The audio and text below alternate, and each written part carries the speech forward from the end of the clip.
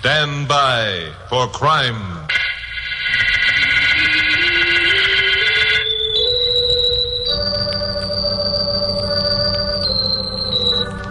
Hi, Chuck Morgan. You know, right now, just about every large American city has a threat of communism. It's an insidious thing, dangerous, and a little bit frightening. In some cities, it's worse than others. Here in Los Angeles, where I work as a newscaster on radio station KOP, we feel that the threat is more than frightening. It's a menace that must be stamped out if our way of life is to survive. Most any day, you can turn the dial of your radio or pick up a newspaper and read where the Committee on Un-American Activities is investigating some well-known Hollywood celebrity. It gives you a queer feeling when you see those familiar names. You wonder who's going to be next and why. And you find yourself groping for an answer to this disease that is doing its best to undermine Americanism. Those were the thoughts that were running through my mind when I came into my office a few weeks ago and found the script for my 7 o'clock broadcast lying on my desk. I read it through and got a jolt that set me back on my heels. Just as I finished, my blonde secretary, Carol Curtis, came in. Hi, Chucky boy. Hi. Who wrote this? Who wrote what? This script, my 7 o'clock broadcast. Oh, I forgot to tell you. Pappy wrote it. He asked me to leave it on your desk. Pappy? Well, sure. What's wrong with that? After all, Chuck, Pappy owns KOP, and if he wants... Where are you going? Never mind. Now, you get at that typewriter and knock out another script. This one's out. See you later.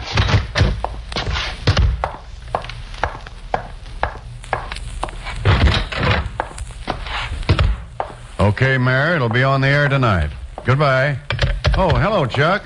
What's on your mind? You know what's on my mind, Pappy. What kind of tripe is this you want me to broadcast tonight? Tripe? Hey, wait a minute. I wrote that script. So Carol said. Are you out of your mind, Pappy? It's loaded with red propaganda. I know it is. You know...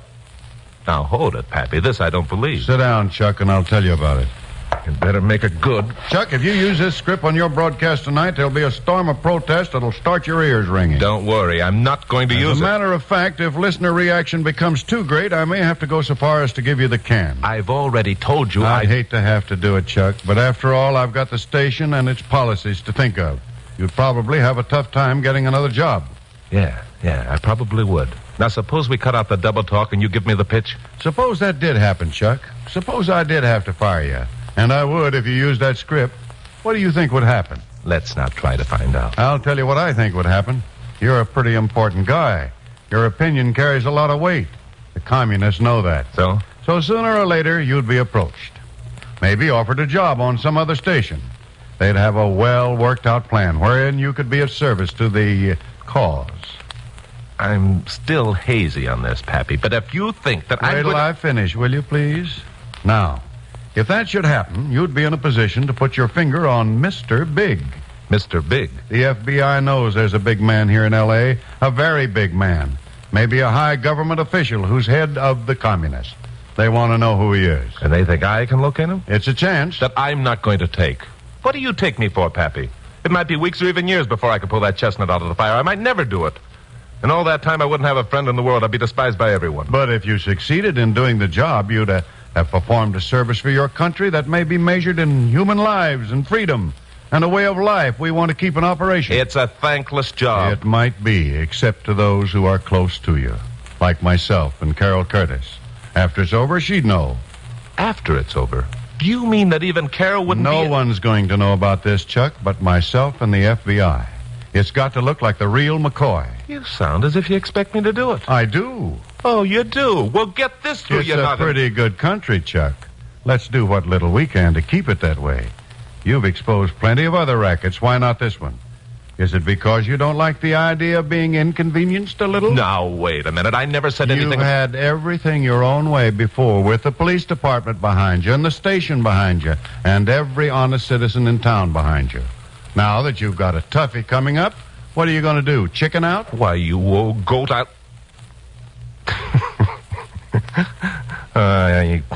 don't let anyone tell you you're not a salesman, because you're not. I just happen to like you, that's all. Which means you'll do it. Which means I'll do it, Pappy. But only under the condition that if I'm stoned out of town, you'll give me my job back when I bring you Mr. Big's ears.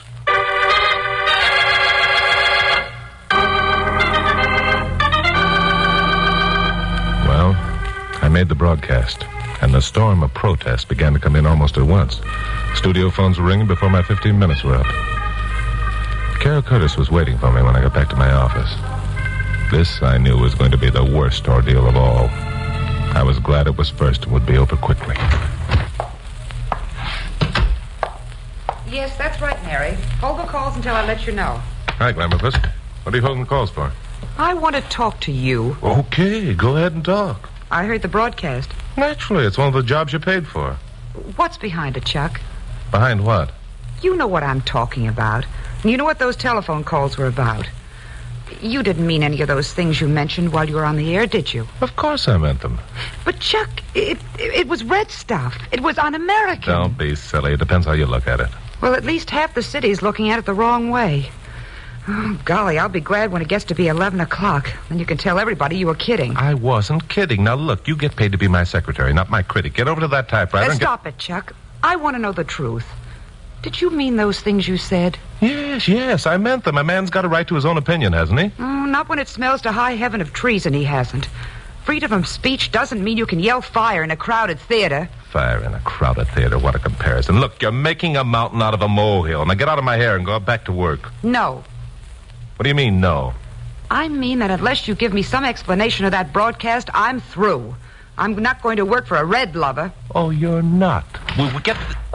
Oh. Hello, Pappy. I've been outside listening to most of this conversation. I don't like it. Chuck, what's your answer? Answer to what? To Carol's request for an explanation of your broadcast. She doesn't get it. Neither do you. I say what I please, and no one tells me any differently. Now, will you two scram so I can go to work on my 11 o'clock show? Oh, so you think you're a pretty big man, do you? Say anything you please, and no one tells you differently. Well, let me tell you something. There isn't going to be any 11 o'clock broadcast by Chuck Morgan. Not on KOP. You're fired. Well, it was a pretty good act. Carol was convinced, all right. I don't believe I'll ever forget the expression of disbelief and horror and hurt on her face when I walked out of that office. It gave me a queer feeling of hopelessness, as though I'd been convicted of a crime I hadn't committed and lost the respect and love of the one person who was most important in my life. Which, of course, was more or less true. But I didn't have much time to think about it right then. Even though only 10 minutes had elapsed since I'd finished that broadcast, there was a small and angry crowd gathered at the entrance of the fenced-in parking lot. They were waiting for me. A studio cop was holding them back. There he is, red lover! This was worse than I expected. It wasn't going to be easy to take. I walked over to my car and got in. The crowd at the gate was getting bigger. Another cop had arrived. I decided if I were going to get out of there with my whole hide, I'd better be now. I started up and headed for the gate, moving fast in second gear. The cops opened a hole and I headed for it. Then I saw a woman break into the path of my headlights and I had to slow down. Someone pulled her back into the crowd, but I'd almost stopped. Then something came sailing through the air. If my car weren't equipped with unbreakable glass, I would have been knocked silly. It made me mad. I rammed on the brake, stopped within 10 feet, and got out. All right, you bums, come and get it. All right, I'll give it.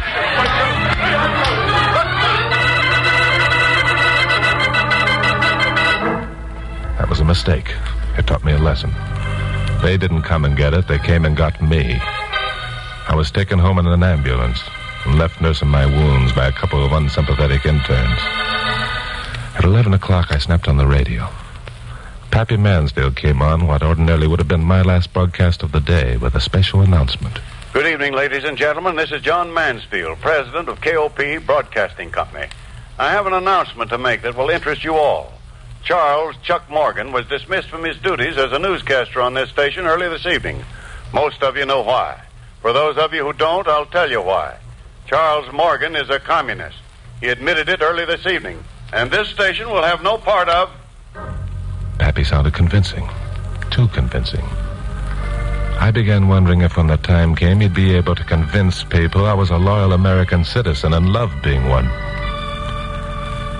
That hopeless, not belonging feeling swept over me again. And it grew worse during the next few days. I hoped that Carol might phone, but she didn't. I tried calling a few of my friends, just to feel them out, and and got a brush off in every case. But I didn't realize how seriously I was ostracized until I began looking for a job. That was the plan, for me to look for a job and get one if I could. I naturally started in on the other radio stations. It's no use, Mr. Morgan. Mr. Adams told me if you showed up around here to have you thrown out. You got a nerve coming around here, Morgan? Get out! Are you nuts, Morgan? Think I want to lose every advertiser I have by hiring a red? Now, wait a minute. Won't he even talk to me? Well, that took care of the radio stations. Pappy should feel proud of the job he'd done on me. So next I went to work in the newspapers. Only this time I decided to save myself a lot of humiliation by using the phone. The secretaries of the first two publishers I called gave me a fast brush. I expected the same from the third, the Los Angeles Weekly News Ledger. But I didn't get it. This was a surprise. The Ledger, a conservative weekly news magazine, was owned by a man named Travers Bullard. Bullard, a powerfully built, lantern-jawed man, had the reputation for fine principles and square dealings. When the secretary told him I was on the wire, he sent back word he'd like to have me come over for a talk. This was the first sympathetic piece of dialogue I'd had in more than a week. It sounded so good I turned into a Neger Weber. I got down to the Ledger office in less than an hour, cooled my heels in an outside waiting room for another hour, and then was ushered in to see Travers Bullard. Hello, Mr. Bullard. Hello, Morgan. So you're looking for a job, are you? I sure am. Not used to hanging around doing nothing. It's not good for men. No, that's right. Still feel the same way you did about things when you made that broadcast last week? Now, look, Mr. Bullard, if you're going to hold that against... Answer the question. All right. I'll answer it. Yes, I feel the same way. I thought you might. That's why I asked you to come down here. Oh? Yeah. I wanted to tell you face to face what a low-down, sneaking rat you are. I wanted to remind you that America is better off without dirty, stupid traitors like yourself. And that I'm going to do everything in my power to see that you, and all like you, are thrown out on your ear. You're like so many others, Morgan. You take advantage of all the fine things that America has to offer. You come to accept these things as your rightful heritage, and it never occurs to you that it's your responsibility to help keep that heritage intact. Instead, you turn to some stinking, small-minded philosophy that isn't worth the powder to blow it. That's why I asked you down here, Morgan, to tell you what I thought and to do this.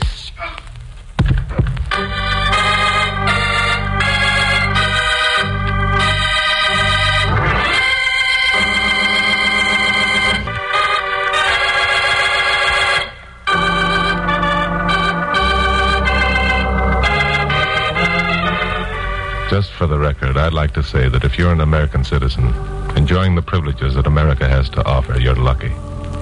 For the first time in my life, I was deprived of my heritage. And therefore, for the first time, I was knowing its real worth. Freedom of speech, freedom from fear, a sense of belonging, of knowing that I was a part of this great America, that what I said was important, that as an individual I was needed and wanted, and not a sheep that instinctively and blindly followed a leader. Now I was deprived of these blessings. I was on the outside, looking in. I was the man without a country, hated, despised, rejected by the free society I loved. It was tough. I thought that if I ever got back my self-respect, I'd never again complain about anything that was American. One night, I was eating dinner in a joint down on Lower Vine Street. May I sit down? Oh, yeah, sure, but you better wait a minute. I want you to know who I am first. You might change your mind. I know who you are. You're Chuck Morgan. Yeah, that's right. Still want to sit down? Of course. You look so lonesome and forlorn sitting here by yourself. I guess that about describes it. I am lonesome and forlorn. Have a drink? No, thank you. This is unbelievable. You have no friends? No. I'm poison to everybody I used to know. Then perhaps you'd like to meet some new friends? Yeah, sure. Now, look, don't waste your time, miss. I tell you Just call me Maria. Okay, Maria. Don't waste your time. No one wants any part of me. I think perhaps you are wrong. Yeah? Well, then you don't read the papers. Oh, yes. I read the papers every day and listen to the radio, too. Especially the news broadcasts on KOP. Oh, I see. Then, if you are sure that you do see, perhaps you would like to join me and some of my friends at a small gathering we are having. When? This evening. I'm sure you'll find many sympathetic people among those present. Well, sounds like fun. Shall we go? We drove out to a small stucco house on a side street off Washington Boulevard in Culver City. There were a half-dozen people inside. Nice, ordinary-looking people. They all shook hands with me warmly. Nobody said anything about the broadcast that got me fired. In fact, nothing much of anything happened. Around 11 o'clock, the meeting broke up, and I drove Maria home. The next day, I met her for lunch. And 2 nights later, we attended another meeting. This time, it was at a house in Glendale. None of the same people were there, but this new bunch were just as friendly. One of them was a guy named George Zerba, and he gave me my first inkling of what the score was. Nice bunch of people, don't you think, Mr. Morgan? Call me Chuck. Yeah, they're swell. How are things going with you? Lousy. Kind of tough getting a job when you don't happen to think along the lines of certain people, huh? It's murder. Need any dough? Yeah, I could use a few bucks. Here's 100. And don't worry about paying it back. Well, thanks. Forget it. Ever think of leaving L.A.? Well, I may have to if I don't get a break pretty soon. How about the East Coast? It's okay. There's a couple of radio stations there that could use a good newscaster with the right ideas. Would they hire me, though? Every station in the country knows about me being fired. It could be arranged. I see. How about dough? You could practically name your own figure, if you obeyed orders. Who'd be giving the orders? The big man himself. When do I get to meet him? Maria will let you know. Well, this was it. Apparently, my indoctrination period was about over. Now I knew I'd been closely watched. I guess that my telephone lines had been tapped, and I congratulated myself on not having attempted to get in touch with Pappy or anyone else. I guess it was a genuine sense of loneliness that I'd felt that made my act pay off. Well, 3 nights later, Maria and I went to the Vine Street Derby for dinner. Been a long time since I've eaten here. In the East, you will be able to go many places and hold your head up. Oh, you know about that. I know about many things. I'm waiting for the answer to one. Yes. You will be home tomorrow evening at 7 o'clock? Could be arranged. Someone going to call? Perhaps. The big man? Let us speak of him as the leader. And by the way, you will be one of the few who know his identity. Well, that must mean that the job he has for me must be pretty important. Extremely so. He must be plenty sure I'm the real thing. The leader does not make mistakes. You have been carefully checked. Good. I'll be glad to get started. Incidentally, do I know the leader? You know, I don't want to get too much of a shock. You will be shocked. Then I do know him, eh? You know him very well. Well, that's very interesting. Well, until tomorrow night, then, a toast to the leader and my new job.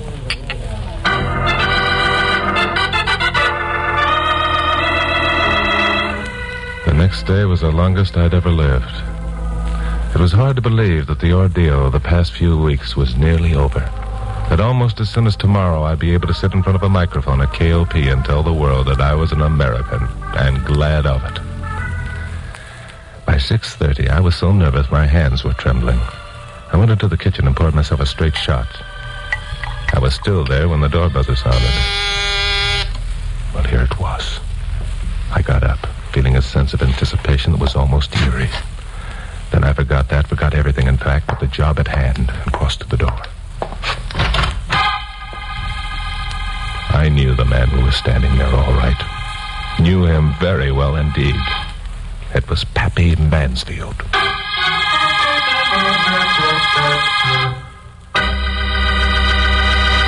Pappy. What the devil? Never mind that now. Where can I hide? Hi. Do you realize that... I realize everything. Get me out of sight in a hurry. Okay, come in. In there. Keep away from the windows. Good deal. See you later. Yeah. See you later. You bet he'd see me later, the old goat. Didn't he realize he almost loused up 2 weeks of work on my part? I didn't have much time to think about it. Less than 2 minutes later, the buzzer sounded again. This time I felt it was going to be the McCoy.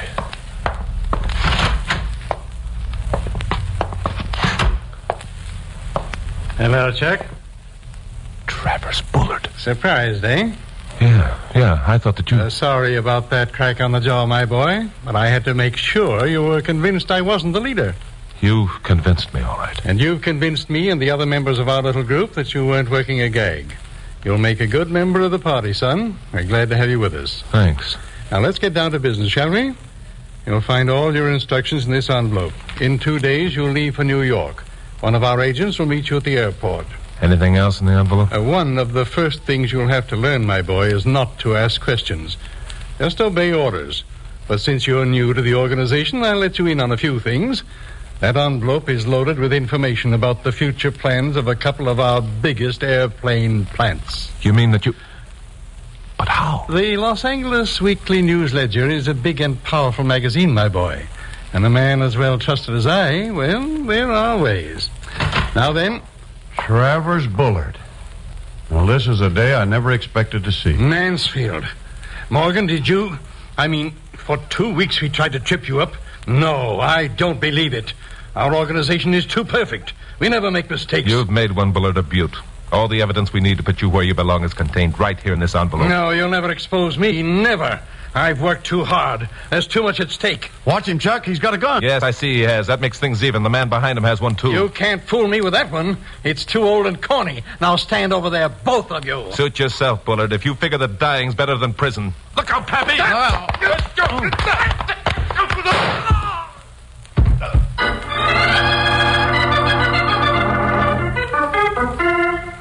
It was quite a fight. Pappy had tripped over a rug, and Bullard, suspecting a trick, had swung on him, which was my cue to repay with interest that crack on the jaw he'd given me down at the Ledger office. Bullard, however, was a powerful man, and it took a lot of doing to get him under control. His gun went off in the fracas, but it didn't hurt anybody. He's still alive. Those of you who listen to my broadcast know where he is now. He's got a private room in a big gray building with iron bars on the window. Pappy and I got back to the station around 10 o'clock. Here's your office, Pappy. Now tell me, what was the idea of almost lousing up my good work by showing up at the apartment 5 minutes before Bullard arrived? Because it occurred to me at the last minute that 2 witnesses to his dialogue would be more effective at a trial, especially with you having seemingly gone over to the Reds. Yeah, I see, you're right. Well, as it turned out, the information contained in the envelope would have been enough. That's right. Trouble is, I didn't know there were going to be an envelope. Well, anyhow, it's okay now. Oh, she's waiting for you in your office. Good night. So long, Pappy. It's good to be back. See you. Hi, Glamour Puss. Hi, Chuck. Your script's ready for the 11 o'clock broadcast. Want to read it over? Oh, I don't know. What's in it? The facts about you exposing Travis Bullard. No kidding. How'd you know about that? Pappy phoned me. Did he now? Mm-hmm. I see you're all in a sweat about having me back. I knew you'd be back. No kidding. How'd you know that? Well, I figured it out. You went ramming out of here that night Pappy wrote your script and yelling at me to write another. And then you came back and said you were going to use the one Pappy wrote. Oh, I'm not so dumb. No, as a matter of fact, you're nowhere near as dumb Don't as... you say it. Don't you dare. If you tell me once more I'm not as dumb as I look, I'll brain you with this typewriter. You know something, Glamour Puss? What? You're a ham. Why, You're putting on an act. What you really want to do is bawl and fling your arms around my neck and tell me you're glad to have me back. I don't at all. Oh, Chuck. Glamour Puss.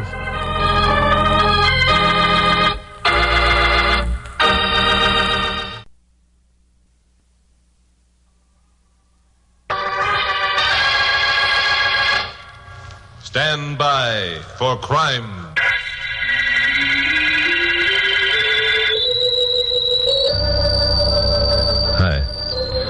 I'm Chuck Morgan, newscaster on radio station KOP here in Los Angeles. You know, corruption in government is something that will probably always be with us. Let's face it, we have our share, I guess, just like every other large American city. There are a few of us who are in a position to do something about it. So we keep trying, with varying degrees of success and failure. There are other forms of corruption, too. In sports, for example, like that basketball business a while ago. And boxing. That's a story I'd like to tell you. You've heard of Lefty Luke Larson and K.O. McCready, light heavyweights, both of them. Well, last week they were scheduled for a 10-rounder in the Starlight Stadium. It was supposed to be a grudge fight, but I had pretty good information that the scrap was fixed, with Lefty set up to kiss the canvas. I tried for a week to get my hands on something concrete that I could use without a libel suit being filed and got no place. Well, on the night of the fight, I got back to my office just before 7 o'clock broadcast and found my blonde secretary, Carol Curtis, knocking herself out over something she'd been reading. All right. What have you been doing? Reading the Los Angeles weather reports or something? Oh, hi, Chuck. Honestly, this is the funniest thing I've ever read. Yeah, some of your own dialogue, I'll bet. No. Look, this letter was addressed to the question and answer department and got to our mail by mistake. Yeah? Who's it from? Oh, that's unimportant. Listen, dear sir, I have a small ranch in the San Fernando Valley. For several months, I have been troubled by my neighbor's chickens wandering into my backyard and laying their eggs in my garden. This morning, there wasn't a single solitary egg there, and I want to know what I can do about it. Well, don't you think it's funny? Yeah, I'm dying. Now, look, Well, you don't get it, Chucky boy. This woman says she's being troubled. Get that troubled by these hens laying their eggs in her yard and now... Yes, I get it. Now she's mad because they've stopped. Oh, you do get it. Some people's sense of humor. Did the ducats come in? What ducats? The ducats to tonight's fights, of course. Oh, yes, they're here. And you don't have to bite my head off. Hey, who's going to use the other one? Other what? Where's that lighter fluid? The ticket. There are two. Oh, a friend of mine. Oh, here it is. I see.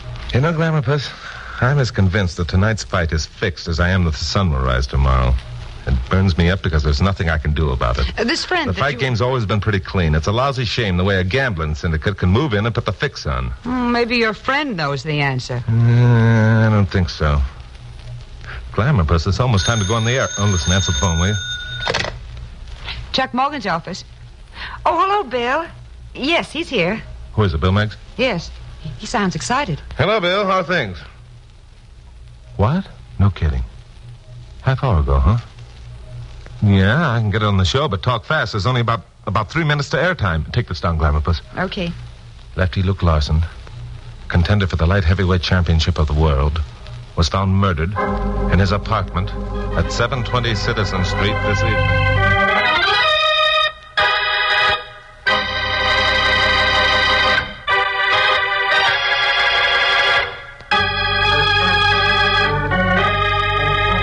Well, I gave the local fight fans quite a shock with the story of Lefty Larson's murder in my 7 o'clock broadcast. But that was nothing to what was coming.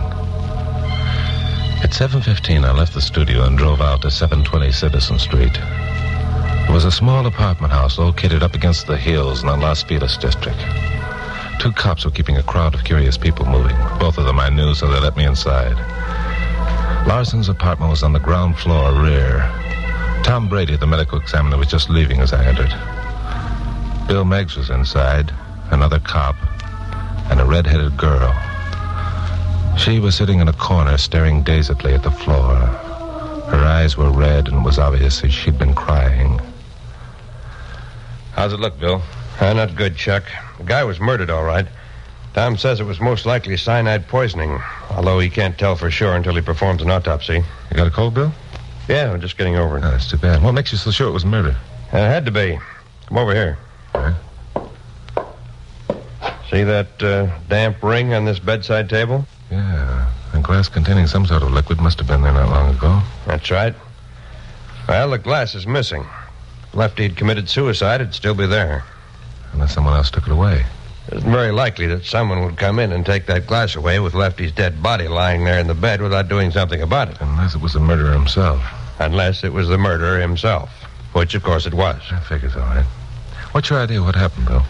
Well, we've checked around and learned that Larson left Mosley's gym around 4:30. He said he's going home to pick up his good luck piece and maybe lie down for an hour or so before the fight, which I guess is what he did. I figure he poured himself a glass of milk, sat on the edge of the bed, drank it, and then lay down. Yeah. Well, couldn't he have carried the glass back to the kitchen? Well, he could have, but he wouldn't have had time to wash it and put it away, not with that poison in him. Yeah, right. And he was found right here on the bed. Who found him? That girl over there. Her name's Lil Framingham. They were engaged. She says she called him here on the phone about 5:15. Told him she'd pick him up and drive him to the stadium at 6:30. When she got here, she found him dead. I see. What was the good luck piece you mentioned a minute ago? Set of rattles from a rattlesnake. We found him in his pocket. By the way, Chuck, I'd appreciate your giving me a hand in this. You know, I never was much of a fight fan. Don't know many of the people mixed up in it. You have to in your work. Yeah, sure. I'll be glad to do anything I can. I don't suppose you came up with any fingerprints? No. Everything wiped clean. Another one of those, huh? You mind if I talk to the girl? If she'll talk. She's pretty upset. Thanks. Hello, Lil. I loved him. We were going to be married. I loved him. Yeah, I know. It's a tough break. But now we've got to see if we can't find the man who did this thing. Can you think of anyone who might have wanted Lefty out of the way, Lil? I loved him. We were going to be married. Did he have any enemies? Anyone who hated him? Hate? Yeah. Anyone hate Lefty? Nobody hated Lefty. He was the swellest guy who ever lived. I loved him. Okay, Lil. I'll ask Lieutenant Meggs to have someone take you home. We can talk again later. Well, how'd you make out? She's in a bad state of shock, Bill. You better get her home. I intend to. Only kept her here this long so you could talk to her. Thanks. You, sometimes have a way with females. Sometimes. By the way, where's Carol? Back at the studio, sweating over typewriter. Didn't want to come, huh? Yeah, she wanted to. But I have to throw my weight around once in a while and show her who's boss. Ha! What do you mean, ha? Nothing. Only kidding. Well, got any ideas? Yeah, one or two. I'll tell you what. I'll take a run down to Mosley's now. I'll talk to some of the boys. Let you know if I pick up anything.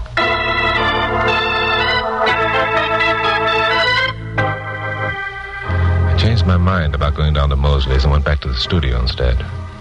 I remembered that out in San Fernando Valley, an old-time boxer named Babe Starkey, long since retired, had bought a small ranch and was operating it for the few bucks he needed in his old age. Most of the boxers, especially the young ones who came to town, found time to go out to Babe's and swap yarns with him. Babe knew more about fights and fighters than anyone. It occurred to me that he might have the answer to a few questions I wanted to ask. So the next morning I picked up Carol around 9 o'clock and we headed over Coinga Pass into the valley. By the way, what kind of a ranch is it that this Babe Starkey runs? Oh, didn't I tell you? No. It's a snake ranch. A what? A snake ranch. Didn't you ever hear of a snake ranch? Oh, I've heard of every other kind out here in Southern California.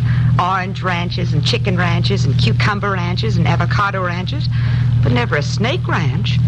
What kind of snakes does he raise? Rattlesnakes. Morgan, you stop this car at once and let me out. Oh, come now, take it easy, Glamour Puss. Chucky Boy won't let the nasty old snakes do anything. Did you say something, Glamour Puss? No. Well, why not? You're usually talking. I was thinking. With what? I mean, what about? I was thinking what a shame it is that you and your friend couldn't go to the fights last night. Yeah, it was. Oh, here we are. I remember those two gateposts well. Chuck, this friend... Turn into the drive. Hey, there's Babe. Hello, Babe. How are you? Hey, Chuck Morgan. How are you, boy? Step down from your saddle, son, and squat in the shade a bit. Hey, who's that with you? You've heard me mention my secretary, Carol Curtis. I never met the young lady, but I'm sure glad to do it now. Hey, she's pretty. Well, thank you, Babe. You're pretty, too. Well, now, that's plumb decent of you to say that, ma'am. Come on, get out of there. Where did you latch on to that Western talk, Babe? Well, now, it's like this, Chuck, my boy. Figured as long as I turned rancher, I better talk like one. Yeah? Here, just you sit right down there in the shade of the sycamore tree, Miss Curtis. Make yourself comfortable. My, you are pretty. Well, thank you again. How's the rattlesnake business, babe? Well, it's like this. I raise 'em and kill 'em and skin 'em and pack the meat in cans and sell the hide. Make a few bucks here and a few there. Not much, but it's kind of fun. Dangerous, too. Dang critters like to kill you if they get a hold with their fangs. How about me showing you around the place? Got some powerful built sidewinders. No, thanks. Well, we've only got a few minutes, babe. You heard about Lefty Larson, I suppose? I sure did. What a shame. Yeah. Now, who do you suppose that would have murdered Lefty? He was a good boy. It's only a month ago he was out here. Spent the day with me. I give him some rattles for a lucky piece. Tell me, babe, did Lefty seem to be bothered about anything? Bothered? Yeah, anything seemed to be troubling him? Was he happy? Did he feel confident about winning last night's fight? Well, no, Chuck. Or had the gambling syndicate put the finger on him? Gambling? Hey, that's pretty dangerous talk, Chuck. You better be careful. So they've got you scared too, huh? Well, how's this for a guess, babe? Lefty came out here and told you about the syndicate trying to get him to throw the fight. He asked your advice because he respected you. And you told him to go ahead and throw the fight. That's true, isn't it? Oh, no, Chuck, that ain't it at all. That ain't the way it happened. Well, I'm an old man, Chuck. This little acre's all I got. I can't afford to lose it. They got here while Lefty and I was still talking. They said unless I kept my mouth shut, they'd... Yeah, okay, babe. Okay. That's all I wanted to know. You won't tell them, Chuck, huh? You won't tell them... Not a word, babe. I'll keep your name out of it entirely. Now, quit worrying, will you? All right, Chuck. Thanks. Come on, Glamour, let's go. Chuck, did you have to talk to him like that? He's so harmless and sweet. Yeah, harmless and sweet. Get into the car, Glamour Puss. Unless I missed my guess, I'll be able to announce the identity of the murderer of Lefty Larson on my 7 o'clock broadcast tonight.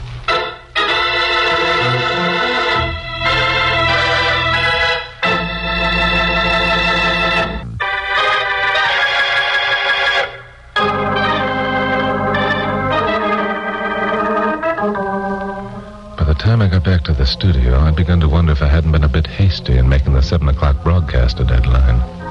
There's a lot to be done during the next few hours. But first, I wanted to have a talk with my boss, Pappy Mansfield, owner of KOP. Pappy listened patiently while I explained what I had in mind. It's a good idea, Chuck, and it might work, but you can't do it. Good for you, Pappy. That's exactly what I told him. If he thinks he can... Glamour Puss.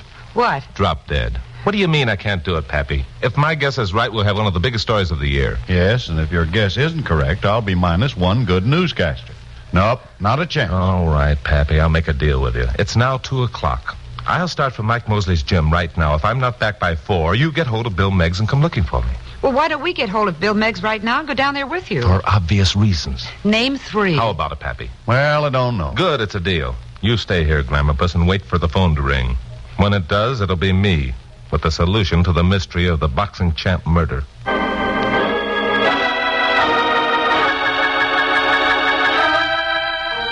Mike Mosley's gym was located in a loft over a pool hall on Santa Monica Boulevard. I went up a flight of outside stairs and found the door at the top unlocked. I went in. But the big cavern-like room was deserted, which was unusual. Most any day you could find a half a dozen more pugs working out here, their trainers and handlers all over the place. Fresh air had been a stranger in the room for quite a while. The place stank of stale tobacco smoke and sweat and rosin. I walked around the ring that was set up in the middle of the room and found the door that led to Mike's private office. I knocked, but there wasn't any reply. Then I heard a sound behind me and turned to find Mike standing there. Behind Mike were a couple of beat-up-looking kids wearing trunks and boxing gloves. Hello, Morgan. What's on your mind? Hey, Mike. Your place looks deserted. What's that for, out of respect for a dead pal? That could be. But I got another reason for shutting up shop, too. Huh? Yeah. I've been expecting a visitor. Yeah? Who's that? You. No kidding. Now, why would you be expecting me, Mike? Well, you got a habit of getting ideas, Morgan, and there's some of us in the fight game that don't like them. Such as the fact that you've let the gambling syndicate move into L.A., and you bought yourself a couple of new cars and a place at Malibu within the past 6 months. Ideas like that, Mike? Yeah, ideas like that. Ideas that you can't prove and never will be able to. So why don't you get an idea to talk about the Iowa State picnic on your show tonight? Be a cleaner story than the one I'm going to broadcast. Yeah? Oh, while you're here, Morgan, I want to introduce you to a couple of new boys I'm bringing along. Buck, come over here. Buck, this here's Mr. Chuck Morgan. He's a newscaster on one of the big radio stations in town. Yeah. Yeah, he's a lot of other things, too, but I'm too polite to mention them. Now, Buck, I want you to show Mr. Morgan that right hook you was practicing yesterday. Slim, you stand over there. When I give the word, you demonstrate that left jab of yours. These are things Mr. Morgan likes to know about. Okay, Buck, let him have it. Now, just a minute. All right, hit him, Slim. Give it to him, boys. Maybe Mr. Morgan won't be so snoopy from now on. Give it to him. Don't let him fall down. Keep him on his feet. Atta boy, Buck. Once more, Slim.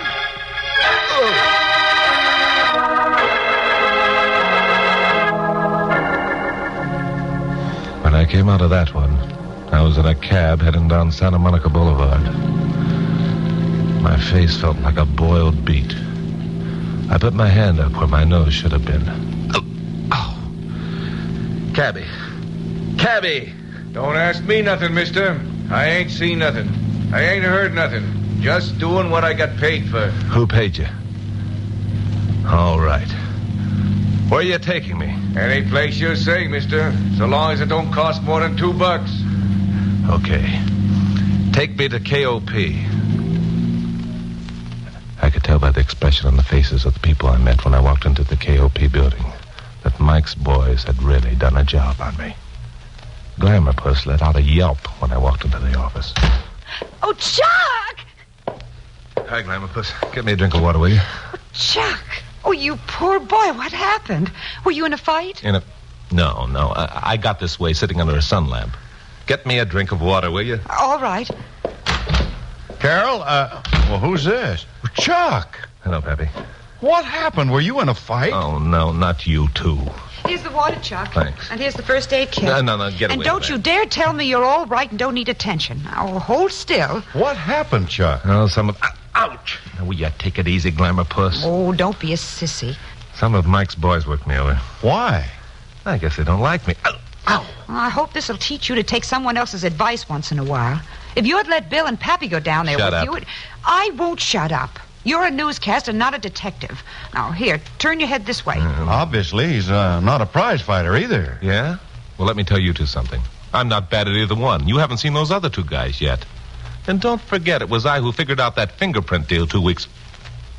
Hey. Sit still. Let me at that phone. What's got into you? It must be the effects of the sun lamp. I'll show you whether or not I'm a good detective. Police department. This is Chuck Morgan. Get me Bill Meggs. Just a minute. Hello, Chuck. What's on your mind? Listen, Bill. Did you tell me that you didn't find any fingerprints when you dusted that room where Lefty was murdered? Not a one. Why? Think hard, Bill. Weren't there any at all? No, only my own on it. Hey, Chuck, that's it. You bet that's it, my friend. You got the address? Sure I have. Good. I'll meet you there in 10 minutes.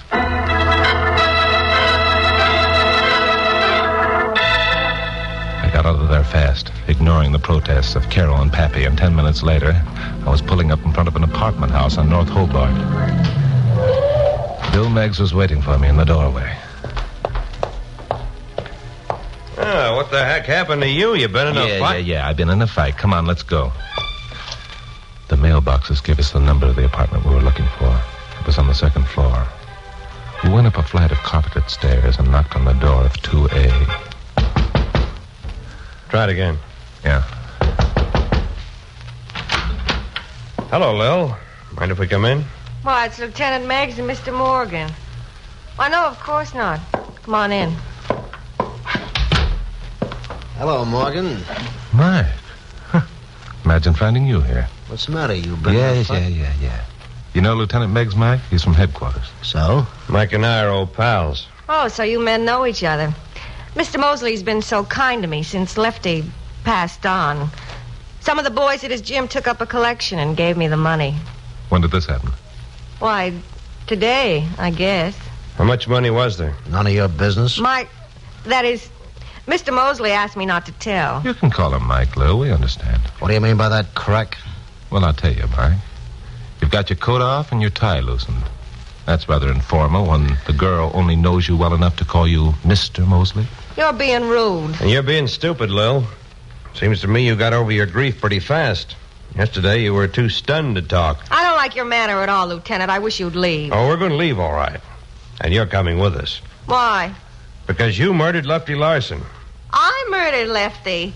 Oh, why, Lieutenant, you can't be serious. I'm serious, all right. You weren't in love with Lefty, Lil. You only pretended you were. Actually, you're in love with this two-bit chiseler, Mike Mosley. When Lefty wouldn't throw the fight and threatened to expose you, you murdered him. Mike's as much to blame as you. How do you like that? I'm as much to blame. I wasn't even near the joint. No. All you did was provide Lil with the poison and tell her what to do. Well, now, ain't that something? You can prove it, I suppose. We won't have to prove it. Lil's going to tell her. Lil's drop dead, Morgan. Lil ain't gonna tell nothing to nobody. Like you said, she's in love with me. She does what I say. Okay, Lil, get your hat. Let's go. Wait a minute.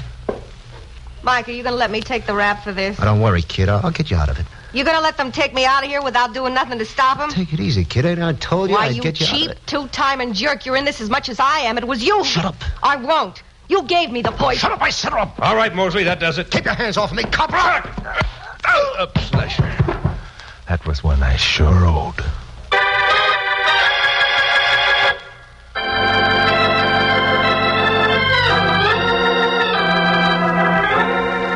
Well, that settled that one.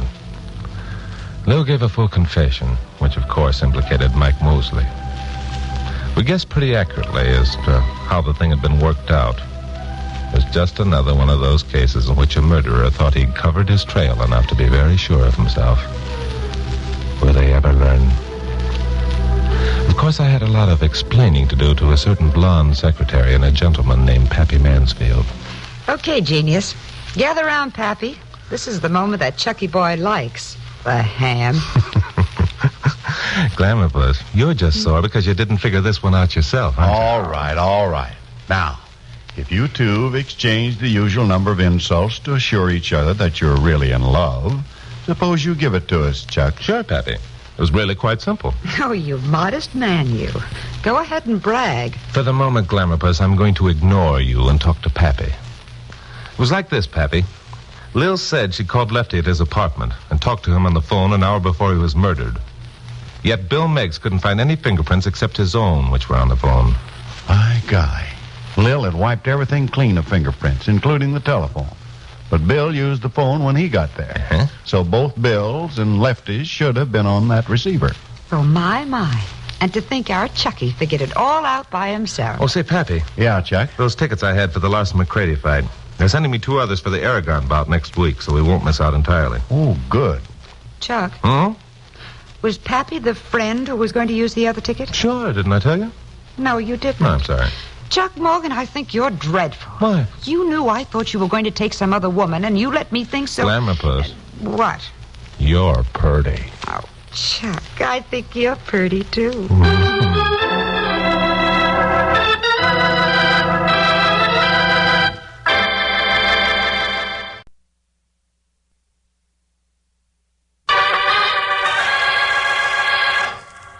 Stand by for crime.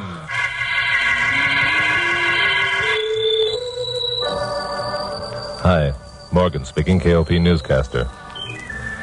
Well, another of those unusual murders has occurred here in Los Angeles. Last week, a man's body was found on a lonely dirt road off Mulholland Drive, up in the Santa Monica Mountains. He'd been shot through the head with a .38 caliber revolver. He'd also been badly beaten. His name was Mark Adams. That's what made the murder unusual. Mark Adams was a partner in one of our leading stock and bond houses. He'd had a respectable, straightforward life since he'd moved here from Portland 10 years ago. Dozens of friends testified to that fact. He had no enemies. Robbery had not been the motive, because a sizable sum of money had been found in the wallet he carried. Why then had he been murdered and his body left in the lonely Santa Monica Mountains? That was a good question. I asked Bill Meggs of police headquarters if he minded if Carol Curtis, my secretary, and I called on the widow, Mrs. Ada Adams. Bill said, heck no, if we picked up anything to let him know.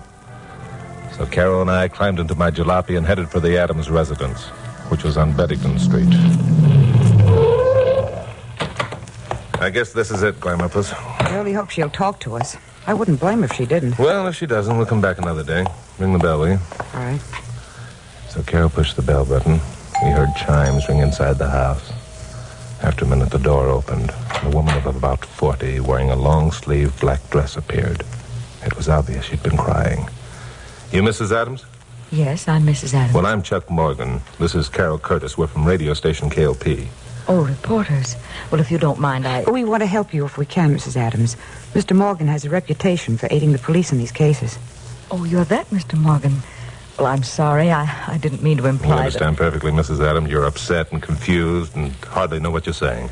Yes, that's it, exactly. Well, all right, you may come in if you like. Thank you very much. Thanks. Won't you sit down? Thank Make you. yourself comfortable. Tell me, Mrs. Adams, Yes. can you think of anybody, any friend or business associate who would gain by having your husband out of the way? Oh, no, there's nobody. Nobody at all. Well, there had to be a reason for him being shot, Mrs. Adams. No one would be more apt to know that reason than yourself. If there's anything you'd like to tell us in confidence, we'll respect your wishes. Well, yes, there is something. Good. I know I should have told the police, but in the excitement, I somehow felt that I could keep it a secret. If Mark had died any other way, I could have. Keep what a secret, Mrs. Adams? Oh, it's horrible. Because of the way that Mark died, there'll be an investigation. They'll find out. It'll be in all the papers. The disgrace of it. Mr. Morgan, if I tell you, will you help me keep the secret? By doing so, I'll not obstruct justice. I will, of course. Do you promise? I promise. Very well. I know of your contacts with the police department. Lieutenant Meggs called to say you were coming out. Because of your friendship with Lieutenant Meggs, you can help maintain Mark's reputation, even though he is dead. Mr. Morgan, my husband was a hopeless dope addict.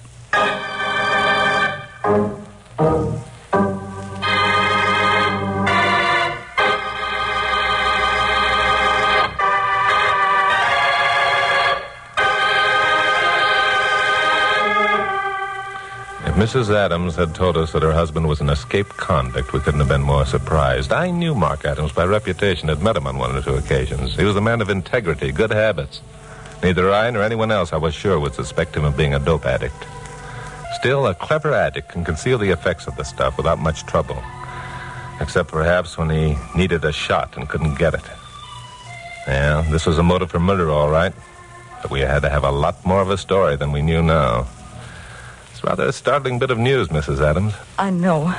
It's going to come as such a great shock to so many people who knew and trusted Mark.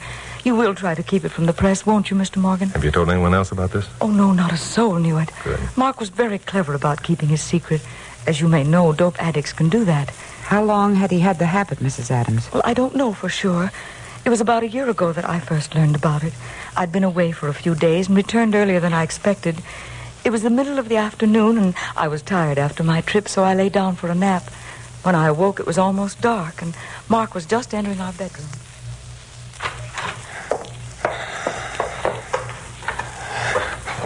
Blasted light. Hello, Mark. What the... Ada, what the devil are you doing here? Well, darling, aren't you glad to see me? I caught an earlier train. Yes, of course. Of course. Look, Ada, why don't you run downstairs and see the dinner? I'll be with you in a minute. But, Mark, Mark, what's that you have in your hand? Never mind. It's nothing. Now, look, let me alone. Get out of here. Why, it's a hypodermic needle. Well... Mark, you're not... Oh, no, you... Yes. Now you know. At least I won't have to fight that part of it any longer. Wait here.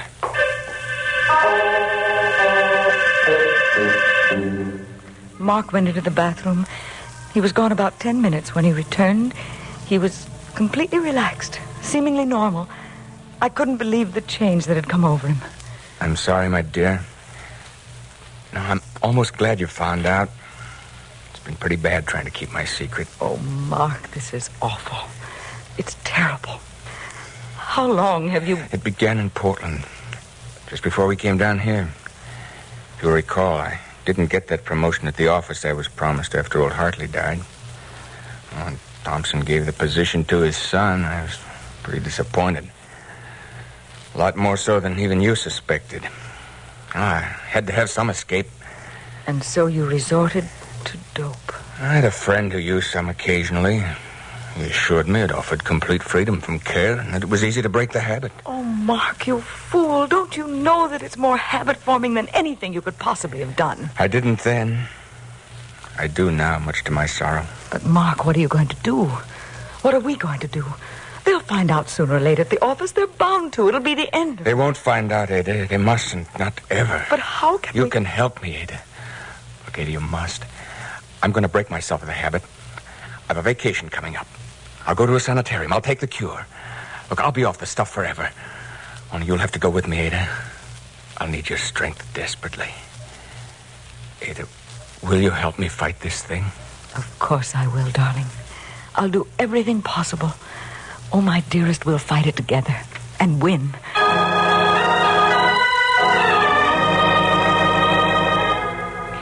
And did your husband go to the sanitarium, Mrs. Adams? Yes, he went, and I went with him.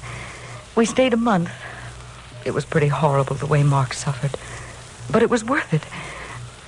At least I believed so at the time. Was your husband cured, Mrs. Adams? Well, I thought so. I think Mark did, too. After the month was up, we came home, and for a time everything was fine. Yeah.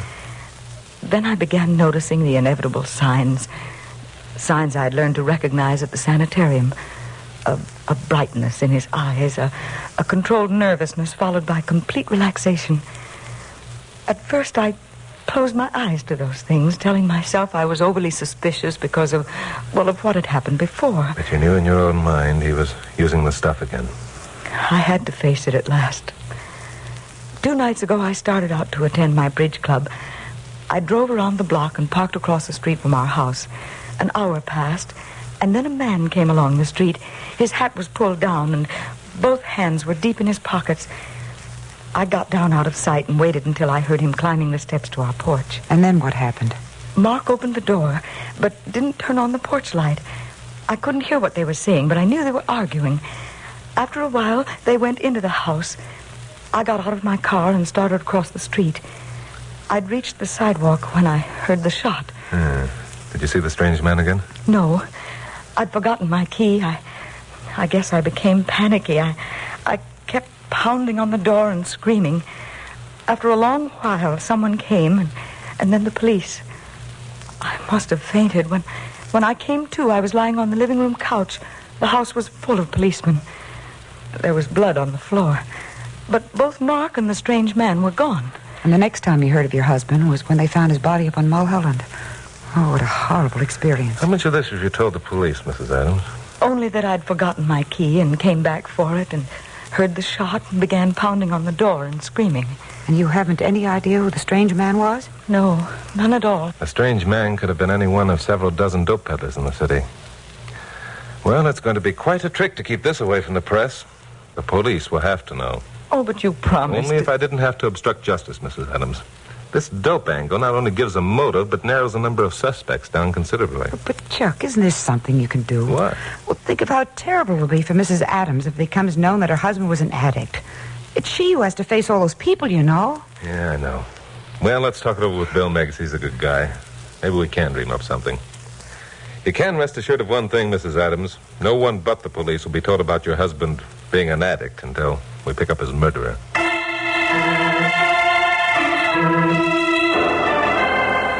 I didn't call Bill Meggs at once. I couldn't get the picture of the distress in Mrs. Adams' eyes out of my mind. Maybe somehow it would be possible to crack this case without letting it become known that Mark Adams had been an addict. I didn't know how. But for lack of something better to do and to give me time to think, I headed the jalopy up towards Mulholland Drive. Was it somewhere along here that the body was found, Chuck? According to Bill, it was about 100 yards down this road. Yeah, this is it. Well, let's get out and take a look around. I can't imagine what you expect to find. The police aren't stupid, you know, and they've already been here. I know the police aren't stupid. Yeah. Only seem to be one set of tire prints. One set? I can see a dozen, but what if I couldn't? All the prints were made by the same set of tires. Those were probably on the police car. What I want to know is, where are the prints made by the tires of the murderer's car? And how did his body get here? You say there are no prints of a second automobile. Well, I'll tell you how I think it got here, Glamourpuss. Look up there. Mm-hmm. That's Mulholland Drive, curling around the side of the mountain. Oh, I get it. The body was thrown out of a car up there, and it rolled down here. Smart girl. Bill said Adams' clothes were torn, his body cut and bruised. Well, then we're wasting our time looking for tire prints. Maybe. However, the car up there probably stopped so the murderer could get the body out. Now, if the road had soft shoulders, there'd be tire prints up there, wouldn't there? And you don't think Bill Meigs thought of that? Sure I do. I think he's already made an impression of the prints and is checking them at the police lab. Oh? What makes you think that? Bill told me. Why, you so-and-so. And you made me think that... All right, don't get sore, Glamourpuss. I'm only stalling for time, so my conscience won't bother me for not reporting Mrs. Adams' story to Bill. Oh, I hope when you do tell him he puts you in jail for a year for obstructing justice. A year? Now, come, Glamourpuss. What would you and Pappy do without me for a year? Glamourpuss and I have been walking around while talking. I stepped behind a bush and saw something white lying on the ground. It was a page from a newspaper. Nothing unusual about that, except that this page was folded neatly and the date line was staring up at me. It was dated July 24th, the day Mark Adams had been murdered. I picked it up and unfolded it. It was a page from the classified section of the Los Angeles Observer. Why so interested in a page from the Observer, Sherlock? Nobody ever reads that scandal sheet. Certainly not a man of Mark Adams' high standing. Still, it could have fallen out of his pocket when he rolled down the hill. Well, what are you reading? Classified ad that's underlined in pencil. Oh, this is a fine time to go looking for bargains. Shut up, Glamourpuss. Let me read. For sale, 20-carat diamond ring. Bring cash to 222 Beddington Street after 9:30 p.m., July 24. Oh, Chucky boy, you don't mean... not at last. Oh, darling, you'd have to give me one that big. Honest, I'd be satisfied with just Glamourpuss, will you stop that gibbering? Don't you know what this means? Well, then you're not going to... 222 Beddington Street is the address of the Adams family. Whoever answered this ad in the paper is the man who murdered Mark Adams.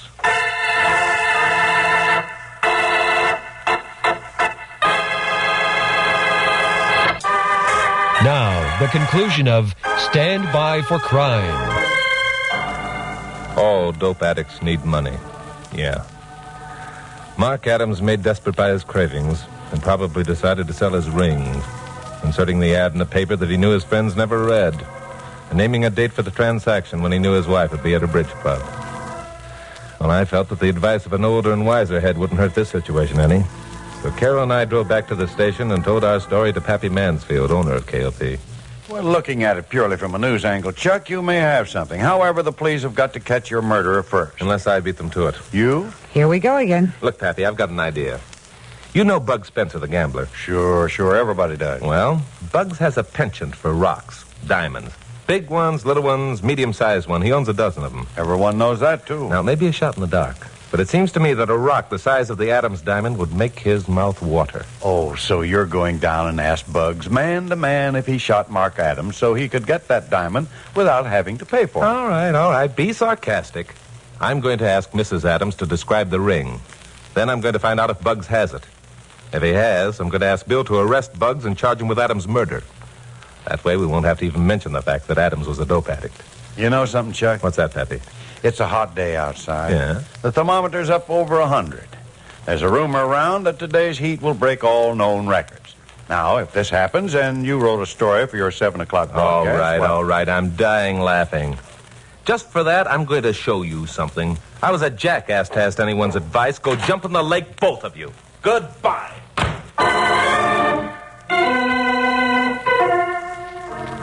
I was mad. I got out of there and headed for Beddington Street.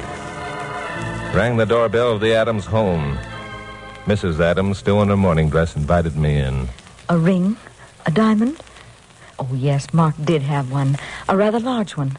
Wasn't it... When you identified the body, Mrs. Adams, did you notice whether or not the ring was missing? No. That is... Well, I was too shocked. It was the last thing that I... understand. A ring, such as the one owned by your husband, was advertised for sale in the Observer. This address was given. The buyer was asked to appear after 9:30 on the night of your bridge club. Do you mean that Mark sold the ring so that he could have more money to buy dope? Well, most dope addicts are forever in need of money, Mrs. Adams. It's possible that ring buyer murdered your husband.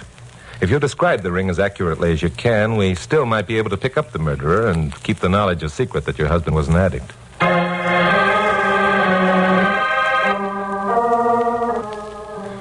I was still mad. Otherwise, I might have had the common sense to call Bill Meggs before going down to see Bug Spencer. But I didn't. I drove down to 9th Street and found the building where Bugs maintained his so-called office. I got by the dame at the desk and located Bugs' private sanctum. He was sitting behind a big horseshoe desk, as flashily dressed as ever. There was a diamond ring the size of a marble on his left hand. Two of his strong-arm boys flanked the desk on either side. Well, if it ain't Mr. Chuck Morgan, the gent who talks in the radio without saying anything. What's on your pea-sized mind, Morgan? You want to lay a bet? Yeah, I want to lay a bet that I can tell you where you got that ring. Ah, quite a rock, huh? Brand new. Okay, what do you want to bet? Oh, maybe 10 years up at Q. I may even go higher than that. Yeah, how high? How about the gas chamber? Look, you saying I knocked somebody off to get this rock? Where did you get it? I bought it. That's a switch on your usual practice. Who'd you buy it from? A guy. What's his name? I don't know. I didn't ask him. Did he live on Beddington Street? Hey, what is this? Who do you think you are coming in here and asking me questions? Take Get it out. easy, Bugs. Take it easy. You know from past experience it's smart to answer my questions. Bill Meggs is on his way down here right now. I'm just trying to give you a break. What kind of a break? The man you bought that ring from is dead. Okay, so he's dead. Let him be dead. Who cares? He was murdered. Okay, so he was... What do you mean, murdered? Oh, look, Morgan, I didn't murder nobody, see? I got this ring strictly legit. Then you better start dreaming up some new alibis, because I've spent the morning busting your old ones wide open. Well, how do you like that? Boys, did you hear what this punk said? He says we ain't got an alibi. Max, you got that bill of sale? Yeah, sure. It is, boss. Hand it to Morgan. Take a look at that, newshound. It's a bill of sale for a diamond ring, ain't it? It's signed by the guy who sold me the ring. All you gotta do is compare that handwriting with his, and you'll find out what a jerk you are. Now, wait a minute, Bugs. This isn't I ain't waiting for nothing, Morgan. You got your nerve coming in here shooting your mouth off. But I'm kind of glad you did. You know why? Because now I got an excuse to throw you out. A good excuse. And I ain't gonna be responsible for what you look like afterward. Boys, show Mr. Morgan the door. It'll be a pleasure.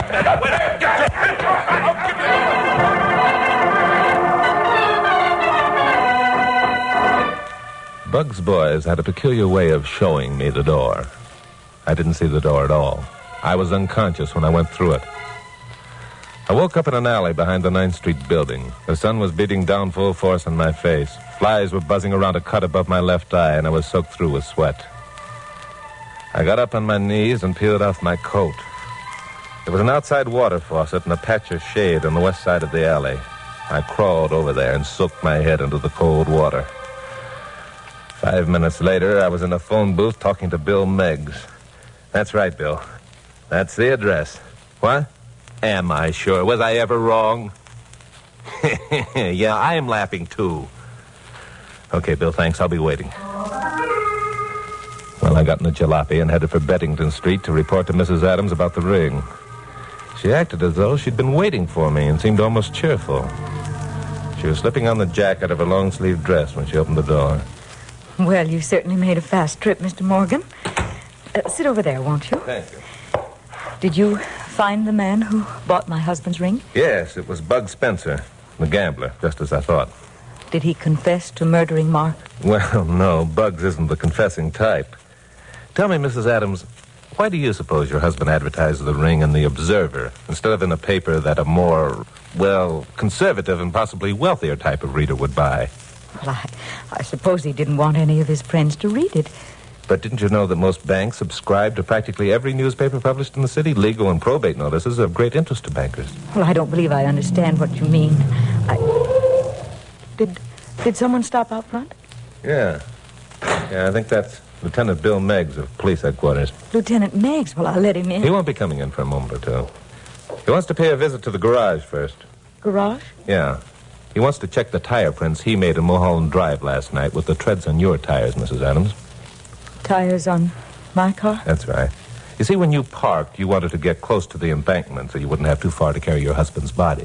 What? The right front wheel of your car was in the soft dirt off the pavement. No, you mustn't believe that. Nope, You mustn't addicts are very clever and cunning, especially when they've had a shot. You must have had quite a jolt that night, Mrs. Adams. No, I didn't. Well, you can't believe that. Everything I told you was true. Oh, yes, the story you told was true, every word, only you had the characters mixed. No. It's you who are the dope addict, Mrs. Adams. You who went to the sanitarium. You who pretended to be cured. No. You who sold your husband's ring because he'd give you no more money to buy dope. No. The ring wasn't on his hand when you viewed the body, and you know it. No. He hadn't worn the ring for years. If he had, there'd be a mark on his finger, which there wasn't. How did it happen, Mrs. Adams? Did he catch you trying to steal the ring? Or did he find your supply of junk and wouldn't let you have any? Yes. He took it away from me. I had to have some. I had to. Mark had seen the ad I put in the Observer. I got the gun out of the desk, and I told him I'd kill him if he didn't give me some stuff. He refused. He said he was going to put me away again. So I shot him. I'm sorry, Mrs. Adams. Believe me, I am. Because now Mark isn't here to help you fight this thing. Hello, Bill. Come in.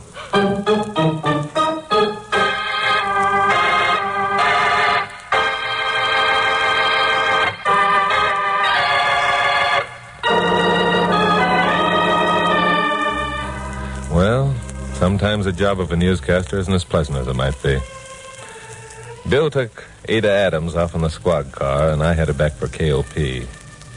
Both Pappy and Carol were there, looking cool and relaxed. Oh, hello there, Chuck. Back so soon? What happened to your eye, Chucky boy? I ran into a door. Was it opened or closed? That's the typical question. Well, Pappy, I've got all the facts on the weather story. No kidding. How hot is it outside? 109. It hasn't been 109 since 1868. 5 people have died of the heat. 7 are prostrate, and a man fried an egg on Vine Street this morning. Well, that's great, Chuck.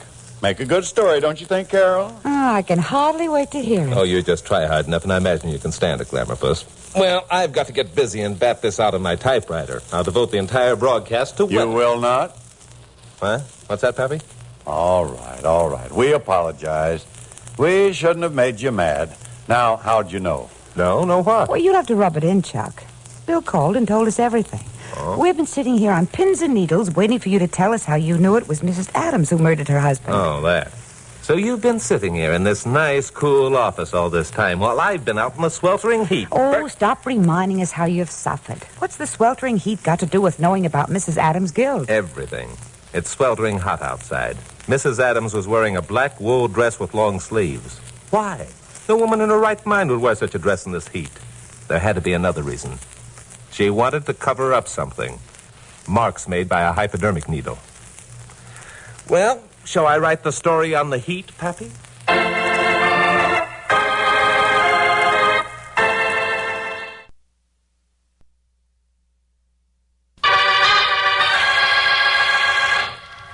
Stand by for crime.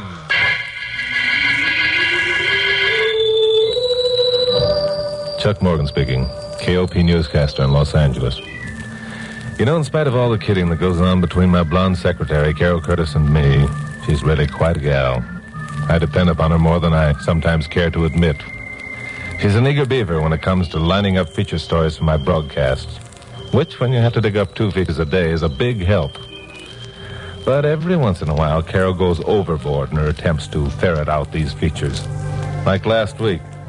She claimed she had a hot tip from a mysterious person whose name she didn't know and who told her that a big shipment of marijuana was scheduled to be smuggled across the border at Calexico. And if we wanted an 8-columned headline yarn, we'd better be on hand.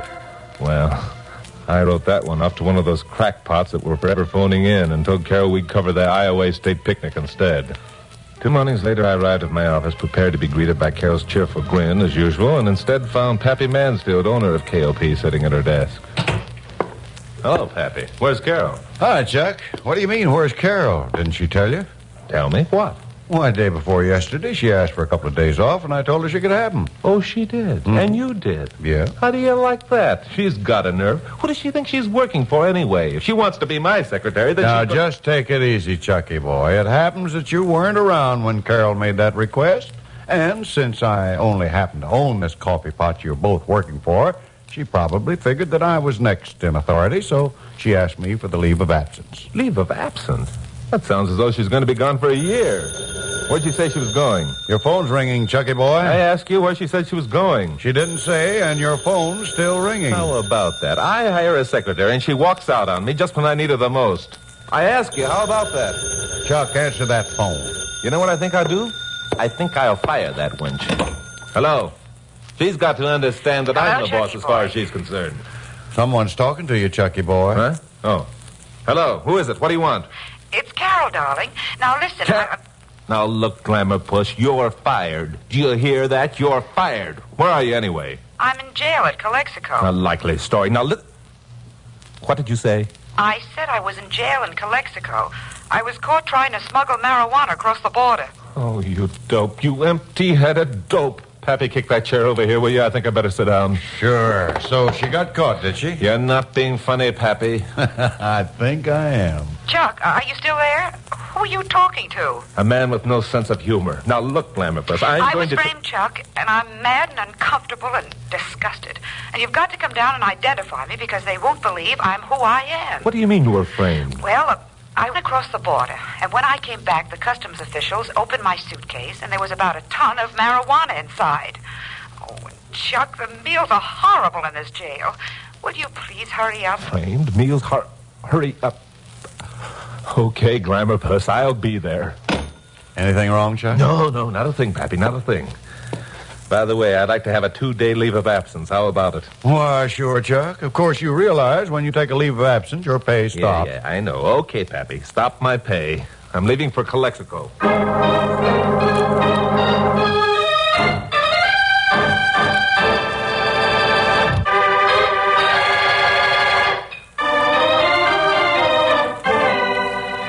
Calexico is a border town lying some 200 miles southeast of Los Angeles. On the other side of the line in Old Mexico, the town is called Mexicali, the names of both being a play on words. A bunch of years ago, there was a song written about Mexicali and some kind of rose. I can hear it now. As I recall, it won popular favor. When I pulled into town around 4 in the afternoon and went immediately to the customs office, Glamour Puss had said she was in jail, but I figured it might be a good idea to establish her identity before I went over to bail her out. I was pleasantly surprised to discover that the customs official in charge was a man named Dave Walker, whom I knew when he was stationed at Tijuana. Dave was sitting in his office with his feet cocked up on his desk, and there was a good-looking blonde babe with him. The blonde babe I recognized, too. Her name was Carol Curtis. Hi, Chucky boy. Come on in and sit down. Well, Chuck Morgan. How are you, boy? Long time no see. Good to see you, Dave. Who's the babe? Who's it? Okay, I'll go along with the gag. The babe claims she's Carol Curtis. She was picked up this morning trying to run some marijuana across the line. I see. What's the rap for that, Dave? Oh, 4 or 5 years. Good. She deserves it. Yeah. Say, look, Chuck, if you really want in on a big story... Sorry, Dave. I'll see you around. Chuck. Who said that?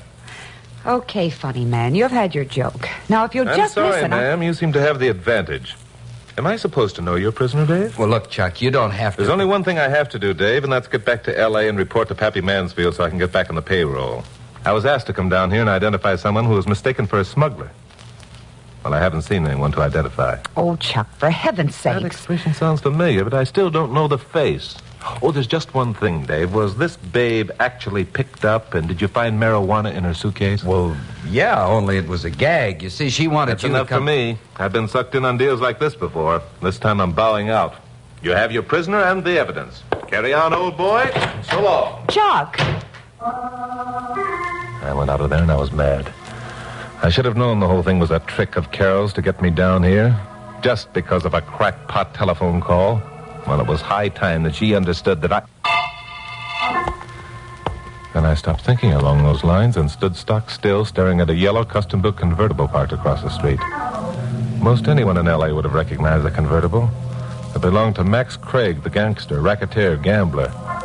As I watched, Max himself came along the street, got into the convertible, and drove away. So what was Max doing in Calexico? For my money, there was only one answer to that. Max was mixed up in the smuggling. Well, that would make a good story. I was on the verge of turning back to the customs office when a girl came running across the street. Senor Morgan! Senor Morgan! What? Rosita! Well, I'll be. Rosita Gonzalez. How are things? What are you doing in Calexico? Oh, then you remember me, see? Remember you? How could I forget? How long ago was it we worked on that wetback story? A couple of months, wasn't it? Almost, I think. I am very happy that you could come this time. I think you will have a big story. You sound as though you expected me. Oh, see. Didn't Miss Curtis tell you? Miss Curtis... Look, Rosita, let's duck into one of these saloons where we can order a beer and talk.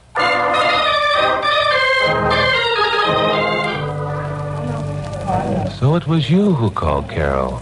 See, for many reasons I disguised my voice. You must promise to keep what I tell you very secret. Sure, I won't say a word. Gracias. First, you must know that I am a member of the Border Patrol. No kidding. Ah, see. As you know, my husband Jose was killed by smugglers some time ago. Yeah, I had a hand in running down his murderer. And for that, I am very grateful, senor. That is why I called you about the dope smugglers. It will make a big story, I think. Well, that's fine, Rosita, but dope smuggling doesn't make very good copy anymore. It's become too common. Now, if you could set it up so the boys could dig up the big shots... That is what we are going to do tonight, senor. As you say, there are many little men who smuggle dope. All of them work for this big shot. When one of the little men is captured, the big shot merely hires another small man to do his dirty work for him. Yeah, and Mr. Big is too doggone smart to ever show himself. Ah, but we have contact. Oh? You see, senor, in the dope division of the Border Patrol, there are only 50 men to guard 2,000 miles of boundary. Yeah, I knew they were pretty badly undermanned. Oh, 50 are enough, senor. It is easy enough to smuggle the dope across the border. It is after it is in the United States that the arrests are made, when the contraband is transferred to the American distributors. I should think that'd be the toughest part of all. Oh, no. It is the contacts, the informers who make it easy. Some of these people we pay. Some inform because of dislike for dope smugglers. Oh, there are many reasons. I see. There is one man in town who is my contact, senor. He is a very important man. Many times he has given me information that has led to the capture of the smugglers and dealers. Oh, who is this gent? I will tell you his name, senor, because you must meet him. But again, I must ask you not to repeat. If his identity becomes known, the patrol will suffer greatly. I understand perfectly. His name is Pancho Florit, a naturalized American. He is an important man in town, a banker and politician. He has many friends among the peons. Many sources of information are open to him. And does Senor Florit know the identity of the big shot? Several days ago, a big shipment of marijuana came across the border. It will be worth many thousands of dollars when it is sold retail. Pancho has information that the big shot himself will be on hand to pay the money and receive the contraband. Does Florit know where the transfer will take place? Tonight, senor, Pancho will meet you and me at a secret place. He will give us the information we need. You and me? Well, isn't the patrol going to be in on this? Senor, as you know, I am a very excellent shot. Yeah. It would be a great honor to me to make this arrest alone. And to you, senor, would go the honor of what you call the scoop. Rosita, if you hadn't held me prisoner for a whole day in Dead Horse Canyon a couple of months ago, I'd turn this deal down flat, but... Oh, then you will do it, senor, see? See, but for many more reasons than you think. There's just one thing. If you're seen so frequently in the company of Senor Florit, wouldn't it... Oh, Senor Morgan, no one knows I am a member of the patrol. And this Senor Florit is young and very handsome.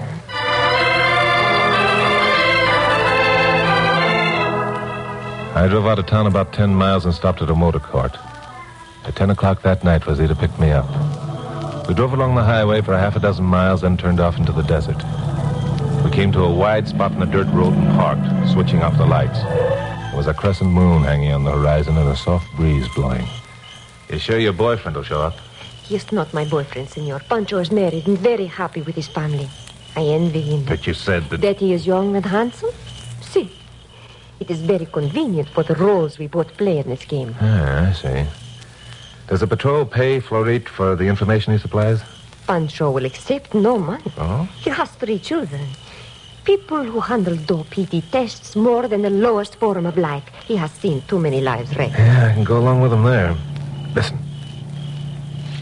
A car was approaching over the bumpy road, its lights out. In a moment, it drew alongside. A man got out, and Rosita introduced me to him. In the dim light, I could see that he was, as Rosita said, young and handsome. He motioned Rosita to get out, and they crouched over a smooth place on the ground. Larit drew a rough map with a stick, speaking rapidly in Spanish. And he scuffed out the map, said goodbye to me briefly, and drove away. Rosita and I started ahead along the gravel road. This is all very mysterious. It is the only way the smugglers will operate when they make the transfer. Oh, why is that? It is very quiet on the desert at night. An approaching automobile can be heard a long way off. I get it. Where are we going now? There is a deserted range camp not far from here. It is there that the rendezvous will be made. We reached the range camp in about half hour, and Rosita parked behind a clump of mesquite. Then she opened up the trunk compartment, took out a flashlight and 2 guns. She gave me one of the guns, and we went inside. It will be a long wait, senor. You do not mind? Not at all. I have charming company. Gracias. But we must not talk or smoke. Right. The smugglers will arrive first with the dope. We must hold them prisoner until the man who is to buy it arrives. So we waited. An hour passed. 2. The hankering for a cigarette was becoming unbearable. I was considering making a tent of my coat and lighting up when Rosita said... Shh, listen, I think they are coming. This is strange. Don't you say they would arrive by horseback? Something's gone wrong, do you think? I do not know, but whoever these are, they will not be friends. I had an uneasy feeling there'd been a hit somewhere along the line, but there wasn't anything we could do about it now. The car stopped outside, and we heard footsteps approaching the shack. It sounded as though there were a dozen or more. Then the door opened and people came in. All right, get your hands up. Why, you get up. Don't shoot again, senor. It is Miss Curtis. You have hit her.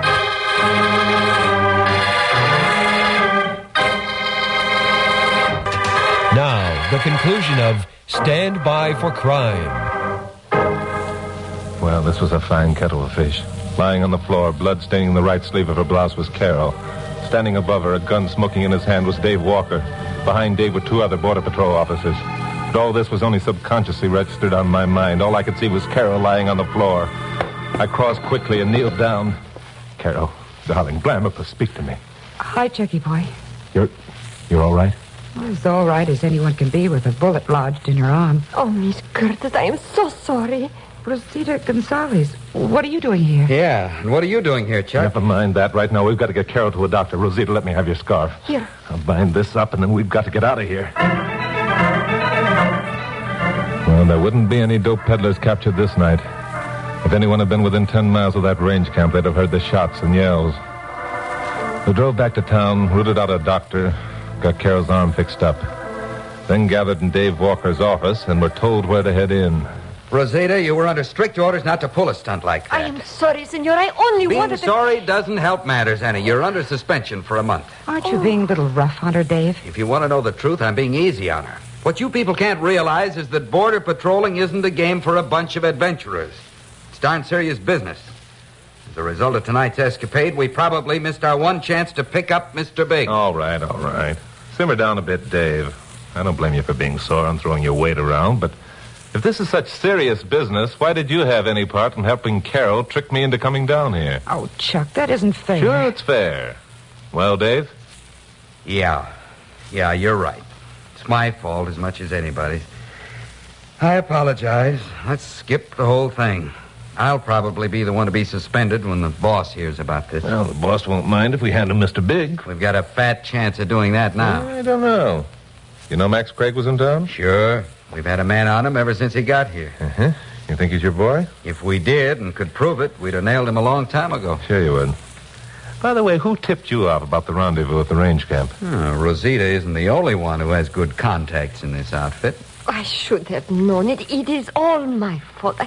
I was thinking selfishly only of what a great honor it would be. Skip it, Rosita. This'll be a good lesson for you. The Border Patrol functions as a team. That's the only way it can be successful. Yes, I know. I shall not forget again. Have you got any ideas, Chuck? Sure, I've got ideas. I've always got ideas. You want to hear them, Dave? What can I lose? Thanks. That's encouraging. Look, have you got anyone else spotted besides Max Craig who might be Mr. Big? Sure. About 5. Why? They all here in town? Some are, some aren't. Well, it doesn't matter, so long as none are farther away than Los Angeles. I don't know what you're getting at. We've been trying for months to put our finger on the one man who handles the greater part of the stuff that comes over the line, and so far all we've picked up is small fry. And it's high time you baited the big fish into your net. You know, whoever your boy is, he's probably already been told about the incident at the range shack. Oh, how does that prove anything, Chuck? The chances are that no one was close enough to identify any of us. As a matter of fact, knowing the type of people who handle dope, they probably hit for the border like a bunch of scared rabbits that sounded the first shot. So? So? Our friend Mr. Big is probably sitting at home right now wondering what the devil was happening at the rendezvous last night. Well, what's your big idea? Suppose we send a telegram to the 5 people on your list of suspects. Just say something like, meet me, rendezvous tonight, midnight, important. And what do you think will happen? All but one of the 5 who receive the wire will either disregard it or turn it over to the sheriff.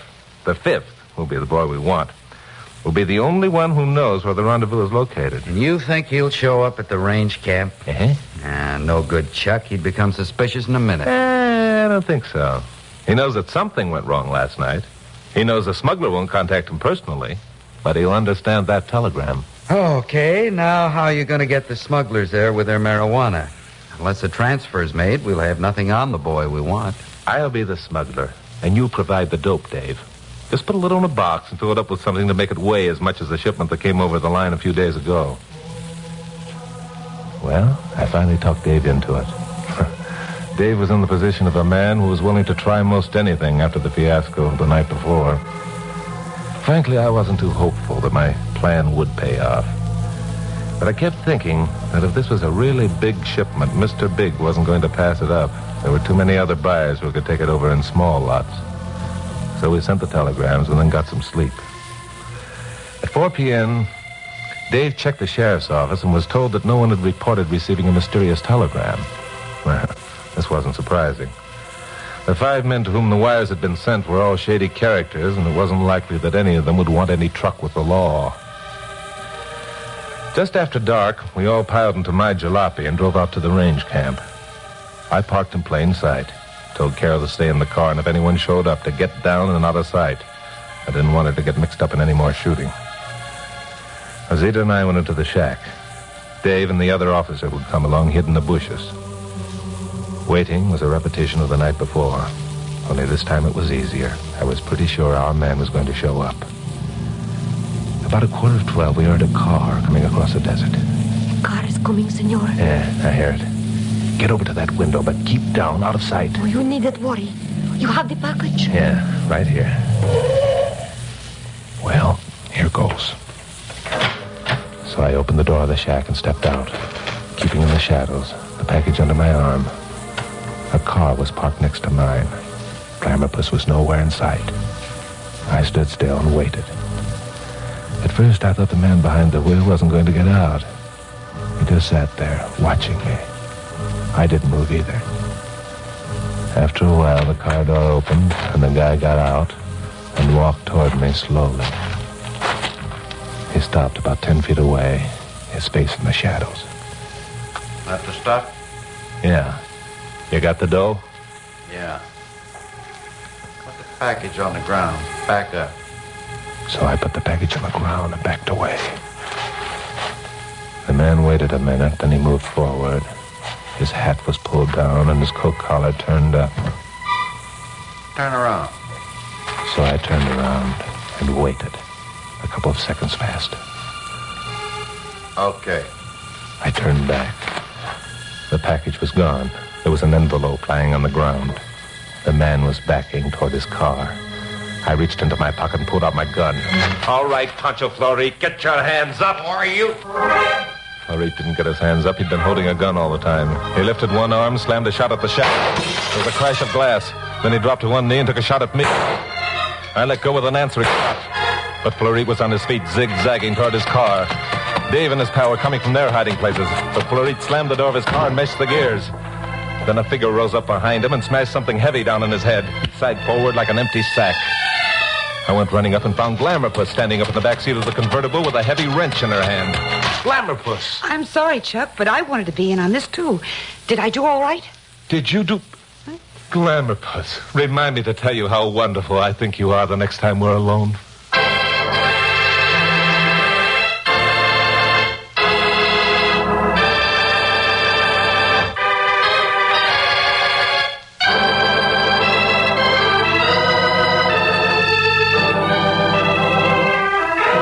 I told you that blonde secretary of mine had what it takes.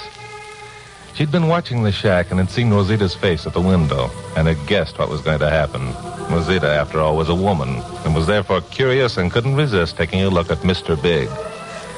When she recognized her contact, Pancho Florit, she was probably so startled she just stood there and gaped. Fortunately, Florit's bullet missed her. Well, by 4 o'clock that afternoon, Glamourpuss and I were back in L.A. telling the story to Pappy. Chuck figured it all out, Pappy. Don't you think he's wonderful? Oh, he's terrific. What's your arm doing in a sling, Carol? Oh, never mind that.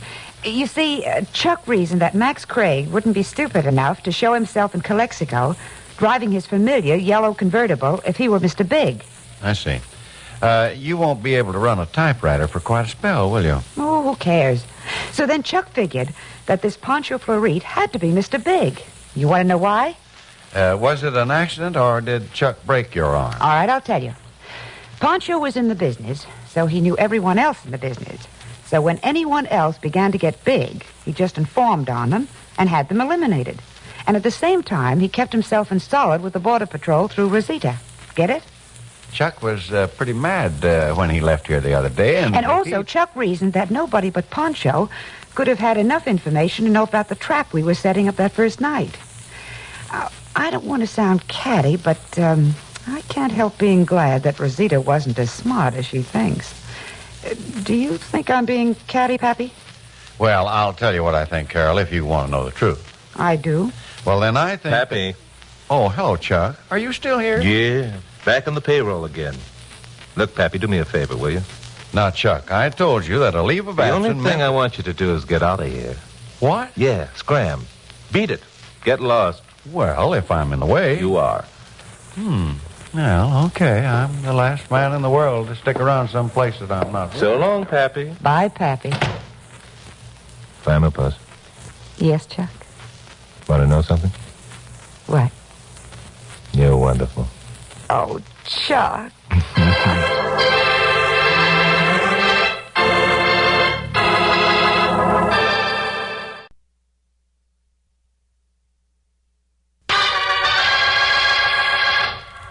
Stand by for crime.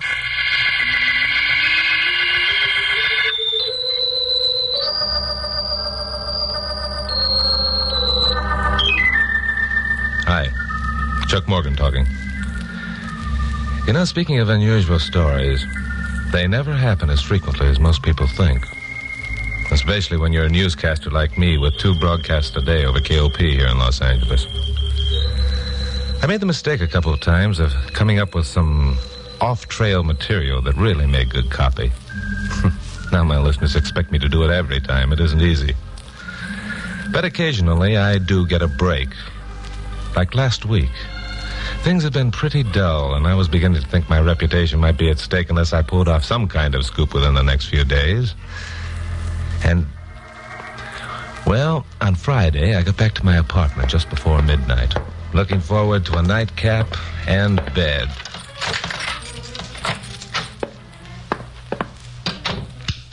What?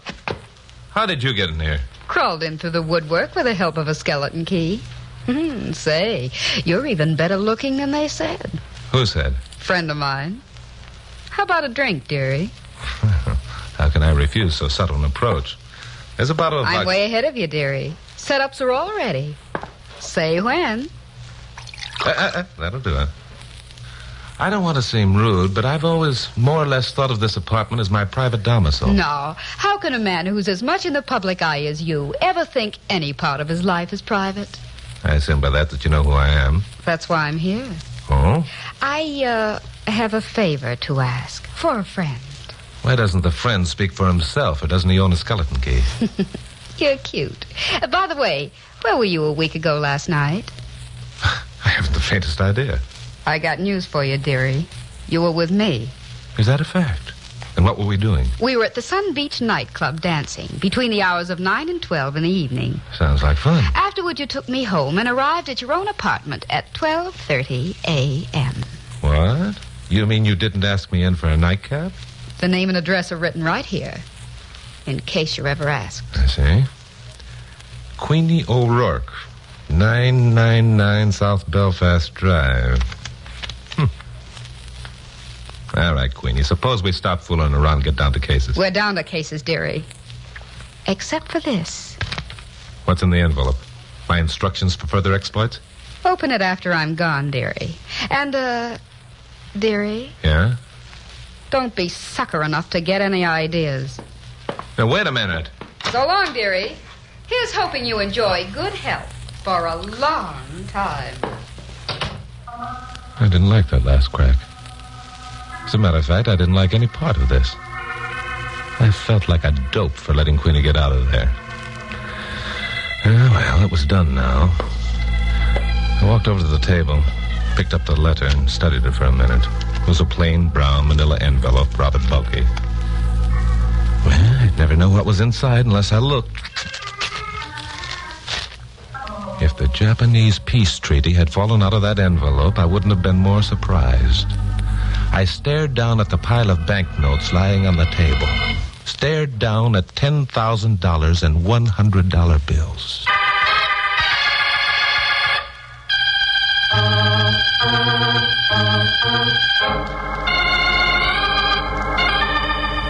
It's amazing how a man can forget where he was or what he was doing on a certain date when asked point blank. March 28. Only 8 days ago. But as far as my memory served, it was like every other routine day. Something must have happened, though. Some tiny incident that was worth $10,000 to a gal named Queenie. Maybe to a lot of other people. Then I had an inspiration. I paid a blonde secretary named Carol Curtis to keep track of details like that. Maybe she might have some ideas on the matter.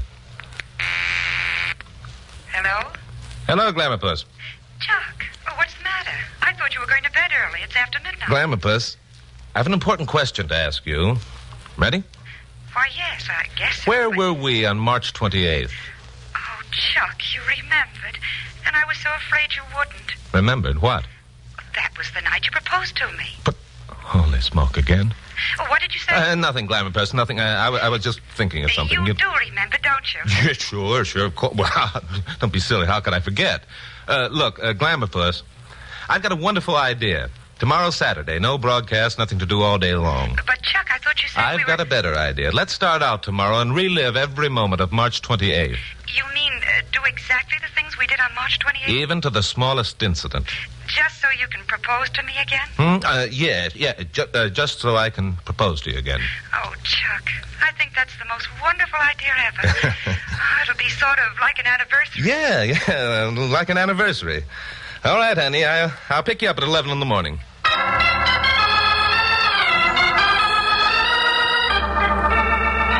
I picked up Carol at 11 straight up the next morning. I was tempted to tell her about Queenie and the $10,000, but she was so excited about the anniversary gag, I didn't have the heart to spoil her fun. We drove down to Santa Monica, headed north along the Coast Highway. You know, Chucky, I just can't believe it. Believe what? Oh, that you could be so romantic as to think of an idea like this. My Glamourpuss, I come from a long line of romanticists. As a matter of fact, my great-uncle, Charlie Morgan, had 5 wives. I've got news for you, Chucky boy. You're only going to have one. On the other hand, my great-uncle Phineas Snodgrass, on my mother's side, supported the school of thought that one wife was too many. He lived to be 97. Did you bring along the lunch? Of course I brought the lunch. And your Uncle Phineas Snodgrass on your mother's side can go jump in the lake. Okay, Glamourpuss, I was just kidding you. Now, the idea of today's adventure is to do exactly what we did last week. As I recall, we drove directly to Santa Barbara without a stop, right? That's right. We had lunch on the beach, and then we went swimming, and then...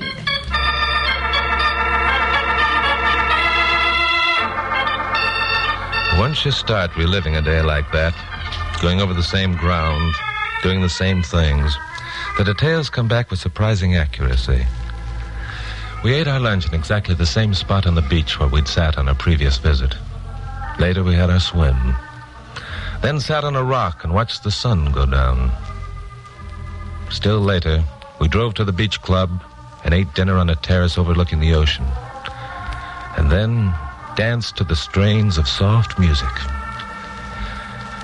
I guess it was then Then, with Carol's blonde head on my shoulder and the moonlight dancing across the bay, that I got carried away with myself. At least Carol said it was, and fed me a straight line for a cue when it came time to pop the question. I popped it, but apparently the pop wasn't loud enough, a fact that Carol made no bones about reminding me of the minute we got started along the road home. Well, what, Glamorpuss? You were a washout. Who was? When? You were. When we came to the big moment that was the reason for this entire day, you sounded as though you were asking some male friend to meet you for lunch and talk about horse racing. Oh, that. Yes, that. Well, what are you looking for? I was Oh, yeah. There it is. That filling station. We stopped here for gas last week, remember? Oh, why bother? My whole day was spoiled back there at the beach club when you didn't... Here we are. Now, let's see. 10:15, right on the nose. Oh, who cares what time it is? Glamorpuss, it was exactly 10:15 when we stopped here last week. Besides, this is a time... Uh-oh. Here comes our same attendant. Hello there. Good evening, folks. How many?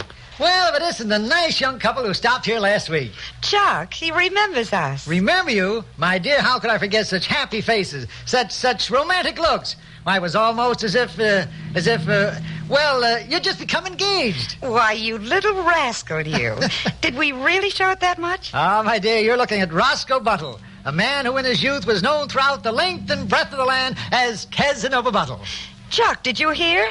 Oh, he's wonderful. Yes, I heard him. Look, Glamorpuss, it was about at this point that you went in to powder your nose while I... Jiminy crickets. It wasn't much, but it was the first thing that happened during that entire day that might give me a clue as to what was behind Queenie's $10,000. You see, the week before, Carol had gone in to powder her nose, and I'd sat there waiting. I'd been reaching for a cigarette when a black sedan drove up to the pumps. The timing was perfect, because I found myself out of matches and I wanted to smoke badly. I'd gotten out of my car and walked over to the black sedan. Hi there. You got a match? Sure. Hi. Ain't you Chuck Morgan? Joe Delaney. When did you get out, Joe? Don't be funny, Morgan. I ain't been in and you know it. You haven't been in for 6 months, you mean? You're still beating up respectable citizens in dark alleys for a living, Joe? Why, you all... Lay off, Joe. Okay. Your friend is giving you good advice, chum. The last time you made a pass at me, you came out with a broken wrist, remember? Sometime I'll get you, you two-bit punk. Don't forget that. Sometime I'll get you. Shut up, I said. You see, Joe, even your pals know what a rat you are. And any time you want to even that score, just let me know. By the way, thanks for the match. Remembering this incident didn't prove anything. But Joe Delaney was a small-time operator whom I'd helped send up to San Quentin by exposing his rotten racket. Naturally, he hated my insides, and I had no love for him. Well, Carol came back this time from powdering her nose, and Roscoe finished dusting off the windshield and came up for his money. That'll be $2.20, sir. Okay, Roscoe. Here you are. Oh, by the way, do you recall the black sedan that was here at the same time we were last week? Black sedan? Yeah. Oh, now that's asking quite a lot of little old Roscoe Casanova Buttle. I have many black sedans driving here every day. It's only the ones that contain romantic couples like us that little old Roscoe remembers. That's right, miss. Little old Roscoe Casanova Buttle. That's what they call it. Yes, you mentioned that before. Okay, little old Roscoe Casanova Buttle, we will see you later. So we scored a blank for the entire day. Worse, Carol was mad because I hadn't put that certain oomph into popping the question. And I was mad because my bright idea hadn't paid off. So I left Carol at her apartment, stubbornly refusing to come in for a nightcap, and drove home. My phone was ringing when I unlocked the door. All right. Don't tear your shirt. Hello. That you, Chuck? Oh, hello, Pappy. Where you been, for gosh sakes? I've been out proposing marriage to Carol Curtis. It's my day off, remember? What have you been doing? Well, we've been trying to run down this Benny Benet story, among other things. Hmm? Look, Chuck, get down here, will you? Benet escaped from Alcatraz 8 days ago, and he's supposed to be in L.A. I've got every man on the staff phoning in copy. I've got to have you here for station break bulletins. This is the biggest story that's opened up around here in months. No, wait a minute. Let me get this straight. Benet escaped 8 days ago, and the story only just now is breaking? Well, the police have kept it undercover, hoping to pick him up before releasing the news. But some hot tips have come in. He's right here in L.A., and they expect an arrest any time. I see. Okay, Pappy, I'll be there in 10 minutes. You won't be anywhere in 10 minutes, dearie. Just sit down and relax.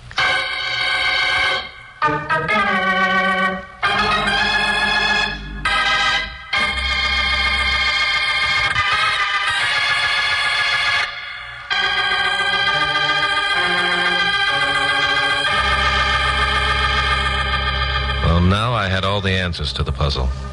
6 months ago, Benny Benet, Gangdom's #1 racketeer in L.A., had been convicted on an income tax evasion charge and sentenced to from 5 to 10 on the rock. He'd promised to escape, and now he'd apparently succeeded. The police had kept it quiet, hoping to pick him up before the press found out and lost up any plans they might have by snooping around. The escape occurred 8 days ago. 8 days ago, I had stood 5 feet from Benet when I was talking to Joe Delaney. I've always thought that a girl with a gun presented a rather ridiculous spectacle. Queenie was no exception. I figured I could talk her into listening to reason easy. That hope was short-lived. Well, if it isn't Queenie O'Rourke, you must be getting to feel at home around here. More so than you think. Stay right where you are, dearie. You handle that gun like an expert. And shoot it like an expert. Huh? Keep away from me. Hey, you guys! All right, Morgan, quit making like a hero. Well. Benny Benet, the big shot himself. And Joe the Rat, too. I told you I'd get you, you two-bit punk, and now my time is here. Hey up, Joe. Morgan, get on that phone, call your radio station. Tell them you got a lead down in the southwest section, you're following it up. And then what? Then we'll all just sit down and relax and enjoy ourselves till the heat's off. Don't be a fool, Benet. If I don't show up at the station in 10 minutes, half the staff will be here looking for me. No, they won't, Morgan, because you're going to do like I said. Call old man Mansfield and tell him you got a lead. And you're going to keep on calling him on and off all night, making him think you're hot on the trail of Benny Benet. And if I refuse to make those calls? You won't, friend. You got feelings just like everybody else. You ready, Joe? You're darn right I am. Got your gun on him? Makes one move and I'll blast him wide open. Then let's go. This is what I waited a long time for. From you.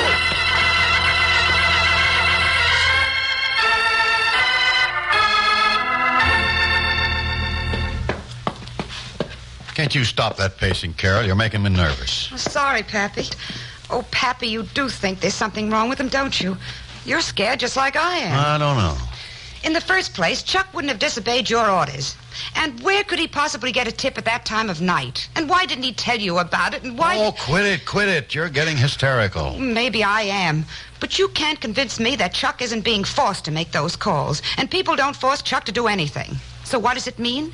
It means he wants us to know he's being forced for a reason. What reason? He's being held prisoner somewhere. Where? Carol, are you sure Chuck didn't talk to anyone while you were celebrating your anniversary yesterday? I've already told you 100 times. No one but that character at the filling station. And just what was the nature of that dialogue? Chit-chat. He said he remembered us, and we said we remembered him. And he said he was a romantic creature at heart, and then just before we left... Oh, say, wait a minute. Well? Just before we left, Chuck asked him if he recalled that a black sedan had been at the filling station while we were there 8 days before. Well, did he? No, but I do. It contained 2 men. Chuck borrowed a match from one of them. Sounds normal. What happened to make you remember it so clearly? Because Chuck recognized the man. He said his name was Joe something, and Chuck was responsible for sending him to San Quentin. That must have been Joe Delaney. Chuck really laid that guy out. That was it. Joe Delaney. Could it mean anything, Pappy? Well, Joe was a bodyguard for Benny Benet. That's it, Pappy. The other man in the car was Benny Benet, and they thought Chuck recognized him. No, if they thought Chuck recognized Benet, they wouldn't have waited this long. Oh, yes, they would. They knew the story wouldn't break for a week, so they took their time, knowing that when the story did break, Chuck would remember Joe Delaney. Oh, you're grabbing at straws, Carol. Oh, no, I'm not. Listen, they were waiting for Chuck when he got home last night. They let him answer your call, and then they grabbed him. And did what with him? Kept him right there. That's where he is now, and so is Benny Benet. Oh, don't you see it, Pappy? It's the perfect hideout for Benet. Well, it's just a wild enough theory to have some merit. Still, It's the only answer. Chuck's taking a beating from them to make it look authentic when he makes his phone calls. He knows if he can keep them there long enough, we'll figure out what he's doing. Oh, Pappy, I know I'm right. Well, but first we've got to find out if he is there. And I know just how we can do it. Listen, Pappy, if you'll just lend me your ear a couple of minutes.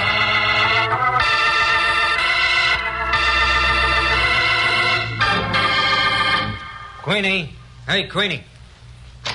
Yeah, Benny. That coffee ready? Yeah, I'll be ready in a minute. Okay, hurry it up, huh? Joe. Hey, Joe. Huh? Hello, boss. What time is it? It's 8 o'clock. Wake Morgan up. It'll be a pleasure. Come on, jerk, wake up. Oh, why? Wake up, I said. Don't give me none of your lip. Okay. So I'm awake. Are you now? Well. That's enough, Joe. Oh, boss. That's enough, I said. Okay. Here's the coffee. Okay, set it down there. Now listen, everybody. Who would that be, Morgan? I don't know. The paper boy, I guess. Let him go away. We don't want no one to know Morgan's here. Now, wait a minute. I got a better idea. Answer the door, Morgan. Tell the kid you just got in, but you got another hot tip on Benet and you're leaving for Long Beach in 5 minutes. The kid will be sure to tell someone. His phone calls are beginning to sound like a setup. That's smart figuring, Benet. Sure it is. All right, Morgan, get going. And remember, this heater of mine will be aimed right at the back of your head every minute. Okay. Hello, son.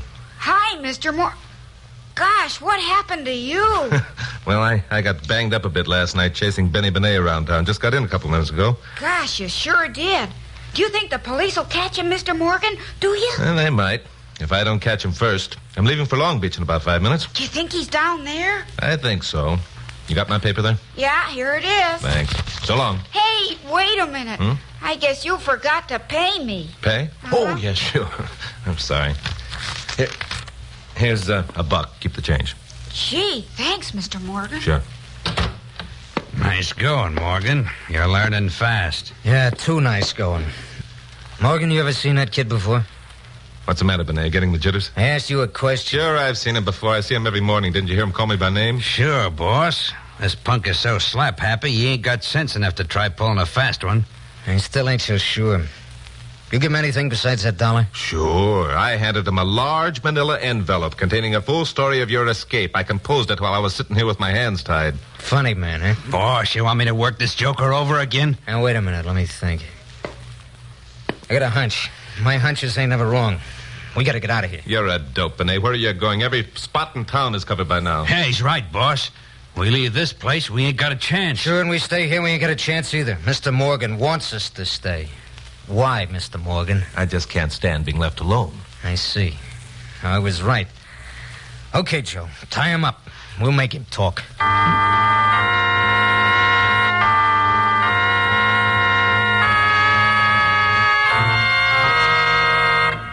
And that's all he said, Jimmy, that he was going to Long Beach? Yeah, that's all, Miss Curtis.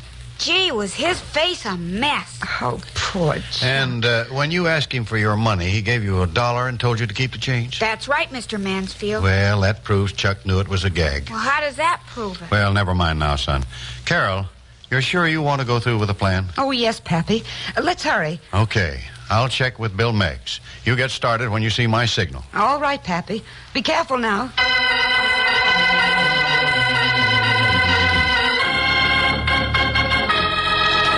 Hold it, Joe. He's had enough. That guy can sure take a lot. Hey, he's out cold. Get some water, Queenie. Okay. Hold it. Chuck! Who's that? I don't know, but I don't like it. Chuck, let me in. It's Carol. That's Carol Curtis, Morgan's blonde secretary. Yeah, quite a dish, too. Never mind that, Joe. You and Queenie get over there behind the door. What you gonna do, boss? Gonna let her in? She knows Morgan's here. She wouldn't keep pounding on that door. We gotta talk to that babe. Now, get going, you two. Chuck, please let me in. Pappy wants to see you. Chuck, Who are you? Come on in, sister. I want to talk. Hey, watch the window! All right, Benny. The cops!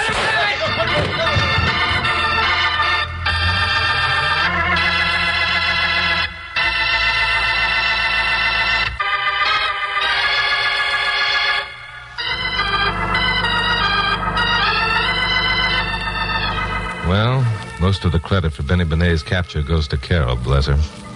It was she who remembered the fire escape and offered to attract attention to the door while Pappy, Bill Miggs, and a half a dozen cops got set outside the back window.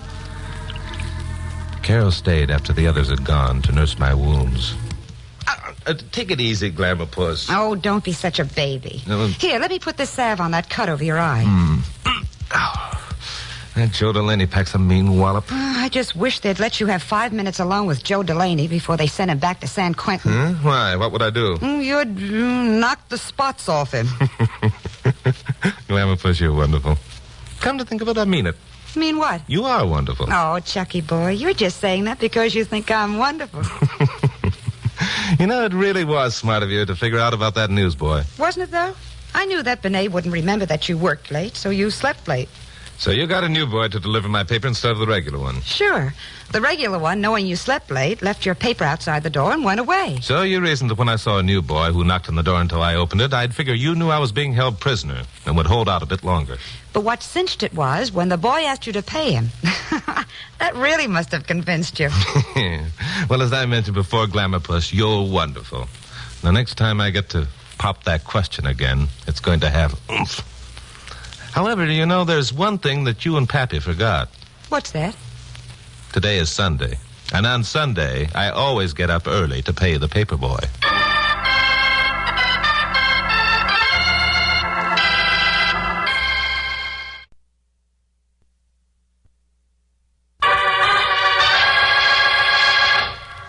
Stand by for crime.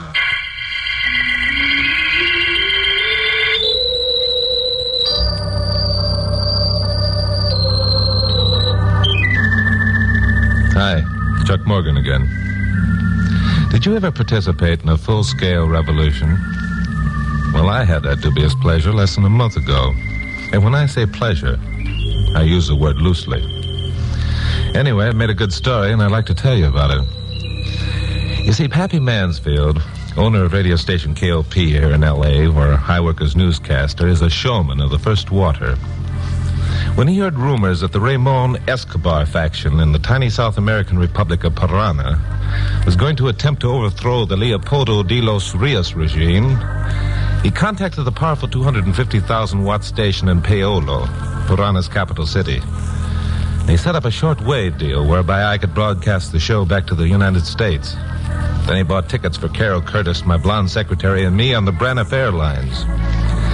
We left International Airport on a Sunday evening, and 2 days later, we're nearing our destination. Only a short while longer, Glamour Puss, and we'll set down at the Francisco Airport in Paola, and I'll bet you'll be glad to get there. Oh, I don't do it. It kind of scares me. I don't know a thing about South America. You don't? Why, Glamour Puss. South America extends from about 12 degrees north of the equator to about 56 degrees south of the equator. Yes. It covers an area of 7,200,000 square miles and has a population of 100,195,000. Oh, get in. Ta-ta. Now I suppose you're going to tell me you also speak Peranian or whatever that is. Fiddle-dee-dee, naturally. Well, speak some at me. Te amo mucho. Well, I'll be... Oh, what does that mean, Chuck? Oh, come on, now, don't be stupid. Everyone knows what te amo mucho means. Well, I don't. And I don't believe you do either. Huh? Oh, I think you're making it up. Fasten your safety belts, please. Uh-oh. Fasten your safety belts, please. Well, Glamour Puss, this looks like the end of the journey. Yeah, they must go to bed early around here. I can't see a thing below. That's because you're looking out of the wrong window, bird brain. Look over here. Oh, Chuck, it's like a fairyland. Isn't it? Oh, there must be millions of lights. I had no idea Paola would be so big. Well, what'd you expect, a backcountry settlement? Oh? Paola, my sweet, is one of the most modern cities in the world. As are most South Americans. Oh, there's the airfield. See it? Yes. You all set? Oh, I'm as set as I ever will be. But I'm still scared.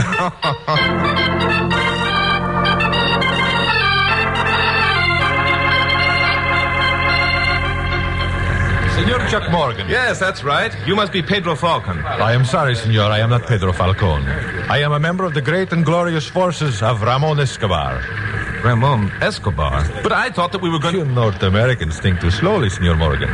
The revolt led by General Escobar was successfully accomplished yesterday. Oh, no. General Escobar now sits in the seat of power formerly occupied by that scoundrel Leopoldo de los Rios.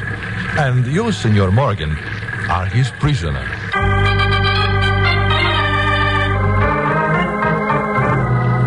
The trouble with most Americans who travel abroad is that unthinkingly they're too sure of themselves. And unconsciously, Carol Curtis and I followed the pattern.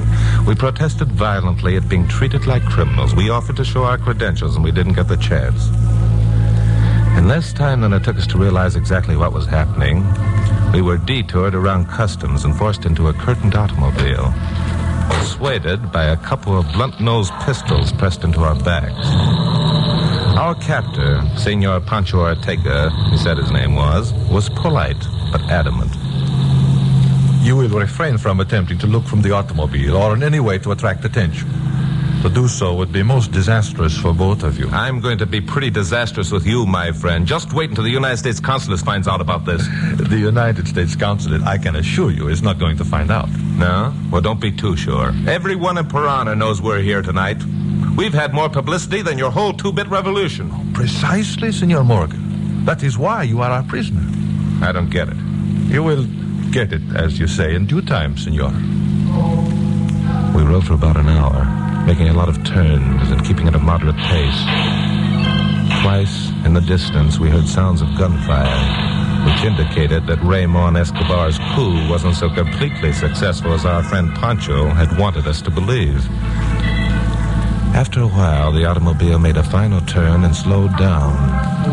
We bounced along a cobbled street for a short distance and then stopped.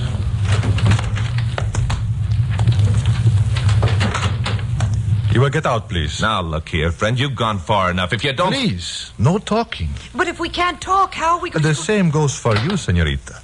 Oh, all right. Pancho led the way through an unlighted doorway. We followed. His two henchmen were directly behind us. One of them produced a flashlight which revealed a flight of rickety stairs. We all went up. At the top was a small landing and a door. Pancho opened the door. We followed him inside. Someone snapped a light switch. It was a bare room consisting of a table, 2 chairs, and a couch. A naked electric light bulb hanging from the ceiling gave the place a dismal, unlived-in look. There was one window. Very well, senora and senorita. You will wait here. What for? How long? Listen, you don't seem to realize how you're sticking your chin out on this deal. If you don't let me talk to the United States Consulate, Please, senor. I'm going to... May I suggest that you make yourself comfortable until I return? Rafael, Carlos, come.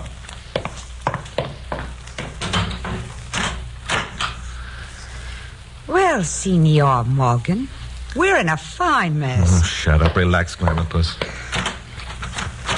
Locked. That doesn't surprise me. Chuck, this window's got bars on the outside. Yeah, well, that isn't surprising either. We wouldn't have been left alone if there was a chance of getting out of here. Chuck, why were we taken prisoners? And why don't they let us see the American consulate? And what are we going to do? You asked those questions as though you expected me to come up with the answers. Well, you usually do have the answers. Oh, this is a heck of a time to conk out on me.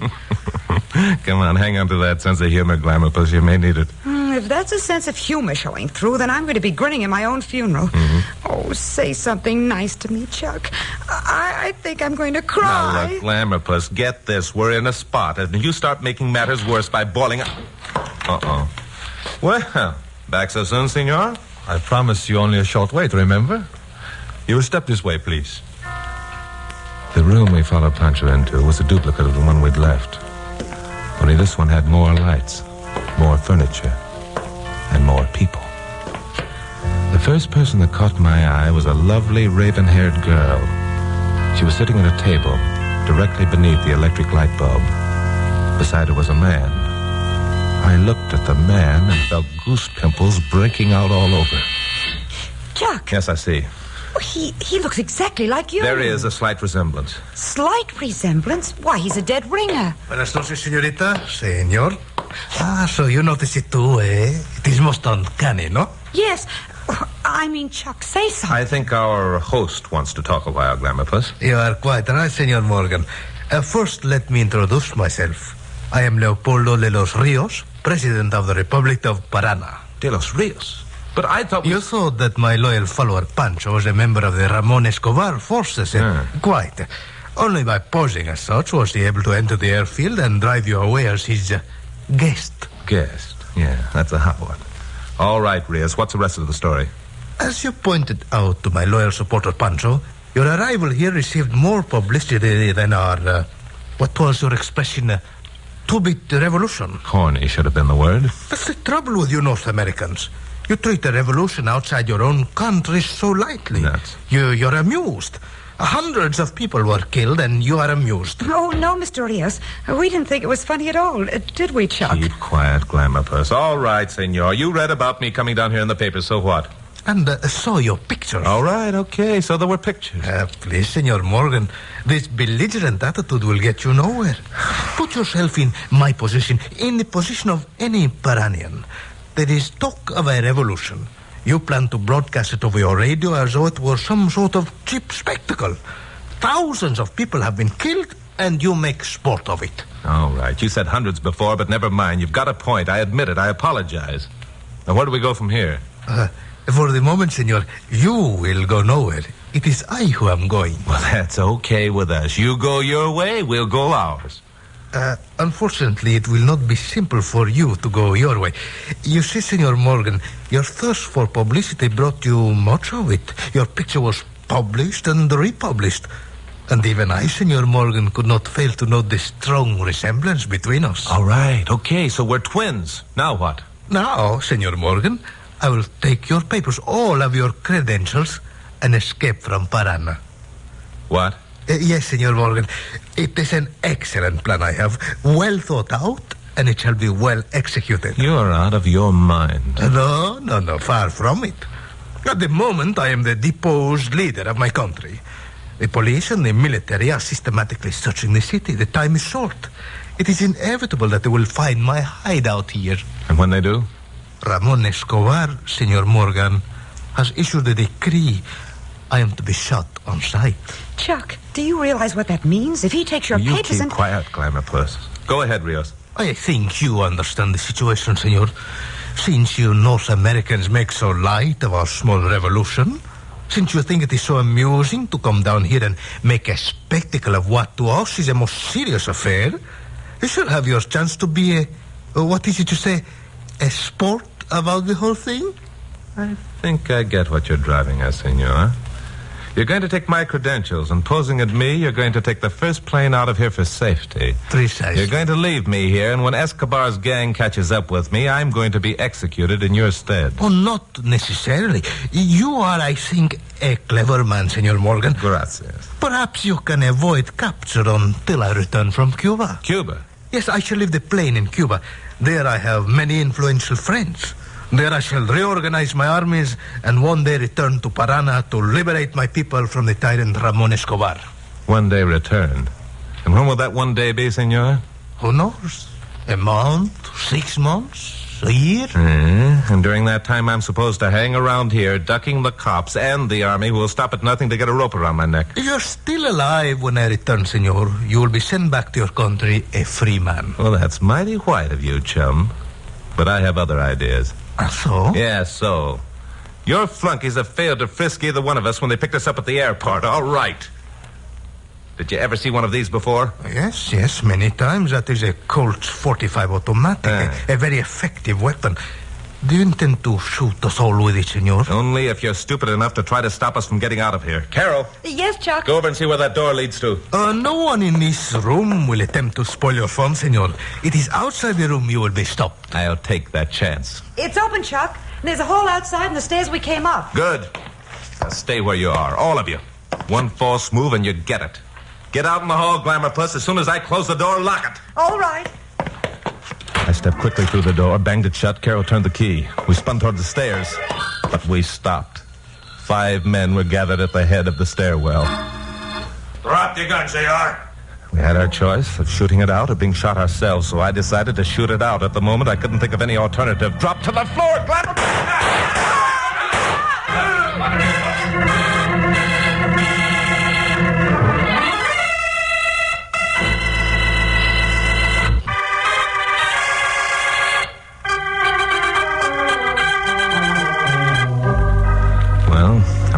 to escape had failed completely. The last thing I remember was dropping to the floor beside Carol, thinking what a crummy way this was to die. 6,000 miles from home in a country about the size of Rhode Island, and no forest lawn where a guy could get a decent funeral. Then something hit me on the side of my head, and it was curtains. I woke up on the couch in the room where Carol and I had spent the first 5 minutes of our imprisonment.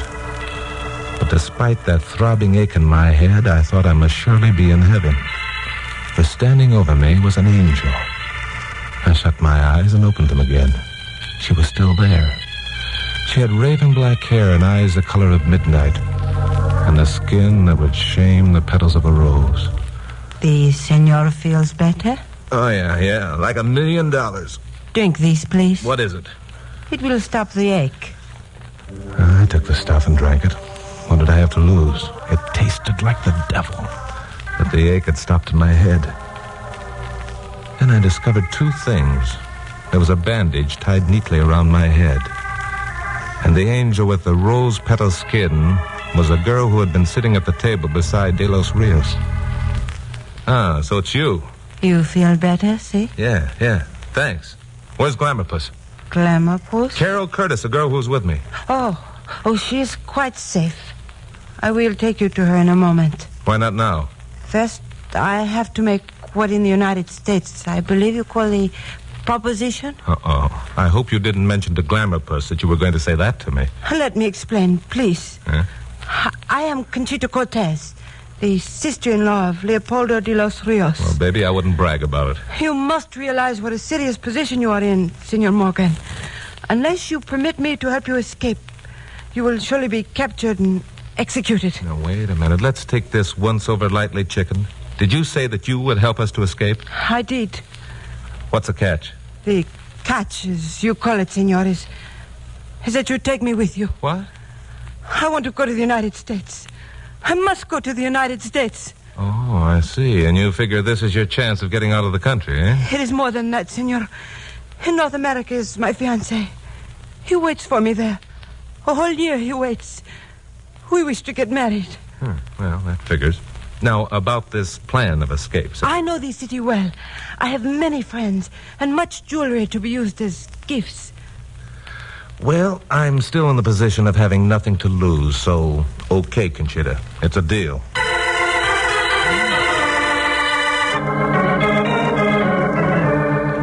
This was beginning to seem like a bad nightmare, the awakening from which was becoming increasingly uncertain. Conchita snapped off the light and took hold of my hand. You do not mind? No, to the contrary. Follow closely, please. And do not make any sound. We went through a door and into another darkened room. Stopped a moment to listen. Far off, the machine gun began its angry chattering. It was a dull explosion, sounding like a grenade. Then silence. We moved across the floor, and Conchita opened a second door. Sudden light exploded out at us. I heard the sound of quick footsteps. And then Carol had her arms around my neck. Chuck! Oh, Chuck! Take it easy, Glamourpuss. Everything's going to be all right. Oh, Chuck, I was afraid. Who's this? This, sweetheart, is Conchita Cortez. Quite a kid. Yes, I see she is. You can drop the little boy's hand now, darling. He's not afraid anymore. I am so sorry. I did not intend. I was not thinking. Lots of girls stop thinking when Chucky Boy turns on. And then lay off, Glamourpuss, will you? Conchita's going to get us out of this mess. She's also going back to the States with us. Oh, she is? I do not want to appear rude, but there's so little time. That machine gun fire I do not like. It means there is still resistance. All right, we're ready. It's any time you are, little one. Let's go. We stepped out into a cobbled alley, turned right, and headed for the lighted street. Near the mouth of the alley, we stopped. A man had suddenly appeared around the corner. He was in uniform and carried a rifle. He stood peering into the alley's gloom. He started towards us, and Conchita said, "Wait! Do not move." Her heels clicked away on the cobblestone. The soldier brought the gun down, but Conchita spoke to him softly, and he allowed her to approach. They stood a minute talking. Then we saw Conchita reach into her handbag. Chuck. Yeah? You called her little one. What? You called her little one back there in the room. Called her... At a time like this, you bring up a stupid...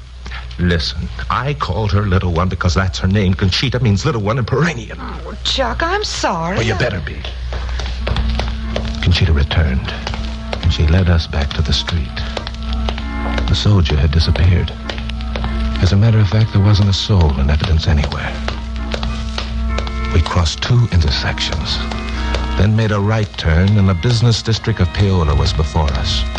Looking as much like 6th and Olive in L.A. as 6th and Olive looks like 6th and Olive. Only there weren't any people or traffic. I could feel Carol's hand begin trembling in mine. She was getting that same sense of eeriness. Suddenly, Conchita stopped, holding up her hand. Listen. It is the patrol. They're coming this way. Quick! Beyond that building is an alley. In the alley is an automobile. We must hurry. We didn't have a chance. The patrol came around the corner and saw us. There was a shout of command. The soldiers broke ranks and ran towards us. Quick, into this building! Hard! Inside, both of you. Let me bolt the door. We were on the ground floor of an office building. There was a large plaque on the wall. I glanced at it, and then I did a take. Look! This is station PAR, the radio station from which I was going to do that broadcast. Chuck, if Pedro Falcon is here, he'll help us. Yeah. Pedro Falcon was taken prisoner yesterday. This station is now in the You will raise your hands, please, all of you. Senor Leopoldo de los Rios, you are the prisoner of Ramon Escobar, President of the Republic of Parana.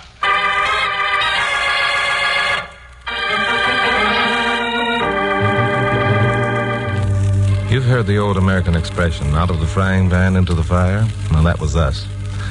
The man with the gun ordered us into a waiting room that had been converted into temporary headquarters for Ramon Escobar. The general himself, a short, swarthy man with a waxed mustache, sat behind a table that was big enough for a director's meeting at the AT&T. At sight of me, he leaped to his feet. Rios, so you were unable to escape as you boasted, eh? Now, take it easy, General. I'm not Rios. My name is Morgan. I'm an American. Oh, you are not Leopoldo de los Rios, eh? Oh, come, Leopoldo. Do you take me for a fool? He is telling the truth, General Escobar. This is not Leopoldo de los Rios. Oh, and I suppose you are not Conchita Cortez, Leopoldo's sister-in-law. Yes, that is true. I am Conchita Cortez. But you must believe me. This man is Senor Morgan, a citizen of the United States. I see. And who is the lovely creature standing beside him? I'm Carol Curtis, and you can tell his monkey face to let go my arm. Well, such a fiery spirit. Corporal. It was obvious we weren't getting anywhere with the general. Whether or not he believed I was Leopoldo de los Rios, he didn't seem to bother much. He had himself a couple of fine prisoners, and he was delighted. I was beginning to weigh my chances of getting hold of the corporal's rifle when something happened. Hi, Chuck. Hello, Carol. Pappy!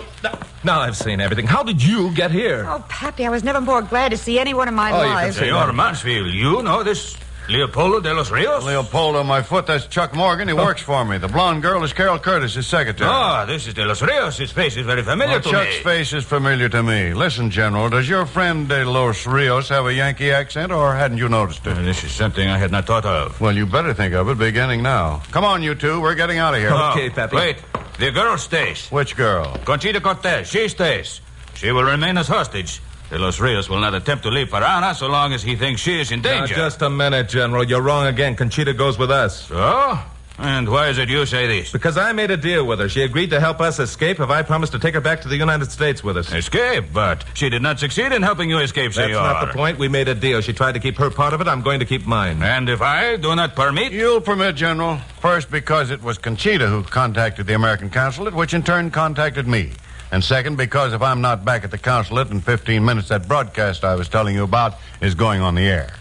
There were short waves set up over there, and the American people are just waiting to hear the details of this revolution of yours. I see. And a lot is going to depend upon the nature of those details. Your credit rating with the United States government, for one thing. I see. Perhaps this would be important to the future of Parana, eh? Well, it seems likely. You might as well count on Uncle Sam to get your country back onto its feet.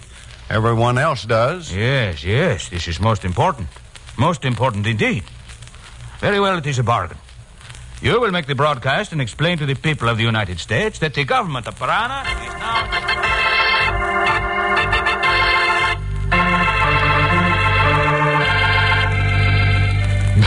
Good old Pappy.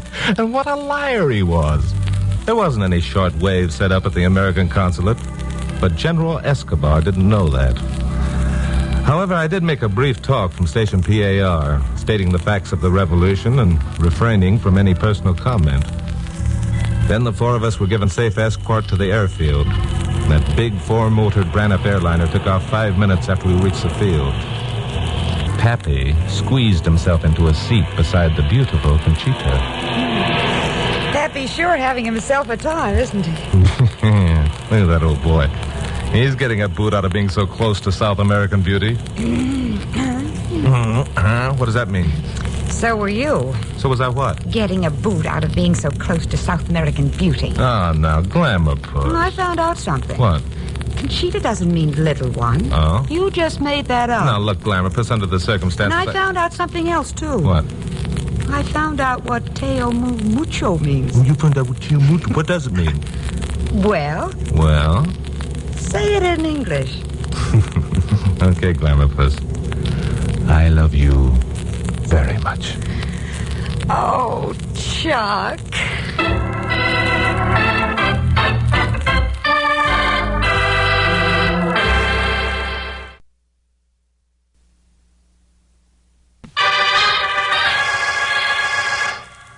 Stand by for crime.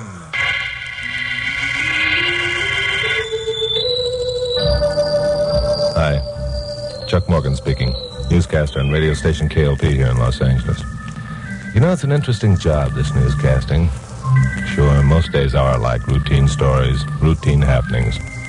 But every once in a while, something comes up that's different. This was $500,000 different. I mean that jewel robbery out in Beverly Hills last week. They got away with a huge diamond clip and other trinkets which belonged or had belonged to Oscar Tennant, the movie mogul. You probably read that Oscar had passed into the great beyond a month before.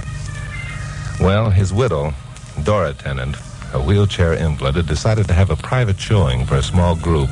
I was invited, as was my boss, Pappy Mansfield, owner of KLP. And, of course, Carol Curtis, my blonde secretary, had to tag along. So directly after my 7 o'clock broadcast, the three of us had dinner at the Plaza Hotel and then headed out for Beverly Hills. What's the purpose of this show, Chuck? The old lady won't ever want to know how rich she is? No, Pappy, I think it's a release of a long period of frustration. Frustration? How can anybody who owns a $500,000 diamond be frustrated? That's the point, Glamour Buzz. The well-remembered Oscar Tennant was kind of a screwball about his money. He started with nothing, you know, and made a lot fast. That's right. He began buying things he could never afford before and stashing them away. He got a bang out of knowing he had the stuff even though he never used it. Yeah. Do you mean Mrs. Tennant was never allowed to wear the diamond clip? That's it exactly. All her friends heard she had the clip and were asking to see it, but Oscar never let her take it out of the safe. People began to wonder if the oversized diamond really existed. So now she's going to prove to everybody that it does exist, huh? That's the way I figure it, Pappy. Golly, I can hardly wait to see a rock that size. Chuck, do you suppose... No.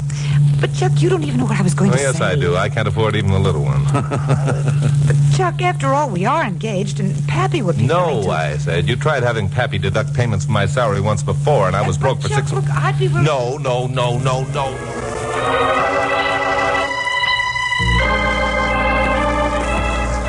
The Tennant estate was one of those rambling, one-story deals with a lot of rolling lawn and shade trees. Must have been about 8:30 when we turned into the drive. Oddly enough, the house was almost dark. As a matter of fact, it looked to us as if only one light were burning, and that in the rear of the house. That's funny. The place looks deserted. Yeah. You sure you haven't got your dates mixed, Chuck? Mrs. Tennant said the 6th. Today is the 6th, isn't it? That's right. I happen to know because yesterday was the 5th and tomorrow is the 7th. Bright girl. Okay, you two stay here. I'll go up and find out what the score is. Maybe it was crazy, but as I walked up to that darkened house, I had a feeling that something was very wrong about all this. No reason, except for the darkened house and the fact that there were no other cars parked in the drive. But it turned out that those reasons were enough. I pushed the doorbell button, heard chimes way inside the house. For a minute, nothing happened.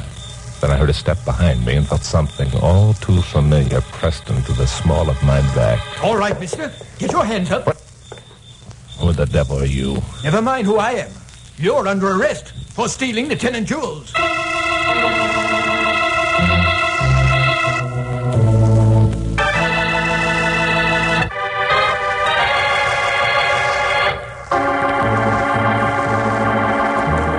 It was dark on the veranda. The man with the gun was only a vague shape. The gun barrel was still an uncomfortable pressure in my back. So I decided not to make a hero out of myself, but do as I was told. All right, so I'm a jewel thief. I came back to give myself up. What do I do now? Get inside. Sure. Only don't get trigger-happy with that gun. I bruise easily. This was crazy. In the pitch darkness of the room we entered, I could have at least grappled with the man with the gun. He must have known that. I took a chance, swung wildly, and connected with thin air. Then there was a snap of a switch. The room was suddenly flooded with light. Across the room, one hand still on the wall switch, the gun in the other, was a small, gray-haired guy of about 50. In the middle of the floor was a woman in a wheelchair. She, too, was gray-haired, about the same age. She was leaning slightly forward. There was a bright gleam in her eyes, a sort of eager, anticipatory look, as though she were enjoying the situation. So, this is what a jewel thief looks like. Upon my soul, you look exactly like a human being. All right, I'll go along with the gag. I am a human being. Ordway, don't let this man's innocent appearance deceive you. Keep him covered. One false move and he gets it. Well, you tell me what a false move is, so I won't make one, huh? My, such impudence. You'll be singing a different tune, my fine young friend, when you're languishing in the local Bastille. The local Bastille? Oh, don't try begging for mercy. I intend to be absolutely heartless in this matter. Well, are you going to make a full confession, or shall we, what's the word, Ordway? Sweat. Yes, sweat. Or shall we sweat it out of you? I'd like to be sweated. You would? Ordway, did you hear? He wants to be sweated. Oh, I'm afraid you'll have to... Mother, did you... What in the world is going on here? Oh, come in, my dear. I want you to see what a real live jewel thief looks like. A jewel thief? Well, who? Where? Surely you don't mean Mr. Morgan. What was that, Isabel? The man Ordway is pointing the gun at is Chuck Morgan, a radio newscaster. I know him anywhere. Oh, no. Oh, Mother, this is absolutely the last straw. I should think you'd be ashamed of yourself. How in the world are you going to apologize to Mr. Morgan? What if he uses the story on one of his broadcasts? We'll be the laughingstock of everyone in town. That must be the rest of my gang now. Shall I let them in? I'll go. Yes? We're looking for Chuck Morgan. Is he here? Come on in, Pappy Carroll. I was just about to be sweated. What do you mean, sweated? Yeah, and what's the idea of leaving us sitting out there in the car? Please, Mr. Morgan, do you mind? Okay. We'll keep it our secret. Thanks. Mrs. Tennant, this is my secretary, Carol Curtis, my boss, Pappy Mansfield. Mrs. Tennant, her daughter, Isabel, and, Ordway. How do you do? Nice to meet you.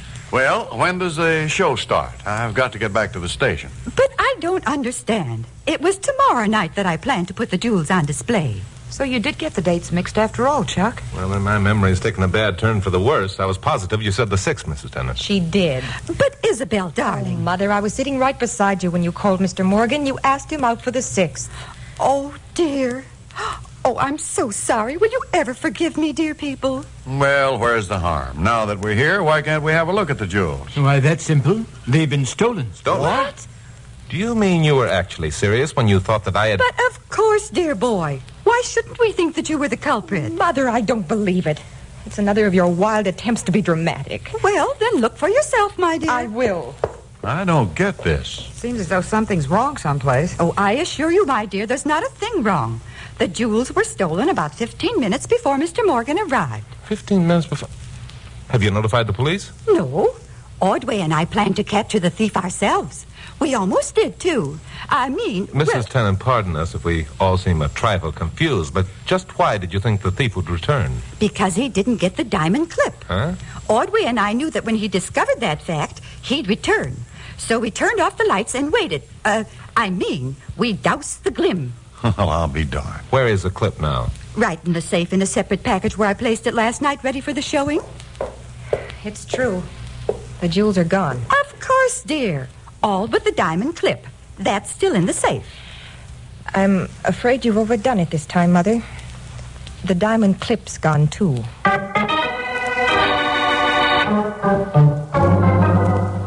wasn't any doubt about the sincerity of Mrs. Tennant's concern when she heard that the $500,000 diamond had actually vanished. If she'd been playing at dramatics up to now, the show was over. The old lady practically threw a fit. Still, for my money, nothing much tied together about this screwy affair. However, I smelled a story, and a good one, so I decided to stick around. Pappy went to call the cops. Isabel did what she could for her mother, who by now was having genuine hysterics. While Ordway, Carol, and I went into the room where the wall safe was located. It wouldn't take a very smart safe cracker to bust that one open. How many know the combination, Ordway? Oh, just Mrs. Tennant and her daughter. I see. Where do you fit into the picture, by the way? Why, I've been chauffeur, gardener, and general handyman for the Tennants for years. There's only one window in this room, Chuck. Up there. Yeah. It's too small for anyone to get through. A small man might be able to do it.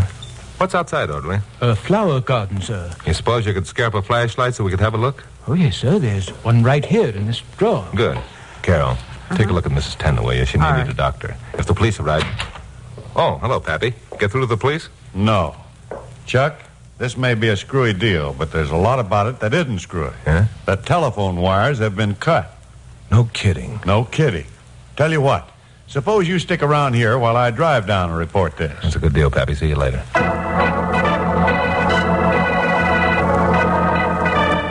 So Pappy went off after the cops. Carol went in to lend a hand with Mrs. Tennant. And Ordway and I went out the back door and around the house toward the flower bed. There were no trees on this side of the house. The stars were bright, so Ordway didn't switch on his flashlight, which turned out to be a lucky thing. Or maybe it wasn't. We were within 5 paces of the flower bed when Ordway suddenly yelled, "Look out, sir!" It was too late. Something hit me behind the ear with the force of a pile driver. I went down and out, and stayed down and out for a long time. At least it seemed that way to me. Then I saw the stars up above dancing around like pinwheels. From a long way off, a voice kept saying over and over again, "Mr. Morgan, are you all right?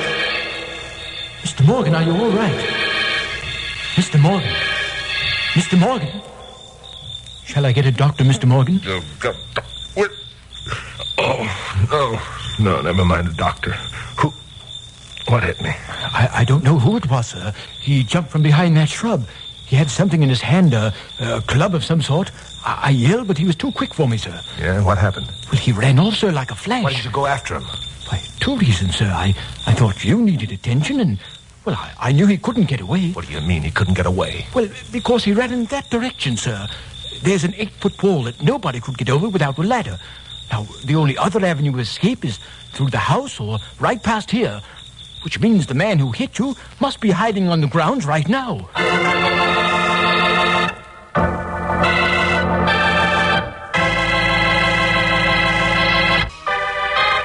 Now, the conclusion of Stand By for Crime. Well, if the man who belted me was still on the grounds, I intended finding him. My head was pounding like a voodoo drum. I wasn't very steady on my feet as Ordway and I started out in the direction he'd indicated, which accounts for the fact that I stumbled into the general handyman when he suddenly stopped. Sorry, what's the matter? Oh, careful, sir. I just saw a movement behind that shrub. Yeah? Well, turn your flashlight over that way. Yes, sir. Oh, confound it, the battery seems to be dead. Oh, no. Oh, there it is again, sir. Look, it just moved. Yeah, there is something there. Come on, Ordway, let's move in. Ordway and I began moving cautiously toward the shrub. There was a vague shape beside it. A shape that stood motionless until we were almost up to it. Then, come on, Ordway, after him! The man, whoever he was, must have held a track record. He was away from us like a streak of light. We kept after him, spreading out a little, so that when he came to that 8-foot wall, he'd have to turn back and run into one of us. Well, he came to the 8-foot wall, and he turned back right into my arms. I made a flying tackle, grabbed him around the knees, brought him to the ground.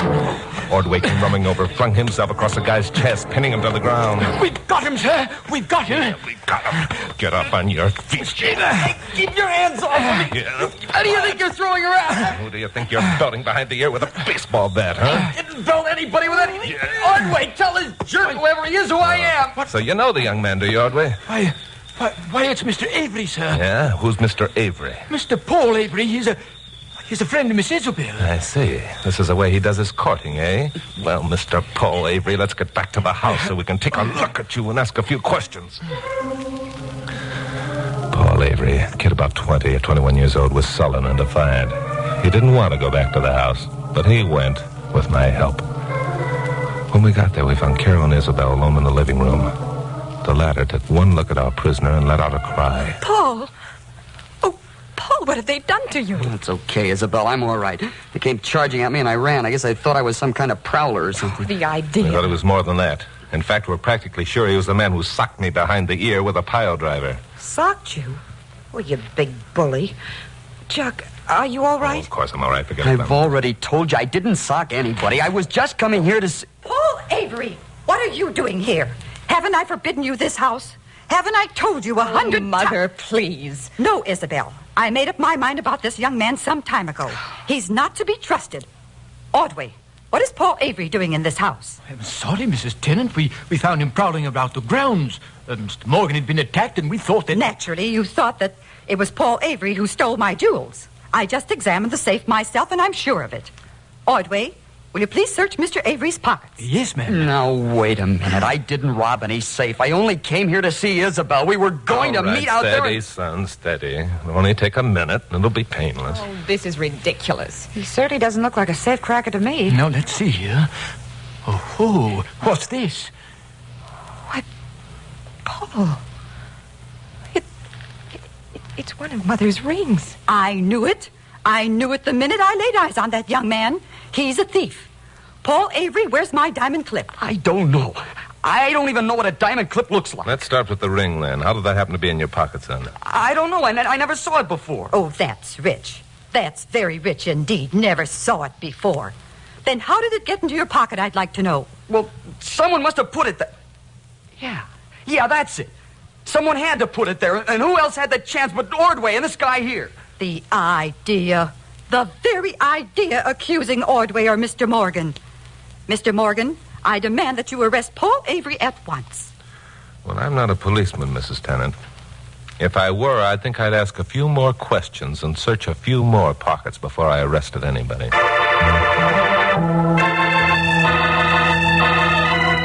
Well, there wasn't anything to do but hang around until Pappy got back with the police. At my suggestion, Paul Avery agreed to remain at the house. It looked pretty bad for him if he didn't. That was all right with Dora Tennant. She was positive the kid had the diamond clip, and she kept ranting on about how she was going to have him arrested the instant the cops arrived. I looked around for a flashlight that would work, couldn't find one, so I got a handful of matches from the kitchen. Carol and I went outside and started around to the flower bed.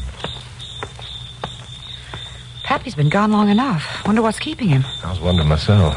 Chuck, do you think Paul Avery is the thief? Could be. Or how about Ordway? Could be. You didn't slip the ring into Avery's pocket, did you? Oh, that's a bright question. Okay. But I've known you to do such crazy things when unraveling one of these mysteries. Oh, what's this here? The flower bed beneath the window of the room where the safe's located. Oh, what do you expect to find? I don't know. Let's have a look. I'll get down here. Yeah. Looks like a freshly planted bed. There certainly aren't any flowers. As a matter of fact, there isn't anything. Wait a minute. Here's something. This rounded mark in the dirt near the edge of the lawn here. Well, it looks like... What's the imprint of the toe of a man's shoe? That's exactly what it is, Glamourpuss. Someone came up to the edge of the bed, leaned over to pick up something. But what?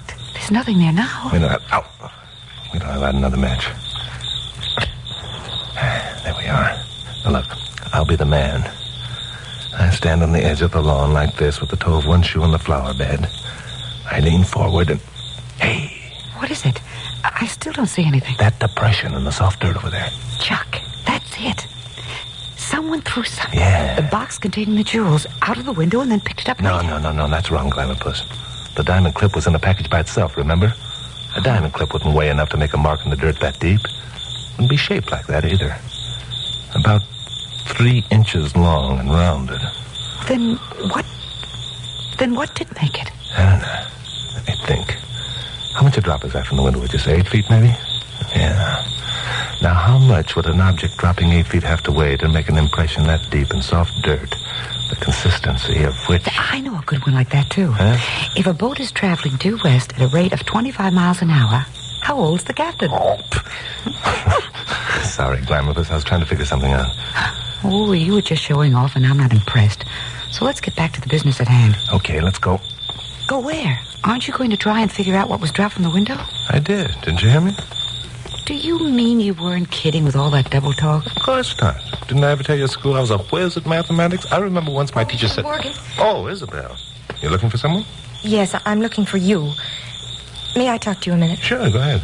Shall I leave? No, stick around, Glamourpuss. Isabel doesn't mind. Or do you, Isabel? Of course not. Mr. Morgan, Paul didn't steal Mother's jewels. Huh? I'm sure of it. What makes you so sure? Well, because I love him. That figures. Oh, quiet, Glamourpuss. Isabel, is the reason your mother doesn't want you to marry Paul because she thinks he doesn't have enough money? That and because she doesn't want me to leave her. Since Father died, she leans upon me heavily for companionship and comfort. Yeah. As I recall, your father died of a series of heart attacks, which began about a year ago. Yes, that's right. And it was right after that your mother became confined to her wheelchair. Yes. I think her invalidism was due partly to the fact that the doctor told her father a little chance of recovering. Pardon me for asking a dumb question, but what's all this got to do with the stolen jewels? Everything, Glamourpuss, everything. Come on, let's go inside and I'll tell you why.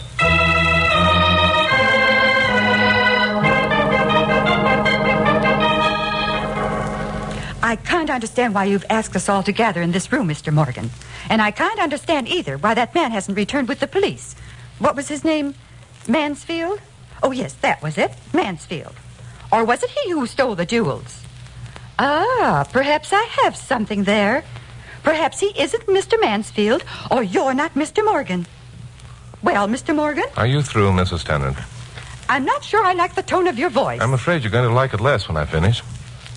How would you like to know where your diamond clip is? What? You know where my diamond clip is? Oh, yes, I know. Well, then give it to me at once. Just a minute. Don't you want to know where the other jewels are that were stolen? All right. Yes, of course. But it's the diamond clip that's important. It's worth more than all the others put together. Yeah, that's the point. That's the reason you forgot your dramatics and practically had hysterics when you learned that the clip was missing. Because the diamond clip, Mrs. Tennant, was the only jewel that was really stolen.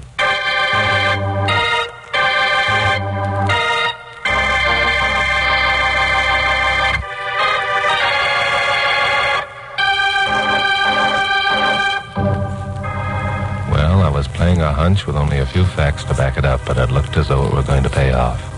Ordway was standing near the outside doorway, the flashlight still bulging in his pocket.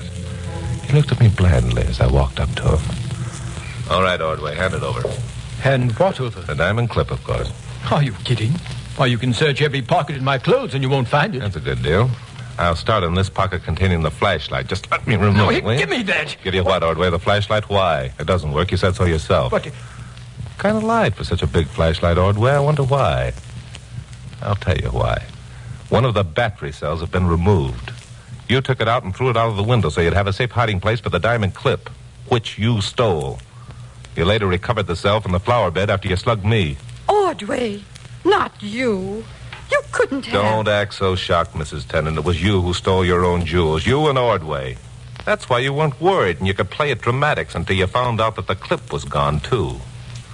You didn't want that stolen because there was no way of recovering it without admitting your guilt, and an insurance company wouldn't pay out without a real tough investigation.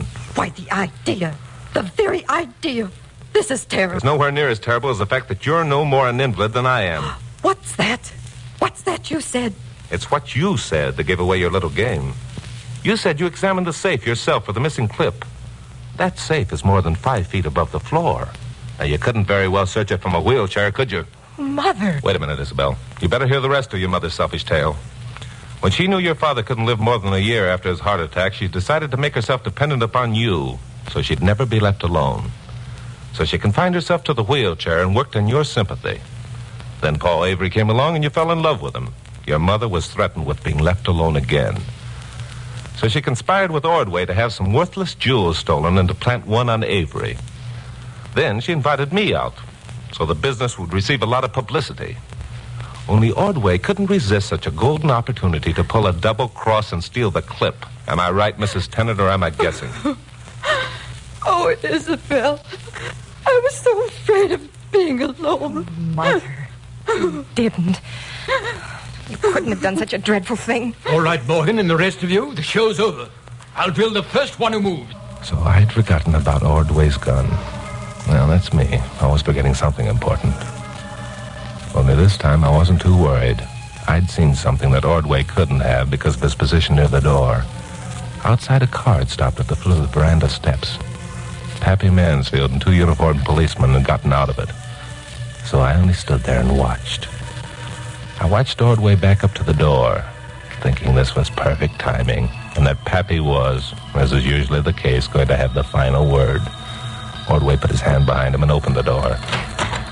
And there were Pappy and 2 cops waiting. All right, Ordway, the show's over for you, too. Get your hands up.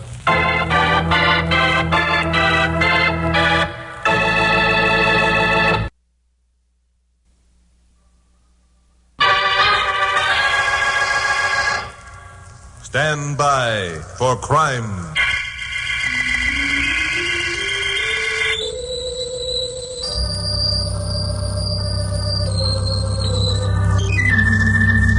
Hi, Chuck Morgan again.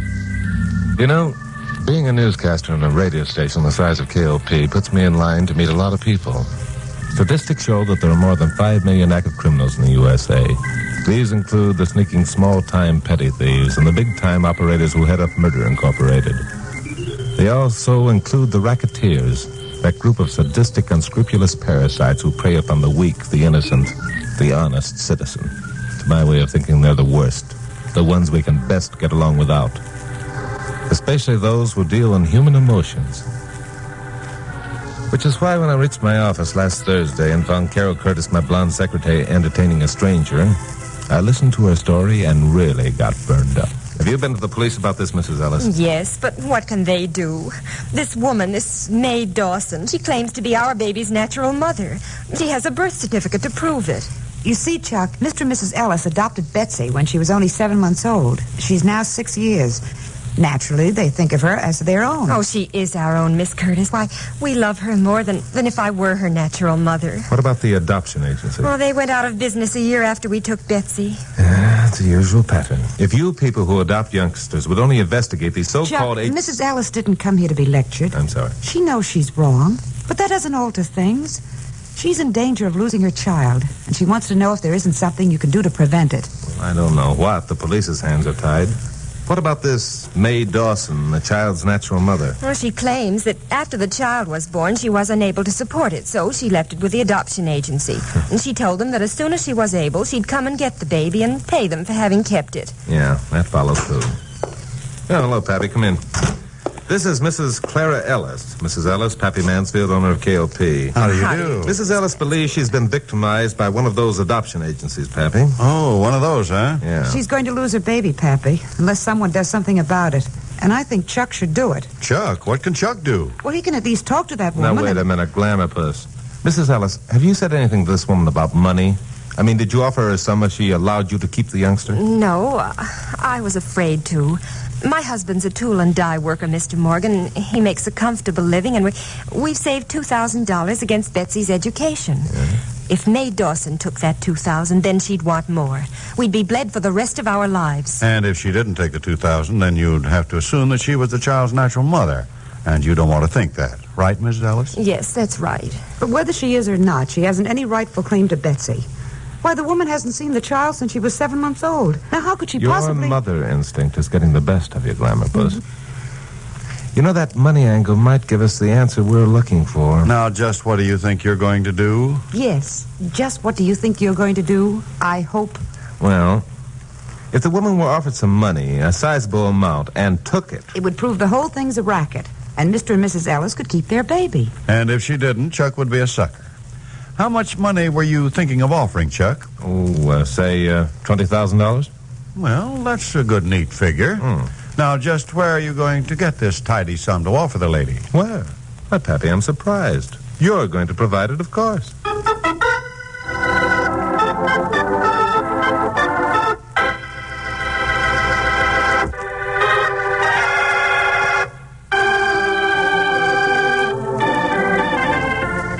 it wasn't an easy job selling Pappy on the idea he should risk $20,000 trying to expose what might or might not be one of the most vicious rackets in the books.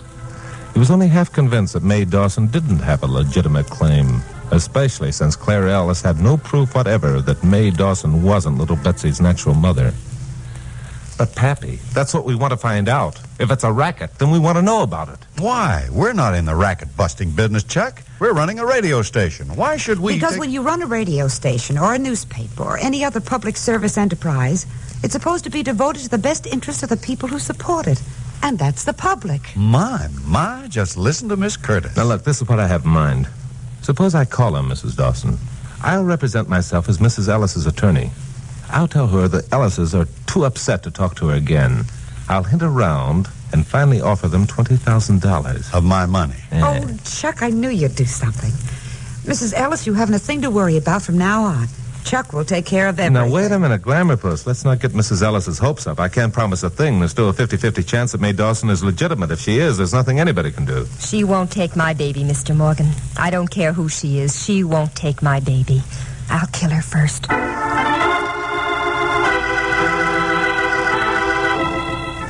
The more I thought about this thing, the more I wondered if I weren't being a sucker.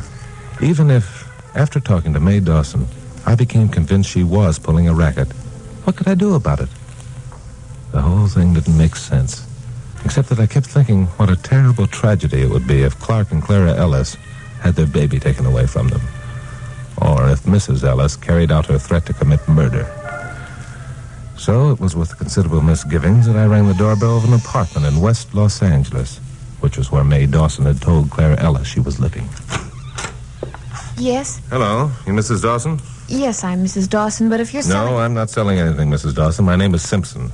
I'm an attorney employed by Mr. and Mrs. Clark Ellis. Oh, yes, Mr. Simpson. Won't you come in? Thank you. Would you sit over here, please? Thank you very much. I hardly know what to say about this, Mr. Simpson. I know exactly how the Ellises feel, and I certainly don't blame them. Did I hear the bell? Oh, company, May? Oh, Arnold, I'm glad you stayed home today. This is Mr. Simpson. He's an attorney hired by the Ellises. How do you do, sir? How do you do? I can guess why you're here, Mr. Simpson. We both feel terrible about this, probably as bad as the Ellises. But you are going through with it. Well, you see... Mr. Simpson, if you or the Ellises could only see our side of the picture. You see, Arnold and I were married a year after I learned that the adoption agency had closed. Yeah. Our first baby died at 3 months. The doctor told me I couldn't have any more. It was the worst thing that ever happened to me. For a long while, I thought I'd never be normal again. Well, didn't it occur to you and Mr. Dawson to adopt a child? We talked about it, but... Do you know how it feels to have a child of your own, Mr. Simpson, and lose it? No, I'm afraid I don't. I'm not married. May took it hard, Mr. Simpson. I kept her under a doctor's care for about 15 months. Then one day I was going through some of her things, and I came across Betsy's birth certificate. Oh, you didn't know about her first child then? Well, I knew she'd been married before, but she never told me about the baby. I was afraid of what he'd think of me for abandoning Betsy. And what did you think, Mr. Dawson? Oh, it's quite a blow, but, well, I love my wife very much, Mr. Simpson. She was ill at the time, and I certainly wasn't going to condemn her for something that wasn't her fault. Yeah. How long was it after that you decided to claim Betsy? Not until last week. I had no idea where Betsy was living or who her foster parents were. And then, quite by chance, I met Mr. Harrison. Mr. Harrison? Who's he? Mr. Harrison owned the adoption agency where I'd left Betsy. Oh. I reminded him that he'd promised to keep Betsy for 6 months before letting her go. And he reminded me that he had kept her for 6 months and 1 week. And then that he only let her go because he decided to close the agency. I see. And he told you where the Ellises could be found? Yes, he did. Arnold and I talked it over, and then I decided to go see Betsy. I don't know what happened to me that day, only suddenly I simply had to have my baby. Well, I think I can understand how you felt, Mrs. Dawson, but I can also understand Mrs. Ellis's feelings, too. By the way, I wonder if I can see that birth certificate. Yes, of course. I'll get it for you. Thank you. Well, Dawson got the birth certificate without hesitation. I took it over to the window where I could get a good look at it. Now, I'm no expert on birth certificate, but this one looked okay to me. It had been been recorded in a small town in Rhode Island, properly signed and sealed. Still, there was something I couldn't put my finger on. Maybe it was because the Dawsons had been too willing to let me see the paper. While stalling for time, I turned the certificate over and back again, pretending to be studying it. But whatever it was that had hit me wouldn't gel. Well, it certainly looks okay. This is going to be rough on the Ellises. Mrs. Dawson, about adopting another baby. I couldn't, Mr. Simpson. I just couldn't, knowing that Betsy's my very own. Yes, that's true, but she's Mrs. Ellis's own, too. Well, there's something else to consider, too, Mr. Simpson. It's expensive adopting babies these days. Expensive? Well, I don't know much about this business, but I understand this is very there's always a certain amount of expense involved in such a procedure. There's legal work, physician's fees, adoption fees, a dozen different items that all add up. Well, in that event, I'd like to make a suggestion. If it's finances that bothers you, I'm sure the Ellises will be glad... Oh, it's no use, Mr. Simpson. I want my baby, and I mean to have her. But, darling, we can at least listen to Mr. Simpson's suggestion. What were you going to say, Mr. Simpson? Well, simply this. The Ellises are willing to pay a sizable amount in order to be able to keep Betsy. Enough, in fact, to defray all the cost of adopting another baby and to secure the child's future and your own for a considerable period. And what would that amount be? $20,000. $20,000? Oh, Arnold, no. I don't care how large the amount is. Can't you understand that it isn't money I want? It's my baby. I understand perfectly, my dear. But what could we do for Betsy? We're in rather poor circumstances, you know. And if we had our own baby with enough money to rear her properly, wouldn't it be best all around? Well, it is worth considering, Mrs. Dawson, and think of what you'd be doing for the Ellises. I know. But Betsy's mine, my very own, and it's she who I want. Oh, you're upset, darling. Believe me, I don't want you to think that I'm weighing money against your child. But there are so many other factors to consider. I'll tell you what. Let's think it over and talk it over a little before we give Mr. Simpson our answer. There'll be no harm in that. Oh, all right. Fine. Now, is that satisfactory with you, Mr. Simpson? Say, a day or maybe 2 or 3 days. Oh, of course. I'm sure the Dawsons will be agreeable. Here. I'll give you my phone number where I can be reached. So I scribbled my home number on a slip of paper and gave it to Arnold Dawson. Wondered if he'd check up the location, and wondering also if he'd look up Attorney Simpson in the city directory. Then I remembered I hadn't given him my first name. There must be 100 or more attorneys named Simpson in the L.A. area. But the way I had it figured, Arnold wouldn't bother to check anything. He wanted to get his hands on that $20,000. Also, he wouldn't wait 2 or 3 days either. I was right. He called me that evening and said that he and his wife had decided to take the money and adopt another baby.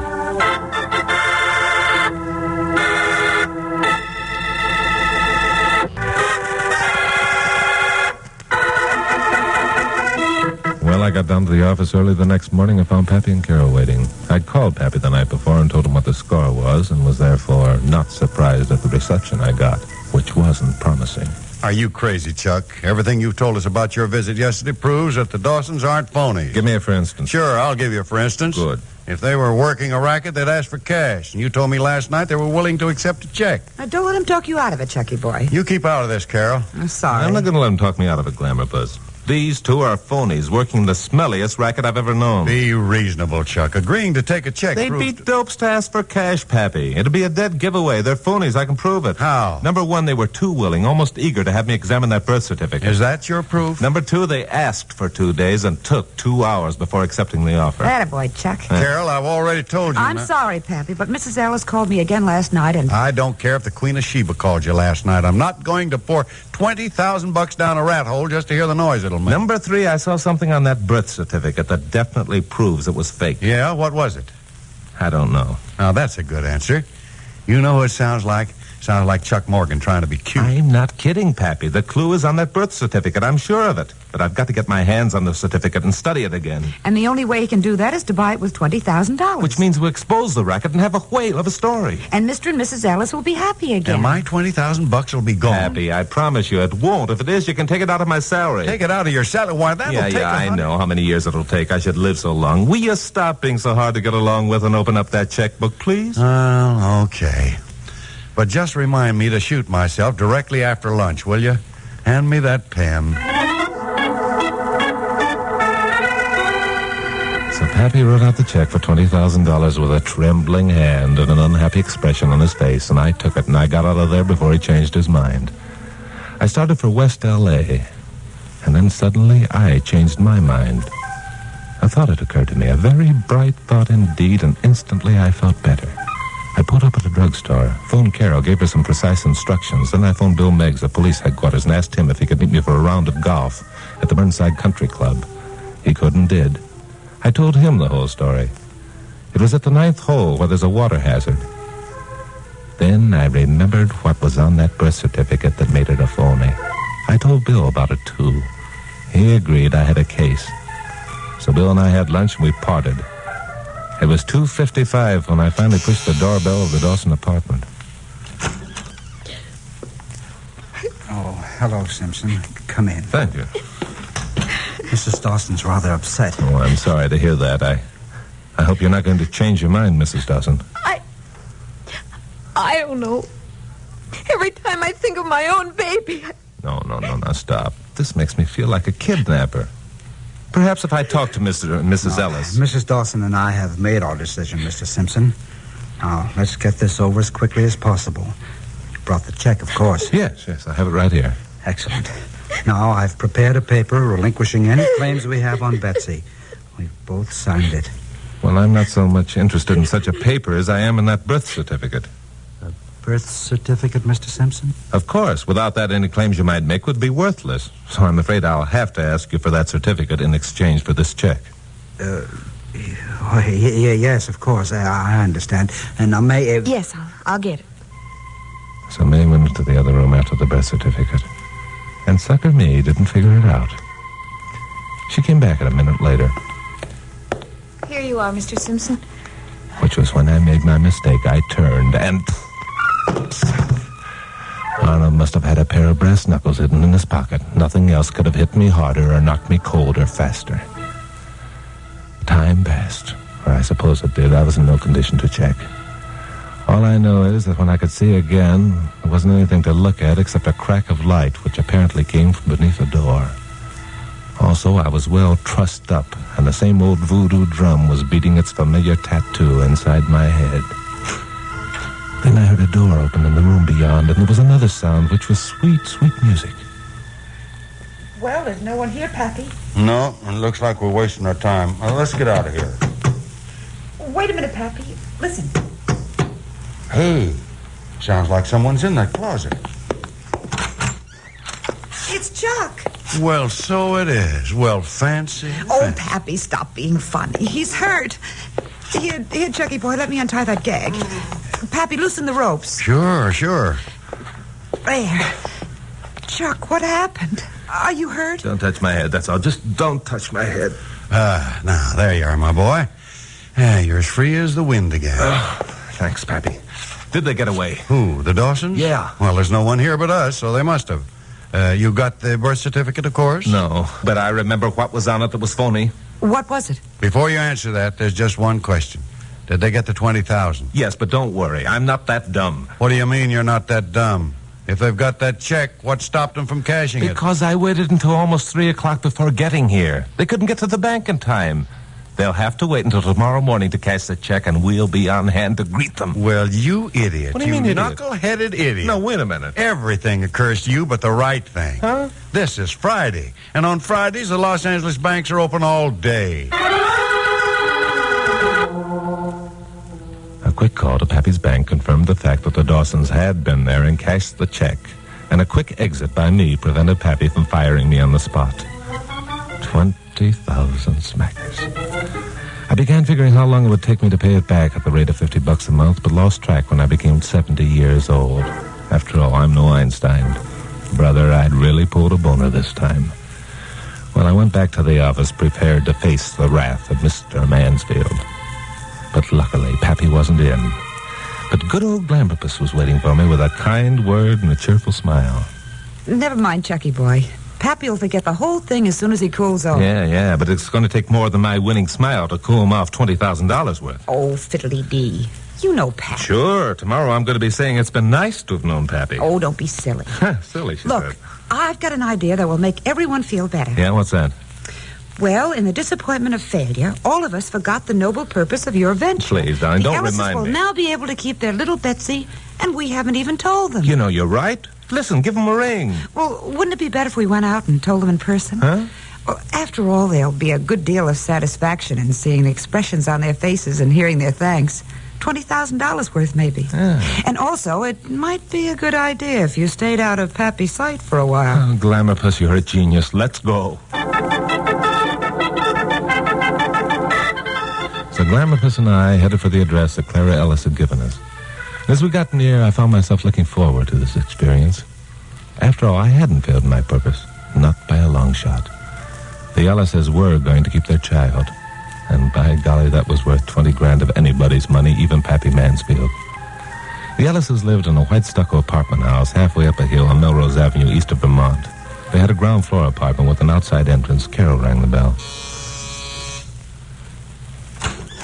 Hello, Mrs. Ellis. Remember us? Why, it's Mr. Morgan and Miss Curtis. Yes. How's Betsy, Mrs. Ellis? Betsy? Oh, she's fine, just fine. Well, maybe come in a minute. We've got some good news for you. Well, that is, could you make it some other time? Well, you don't understand, Mrs. Ellis. Our good news is about Betsy. You don't have to worry anymore. There was something wrong about this, something very wrong. Mrs. Ellis had suddenly lost her role of stricken mother and was either scared or mad. Why? I didn't have to spend much time trying to figure the answer to this one.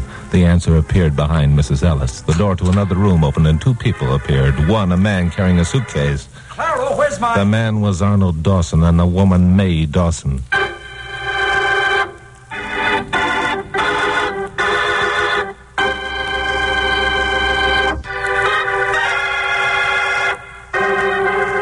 For about 2 seconds, all five of us stood frozen in a state of shock. And in that 2 seconds, the whole dirty picture was revealed to me as clear as a newly washed window. We'd been taken in by one of the smoothest rackets I'd ever come across. The Dawsons and Mrs. Ellis had conspired to extort $20,000 from Pappy Mansfield. There wasn't any little Betsy, or stricken parents, or long-seeking mother. It was all a gag.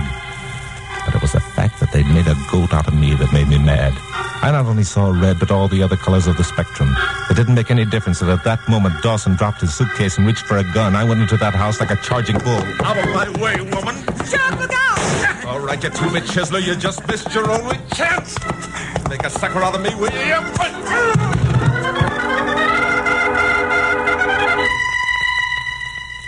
It was over as quickly as that. Dawson was down and out, and I had his gun.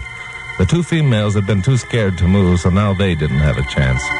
Get Bill Miggs on the phone, Glamorpus. If one of these stricken mothers makes a move, I'll blast her from here to Sunday. So that's how it was that a half hour later, Carol and I were driving back to KOP to bring the glad tidings to Pappy Mansfield. Pappy was alone in his office when Carol and I walked in. Hello, Pappy. Hi, Pappy. Hello. Chuck, you and I have got to have a talk. But, Pappy, wait a Now, minute. wait a minute, Glamorpus. Let Pappy have his say. Go on, shoot, Pappy. Well, I've been thinking about that $20,000. Yeah? I don't know, Chuck. I guess I was a little hasty. What? Well, after all, you did keep the Ellises from losing their kid. Well, that was your intention, and I guess that's worth $20,000. Pappy. Now, wait a minute, just a minute. Don't get the idea that I'm an easy mark. I'm not. One more dumb-headed deal like that. Pappy, I love you. I not only love him, I'm going to kiss him to prove it. Now, look here, Carol. I'm an old man. Yeah, Pappy, and an old man shouldn't be pouring $20,000 down rat holes just to hear the noise they make. So, here's the bundle back again. What? Hey, is that real? Holy smoke, Chuck, what is this? That's your $20,000, Pappy, every dime. The whole thing was a frame, Pappy. There wasn't any little Betsy. Or stricken mothers. All three of them were in it together. Chuck and I went out to tell Mrs. Ellis she wasn't going to lose her daughter, and the Dawsons were there. So we called Bill Meggs, and I retrieved the dolls. Oh, Chuck was wonderful. He licked them all. Well, of course, two of them were women. Well, I'll be... No kidding. Well, I'll be... No kidding? Well, now, come on, Pappy. You can think of something better to say than that. Sure I can. Well, I'll be... No kid... Say, Chuck. Yeah? I hate to admit this, but one of the reasons I didn't fire you was because I want to know how it was that you knew that birth certificate was phony. Yeah, how about that? Miss Curtis, Mr. Mansfield, under the circumstances, I'll be glad to tell you without undue delay. Well, go ahead. Yeah. Stop saying yeah, Glamour Puss. It isn't ladylike. Yeah. Yeah. When I read the birth certificate, I took it to the window to get a good look. I couldn't help noticing the watermark on the paper. It was dated 1950, which meant that the paper was manufactured that year. And since Betsy was supposed to be 6 years old, her birth certificate couldn't have been written on paper that wasn't made until 3 years after she was born. Get it? Well, I'll be. No kidding. And so will I. No kidding. Yeah, no kidding. Come here, Glamour Puss.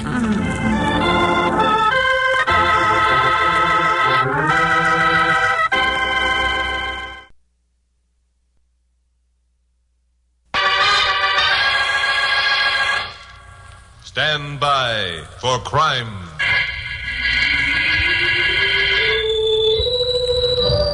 Hi, Chuck Morgan, KOP newscaster speaking. The other day, while shooting a round of golf with my friend Lieutenant Bill Meggs of police headquarters, I learned something that surprised me, and I'm sure will surprise you as well. That is that the Mafia, or Black Hand, is still actively operating in this and other countries. You know, the Mafia originated in Sicily several hundred years ago. It was originally designed to protect the common people against the tyranny of landowners and royalty. But today, members of the Mafia are a bunch of gangsters, thugs, murderers, and lesser criminals who use it to further their own ends. The most effective weapon they have is fear, instilling fear in the hearts of their victims. Well, the story I'd like to tell you about tonight is a good example of how the Mafia works.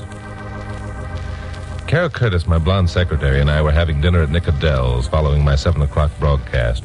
And we're wondering what kind of a feature yarn I could use on the 11 o'clock show. How about those two jokers who think they're going to race their hot rods up Mount Wilson? Maybe you could build that into something. They're both war veterans and... Chuck? What were you saying, Glamour Puss? What was I saying, Glamour Puss? For heaven's sakes, why can't you pay attention when I beat my brains out trying to... What in the world are you staring at? That man talking to Nick. I think he wants to see me. Yeah. Nick just pointed this way and he's coming over. He looks scared to death. Do you know him? No, total stranger. There's something wrong with him, that's for sure. You Mr. Chuck Morgan? Yeah, that's right. I'm Morgan. Can I talk to you a minute? Sure. Sit down. Alone. Oh, pardon me. Sit still, Glamour Puss. This is my secretary, Carol Curtis. She's harmless. Thanks, pal. I'm sorry, Miss Curtis. I didn't mean to be rude. Sit down. Tell us what's on your mind. Oh, yes, well, thank you. My name's Frank Dawson. You've never heard of me. I'm just an ordinary person, clothing store clerk. What's on your mind, Frank? Well, it's taken me a long time to work up enough courage to tell somebody this. You see, I'm a very frightened man. Oh, it's easy to see. Is it as obvious as that?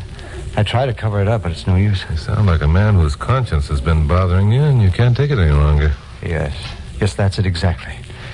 You see, 4 nights ago, I witnessed a murder. I saw Elmer Hatfield shot to death. Elmer Hatfield? Well, he's the councilman who was murdered for cracking down on rackets around town. Yeah, and the police have been in a sweat trying to find out who did it. Did you recognize the man who fired the shots, Frank? No, but I recognized the man who was driving the getaway car. Uh-huh. Who was that? Jack Stone. Now we've got a real fine situation. Jack Stone, head of the gambling syndicate, huh? Well, he's a logical suspect for the killer of the man who was trying to undermine his gravy train. You must have a good reason for not going to the police with this information. Yes, I have a good reason, Miss Curtis, a very good reason. And it's here on this card. Dawson reached into his pocket, took out a small white card, and laid it face up on the table. There was nothing on the card, except for the imprint of a black hand.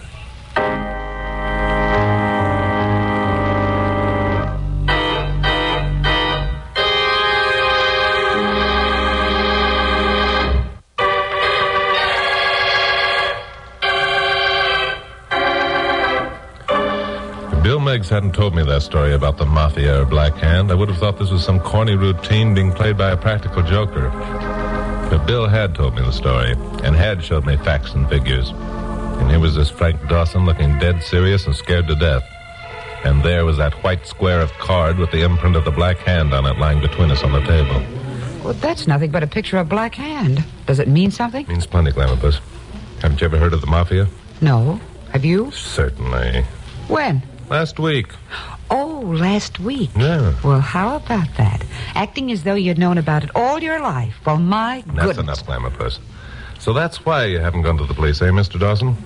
You're afraid of what will happen to you if you do. Telephone call for Scrappy Lambert. Well, not what will happen to me. I think I could take it. But I have a wife and 2 kids. And I'd do anything to protect them. Even if it's refusing to do your duty as a citizen? My first duty is to my family, Mr. Morgan. Yeah, same old story. Same old runaround. It always works. Well, what do you expect Chuck to do, Mr. Dawson? And if he does it, won't you be endangering your family as much as though you told the police? Well, I hope that... Well, it's... That I wouldn't let it be known you'd told me, huh? That somehow I'd have Jack Stone arrested and charged with Hatfield's murder without bringing your name into it. Just how do you expect me to do that? You're the only witness to the crime. The police haven't got enough evidence to arrest Stone on suspicion, let alone to convict him.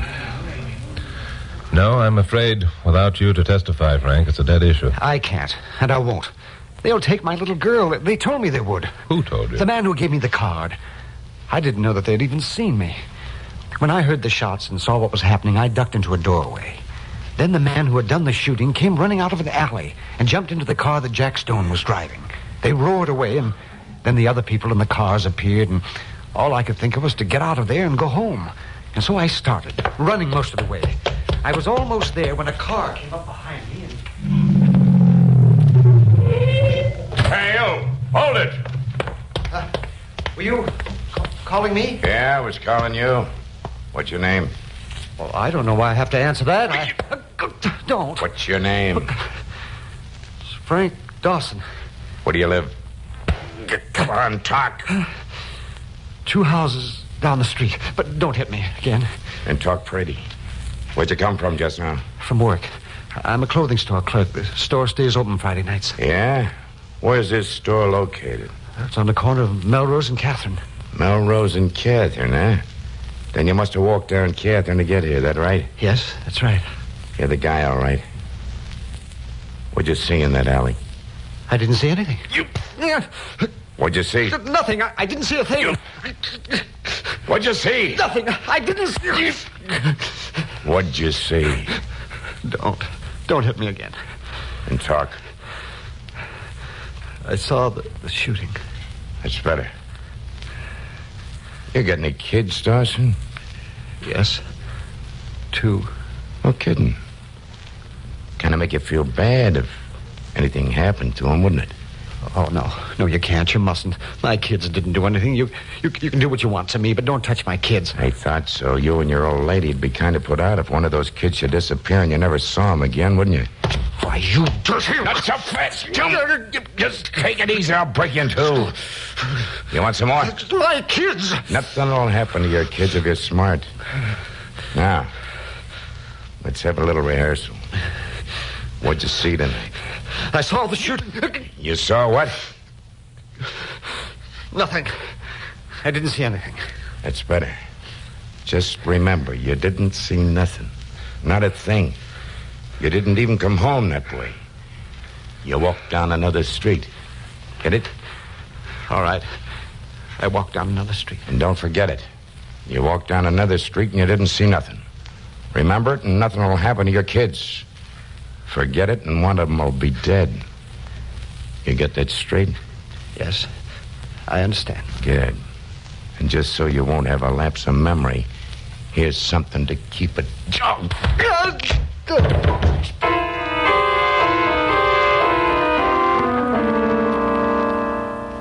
What did this character look like, Fred? He was a big man with sandy hair and kind of a flat nose. Well, he must have weighed well over 200. Yeah, that'd be Doc Zerby, Jack Stone's first lieutenant. Was Stone in the car? No. Zerby must have dropped Stone and then cruised around until he saw a lone man hurrying home. In another 2 minutes, I would have been safe. Oh, how about the card with the black hand on it? When did he give you that? I found it in my jacket pocket after I got home. I don't know how long I lay there on the sidewalk. And when I came to, the man and the car were gone. Somehow I reached the house and I got inside without Sue and the kids seeing me. I went up to the bathroom. I wanted to clean up as best I could. And I found the card when I took off my jacket. Did you tell your wife what had happened? No, I was afraid she might call the police. But how did you explain the bruises on your face? Oh, I told her I got into a fight at the store. And she believed you? No, but Sue's pretty understanding. She knows something is wrong. She's just waiting for me to tell her. Telephone call for Mr. Frank Dawson, Hillside number. That telephone call's for you, Mr. Dawson. For me?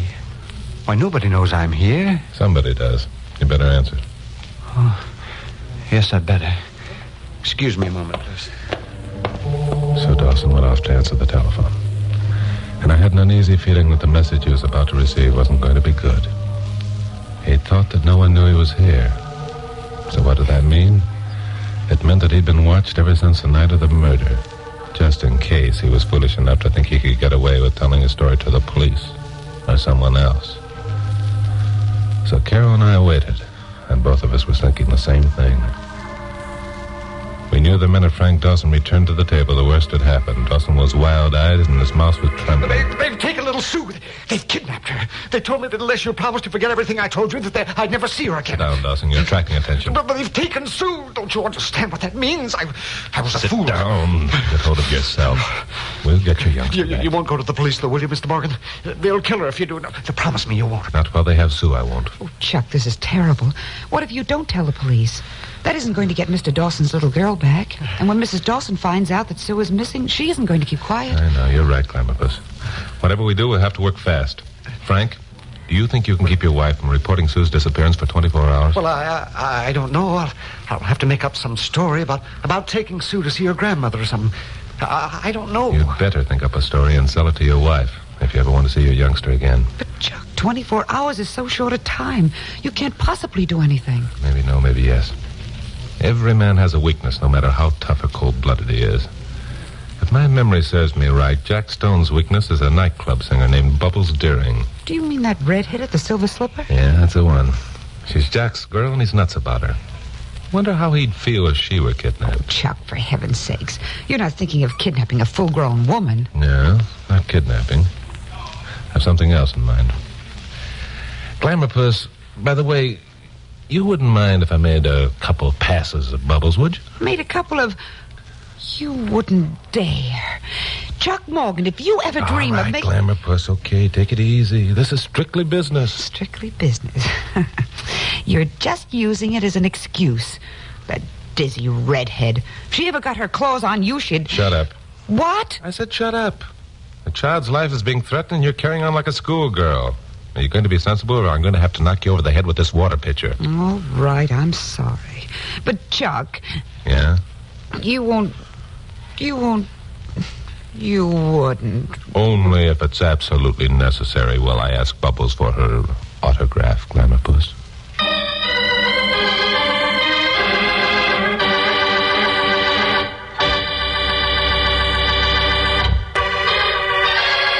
Now, the conclusion of Stand By for Crime.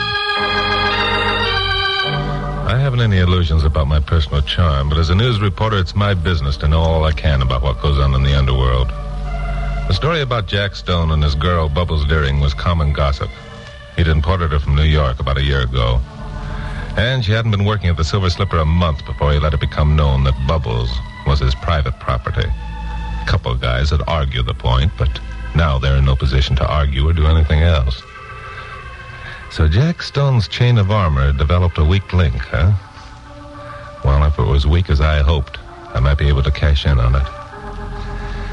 So I sent Carol back to KOP with instructions to have a sub do my 11 o'clock broadcast if I didn't show up. And then drove out to the Strip where the Silver Slipper was located. I caught the tail end of the first floor show, which featured Bubbles doing her song and dance routine.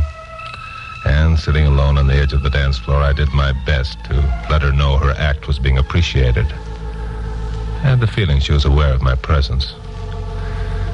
Afterward, I went backstage and found a door with a star on it. Yeah, who is it? Hello, Bubbles. What? Hey, what are you doing here? I just thought I'd drop around and tell you how much I enjoyed your act. Yeah? Well, now you told me, get out. Wait a minute. I've got a proposition to make. I ain't interested in no proposition. Hey, does Jack know you're here? Jack? Who? Jack Stone, the guy who owns this place. Ain't you never heard of him? Well, now that you mention his name, I guess I have. Huh, you better had. The last guy who came prancing in here is dead. Sure, it's like that, huh? Yeah, it's like that. Now, if you're smart, you'll beat it. Well, I appreciate the warning, but first I've got to state my proposition. How about coming to work up in San Francisco for me at twice your present salary? Huh? Say, who are you? My name's Jones. Bill Jones. I own the High Tide Club in San Francisco. Never heard of it. Ever been to San Francisco? No. Yeah, that explains it. Okay, so all right, I ain't been around. And I ain't interested in getting around. What's the matter, Bubbles? Scared? Scared me? Huh? What? Jack Stone. Jack Stone? Oh, it's a laugh.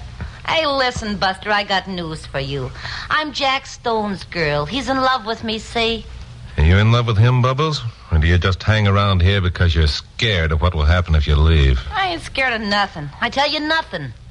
How do you like being someone's personal property, Bubbles? Not being able to even talk to another man. Only going out when Jack Stone says so. And then only to the places he chooses. You can't call your soul your own, can you, Bubbles? Ah, you're crazy. You're talking yourself right into a dose of lead poisoning. Pretty dull routine for a girl as young and pretty as yourself. What you need is freedom to move around without the knowledge that you're being spied on, without being afraid all the time. Yeah? You think I'll get that freedom in San Francisco? Jack's got connections up there, too. Not as good as mine. Stone may be a big shot down here, but up there he's small fry. You mean I wouldn't have to go around looking over my shoulder all the time? You mean I'd have protection? Plenty. He'd be as free as the breezes. Huh? I don't know. The guy's got me pegged. He'd follow me no matter where I went. He'd kill me. He said so. No, I ain't taking the risk. Well, you better think it over, Bubbles. It's probably the only chance you'll have to get out of this trap. Trap? Yeah, that's it. I'm trapped in this stinking club till Jack Stone gets tired of me and throws me aside. I can't go no place. I can't talk to nobody but Jack Stone and a couple of old biddies who wait on me. I hate it. Of course you do, Bubbles. Any normal girl would. Now, up in San Francisco, you'd be... Yeah, how am I going to get up there? Yeah, how am I going to get out of here? Look, he's got guys watching me all the time. Yeah? Well, then they're pretty lax. No one saw me coming in here. Now, look. There's a plane for the north leaving Burbank in an hour. That'll give you time to go home and pack and get over to Lockheed. I'll meet you in the St. Francis Hotel tomorrow afternoon at 3 o'clock. Yeah, and, well, suppose one of Jack's boys asked me where I'm going. Jack's out of town in San Diego. I checked that before coming in here. If anyone asks you questions, tell him you had a phone call from him. He wants you to join him in San Diego. Yeah. Hey, yeah, you know, it might work at that. Sure. Well, it just might. Hey, Jonesy, you made yourself a deal. Well, see you at the St. Francis tomorrow.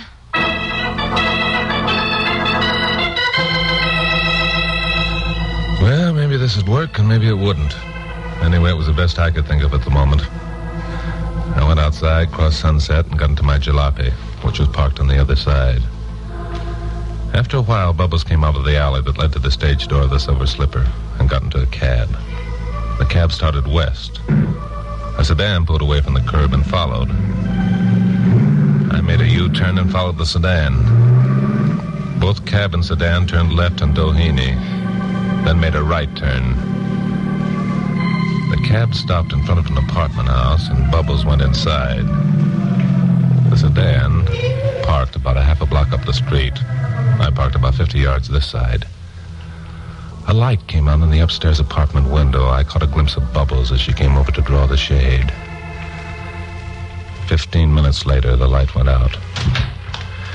I got out and strolled up toward the sedan.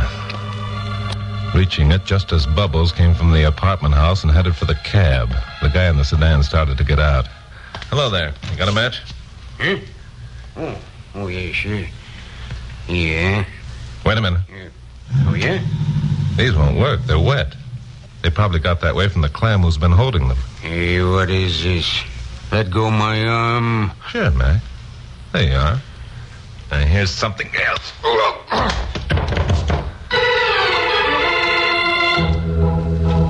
Well, so far so good. Bubbles was on her way up north, and no one knew where she was going but me. I went back to KOP and found Frank Dawson in the waiting room of my office with Carol. Any luck, Chuck? Yeah? I'm doing all right, I think.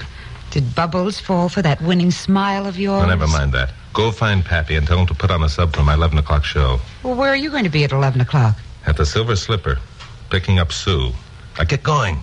And remember, both of you, not a word to anyone, not even Pappy. It would ruin everything. So I went into my private office and called Lockheed Airport in Burbank and asked if Flight 183 had gotten off all right. They said it was just leaving the ground. So that was that. The gorgeous Bubbles was out of reach for at least an hour and 3/4. So then I began dialing the Silver Slipper. Silver Slipper. I want to talk to Doc Zerby. This is Zerby. Who's calling? Chuck Morgan, KOP newscaster. Oh, yeah? What's on your mind, Morgan? Going to give us a little publicity for a change? Yeah, that's exactly what I have in mind, Doc. I don't suppose you have a guest over there named Sue Dawson. Never heard of her. Why? She's somebody important? Yeah, she is. You know, we've a guest over here named Bubbles Deering. Thought you might like to know. What the devil are you talking about? Just what you think, Doc. Shall we make a deal? You're nuts. Bubbles is on the floor right now doing her turn. That's so. Well, suppose you take a look and see. Hang on. Sure. So Doc took a look. I could hear a door bang and loud voices at the other end of the wire. Then Doc was back on the phone again. Morgan, you dirty rat. If you snatch that babe, you'll get a bullet through your head. You know that, don't you? And if Bubbles isn't at the Silver Slipper when Stone gets back from Dago, you'll get a bullet through your head. You know that, don't you, Doc? What's the deal? Bring the kid to that office where you are right now. I'll be over and pick her up in 15 minutes. What about Bubbles? As soon as Sue's safe at home, I'll give you a ring and tell you where Bubbles is. How do I know it won't be a double cross? You don't. But the way I look at it, you haven't got much choice in the matter, have you, Doc? Okay. Be here in 15 minutes. We'll have the kid.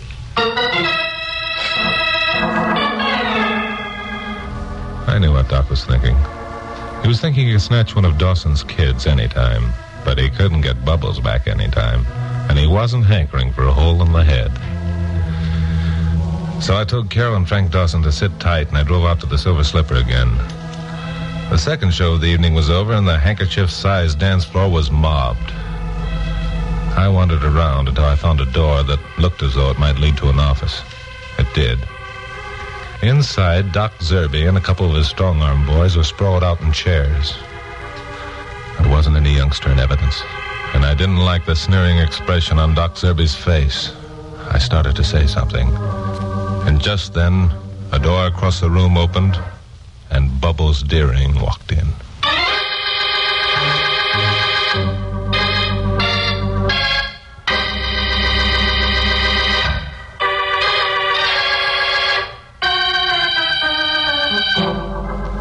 Well, there wasn't much time to figure out a plan of action. One thing I was doggone sure of. Bubbles wasn't on that plane to San Francisco, and that meant I was a dead duck. Doc Zerby started to speak, and one of his boys reached toward his gun. I put my hand behind me, jerked open the door, and jumped backwards, banging it shut. But instead of trying to lose myself in the crowded room, I flattened against the wall behind the door. The door banged open, and Zerby, his two boys, and Bubbles came pouring out. I jumped inside the office again, slammed the door, and locked it. Then I sprinted for the door through which Bubbles had entered, found myself in another room, and also found myself staring down at the tear-stained face of Susie Dawson. There was a window that opened onto an alley. I threw a chair through it, picked up Susie, and dropped into the alley. Just as the rear door of the club opened and Zerby and his boys came out. They started for me, and I started for Sunset Boulevard, holding Susie. A couple of bullets passed too close for comfort, then someone was yelling. Chuck, this way. It was Glamourpuss. She was getting out of a squad car that had just pulled up to the curb. Bill Meggs and a bunch of cops and Frank Dawson were all on the sidewalk. I was within 10 feet of them when, of course, I had to stumble. I went down and cracked my head on the pavement, trying to keep Susie from getting hurt. That was the last I knew for quite a while. When I came to, I was in the back seat of the squad car, my head on Carol's lap. A cop was driving. Oh, what the... Hi, Chucky boy. I thought I told you to stay back at the office. Aren't you glad I didn't? No. I mean, yes. How'd you know where I was? Well, you told me, remember? Besides that, I listened in on the extension phone to your conversation with Doc Zerby. Oh, you did? Yeah. And that's how I knew Susie would be at the Silver Slipper, and it would be all right to tell the police. I wonder why I didn't think of that. Because you're honest, Chucky boy. You made a deal with Doc, and you intended to keep it. You're honest and good and fine. Shut up. Where's Susie? She went home with her father. Where's Doc and his boys? In jail. Where's Bill Miggs? He went to the airport to meet Jack Stone. Where's Bubbles? Oh, she's gone somewhere to make reservations on a plane for San Francisco tomorrow. She said every seat was taken on Flight 183. And she says she has to be at the St. Francis Hotel tomorrow to meet a man named Jones. Oh, no. Mm-hmm. That's what she said. That reminds me. What?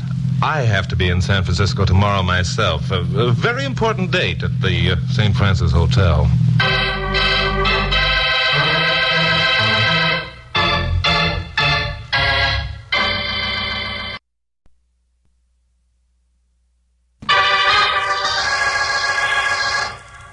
Stand by for crime.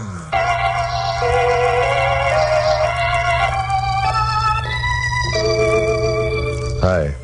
Chuck Morgan, KLP newscaster speaking. You know, for the most part, people associate deeds of crime with the male of the species. Unfortunately, that isn't always the case. The story you're about to hear concerns a woman, one of the most ruthless and cunning of any of the hardened gangsters I've ever run afoul of during all my years as a reporter here in L.A. The opening incident of the story took place in a deserted warehouse some weeks ago. A man and a woman were target practicing with a revolver. Okay, Nick. Wait a minute. Take a look at the target.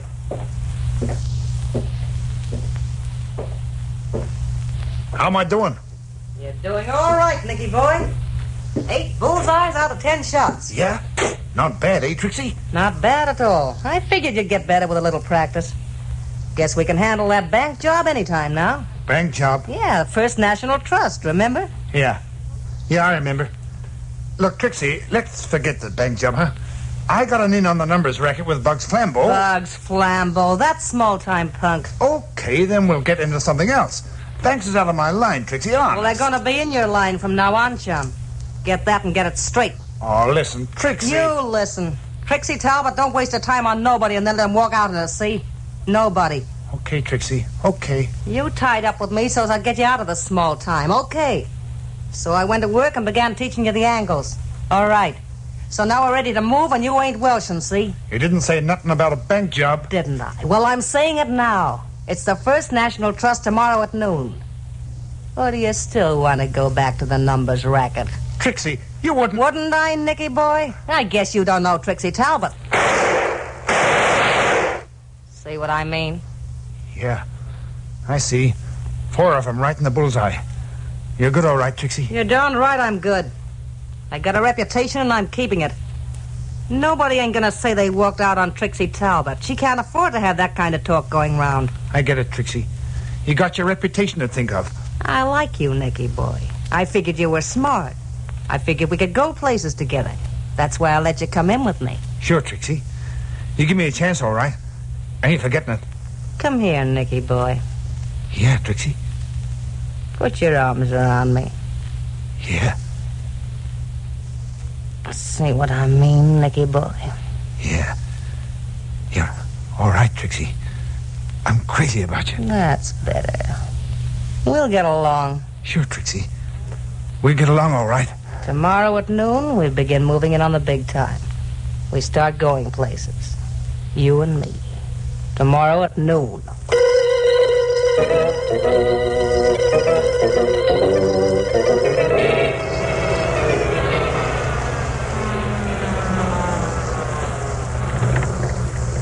This is it, Nicky boy. Yeah. All set? Sure. Sure, I'm all set. Let's get going. Take it easy. Don't get nervous. Remember what you're supposed to do? Yeah. We've been through it enough times. What are we waiting for? All right, Nicky boy. Relax now. Hold the bank book in your left hand like you was going to make a deposit. Keep the other hand on the heater in your pocket. I know. Okay, let's go.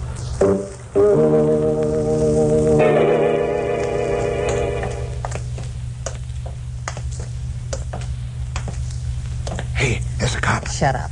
That guy'd fall over in a faint if he thought there was going to be a stick-up. Here we are, dear. Give the man your book. Yeah. Okay, pal. This is a stick-up. Don't move or you get it. Yes, sir. Well, what do you want? What do you think we want, chump? Shove that folding green stuff this way. Yes, ma'am. Okay. Now go into the vault and bring out everything you can carry. Forget that, Trixie. We got all we Shut can up. take. Go on, you. Yes, ma'am. And don't forget there's a gun pointing at your back. Trixie, look. That cop. Forget the cop, I said. He ain't He's onto us. All right, you two, drop those guns. Why, you dumb flatfoot. Trixie, don't. Grab that door and let's get out of here. Why, these dumb punks. Let them have it, Nick. No, we shouldn't. Give it to him, Nick. Give it to him. We'll show him. Dirty punks.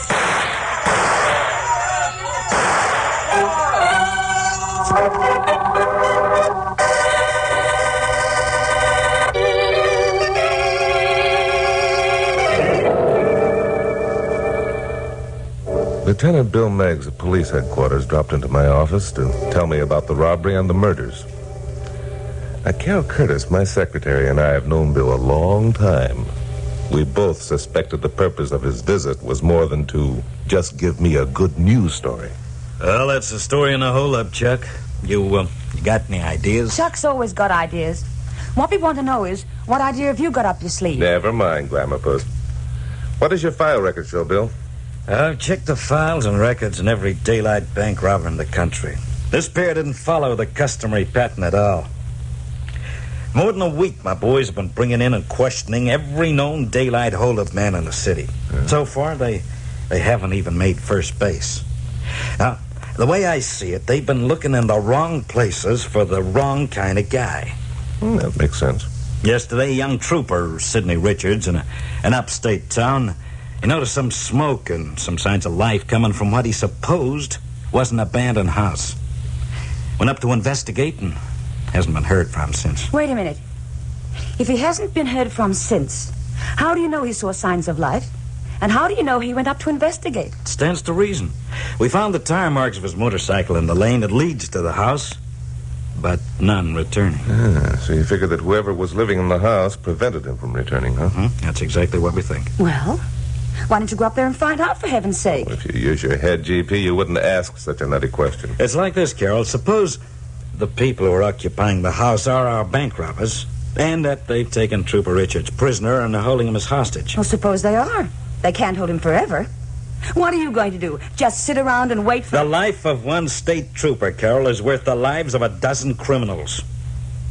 Now, we have a plan whereby we can keep young Richards alive. Here it comes. Let's have it, Bill. 2 days ago, the San Francisco police captured one of the most ruthless killers this country's ever known. Yeah? Now, you've probably heard of him. He's called the Professor. The Professor? Yeah. I did a story on him a while ago. And now, the Professor is being held incommunicado by the San Francisco police. Chuck, we want you to go up there and look him over.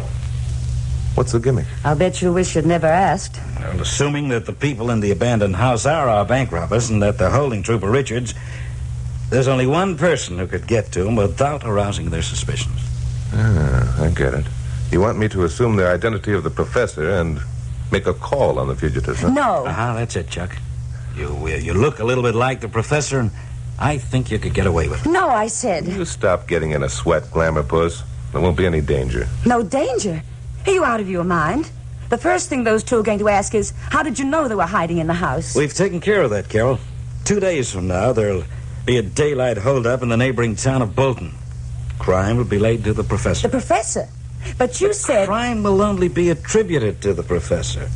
Newspaper, radio broadcasts will attest to that fact. Yeah, that's a good idea. I could use the story myself. You see, Glamour Puss, it'll be only natural for the Professor to take refuge in the abandoned house. That's it. Now, these two fugitives did, and why not the Professor? I still say it's crazy. What if they've met the Professor before? What if It isn't likely that any small-time operators would know a big shot like the Professor by sight. He'd be careful not to let him. No, I won't buy that.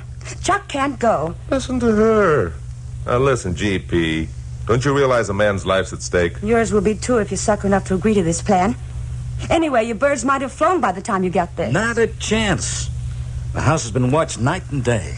You're outvoted, GP. Suppose you pipe down. Okay, go ahead. Get yourself murdered. See if I care. If I don't go, Trooper Richards will be murdered. Well, then, I'm going too. Isn't that bright? You sit down at that typewriter and get to work. Chuck Morgan, don't you manhandle me. I haven't touched you. Come on, Bill. Let's catch a plane for San Francisco. Right. Chuck! No, come back here. So long, GP. Take it out on the typewriter. Oh, that dizzy idiot. If he thinks that I... Well, I'm not, but I won't. And he'll wish he hadn't.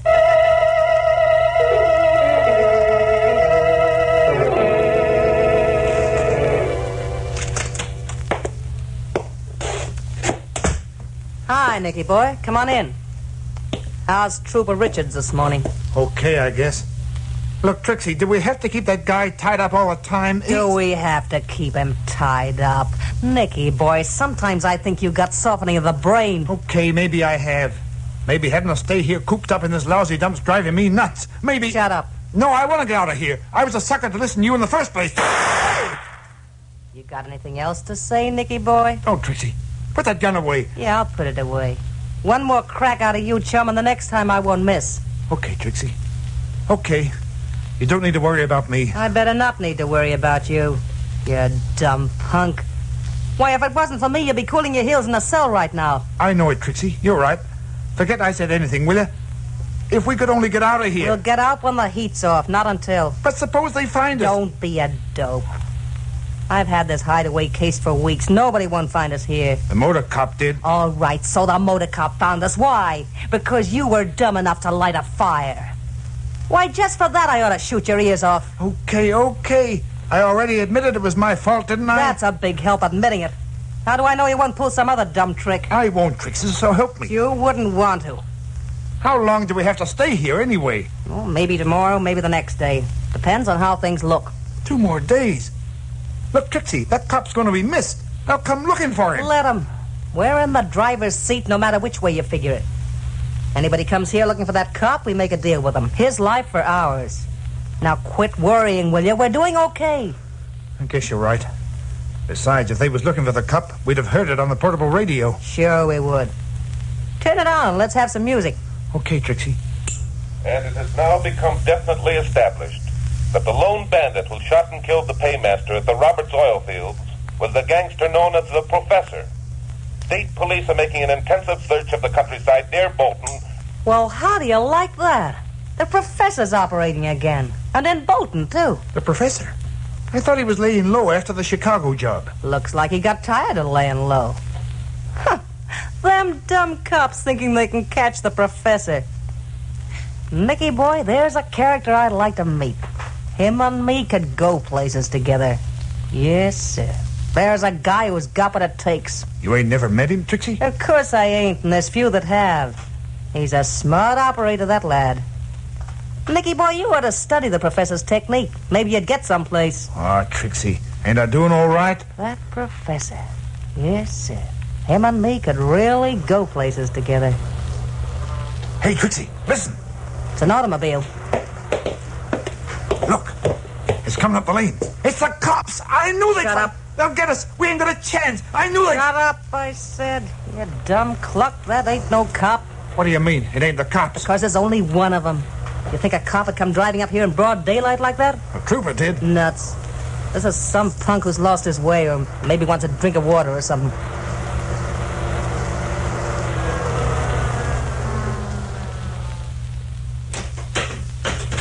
What are we going to do? If he sees that trooper... You won't see no trooper. Go on over and open the door. What are you going to do?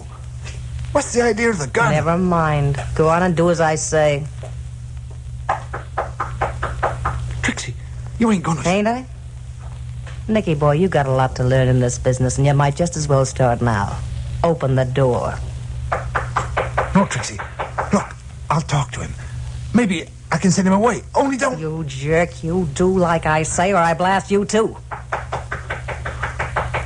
Okay, Trixie. You're the boss.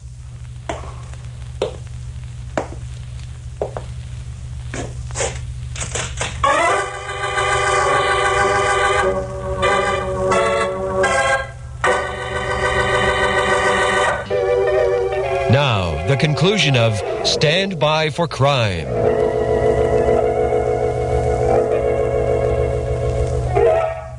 Well, with the help of Bill Meggs and the San Francisco police, I'd met the professor and talked to him. He was a tall, soft-spoken man with an excellent command of the English language, which I suppose was responsible for his nickname.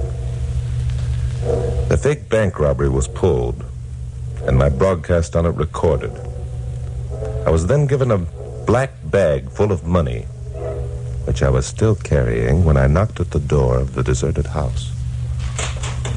Yeah? What do you want? Oh, for a moment you rather startled me. I thought there was no one at home. What do you want? I was wondering if I could use your telephone. You see... Tell him to come in. Come on in. Of course. Thank you. Oh, I beg your pardon. I didn't know there was a lady here. You guessed right, there ain't. Okay, who sent you? Sent me? I don't believe I understand. You see, I was on my way Come on, quit stalling. Before I bump you off, I want the answers to a few questions. Bump me off? Do you mean you intend shooting me? You catch on fast, copper. Copper? My dear young lady, are you referring to me as a police officer? Busty, you sure put on a smooth act. Hey, Nick. Yeah, Trixie? See what he's got in that bag. Okay. Give me the bag, bud. No, just a moment. Give him the bag. But... Very well. Here you are, my man. Thanks. What's in it, Nick? Jeepers! Well, what is it? What is it? Take a look. Well, greenbacks, bundles of them. Oh, come. There isn't so much there. I call that my small change purse. Small change? Say, who are you, anyway? Trixie, I know. That radio broadcast. The professor. Wait a minute. Let me look this lug over. Did the radio broadcast give a detailed description of the professor, Trixie? How do you know my name? My dear girl, your associate here has called you Trixie at least 3 times since I entered the house. Oh, he did? And you referred to him as Nick. Trixie and Nick. Could it be... No. Trixie Talbot would never allow herself to become involved with... Forgive me, I've said too much. You ain't said nothing. What's the matter with Trixie Talbot? There's nothing the matter with Trixie Talbot. Oh, I get it. Hey, Nick. Yeah, Trixie? Go on outside and take a look around. But look, ain't I... Go on, quit arguing. Okay, Trixie. You don't have to get sore. That's better. Now shall I finish what I was about to say, Trixie? You don't need to. I know. So you're the professor, huh? At your service, my dear. I like that. At your service, he says. Yes, sir. Professor, you're just like they said, a real gentleman. Thank you, my dear. Sit down, Professor. Over here. Thank you. We got a lot to talk about. Yes, sir. We got to get acquainted.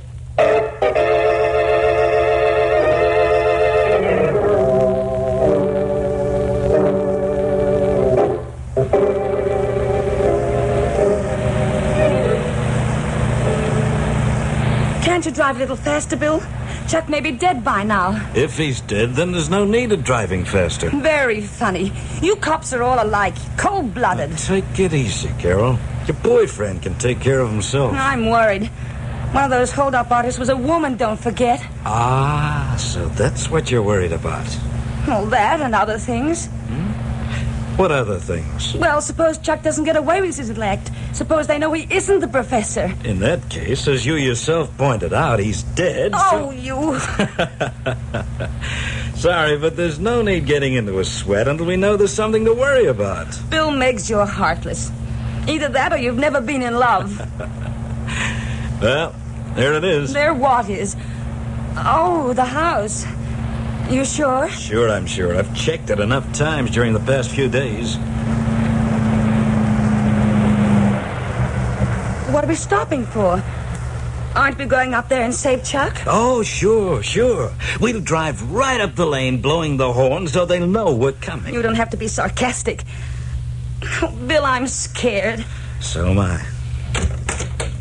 Okay, how'd you get? What are we going to do? Don't know yet. Let's take a look around.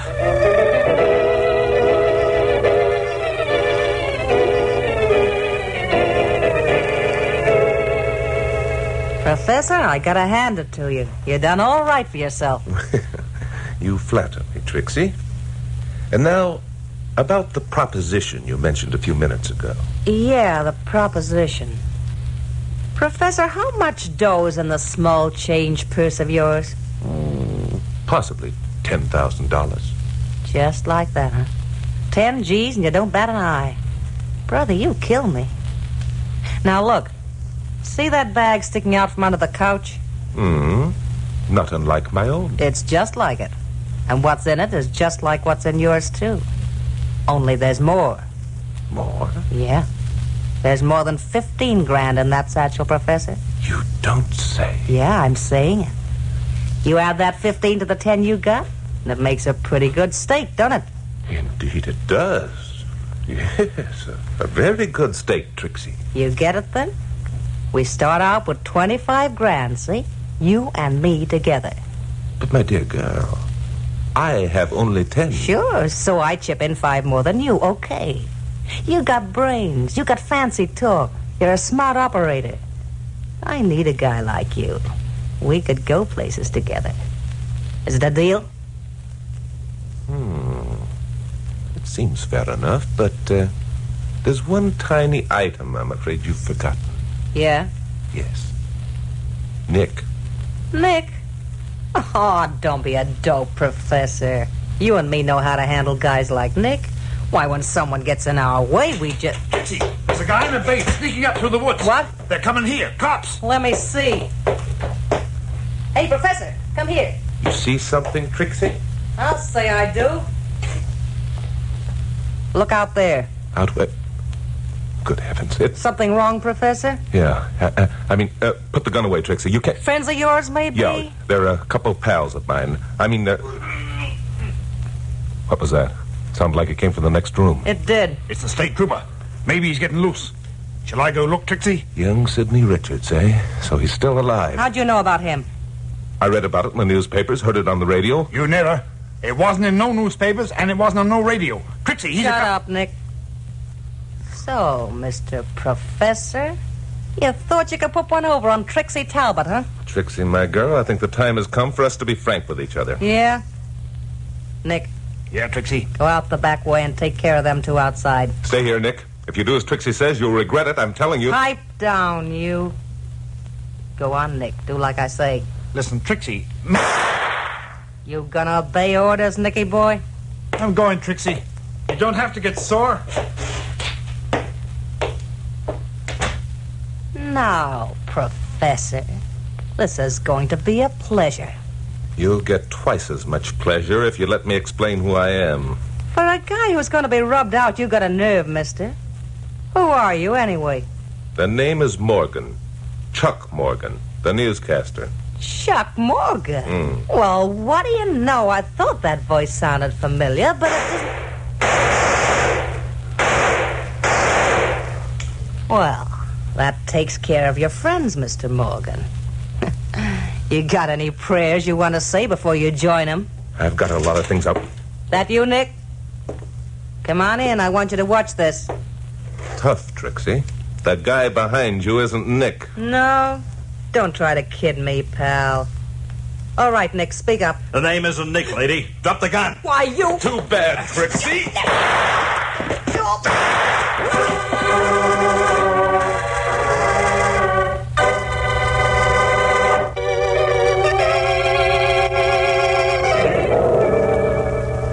Bill had the situation well in hand. Trixie was considerably messed up in the fracas that followed. Nick was no problem at all. We found Trooper Richards, uncomfortable, but unharmed. Carol and I got back to the office with only an hour to go before my late broadcast. So I started dictating the facts at once. Wait a minute, Chucky boy. Well? You don't expect your listeners to believe that stuff, do you? What stuff? That it was a woman who influenced Nick to turn bank robber? I certainly do. If it hadn't been for Trixie's influence, Nick never would have. Nuts. How was that? I said nuts. I thought you said. Women never influence men to do anything. Men are stubborn and self-centered and absolute... Come over here, Glamourpuss.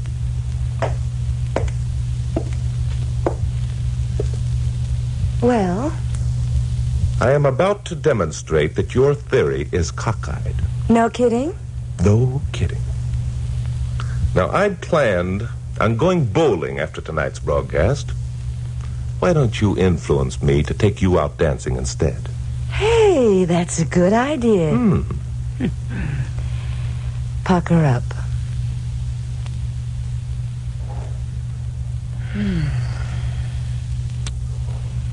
Influenced? I'm influenced. We go dancing.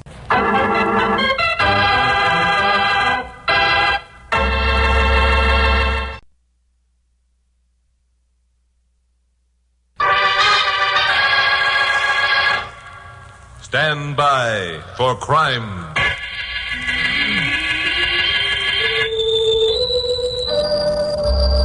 Hi, Chuck Morgan speaking.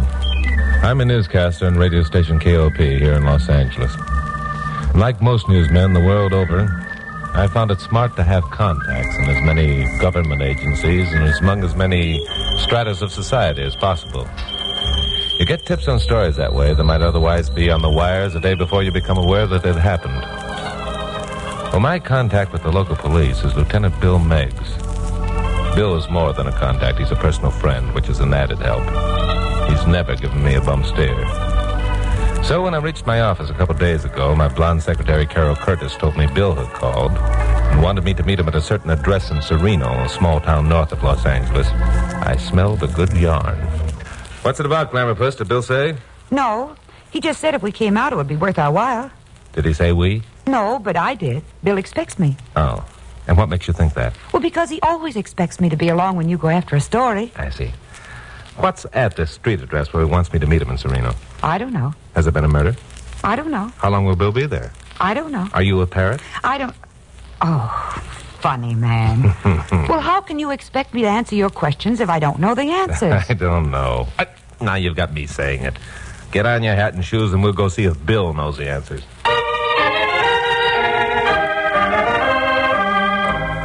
Sereno is a small town about 20 miles north of Los Angeles. It's a residential community for workers in L.A. industries. There are a few large estates, but mostly the town is inhabited by small homeowners who take pride in their lawns and gardens and tree-shaded streets. It was in one of those quiet streets that we found Bill Meigs. He was parked beneath a huge pepper tree, slouched down behind the wheel smoking a cigarette. We swung in behind him and walked up to the open window of his car. Hello, Bill. How's things? Oh, hello, Chuck. Hi, Carol. Suppose you two getting back. Let's have a little talk. Okay, sure. This sounds like something important. Okay, Bill, let's have it. Well, last night a man named Gladstone Smith was murdered. Took us quite a while to identify the body. His face was badly smashed. Either of you ever hear of Mr. Smith? I haven't. Someone important, Bill? Nope. Works in the city hall here in Sereno. He's an auditor in the tax department. Wait a minute. If he lives in Sereno and works in Sereno, what are you doing on the case? You're in the L.A. force. The murder was committed in L.A. Oh. However, that's one of the reasons I asked you to come here. Yeah? How's that? Well, you can do a lot of things I can't do because you're not restricted. Now, take a look around you and tell me what you see. Nothing very exciting. Pleasant street, small, neat homes, trees, lawns, shrubs. Nothing unusual. Well, there's a filling station on the corner. That's unusual? Well, Bill asked you to. You both missed it. You know what I see when I look around? What's that? Well, I see security. I see comfort and relaxation after a hard day's work. I see pride in the things that a man lives for. I see freedom from fear and want. I see a piece of America that everyone should look at and be glad exists. Well, well, well. Is this our Bill Meigs talking? Sure, it's corny. Go ahead and laugh. I'm supposed to be a hard-boiled cop. I wouldn't say this to anyone but you two. Because I thought up to now you might have enough imagination to go along with the gag. Ouch. Well, that's putting it on the line. Okay, Bill, what else do you see? Well, I see the confidence and trust that the people who live in these houses put in cops like me. Yeah? I see a community where people should be able to walk along a dark street at night without fear of violence. I'm beginning to get it, Bill. Don't stop now. No, for heaven's sakes. I'm beginning to see things myself. Good. All right, here's the deal. A resident of one of these small homes is murdered. His face is smashed beyond recognition. Just an ordinary guy. Nothing to set him apart from his neighbors. He's been an accountant for 25 years, has a family, owns an automobile, pays his bills, belongs to a lodge, attends PTA, and goes to church. So, last night he becomes a corpse. Why? Well, there's an answer, and it's got to be a good one. Now, wait a minute. You're talking like a cop again. Let's get back to the sentiment. You want to do more than find this murderer. You want me to play it up big, make a terrific story out of it, so that the other people in this community and all other communities where decent, law-abiding people live could be reassured. That's about it. Chuck, you've always fancied yourself as a half-baked detective. Why don't you snoop around the neighborhood and see what you can pick up? Listen, I resent that crack about me being a half-baked detective. Because I am. All right, I'll go along with you on it, Bill. But it seems to me there's one thing you've overlooked. Yeah? What's that? Suppose I snoop around and find that Mr. Gladstone Smith has been having a romance with his neighbor's wife, or he's been stealing funds from the city, or something worse. Then where will your great big sentimental theory be? I've already told you this murder was committed in my district, Los Angeles. Would it help matters any if I told you that I know who murdered Mr. Smith?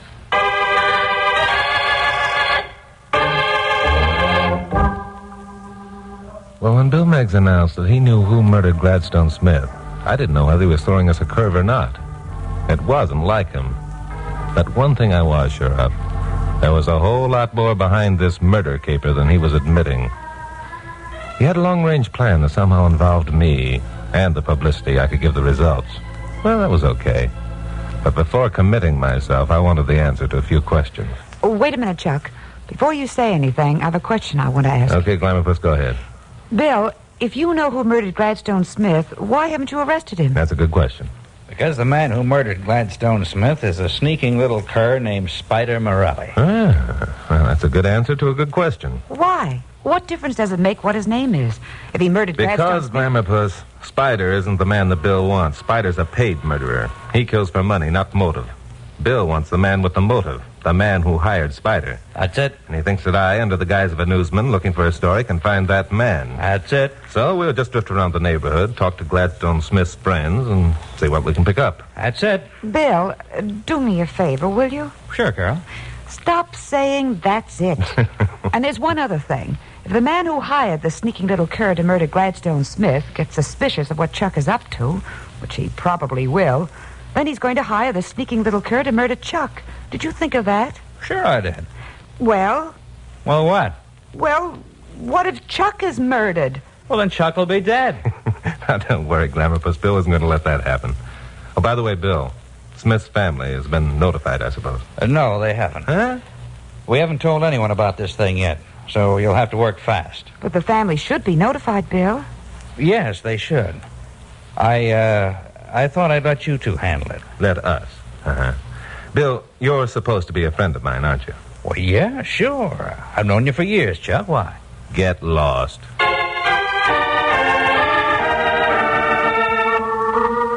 It wasn't an easy task that Bill had handed us. Ordinarily, I would have balked. But I was still convinced he had an underlying motive that he couldn't let us in on at the moment. Well, Carol and I found the Smith home a block from where we'd met Bill. It wasn't unlike any other house on the street, except that the small, well-cared-for lawn was enclosed by a white picket fence. We went up the flagstone walk and rang the front doorbell. Yeah? Hello, are you... No, I'm sorry. You wouldn't be Mrs. Smith. Is she in? There isn't any Mrs. Smith. If you want to talk to the lady of the house, I'm your pigeon. What are you selling? We're not selling anything. Are you related to Gladstone Smith? Yeah, I'm his daughter. Flo's the name. Why? May we come in? We'd like to talk to you a minute. What about? Oh, okay, I guess it's all right. Come on in. Well, what's the old man been up to now? I'm afraid we have some unpleasant news for you, Flo. Yeah, what is it? Your father's dead. My father's dead. No kidding. And you call that unpleasant news? Why, that's the best news I've had in years. What'd the old man die of? Squeezing nickels? He was murdered. Murdered, huh? Well, now that's something I'll buy. That's a wonder someone didn't do the job long ago. You mean there's a lot of people who had a reason for murdering your father? Sure. Everyone who knew him. Including yourself? Yeah, including myself. Seems to me you're talking rather strangely for a girl who's just lost her father. Does it? Then you should have lived with my old man. He was mean and he was stupid.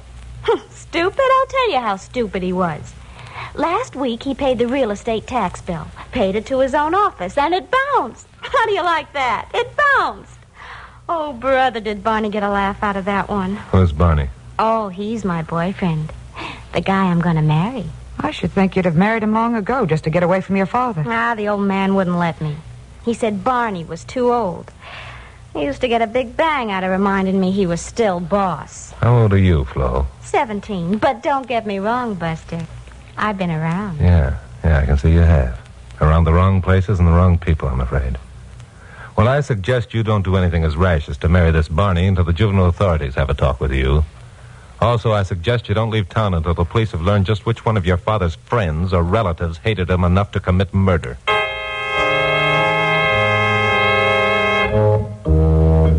Well, it seemed to both Carol and me that Bill Megg's dream of a quiet, peaceful, law-abiding community had come to an abrupt ending. The Smith family was an example of the type of people who lived along these tree-shaded streets. It was a toss-up whether Glamour Puss and I felt more sorry for Bill or more disgusted at Gladstone Smith's charming daughter when we left that house. Well, anyway, a green coupe was parked at the curb, and Pappy Mansfield, owner of KLP, was sitting in it. Hey, you two, come over here. Hi, Pappy. Pappy, what are you doing out here? Oh, I just happened to be in the neighborhood, saw your car, and thought I'd find out what you were up to. Yeah, You didn't happen to see Bill Meggs first, did you? Well, yes. As a matter of fact, I did. Did Bill tell you why we were here? Well, partly. How'd you like Flo? Do you know Flo? Known her for years. She's a stinker, isn't she? That's putting it mildly. You know, Pappy, I smell something and I don't like the odor. First, Bill Meggs tells us a sentimental story about a beautiful community with flowers growing around doorsteps and birds twittering in treetops. Now, just calm down, Chucky boy. Bill knows what he's doing. You know that. Do I? Now, look, I don't mind being a fall guy if it pays off with a good story, but this is going too far. Now, this'll pay off, too. Bill's got a good idea. His hands are tied, so let's give him some help. He called me because he knew I was a friend of Gladstone Smith, and he wanted you to know something about the man's character before you made the next move. Gladstone Smith was a friend of yours, Pappy? I've known him ever since he adopted Flo, 17 years ago. I gave him a character reference. What? Flo's adopted? That's right. She's a living example of heredity over environment. She began giving the Smiths a bad time from the minute she could walk. When she was 5, Mrs. Smith died, and Gladstone's friends urged him to turn the kid over to one of the societies who handle such cases. But Glad felt she was his responsibility, so he kept her. Well, I'll be darned. He did everything he could to give the kid a break. Good schools, the companionship of his friends' kids, summer camps, everything. But it didn't do any good. Just about broke Glad's heart. Well, then Mr. Smith isn't the louse his daughter claims. Glad? Why, Glad Smith was one of the finest men who ever lived. I'm proud to have known him. You'll find out that all his friends feel that way when you get to talk to them. When we get to talk to them? Are we going to talk to them? You are. Carol isn't. She's coming back to the office and work up a human interest angle on this yarn. Oh, I am? Yes, you am.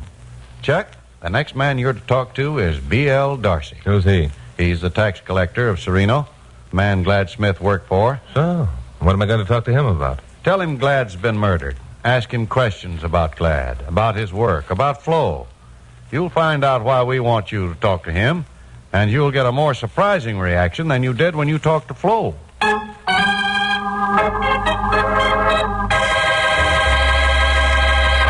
Now, the conclusion of Stand By for Crime.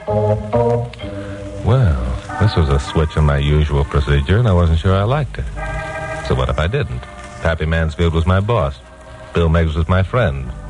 And Carol was all in favor of letting me continue to stick my chin out. So I drove over to White Oaks Avenue and found the address of B.L. Darcy given to me by Pappy.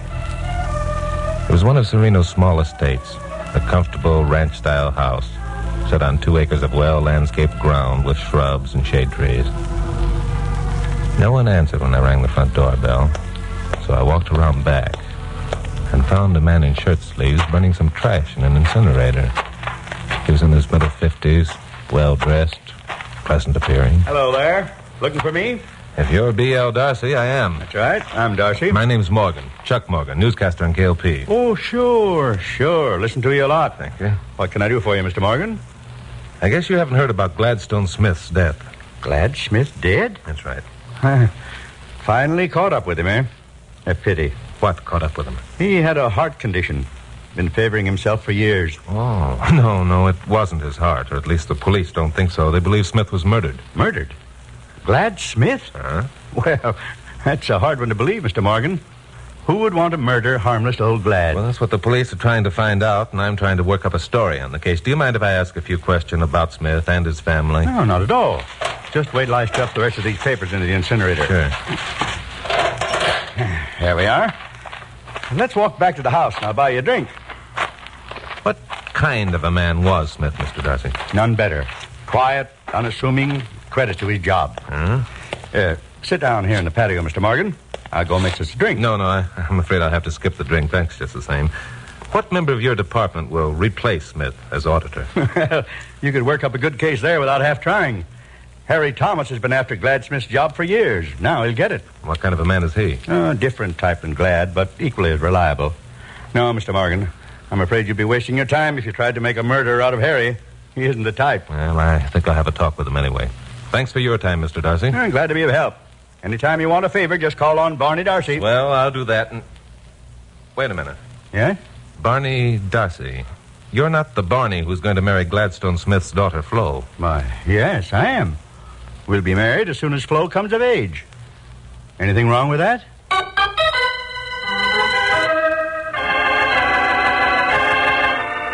I went away from B.L. Darcy's in somewhat of a daze.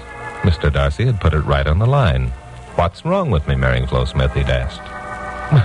What was wrong with a 55-year-old man marrying a 17-year-old girl? It happens all the time among some of our best families. Only somehow, this deal didn't ring true. I drove down to the Sereno City Hall and found Harry Thomas. He was a little, wizened-up man, maybe 40, maybe 50. He was willing, almost eager to answer my questions. Glad Smith dead? Say, that means I'll get an automatic promotion into his job. Been waiting for this day for years. Well, don't you think it's more important to think about finding the murderer of Smith at the moment than it is your promotion? Sure, I'll do anything I can to help. But we've all got to go sometime, you know, Mr. Morgan. Yeah, that's right. But the method of going is sometime more important than the going. And how about your boss, B.L. Darcy? You like working for him? Oh, sure. Barney's okay. Works hard, never misses a day. Fair to everybody who works in his department. Yep, Barney's all right. Did you know he was planning to marry Flo Smith when she comes of age? No, just talk. The kid's infatuated. Barney's a handsome sort of guy. His wife died last year. He's lonesome. Probably gets a bang out of the kid's interest. Well, he told me an hour ago he intended marrying her. That's so? That's right. Well, that's his business, if that's the way he wants it. Yeah. By the way, are the tax books open to the public? Tax books open to the public? Well, that's a funny question. Nobody ever asked it before. Why, sure, I suppose they are. You want to look at them? Yeah, I'd like to see what kind of an auditor Gladstone Smith was. I'd asked that question on impulse. I didn't know what I was trying to prove.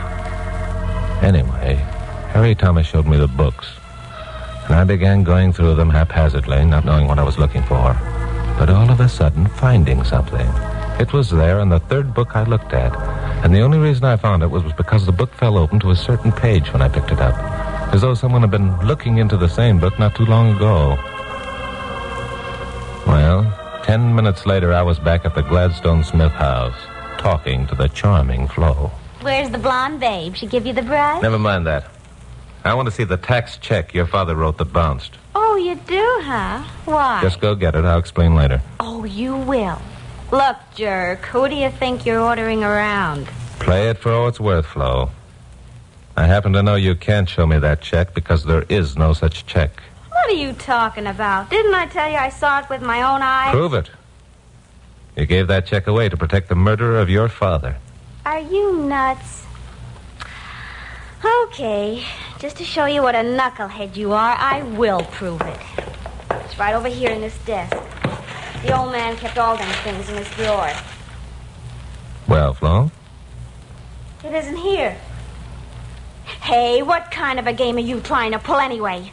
Look, I don't like you. I don't like your looks or the sound of your voice or nothing, so get out. Get out before I call the cops. Sure, Flo. Sure. I found out what I wanted to know. So long. Well, I was beginning to see the light at last. So I called my office, told Glamourpuss to tell Pappy and Bill that everything was going fine, and put a sub in on my 7 o'clock broadcast. At 9 o'clock that night, I parked on a street running parallel to White Oaks Avenue and tore my pants climbing a fence into Barney Darcy's backyard. The house was dark. But I waited 10 minutes before making a move. Nothing happened. So I sneaked up to the incinerator and carefully opened the door. Then something did happen. There was a quick step behind me. And suddenly, I was lying on my back, looking up at the stars, trying to recapture full consciousness and failing. Way, way off, I heard voices. Nice going, Spider. He didn't see a thing. You want I should finish him off here, boss? No, get him out of here. Downtown. Same place, same method. Okay, boss. Look, boss. You'll get your money as soon as the job's done. You got it before, didn't you? Okay, boss, okay. Help me lug this guy out of the car. He's heavy. It was just about then that the reeling stars came into focus. They were blotted out as a figure leaned over me and put his hands under my shoulders. I reared up and took hold of his neck. You dirty... Spider, hit him! Get away from me! I can't. He's choking me! This'll fix him. This time, I didn't have the reeling stars to look at. I was out like a candle dipped into a bucket of water. The next I knew, I was lying on the floor of the back seat of an automobile with my hands tied. I could tell by the sounds of traffic we were in downtown L.A. I began working at the ropes, but there wasn't a chance of getting loose. The car made a sudden left turn. I got up to my knees, and I saw we'd entered an alley. The headlights of another car suddenly appeared at the other end of the alley, and a moment later, headlights appeared behind us. Spider cursed and rammed on the brakes. The back door to a building stood open on our left. Spider saw a chance to escape, and I saw a chance to stop him. I looped my bound wrist over his head and yelled, "All right, Spider, this is the end of the road for you, you lousy... Let me go!" "Not a chance, Spider. You couldn't get out of this back at Darcy's, and you can't now." Chuck! Yeah, fine friend you are, Meggs. I might have been killed. You wouldn't have been killed. You haven't been out of our sight for the past 10 hours. You all right, Chuck? Yeah, sure, he's all right. He's just mad because he thought he was going to be murdered and because he's got a hole in the seat of his pants.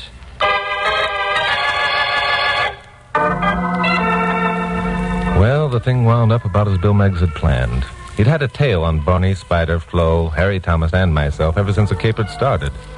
They'd overheard the conversation near the incinerator, so all 3 members of Serena's police force had closed in on B.L. Darcy the minute Spider had driven me off. Bill wanted Spider for himself, which is why he let the rat back into Los Angeles. I went home, changed my clothes, then met Carol, Bill, and Pappy at Nick Adele's for dinner before doing my 11 o'clock broadcast. So you had the whole thing worked out beforehand, eh, Bill? No, I wouldn't say that.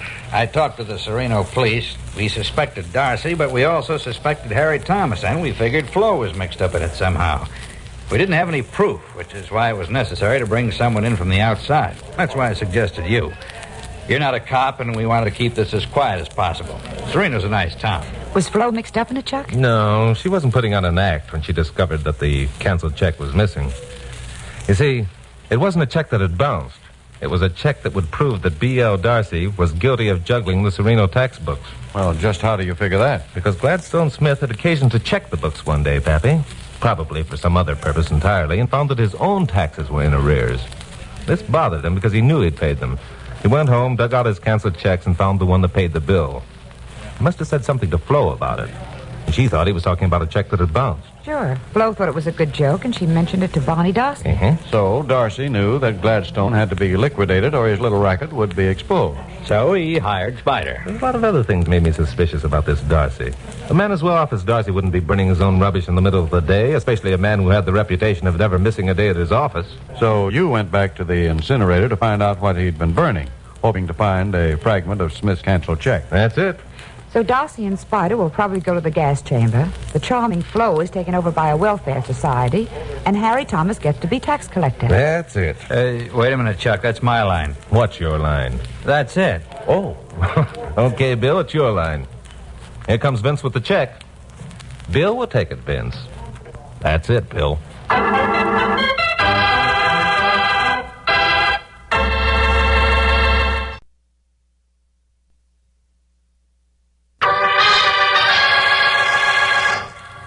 Stand by for crime.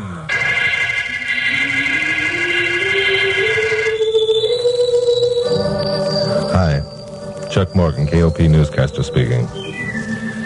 You know, there are a few of us who realize the tragedy of the displaced person. To appreciate just how tough it really is. Imagine yourself having to leave the place of your birth, severing connections with all relatives and friends, and being set down in a new and strange land where no one even speaks your language. It's not pleasant to think about, is it? Well, here in Los Angeles, we have our quota of DPs. It just happens that my blonde secretary, Carol Curtis, goes on frequent welfare kicks, which is why when I arrived at my office last Wednesday morning, I was given some first-hand information about our local DPs. You're like 90% of the people in this town, Chuck Morgan. You just haven't a sense of responsibility. I haven't? Oh, by the way, that typewriter guy fixed my machine? Chuck, you aren't listening. Oh, sure I am, Glamour. Let's go ahead and talk. Yeah, seems to be running all right. I see. A year ago, you made a hero out of yourself, raving about how we should bring the DPs over here and give them a new start in life. And now that we've got them here, you don't care that they're being blackmailed. You know, Glamour, sometimes... What do you mean, blackmailed? Just what I said. It's the most disgraceful thing that was ever done in the name of American democracy. There are 5 families of displaced persons living in a tenement house on Bulletin Street, and every one of them is paying so-called protection money to a gangster named Igor Petrov. Are you kidding? What's he protecting them against? Against harm being done to their relatives who are still behind the Iron Curtain. No. Well, it's terrible. Those poor people don't understand. They think that Petrov actually has a pipeline to Joe Starlene. Not one of them makes more than a bare living wage, and to have to turn half of it over to a dirty... Half of it? Yes, half of it. And what's being done to stop such an outrage? Nothing. Because people like you... All right, wait a minute, Glamour. Let's take it easy. If such conditions exist, someone would have heard about it before now. Why haven't they gone to the police? The police? Oh, Chuck, don't you know what the word police means to those people? What does it mean? It means beatings and being thrown into a concentration camp and being tortured. It means everything but what it should mean. Justice. So this small-time gangster has got them coming and going, huh? He knows they won't go to the police, and he's got them scared into paying off to him or else. That's about the lousiest racket in the book. Hello, Pappy. Come in. Hello, Chuck. Morning, Carol. Hi, Pappy. Say, Chuck, you got anything hot for your first broadcast tonight? Because if you haven't, I have. Yeah, what's that? A murder, you see? Another routine murder. Pappy, look, Carol's come up with something that's really There's nothing routine about this murder. The victim's name is Jan Darvis. He is, or was, a displaced person, living down on Bulletin Street. It seems he went to the police to complain about some kind of a holdup being pulled on him, and he was liquidated.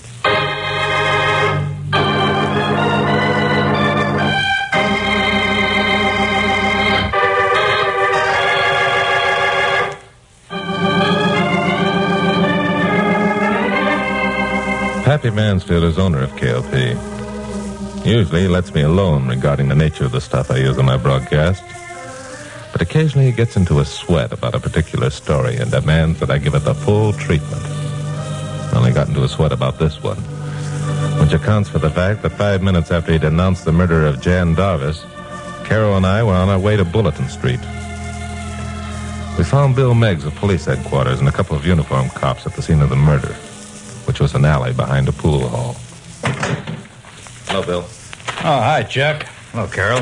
Hello, Bill. I wondered when you two would be along. Pappy tell you I called? Yeah, he told us. This is where they found the body, eh? Yes, only it wasn't a body when they found it. Darvis was still alive. He didn't die till they got him to the hospital. Did he say anything before he died? Well, he told us he'd gone to a policeman about the protection money he'd been forced to pay, and that's why he was beaten up. Did he tell you the policeman's name? Nope, but we'll find out. Bill, you don't think this policeman had... Sure I do. And don't give me that shocked look. We cops aren't all lily-white any more than everybody in every other business is. So far, we've a pretty clean record. It's going to be cleaner when I get my hands on this particular cop. Any clues, Bill? Well, yes. A set of brass knuckles, for one. Yeah. Blood on them, too, huh? Oh, what horrible-looking things. Not pleasant, that's for sure. You got any theories worked out, Bill? Yeah, I have. From the looks of Darvis's body, I figure that whoever beat him up didn't intend to kill him. We're just going to use him as an example for the rest of the DPs. Yeah. That's why whoever called emergency hospital and reported the thing wasn't interfered with. I get it. They wanted someone to call the hospital. That's right. This Petrov character is too small time to risk getting mixed up with murder. Have you had Petrov picked up? Not yet. Most we could do is hold him for 24 hours for questioning. Yeah, I don't suppose any of the other DPs will talk. No, it's the same old story. They're scared stiff. They don't want the same thing to happen to them or their families. A rotten mess. Bill, what are you going to do about it? Well, just what you and every other representative American would expect me to do, Carol. I'm going to find the murderer of Jan Darvis and send him to the gas chamber. Yeah, it's going to be a tough job, Bill. Anything we can do to help. I know something we can do to help right now. Yeah? What's that? Have you talked to Anna Darvis yet? She's Jan's mother. No. That's where I plan to go from here. Well, don't. Let Chuck and me see her first. She's frightened of the police. She has another child, a 12-year-old girl, and she's terrified of what might happen to her. But look, if she won't talk to me... I know her, Bill. I've been calling on her once a month for almost a year. She trusts me. Maybe I can persuade her that the police in America are different, that they actually want to help her. That sounds like a good deal, Bill. At least you can't lose anything, man. Yeah, maybe you're right. Okay, you two go up and have a talk with the lady and report your findings to me at headquarters. Bulletin Street is one of those crummy districts that few of our respected citizens are aware exist. As Carol and I walked along that dirty, noisy pavement, I marveled at the fact that she'd been making trips down here all by herself once a month just to check on our DPs and other unfortunate families. Well, we came to a 2-story adobe tenement house that was sandwiched in between 2 larger but equally disreputable-looking frame buildings. We went inside. We walked up a flight of dusty stairs, down a short hall, and stopped in front of a door that was hanging on one hinge with the latch sprung. What happened here? Looks as though someone broke the door down. Wasn't like this when I was here yesterday. Listen. Yeah. It's Anna, poor thing. Let's go in. We pushed open what remained of the door and entered the tiniest living room I've ever been in. A single window opened onto an air shaft. The room itself was spotless. The furniture, though old, was neat and in good taste. Snowy white curtains were at the window. To the right, a door led to the kitchen. What we could see of it was as meticulously clean as the living room. It was in this room that we heard the sobbing. It had stopped now. There was an ominous silence. We crossed to the kitchen and entered. A woman, perhaps 50 years old, was seated at the table. Her face was bruised and bloody. One eye was blackened. The look she gave us was wild and terrified. Oh, Anna, what happened? Oh, you poor thing. Go away, please. Do not stay here. But we want to help you. That's why we came. No. Everyone is evil in this wicked America. Do you think that I am evil, Anna? Oh, I'm sorry. I didn't mean to... I cannot say anything. What happened to your face, Anna? Nothing. It is nothing. Oh, Anna, this is Chuck Morgan. He's a radio newscaster. He wants to help you, and so do the police. The police? Now, we understand why you feel the way you do, Anna, but if we're going to help you, you must tell us what happened. No. Telling would not bring back my Jan. My Jan is dead. Now I have only little Maria. Poor little Maria. She's so frightened. It is like in the concentration camps. But then we always had the dream of coming to America. It was a beautiful dream, America. If it were not for that dream, most of us would have died. And now... Please, Anna. Please. Where is Maria now, Anna? No, I will not tell. The evil men will not have my little Maria. They can kill me and I will not tell. Anna, perhaps if you wait knew a minute, Chuck. Anna, you trust me, don't you? You have been kind, Miss Curtis. Of all the people, you have been kind. And if I were to make you a promise, you know I'd keep it. I will not tell. I will not. Anna, the only way we can help you as we want to do is to have your cooperation. We understand how you feel, how much afraid you are. We don't want anything to happen to Maria either. That's why I suggest that you let us take you away from here. You and Maria both. Take us away? Away from them? Yes, away from them. I have an apartment up on Wilshire Boulevard. You can stay there. Miss Curtis will stay with you. We'll have a half a dozen policemen guarding the place until this rotten mess is cleaned up. Then I'll not have to stay here alone. It's a promise, Anna. You have my word for it. But first, you must tell us what happened. Yes. Then I will tell you. It was last night, about 9 o'clock, I think. I was alone here in our home. Someone knocked on the door.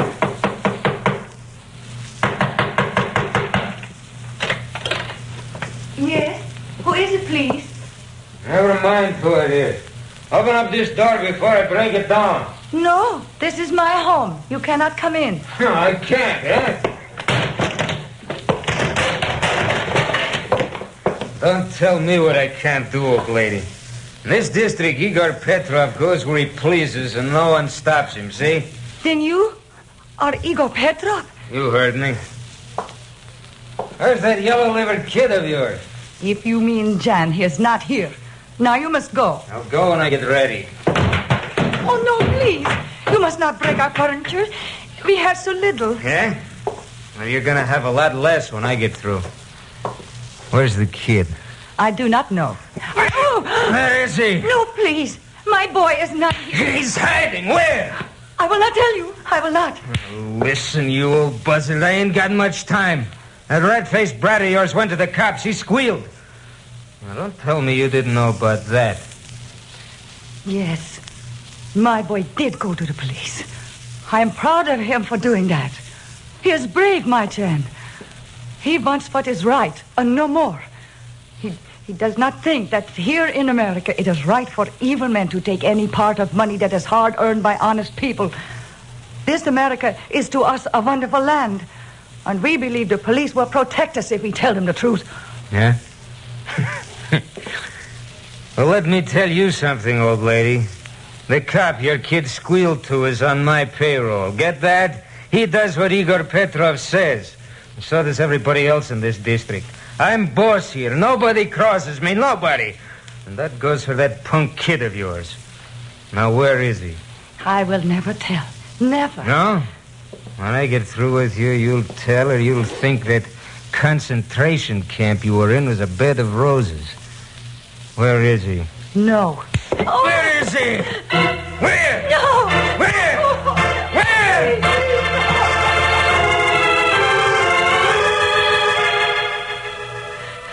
It was horrible. Yes, it was horrible. Worse, I think, than the camps. Did you tell him where your son was, Anna? No. Jan came home while Petrov was still here. He is a little man, my Jan. He was no match for the man who was beating me. How awful. Did Petrov take Jan away? Yes, he took Jan away. And now my Jan is dead.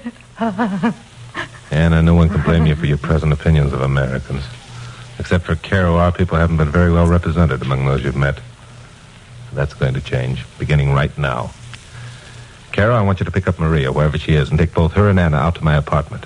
I'll phone Bill Meggs, tell him the story, and ask him to send some cops out. All right. But, Chuck... Yeah? What are you going to do? I'm going to make a call. Yeah, that's it. I'm going to make a call. I want to demonstrate to a certain district gang boss that here in America we don't tolerate gutter rats.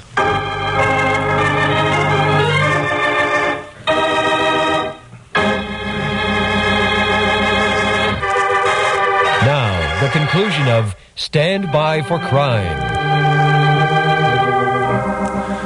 News people learn to get hard-boiled about human suffering and human weaknesses. They have to. If they didn't, it wouldn't last long. But every once in a while, you run across something that hits you personally. Then it's different. Then you cease to be a newsman for a little while and become yourself. That's what happened to me after listening to Anna Darvis's story. It affected me personally because I was an American. And Igor Petrov was representing himself as an American. And when I thought of it, I felt unclean. There was a fighting desire inside of me to correct the situation, so I wouldn't be ashamed of being a citizen of these United States. All right, maybe I wasn't using my head, but that's all right, too. I was boiling mad when I opened the door of the joint that Igor Petrov called his headquarters. The place seemed deserted. Then a human rat came shuffling out of the gloom and leered up at me. Hello, Morgan. You looking for somebody? Well, if it isn't little Benny Capek, San Quentin's latest contribution to the scum of society. Lay off, Morgan. You can't talk to me like that. I ain't the easy pushover I was 2 years ago. Oh, you ain't you? For my money, Capek, you always be a cross between a weasel and a wharf rat. What have you done, tied in with Petrov? Yeah, I've tied in with Petrov. Which means that neither you nor the cops can touch me. No? Wouldn't you be surprised if you found you bought yourself another ticket to San Quentin? Where is that tin-horn boss of yours? I want to see him.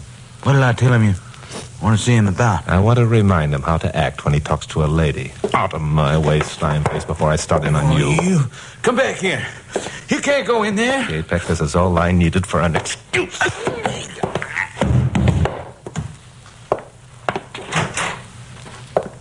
Hello, Petrov. Morgan, who let you in here? I invited myself. Rat, come from behind that desk, brother. This is something I'm going to enjoy. When you? Take back, Spider! That's right. Call your rats, but first I want to give you a little lesson in good manners. Am I getting my point across, Petrov? Boys, help! Get back! Calling yourself an American. Why, you aren't fit to lick the boots of those people. Help! Boys! Okay, boss. Coming. Come on, boys. Get him. Get him. Me if you can.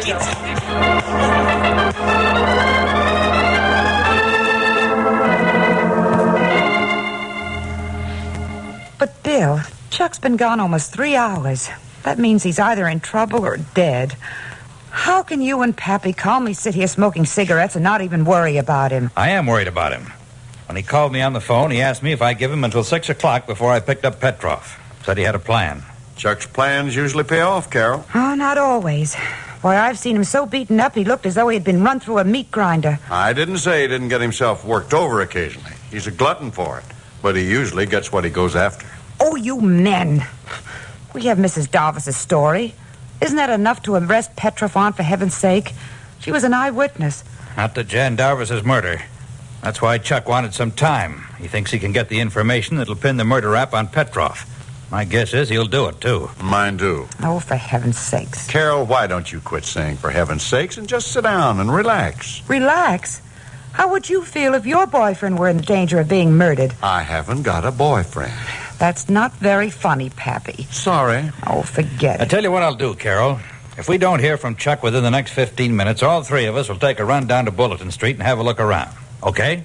Do I have a choice of answers? 15 minutes isn't long to wait. The chances are, right now, Chuck is on his way back here with Petrov as his prisoner and a full confession in his pocket.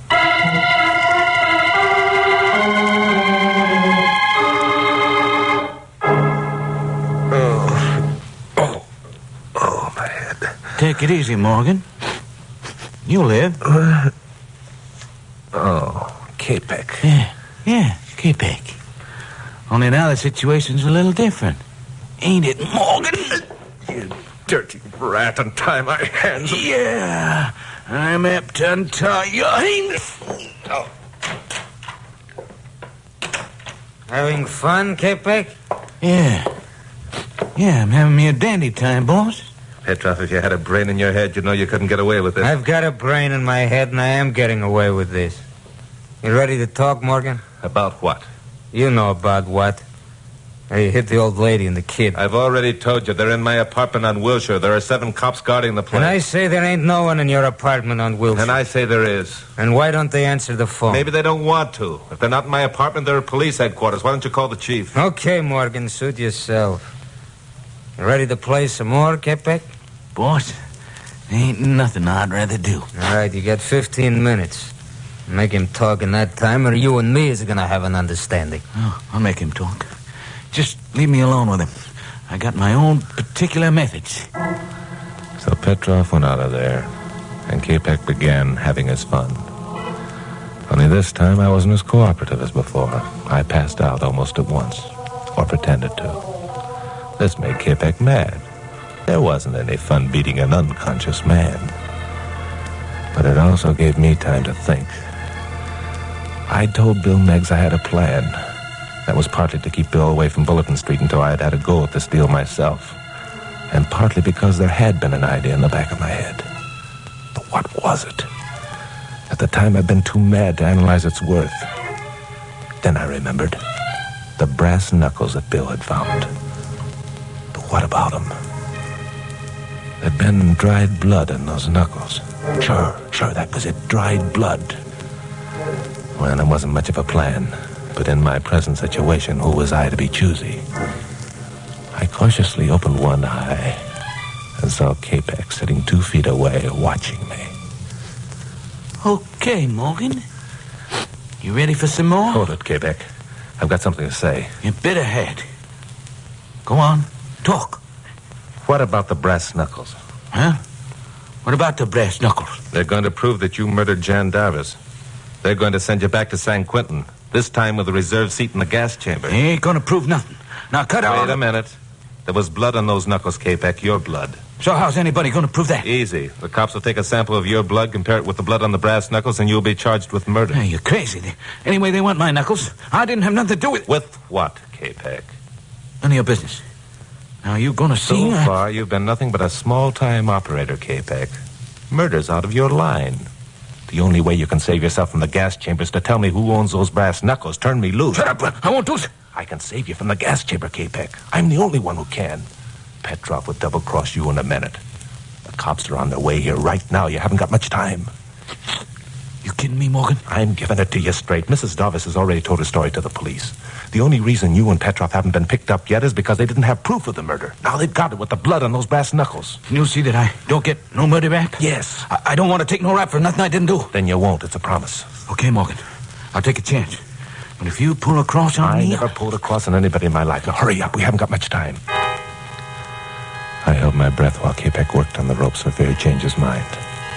One hand came free. The little weasel was working on the last knot of the second hand when the door opened. Capek! What the devil... Take it easy, Petrov.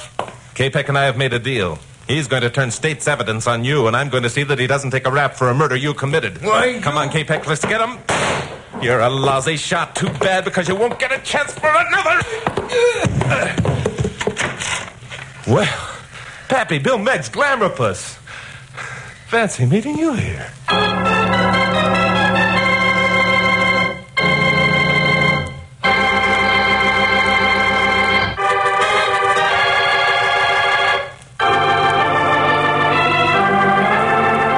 Well, Anna Darvis and her daughter Maria are back in their tiny apartment on Bulletin Street. They like it there. To them, it's heaven compared to what they've been used to. They like America, too. The American way of life. Their dream has really come true. They'll make good citizens. Petrov is awaiting trial for murder. There's no longer any district gang boss on Bulletin Street. There never will be again if Bill Meggs has anything to do with it. And Bill has a lot to do with such things. Speaking of Bill, after my 7 o'clock broadcast that night, he and Carol, Pappy and I went over to Mike Lyman's for dinner. Say, Chuck, before we leave here, I've got just one question I'd like to ask you. Yeah, and after you answer that one, I've got a question, too. And at the risk of sounding parrot-like, I have a question also. Shoot, Pappy. About this dried blood gimmick, comparing it with a sample of blood taken from a person. Who told you that a comparison would establish identity? Nobody. Then how'd you know? I didn't. Does it?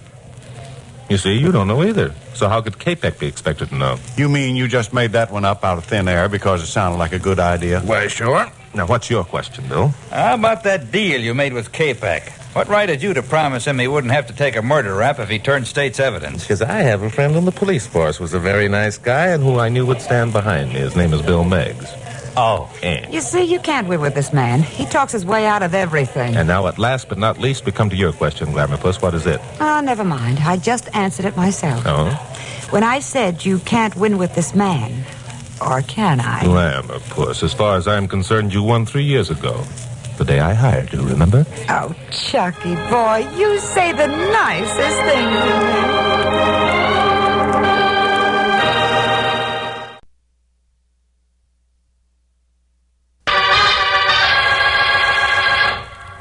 Stand by for crime.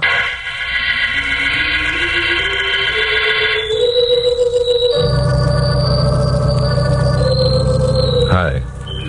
I'm Chuck Morgan, newscaster on radio station KOP here in Los Angeles. You know, being a newscaster with 2 shows daily, you sometimes have to scratch around to dig up a yarn that's different from the run-of-the-mill stuff. Unfortunately, or fortunately, depending on how you care to look at it, I came up with a couple of jackpot stories a while ago. And now my listeners expect me to do it at least once a week. That's why when one day last month I had nothing very exciting on the fire, I was beginning to feel a bit desperate.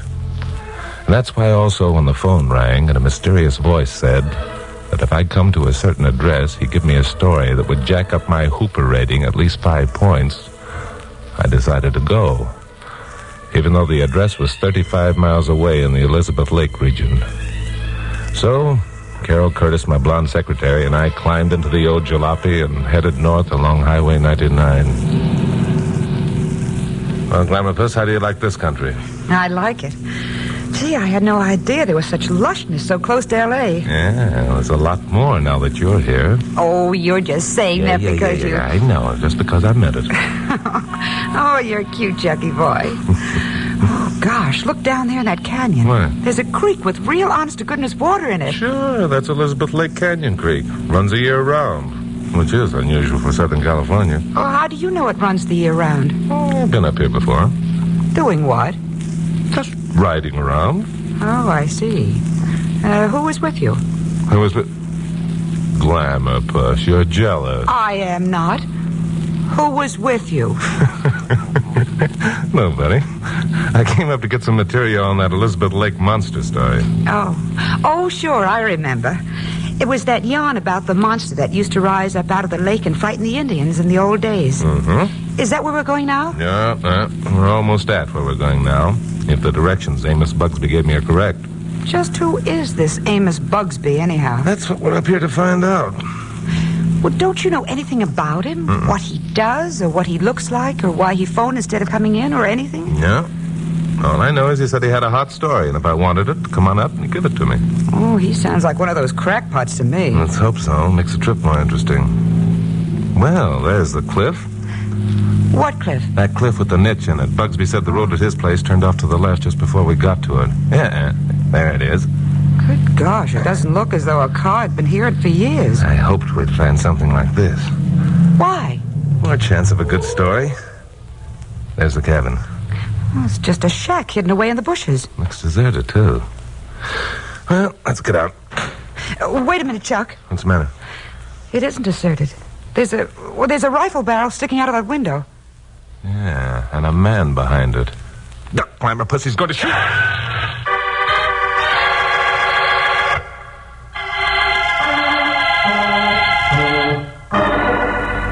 That rifle bullet came too close for comfort.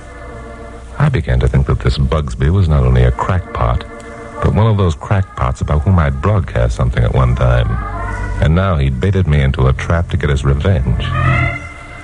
Anyway, we were ducks in a barrel sitting out in the open with no chance of a getaway. I was estimating the chances of reaching the comparative safety of the heavy undergrowth when the door of the house opened. And a man carrying a rifle stepped out. He was the ugliest man I'd ever seen. Besides normally twisted features, he had a ragged scar running from the corner of his mouth to his right ear. Don't move. Either one of you. I got you covered. We're not arguing that, my friend. What's the idea of using us for target practice? Are you Chuck Morgan? That's right. Let's see your driver's license. I showed him my driver's license. His whole attitude changed at once. He apologized for shooting over our heads and explained that his own life was in danger and he couldn't take any chances with strangers. Well, we got out of the car and followed him to his shack. Sit over there, Miss Curtis. I think you'll find it comfortable. Thank you. Look, this is all very fine. Oh, yes, I know, Mr. Morgan. I don't blame you for being annoyed, but every minute of every day, my life is in danger. Why, I haven't slept for more than 2 hours at a time for weeks. I don't dare step outside this cabin in the daylight. Well, what's it all about, Mr. Bugsby? Yeah, you said you had a story for me. What is it? I have, Mr. Morgan. And when I've finished, I think you'd agree that your trip up here was worthwhile. Oh, shoot. So I better begin at the beginning. As you can see, I'm a very ugly man. And that means I'm a lonely man. Loneliness is just about the hardest burden a man could have to bear. And that's why I answered the ad in the newspapers. Now, don't tell me you joined one of those Lonely Hearts Clubs. Oh, I understand your contempt, Mr. Morgan. And I hope when I've told you the rest of my story, you'll change your attitude. I did more than join a Lonely Hearts Club.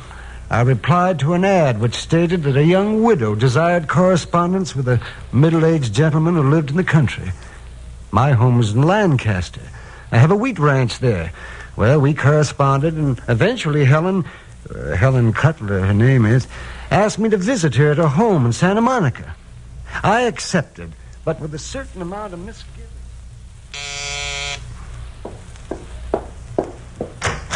Yes?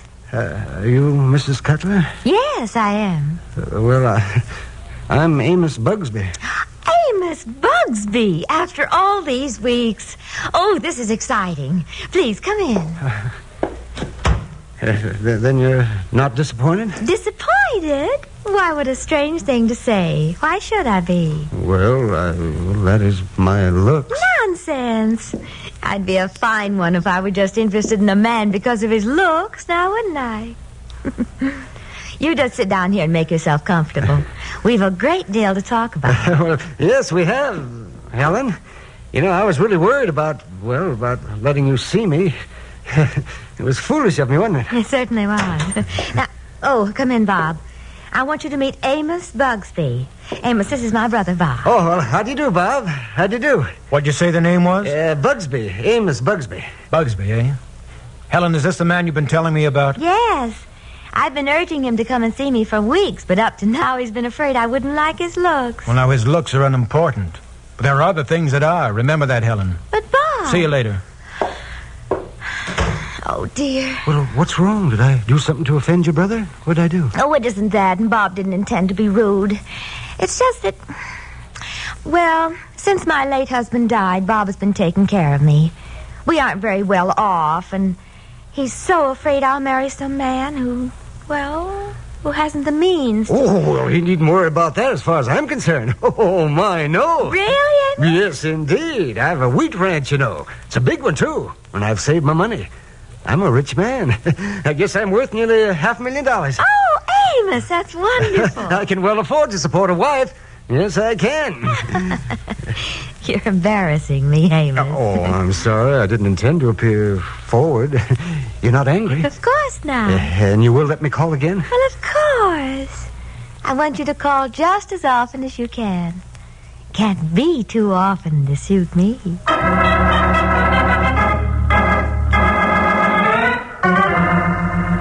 Well, that's the way it started, Mr. Morgan. Exactly as I have told you. But didn't you become suspicious? It seems to me that both those people were pretty obvious about their intentions. Suspicious? Yes, I suppose I was. In fact, I'm sure of it. Well, then why in the world didn't you do Miss that? Curtis, do you know what it really means to be lonesome? Why, yes, I suppose I do. There have been times... You know what it means to wake up every morning of your life and know that you have to face each day completely alone? That among all the people you'll meet, there's not a single soul who cares. And there's no one to do little things for you, or for whom you can do little things.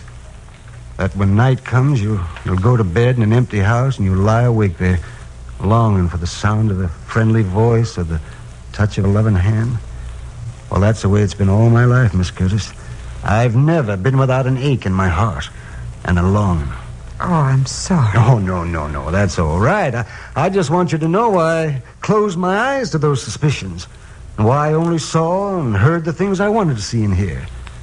Oh, yes, I knew, but the happiness I experienced during the 2 weeks before Helen and I were married was worth every moment of the misery and the fear that followed. Then you were married? Oh, yes. We were married. Yes, indeed. We were married by a justice of the peace. And after the ceremony, we stopped by Helen's home so she could pick up some things before starting on our honeymoon. Well, here we are, my dear. You run in and get your suitcase, and then we'll drive directly to the airport. I got the plane tickets right here in my pocket. Come on in with me. Oh, yes, of course. Of course. Oh, Helen. Yeah? How about a little kiss? Nuts. Come on inside. Oh, I'm sorry, my dear. Oh, well, there's time enough for that later, eh? Yeah, time enough for that later.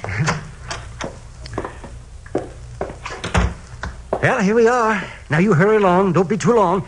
I'm an impatient husband, you know. Oh, you are, huh? Bob! Hey, Bob! Well, the newlywed, huh?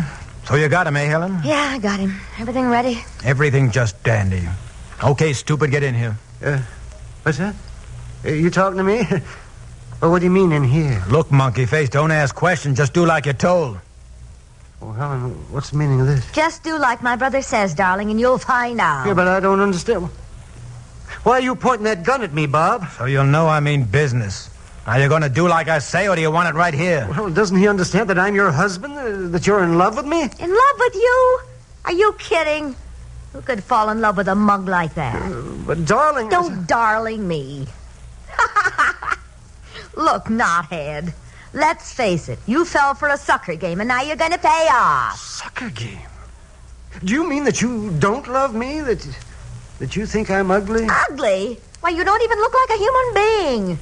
You think I'd fall in love with a clumsy oaf like yourself? You're crazy. Yeah, but you did fall in love with me. You married me.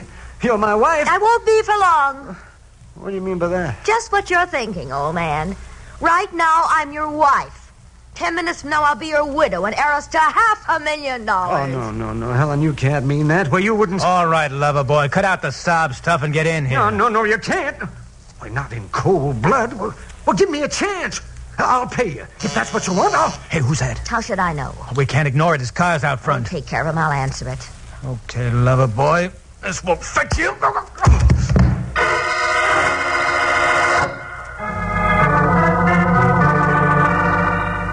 What happened after that? I woke up on the floor of an adjoining room. I heard voices in the next room. There was some talk of overdue rent, and I didn't wait to hear any more. I got out of there as fast as I could. And then what did you do? Well, I didn't dare go home. I knew they'd be after me. I was so confused and disillusioned. I spent the night alone in the motel. Why did you go to the police? I thought of that the next morning, and then I read in the papers that Helen beat me to it. Beat you to it?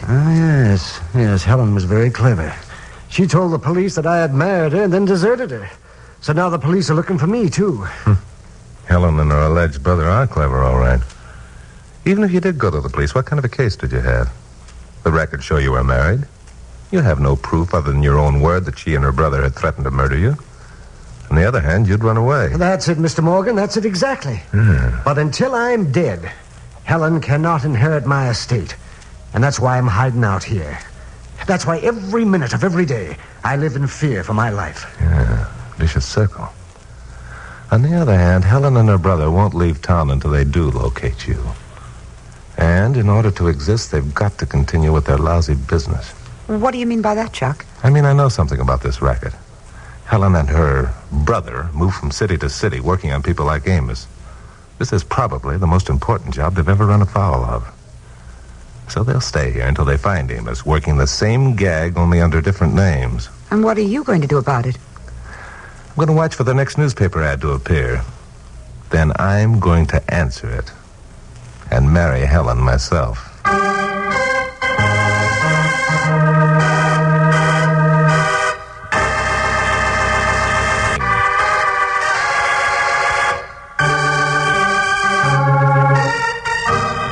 There are more than 300 marriage bureaus and lonely hearts clubs that dot this broad land of ours.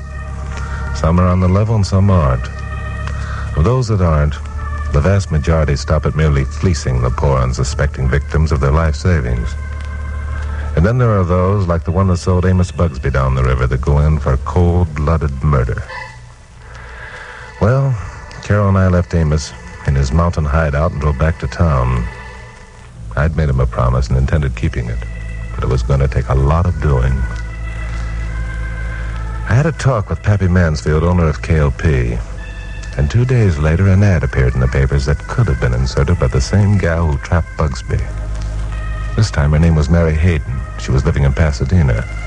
She was still a young widow who wanted to enter into correspondence with someone living in the country. I answered the ad, got a fast reply.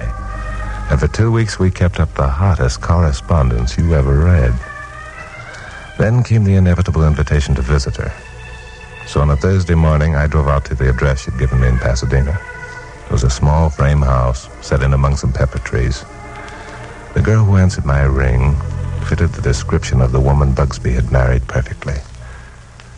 Are you Mrs. Hayden? Yes, I am. Well, I'm Jim Sawyer. Jim Sawyer?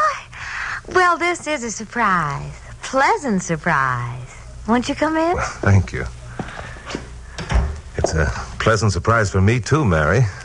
You don't mind my calling you Mary? Oh, not at all, Jim. Why is it a pleasant surprise for you? Well, I hardly expected to find so attractive of a girl being lonely. Well, it's because of my brother Ray. Since my late husband died, he's been taking care of me. We haven't much money, and Ray is very particular with whom I associate, especially men. I see. But tell me about yourself, Jim. You hardly look to me like a fit character for a lonely existence. Well, as I told you in my letters, I work for an oil company and spend most of my time in the field. Never any women around, and when you're boss of a crew, you don't get to know your men very well. I understand perfectly. Oh, here's Ray. Ray, this is Jim Sawyer. Jim, this is my brother Ray. Hello, Ray. What did you say the name was? Sawyer, Jim Sawyer. Sawyer, Ray. Mary, is this the man you've been telling me about? Yes. Isn't he attractive? I knew he would be. He wrote such nice letters. His looks are unimportant. But there are other things that are. Remember that, Mary. But Ray... See you later. Oh, dear. What's the matter with him? Did I say something wrong? Oh, it isn't that. Ray didn't intend to be rude. It's just that... Well, he's so afraid I'll marry some man who hasn't the means. Oh, well, he needn't worry about that as far as I'm concerned. Really? When I said I was in oil, I meant I had shares in several wells. My income runs around $50,000 a year. You think that'd satisfy your brother? Oh, Jim, that's wonderful. I didn't mean to be prying. I didn't mean to be proposing marriage at this early stage. You will let me call again, won't you? Well, I shall be disappointed if you don't. Thank you. Come as often as you like. You'll always be welcome.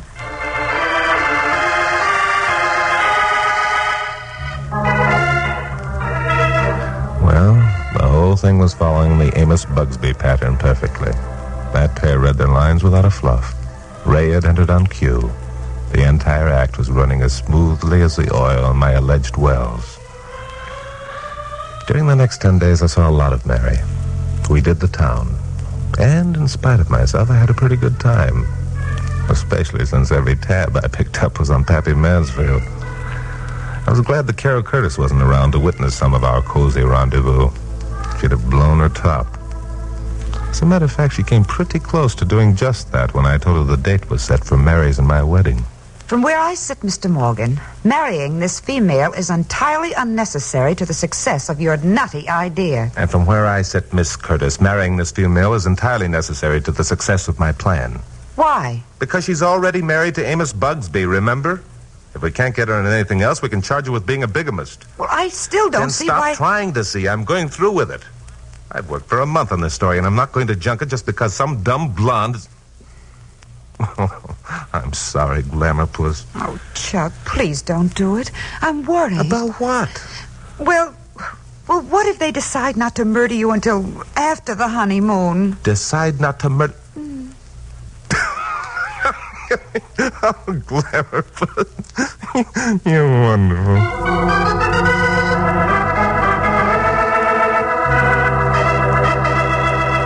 Well, I went through with it, all right. Only it didn't turn out as I'd planned. Something happened I hadn't counted on. Something that very nearly threw me for a loss. The Amos Bugsby pattern held through the ceremony, which was performed by a justice of the peace. But when we started back to Mary's place to pick up her things, it changed.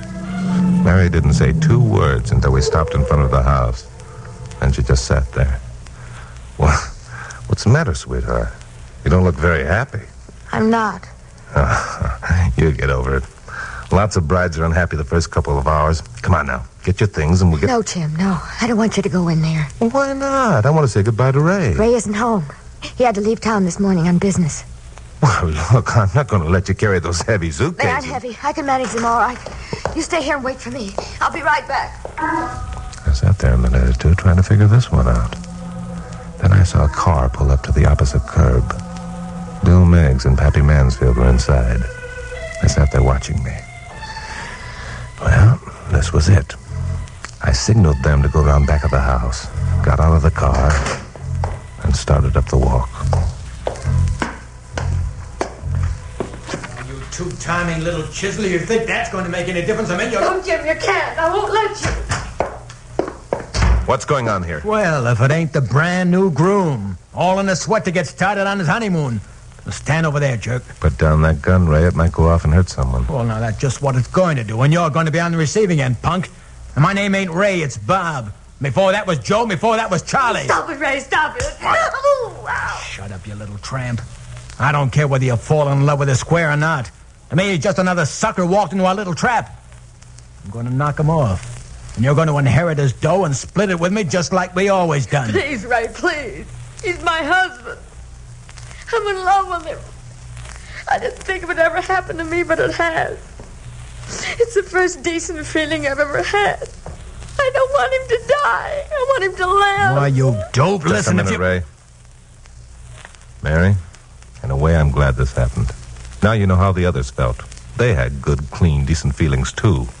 Men like Amos Bugsby. Amos Bug? Who the devil are you? Not the man you think, Ray. I'm Chuck Morgan, newscaster on radio station KLP. Newscaster? Mary, did you hear that? I don't care who he is. He's my husband, and I'm in love with him. I'm sorry, Mary. I'm not your husband. Not while Amos Bugsby and a few others are alive. And you don't love me?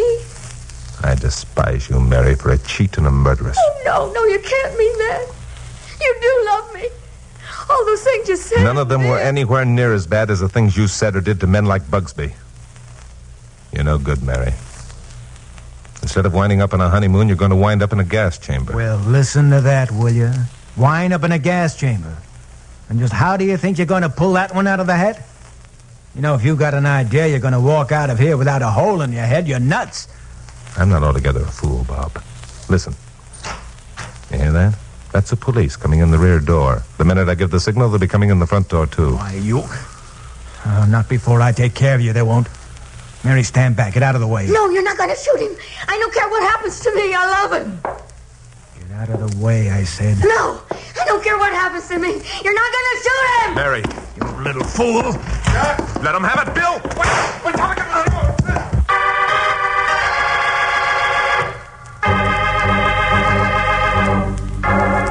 Well, Pappy and Bill Meigs didn't arrive any too soon. As far as Mary, or Helen, or whatever her name was, is concerned, they arrived too late. Bob's bullet caught her squarely between the eyes, killing her instantly. It's probably just as well. Her fate would have been the gas chamber, as it will be the fate of Bob, her alleged brother. Bill Meigs was on Bob like a leech the second after he pulled the trigger. It was an easy matter to subdue him. Well, that's the way things go. People who think they can get away with any kind of racket usually wind up behind the 8-ball. As for Amos Bugsby, he's back on his wheat ranch, a wiser and happier man. He's no longer interested in romance, which is a decision I almost reached myself when I asked Carol Curtis and Pappy to have dinner with me that evening. Nope. I never go out with married men. It's against my principles. Listen to her, against her principles. Listen, bird brain, I'm not a married man. My wife died this afternoon. She was shot to death. Oh, that's so, isn't it? Yeah. Well, I don't go out with widowers either. That's against my principles, too. How do you like that? Pappy, what would you do with a babe who had so many principles? I'm not a babe. Well, I'll tell you what I'd do, Chuck. You remember that red-headed niece of mine I told you was coming down from San Francisco for a visit? What red-headed niece? She's 22 years old and a real knockout. Oh, yeah. Now, I was thinking, Chuck, if I bought the tickets, you could... No. What? Oh, but Carol, if you no longer want to... Pappy Mansfield, you deserted me. Oh, I hate you. I didn't know you had a red-headed niece who was good-looking. And if you think for 1 minute that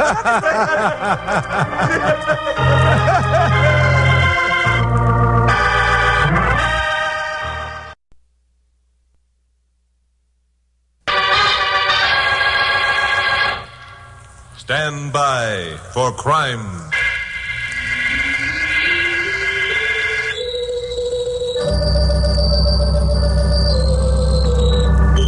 Hi. My name is Chuck Morgan, and my job is doing newscasts on radio station KOP here in Los Angeles. You know, without realizing it, Newscasters become pretty hard-boiled about the frailties of human beings. It's because writing about them becomes part of the day's work. Crime is your stock and trade. You come to accept it as such without letting it touch you personally. Until one day it does strike you personally. Then you realize you're not as hard-boiled as you thought you were. You're just as susceptible to emotional upsets as the next man. Which is what happened to me last Wednesday. My blonde secretary, Carol Curtis, was on the phone when I came into the office. Oh, here he is now, Fred. Just a second. Hi, Glamorous. Who is it? It's Fred Michaels, and he seems pretty upset. Oh? Mm-hmm. Hello, Fred. What's up? What? Now?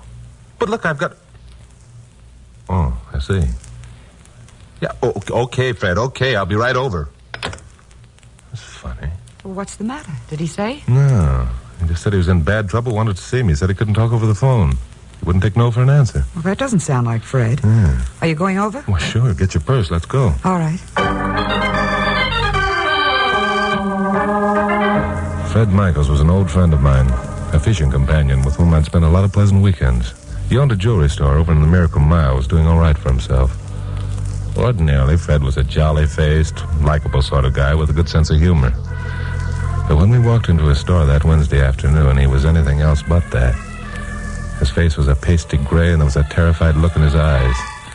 Guy's sake, Fred, what is it? What happened? It's Ricky, Chuck. He's been kidnapped. What? Oh, no, Fred. Yes, you've got to help me, Chuck. If anything happens, that boy, it'll kill Elsie.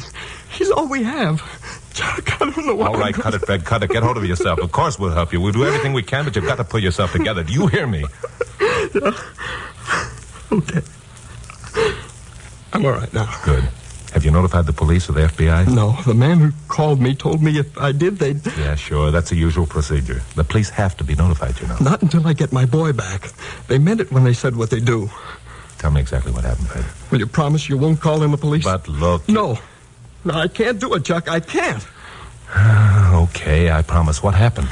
Well, about a half hour ago, the telephone rang. A strange, muffled voice told me Ricky had been kidnapped. A taxi had picked him up at his school. They said I was to get together $50,000 in cash and jewels. If I notified the police, something would happen to Ricky. I was to call the school and check their story so I'd know they weren't kidding. The voice said he'd call me back in 20 minutes and tell me what to do. Did you call the school? Yes, they said they had been called by someone who said he was me and told that a taxi would pick Ricky up at 3 o'clock to take him to the hospital to see his mother. Is Elsie sick? Yes, she underwent an emergency operation for appendicitis this morning. No. If Ricky had only thought, he would have realized he couldn't see her so soon. Well, a 12-year-old kid can't be blamed for that. You called the hospital, of course. Oh, yes. They knew nothing about it. But the abductors knew a lot about you and your family, Fred. You haven't received your second call yet. No, they said they'd call in That must be they now. All right, I answered, Fred. Keep your voice as steady as you can. All right. Hello? Yes, I did. Yes, I have the money. I'm listening, but... All right. Did they tell you what to do? Yes. Yes, they told me only I'm to have someone else take the ransom to the place they designated. Did they name anyone in particular? Yeah. They said my pal, Chuck Morgan.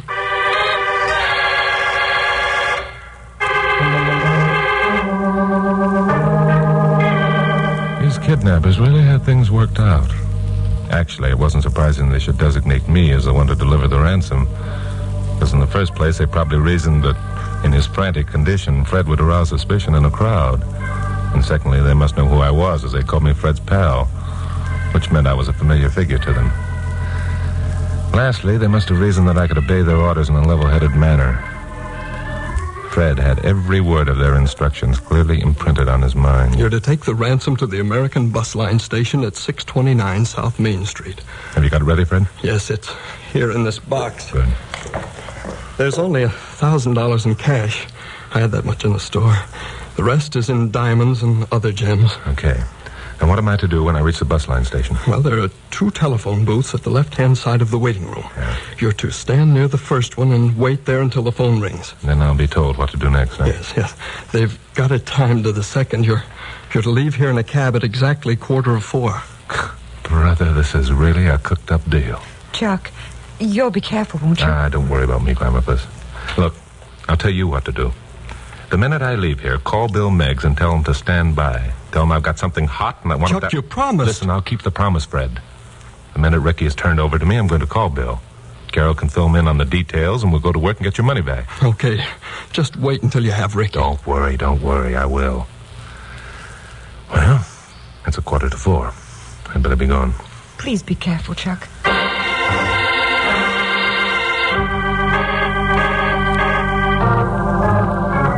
Coincidentally, there was a cab standing in front of Fred's store. I didn't ask him how he happened to be there. I just got in. Told him to take me to the American Bus Line station and gave him the address. We pulled up in front of the station at 4 One of the big red and white luxury coaches bound for New York was just pulling away from the loading ramp. I paid off the cabbie and went inside. Halfway down the long waiting room were the 2 telephones. Beyond these were parcel lockers. I walked over to the first phone booth, leaned against it, the ransom package conspicuously displayed under my arm. Perfect timing again. I hadn't been there 2 minutes before the phone rang. Hello. Morgan, listen closely and do exactly as I tell you. Okay, go ahead. Go over to the candy counter and buy yourself some gum. Some what? Some gum. Oh, okay, got it. Start chewing a stick while you walk back to the parcel lockers. Yeah. Put the package in number 3 locker. Take the key and walk back to the telephone booth where you are now. Use your gum and stick the key underneath the counter beneath the coin box. Got it? Yeah, I got it. What then? Then walk down to the far end of the waiting room. There's a utility room there. It says on the door, private, keep out, for employees only. Got that? Yeah, okay. Go inside and wait there for further instructions. Yeah, sure, but what about the boy? There's a phone in the utility room. You'll be called there and told where to pick up the kid. Okay. And remember, Morgan, you're being watched every minute. Don't be fool enough to try anything. Don't worry, I won't. I hung up and walked over to the candy counter. Give me some gum. Any kind will do. Thanks. I opened up the pack and began chewing while walking back to the lockers. I opened number 3, put the ransom package inside, took the key, and walked back to the phone booth. There was an old lady inside of number 1. She looked as though she were going to spend the afternoon there. I hesitated, glancing around. I saw 2 men standing near the entrance of the loading ramp watching me. They turned away when our eyes met, but I had a good look at them. The old lady was still talking. So after a minute, I stepped into the second booth and surreptitiously glued the locker key beneath the counter into the coin box. If I were being watched, I felt it didn't make any difference which phone booth I used, and I wanted to get this business over with. So then, I walked down to the end of the long, narrow room, found the door marked private, keep out, for employees only. Well, this was almost the end of the drama. In 10 minutes or so, I'd have Ricky safely in my custody. Or so I thought. I opened the utility room door and stepped inside. Then it happened. I glimpsed a profile in a pulled-down hat, and then something hit me. I went to my knees and found myself staring through a curtain of fog at a pair of black and white sports shoes with long pointed toes. Then it came again. And the old familiar curtain of darkness descended and cloaked me in its complete obscurity. How long I lay there, I don't know. But after a while, I was swimming up through a pit of blackness, clutching and reclutching at consciousness. Finally, I got a grip and held on. Awareness came slowly. I stumbled to my feet, leaned against the wall. There was a laundry tub across the room and a couple of faucets. Somehow I made it and turned on the water. That did it. Full consciousness was back again. I got out of the utility room fast. I didn't have to get to the phone booth to discover that the key had been removed. The key covered with gum was in number 3 locker door. The door was open and the ransom package gone. But Ricky, where was Ricky? I ran to the phone booth, dropped a dime into the slot. Get me police headquarters quick. It's an emergency. Police headquarters. This is Chuck Morgan. Tell Bill Meigs to get hold of Carol Curtis, my secretary. You got that? Now, wait a minute. What Just am do as I say. Bill will understand. Hurry it up. Okay, Chuck, will do. Thanks. I ran out into the street and got into a cab. Take me out to Miracle Mile, fast. I'll show you where to stop. The cabbie took me at my word. We reached Fred's store in 15 minutes flat. There was another cab parked in front. The driver was just coming out of the store. He was the same man who had driven me to the bus station. Hey, cabbie. Yeah? Hey, want a cab, mister? Maybe. What are you doing here? Well, if it's any of your business, I came to collect the fare. What fare? Look, mister, what's going on around here anyway? First, I'm told to pick up a kid at school and take him to the hospital. All right, I do that. The kid tells me his old man will pay. Then I'm told to pick you up at the store, which I do. Then I'm supposed to go back to the hospital and get the kid and bring him here, which I do. Then Wait a minute. You picked up the kid and brought him back here? Sure, he's inside now. His old man just paid me off. What's all the excitement about anyway? At the moment, I don't know whether the excitement's over or just beginning. Is an officer named Bill Meigs inside the store? Yeah, he's in there. Asked me a lot of questions. Took down my name and address. Well, there's only one question I want to ask. Do you know who it was who called and gave you all those orders? Well, sure I know. It's the home office. They call me on the two-way radio. That's where I get all my orders. Oh, yeah. I should have remembered that. Now, do you want a cab or don't you? I got a living to make. Right now, the only thing I want is about 5 minutes to think and try to determine whether someone's making a sucker out of me. After that, I think I'll be needing a cab to take me to the residence of a certain gentleman I know who has a fondness for black and white sports shoes with long, pointed toes.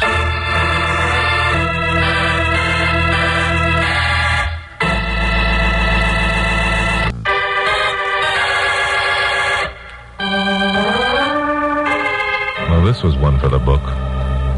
Of all the crimes that I or Bill Meigs or anyone else had ever run afoul of, this was the cleverest. It was perfectly timed. When Fred had called the hospital, the cab bearing his son was within 10 minutes of arriving. In every case, they'd estimated distances, and the time it would take those distances to be covered in an automobile under normal driving conditions. The cabbie and the cab company were totally unaware of what was going on. At no time was Ricky in the hands of the abductors. So was it an abduction? Or wasn't it? Was it just a plain case of extortion? Well, whatever it was, I had a bump on my head the size of an egg.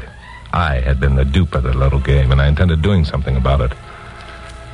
Carol, Bill Meigs, Pappy Mansfield, owner of KOP, Fred, and I kicked the thing around for a while. Then Carol, Pappy, and I drove back to KOP. I was still mad when we reached the office. I don't blame you for being mad, Chuck. But from now on, it's a job for the police. Just sit back and let them do the work. There's not a chance of me doing that, Pappy. You see that lump? I've got a personal grudge to settle. And $50,000 of Fred Michael's money and jewels that I gave away to collect. Well, for heaven's sake, Chuck. Fred doesn't blame you for that.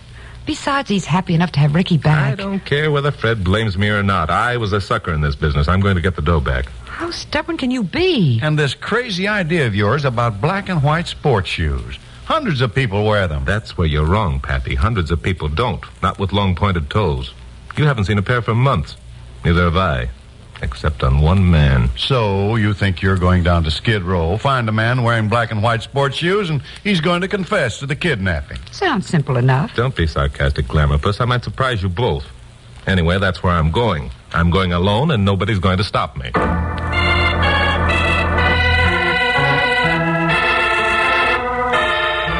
Well, I didn't have much to go on. A pair of black and white sports shoes.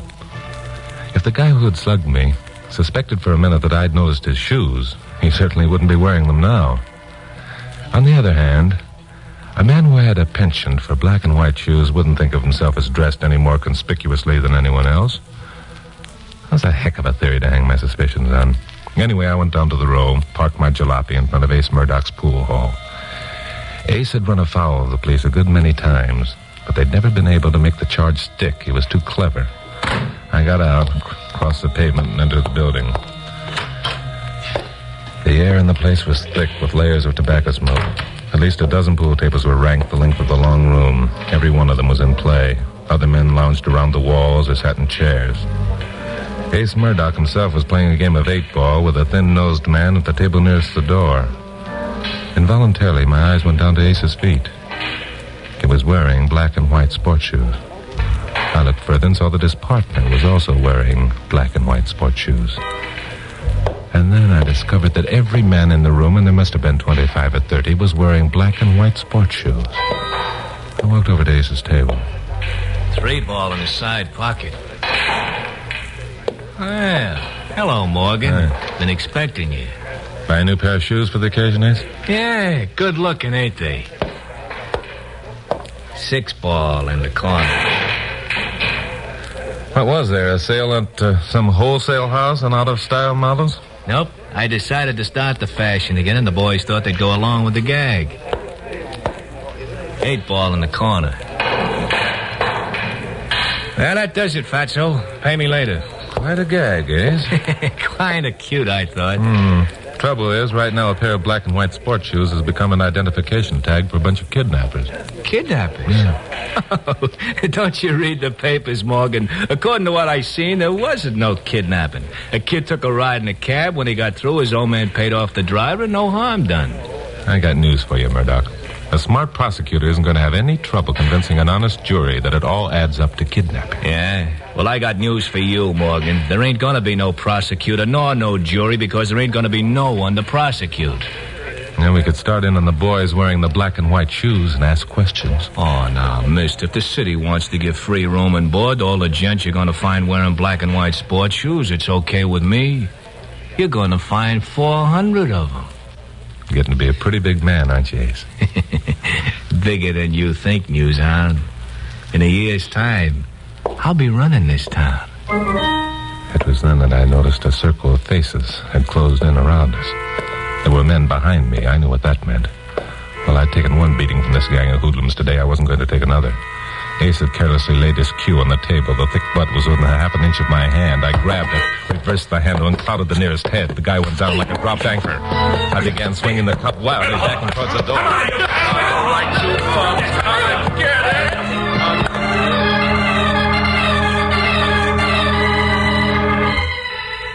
Well, I partly repaid the score for that egg-sized lump on my head.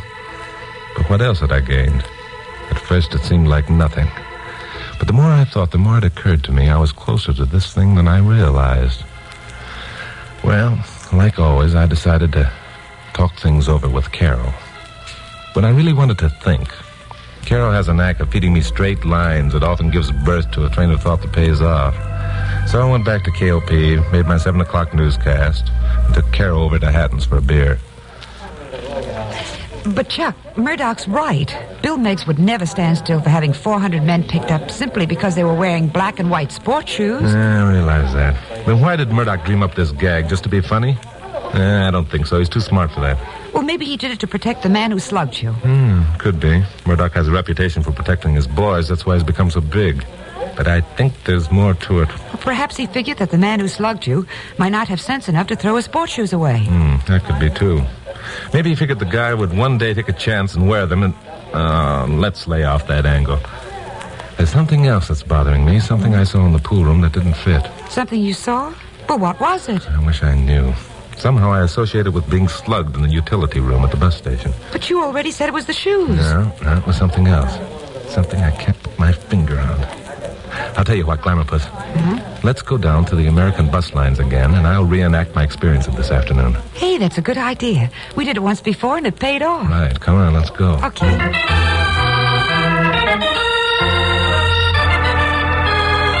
On the way down to Main Street, I got to thinking about another angle of this screwy deal. The ransom money. Those jewels would be as hot as a pistol for weeks. And for all the kidnappers knew, Fred Michaels had taken down the serial numbers on the bills he'd included. So, what would a smart man, a man smart enough to figure out this abduction gimmick, do with the loot? Where would he hide it? Where no snoopy detectives would think of looking, even though they had a suspect. The answer came slowly. But it came, and I was reasonably confident that I was right. It was around 9 o'clock when we reached the bus terminal. The place was almost deserted. Where's this utility room you were talking about? I'll show you in a minute. Here's the phone booth. It was right here. I left the key. Don't look now. There's a guy standing over near the entrance of the loading ramp watching us. I think he was one of the men who was here this afternoon.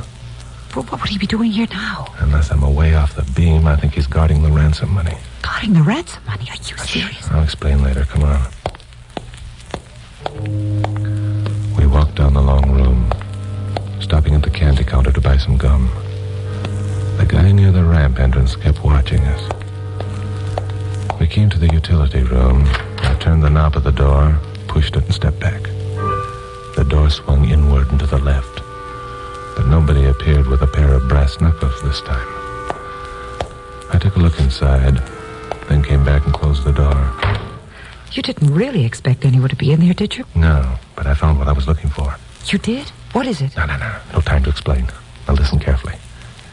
I want you to get out of here as fast as you can. Find a phone, call Bill Miggs, and tell him to get down here with a couple of cops quicker than he ever did anything in his life. But why don't I use one of those telephones over there? Because if you do, that guy on the ramp will get suspicious. He won't dare follow you as long as I'm here. But I don't see... Never mind. Do as I say, and stay away from here until Bill arrives. All right. Carol started for the main exit. At the same time, the man near the ramp left his post and headed diagonally across the room as though to intercept her. I took a couple of steps forward, then stopped. The two of them passed within 2 feet of each other. Carol, smart girl, had acted as though she hadn't seen the man at all. She disappeared through the main exit, and the guy went into one of the phone booths. Well, this one wasn't hard to figure. He was calling Murdoch. It just remained now to see whether Murdoch and his gang or Bill Miggs and his cops would get here first. I went over to the parcel lockers, leaned up against one, and lit a cigarette. The guy came out of the phone booth, gave a quick look around the room, located me, came over, put his shoulder against another locker. He also lit a cigarette. A pretty ridiculous situation. Neither of us spoke. We both knew what the other was waiting for. 15 minutes passed. And then 4 men came storming through the door of the station. One of them was Ace Murdoch. The man near the lockers reached into his pocket, and I jumped at him. Give me that gun! Get out of the way, Spider. Spider can't get out of the way, Ace. If he does, I'll break his arm. Drop that gun and put your hands up. Yeah, I'm apt to. Too bad, Spider. Ace shot Spider through the heart with no more regard for human life than a hen has for a worm. I held Spider's second body for a minute, shielding myself against Ace's second shot. That minute wasn't too much. Bill Miggs, 2 cops, Pappy Mansfield, and Carol came through the door and were almost up to Murdoch and his men before they realized it. All right, Murdoch. Get him, boy.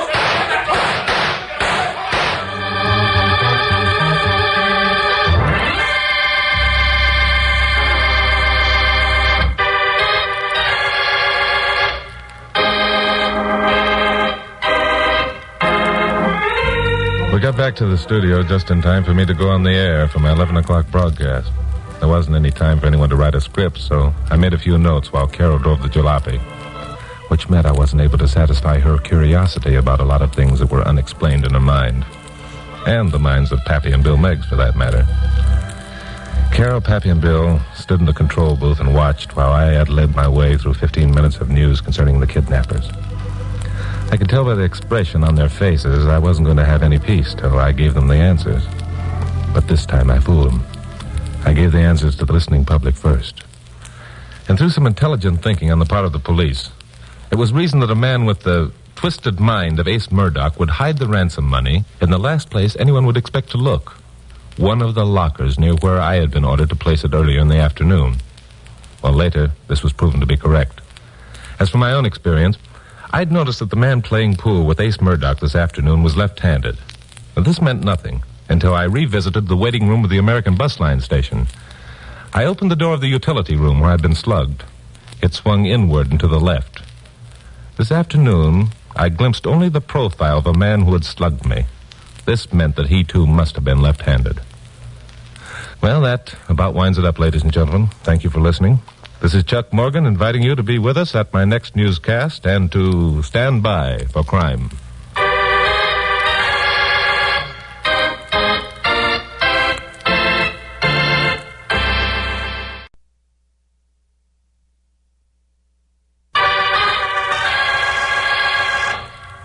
Stand by for crime.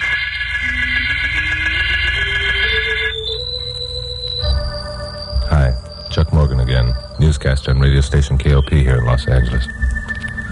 You know, murder has become such a commonplace crime that it takes one of unusual violence her fiendishness to really make an impact on the public. Well, we had one of those especially fiendish murders in L.A. not long ago. A young couple had parked up on Mulholland Drive. Their murdered bodies had been found, horribly mutilated. Mutilated, in fact, beyond recognition. A police car had happened along 5 minutes after the tragedy and found a man standing over the slashed bodies with one hand on the door of the car. His name was Eddie Flores, a parolee. He seemed dazed when the cops approached him, but he snapped out of it when they accused him of the crime. He slugged one of the cops, managed to evade the other, and got away by jumping over a steep embankment and disappearing into the brush. By Wednesday, Eddie Flores still hadn't been taken into custody. On Thursday morning, I arrived at my office around 11 o'clock. Found Carol Curtis, my blonde secretary, waiting for me with a look of concern on her gorgeous face. What's the matter, Glamourpuss? Have a hard night? Yeah. I had a hard night wondering why you didn't take me to dinner after your 11 o'clock broadcast like you promised. All that. Well, you see, Glamourpuss, I had something We'll talk about it later. All right. Right now, there's a female waiting to see you in the outer office. A female? Is she good-looking? Well, what do you care if she's good-looking or not? Good-looking girls are always easier to talk to. That's why I hired you, Glamourpuss. Oh, is that... Oh. What was that you said? I'll about to get you. Who is she? What does she want? Oh, Chuck, do you really think that I'm... Yes, now who is she? Oh, you're so romantic. Well, hold on to your hat. She's Eddie Flores' girlfriend. Eddie Flores? Come on, what are we waiting for? Chuck, wait. She's a nice little thing and Good, the nicer the better. Rather, with a direct quote from Eddie Flores' girlfriend, help my 7 o'clock broadcast. But, Chuck, if you'll only listen... Hello, I'm Chuck Morgan. I understand you know where Eddie Flores is hiding out. Chuck, I didn't say that. Anything you care to say, Miss, Constance. Emily Constance is the name, Mr. Morgan. And to answer your first question, yes. I do know where Eddie's hiding out. You do? Holy smoke, what a break. Look, I'll tell you what I'll do, Emily. If you tell me where he is, I won't say a word to the police until after my 7 o'clock broadcast. Isn't he wonderful? Miss Constance, if I were you, I'd tell him to drop dead. Shut up, Glamourpuss. Besides that, Emily, I'll pay you $1,000 in cash, and you'll have 6 hours to shift Eddie to a different location. Well, thank you very much, Mr. Morgan, but the $1,000 doesn't interest me. However, I'll be glad to tell you where Eddie is hiding. You will? Emily, before you say any more, let me tell you about this man. You won't have to, Miss Curtis. Thank you just the same. I know a lot about Mr. Morgan. I never miss one of his broadcasts. I know he's fair and honest and tries to help people like Eddie who's falsely accused of something he didn't do. No, not another one of those. Here I go again. I'm sorry, Mr. Morgan. If that isn't true, You're on the right track, Emily. Stick with it. The big lug is putting on his usual act. It inflates his ego. Now you tell him your story exactly as you told it to me. Glamourpuss, I don't know why I didn't fire you months ago. And I don't know why you didn't take me to dinner last night. Oh, but that's something we'll talk about later. Okay, Emily, tell him. There isn't much to tell, except that Eddie didn't murder those two people. If you'll only see and talk to him, you'll know I'm telling the truth. Would you do that, Mr. Morgan? No. In the first place, Emily, if I knew where Eddie Flores was hiding, I'd be duty-bound to tell the police. In the second place, the evidence is too strong against the boy. And in the third place, he jumped his parole, which is practically an admission of guilt. Well, don't give up, Emily. He'll weaken. If he doesn't, we won't have any story tonight. I can understand your feelings, Mr. Morgan. That's why I have a proposition to make. A proposition? I wish I had the words to convince you that Eddie is innocent, but only Eddie can do that. That's why I'm willing to take you to him. If after you've talked to him you're still convinced he's guilty, then Eddie will let you take him to the police. It's a good deal for everybody, Chuck. It's Eddie's only chance. And win, lose, or draw, you have a good story. Makes sense. Still... I have one more offering to make, Mr. Morgan. Yeah? What is it? Eddie knows who owned the car in which the murdered couple were parked.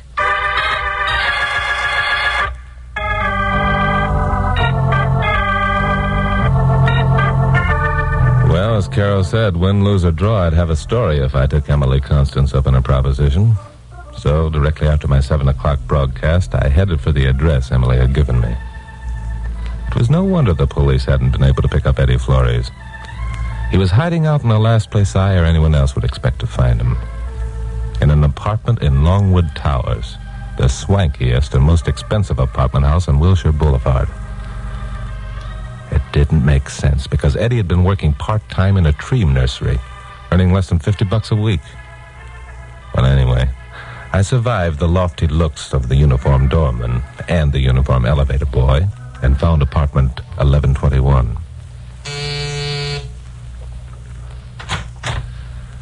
Hello, Mr. Morgan. We've been waiting for you. Hello, Emily. Quite a place your boyfriend picked out for his hideout. It cost $500 a month in advance.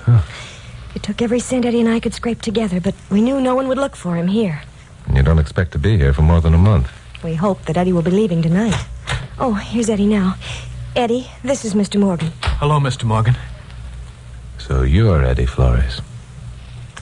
Well, Eddie, you're about 15 years younger than I thought you'd be. How old are you, son? 21. 21. And already a parolee. You're off to a bad start, Eddie. Do you know why I'm a parolee, Mr. Morgan? Why should I know or care? That's why I asked Emily if she'd try and get you to come here. I agree there's no reason why you should know or care why any parolee did time. But when one of them affects you personally, I think that should change the complexion of things. I don't get it. Well, let's look at it this way. I'm a parolee. I try to get a job. I have to explain about my past. What happens? Everyone turns me down simply because I've been in jail. They don't even want to know why I was there. They aren't interested. Is that fair? Maybe you got something there, Eddie. A guy's got a couple of strikes on him after he's done time and tries to go straight. Just why were you in jail? I was in college at the time, studying forestry. One night, a bunch of us went to a roadhouse and had a few. Yeah? A guy named Bob Talmadge owned the car we were in. He'd been drinking straight shots. The rest of us didn't know that. Bob hit a man on the way back to school and almost killed him. All of us got a year for it. I see. It was when I got out on parole and tried to get a job that I realized how much the world is against a man who's done time. You think that I'm in a position to give these parolees a break? Huh? Well, yes. You've got a reputation for things like that. Now, wait a minute, Eddie. Take it easy. Seems to me you're getting off the subject. You said nothing yet to convince me you aren't guilty of those murders. What were you doing up in Mulholland Drive, anyway? I was taking a walk. You were what? Oh, please believe him, Mr. Morgan. Eddie's interested in forestry, in nature. That's all he cares about. He spends all the time he can out in the woods. Even at night? There's a lot to interest a man in the woods at night, Mr. Morgan. Even if the woods consist of the brush you find up on Mulholland. Okay, so you were taking a walk. What happened? I came to this parked car. I thought I recognized it. I stepped off the road for a closer look and found the bodies. Yeah. I was standing with my hand on the car door when the police arrived. I got scared. I knew I didn't have a chance. That's why I ran. Why did you know you didn't have a chance? Because the car belonged to Max Royster. And last summer during vacation, I got a job driving for him. When I found out what he did for a living, I tried to quit. And he had some of his boys beat me up. Are you talking about Max Royster, the numbers racket king? Yes, that's right. I even had a motive for wanting to see him dead. But he isn't dead. It wasn't Max who was murdered. I didn't know that. The bodies were so badly mutilated. Oh, yeah. That's right. Eddie, your story is cockeyed enough for me to almost believe it. Oh, thanks. But look, Mr. Morgan, whether you believe it or not, I'm giving myself up to the police tonight. What? I've only waited this long because I wanted to talk to you. Everyone's against me. I hoped I'd have you on my side.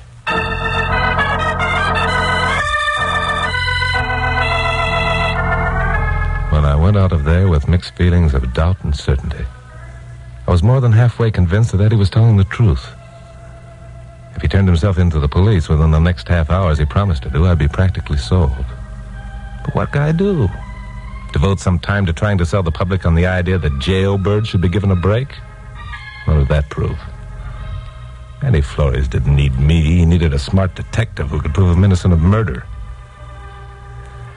Well, I got back to the station about 10 o'clock.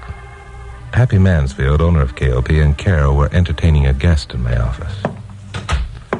It's about time you got back. Where you been? Where have I been? Carol, didn't you tell Pappy that I was going to, and then something happened to change my mind. Something happened to change your mind? Wait a minute.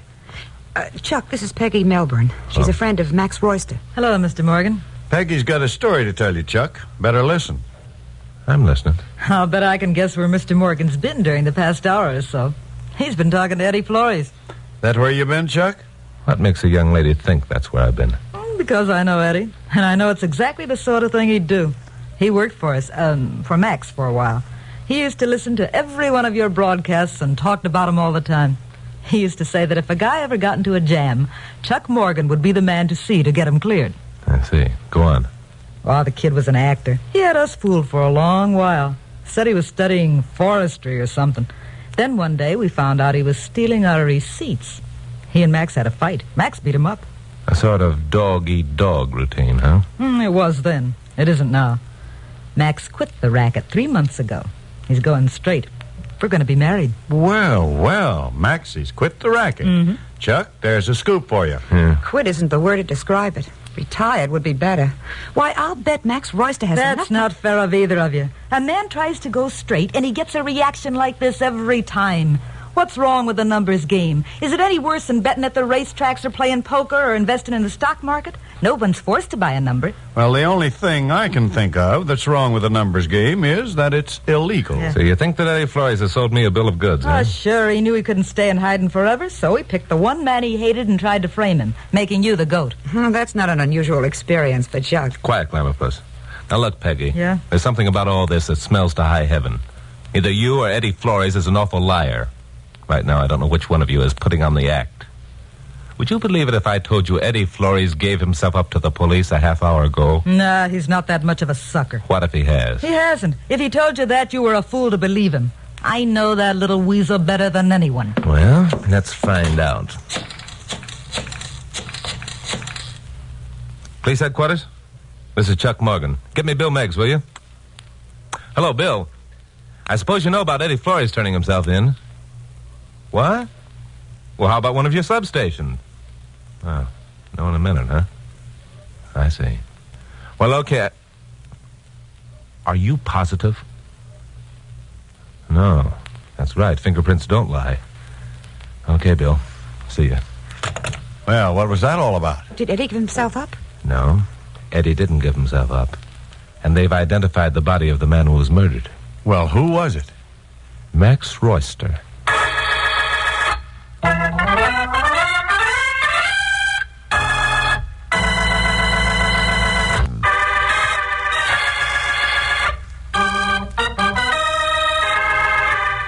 Well, Sucker Morgan had gotten himself behind the 8-ball again.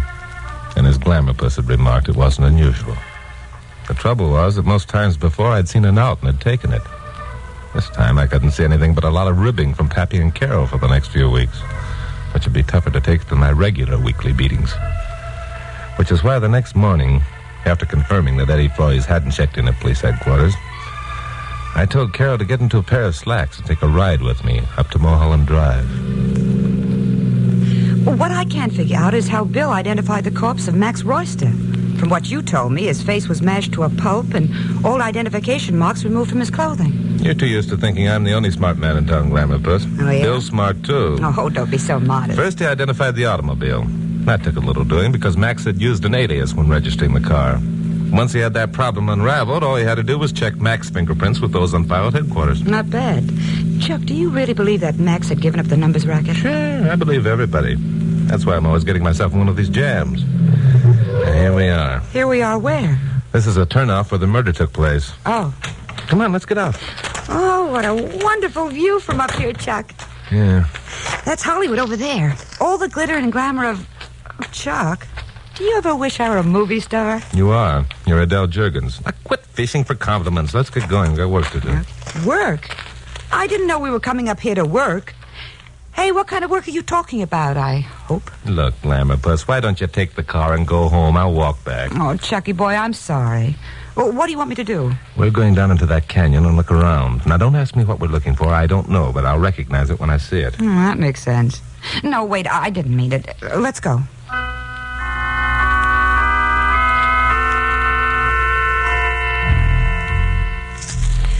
Well, I'm certainly glad you told me to wear my slacks. This is no place for nylons. Did you think that was the reason I told you to wear your slacks? Well, if it wasn't... Oh, you cute kid. Well, let me tell you something, Chuck Morgan. I look just as good in slacks as... Yeah. Okay, Glamourpuss. I was only kidding. Yeah, funny man. What? What's the what for? We found it. You mean we found what we came looking for, but didn't know what it was, but we'd recognized it when we saw it? Yeah. Well, I don't see anything. Well, what is it? A rock. A rock? Now, look, you told me not to make gags Hold it, Glamourpuss. This is a special kind of rock. It's a pretty jagged hunk of granite, isn't it? Hmm? See those dark stains? Oh, Chuck, that could be... Yeah, it could be blood. And this could very well be the weapon that the murderer used to bash in the faces of Maxie Royster and his girlfriend. Duck, Glamorpus! Chuck, someone's shooting at us. Yeah, get behind this boulder. Hey, that was too close for comfort. We crouched there for at least 5 minutes while the marksman had fun, chipping off hunks of boulder close to our heads. After a while, the shooting stopped. I cautiously stood up, took a look around. A police car was coming around a curve in the mountain road. About a mile ahead, but closer to us, someone with a rifle was getting into a parked car. Glamorpus and I started up the side of the canyon. By the time we reached the road, both the rifleman and the police car had disappeared. We walked over to where the rifleman had been parked. Look around for empty shells, Glamorpus. They're always good evidence. Well, what are we going to do if we find some? Turn them over to the police. Then we'll go find the rifleman. We'll seize his rifle. Turn that over to the police. Okay, then we'll go... okay, I'm laughing. Well, there aren't any empty shells that I can see. No, but here's something. Go ahead. A perfectly formed footprint in this damp spot on the ground. Well, what does that prove? Nothing yet. I'll just dig it up with my knife. And if it holds together until we get back to town, we'll have something that'll make Bill Meggs happy. Now, how in the world is a dug-up footprint going to make Bill Meggs happy? Because Bill will compare it with impressions of the footprints he found on the scene of the murder. If they check, then we'll know that the man who was shooting at us is the same man who committed the murders. So? So, we'll know. Uh-huh. Well, look, we'll know that... Oh, skip it. Come on, let's get out of here. Okay.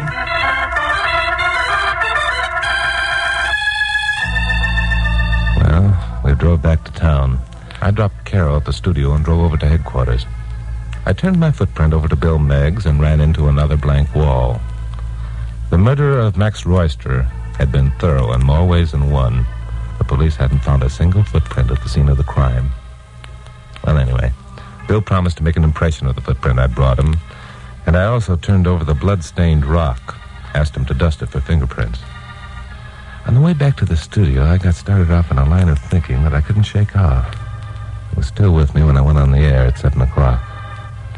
After the broadcast, I checked through the telephone directory, found the address I wanted, and by 7:25, Glamorpus and I were headed for North Beechwood Drive up in the Hollywood Hills. So where are we going now? You'll see. Now, don't tell me it's another one of those, I don't know what we're looking for, but we'll recognize it when we see it. No, this is one of those, I know what we're looking for, but I don't know what we'll find when we get there. Let's get out. I feel like I'm playing blind man's bluff. Very good, Simile, very good. There's the house. No lights. That's bad. Well, come on, let's get on with it. It was a rather large stucco house, almost completely hidden by shade trees. We went up the walk and onto a vine-covered porch. I struck a match, found a doorbell button, and pushed it. Nothing happened. We waited a few minutes, then went around to the rear. There was another porch here. This one was screened in. Overhanging tree branches made the place as black as ink. I lit another match, tried the screen door. It was unlocked. We stepped cautiously inside. The match in my hand went out. Wait a minute, Glamorpus, till I find another match. I feel like a thief. Chuck, look out! Chuck, help!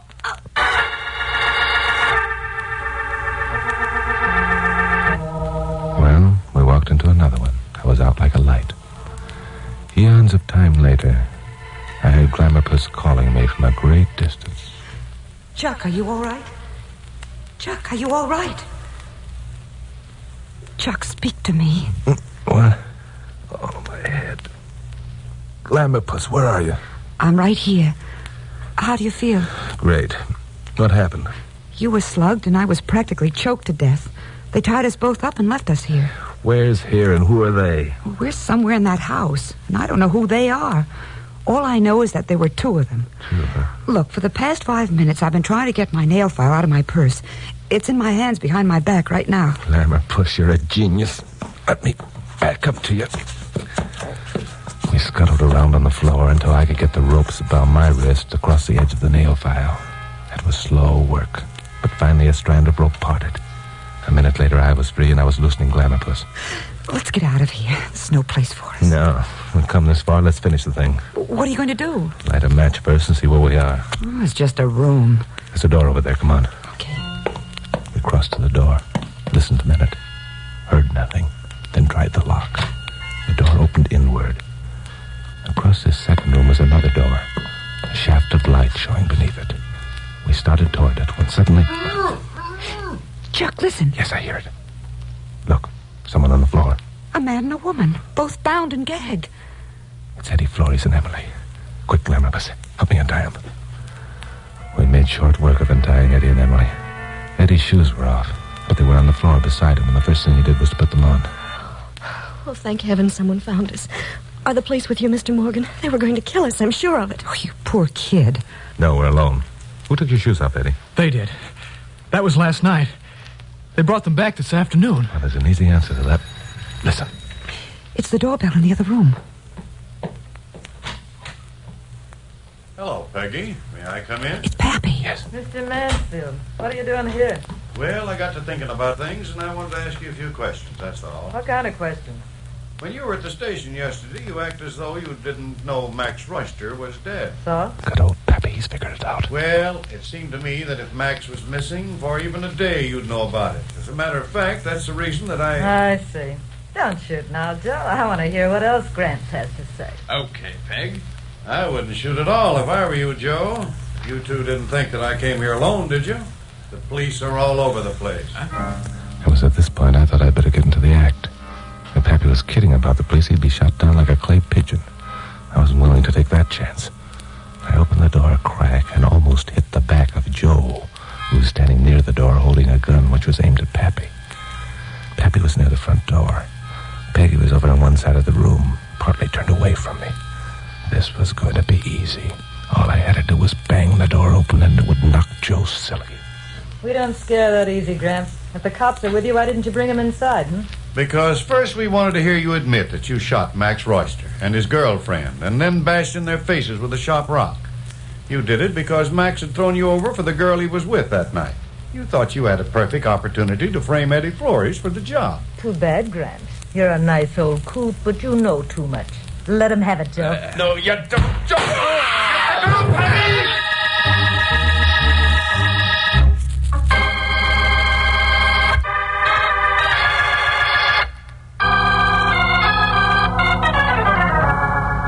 Pappy hadn't been kidding when he said the police were all over the place. They were. They swarmed in like ants when the payoff came. Pappy had put on a real show. He knew Carol and I were inside because he'd seen my car up the street. He'd persuaded Bill Meigs to wait out on the porch until he, Pappy, had talked a confession out of Peggy, the old goat. Still, by the time we got back to the office, I was a bit sore. Yeah, sure. You did all right, Pappy, but you were certainly taking a chance with Joe's gun pointing down your gullet. Now, don't get sore just because Pappy stole some of your thunder, Chucky boy. I'm not getting sore. I wasn't taking any chance, Chuck. I saw you standing behind Joe. Oh, don't try to pacify him, Pappy. You did the whole thing yourself. He did not. I found the rock with Peggy's fingerprints on it, and I found the footprint. Footprint? Ha! Yeah, the footprint. The footprint was planted up there by Peggy. She poured water on the ground and made a mud pack. This is Southern California, you know. It hasn't rained here for months. Peggy was wearing Eddie's shoes. That's right, Carol. We've got to give the devil his dues. Give the devil his... Okay, I give up. It was Pappy's show all the way through. Do you mean you're going to give all the credit to Pappy? Why not? Sure, why not? Why not? But, Chuck, it was you who talked to Eddie, and you found the rock, and you who got your brains beat out. Lammerfuss. You're wonderful. So are you, Chucky boy.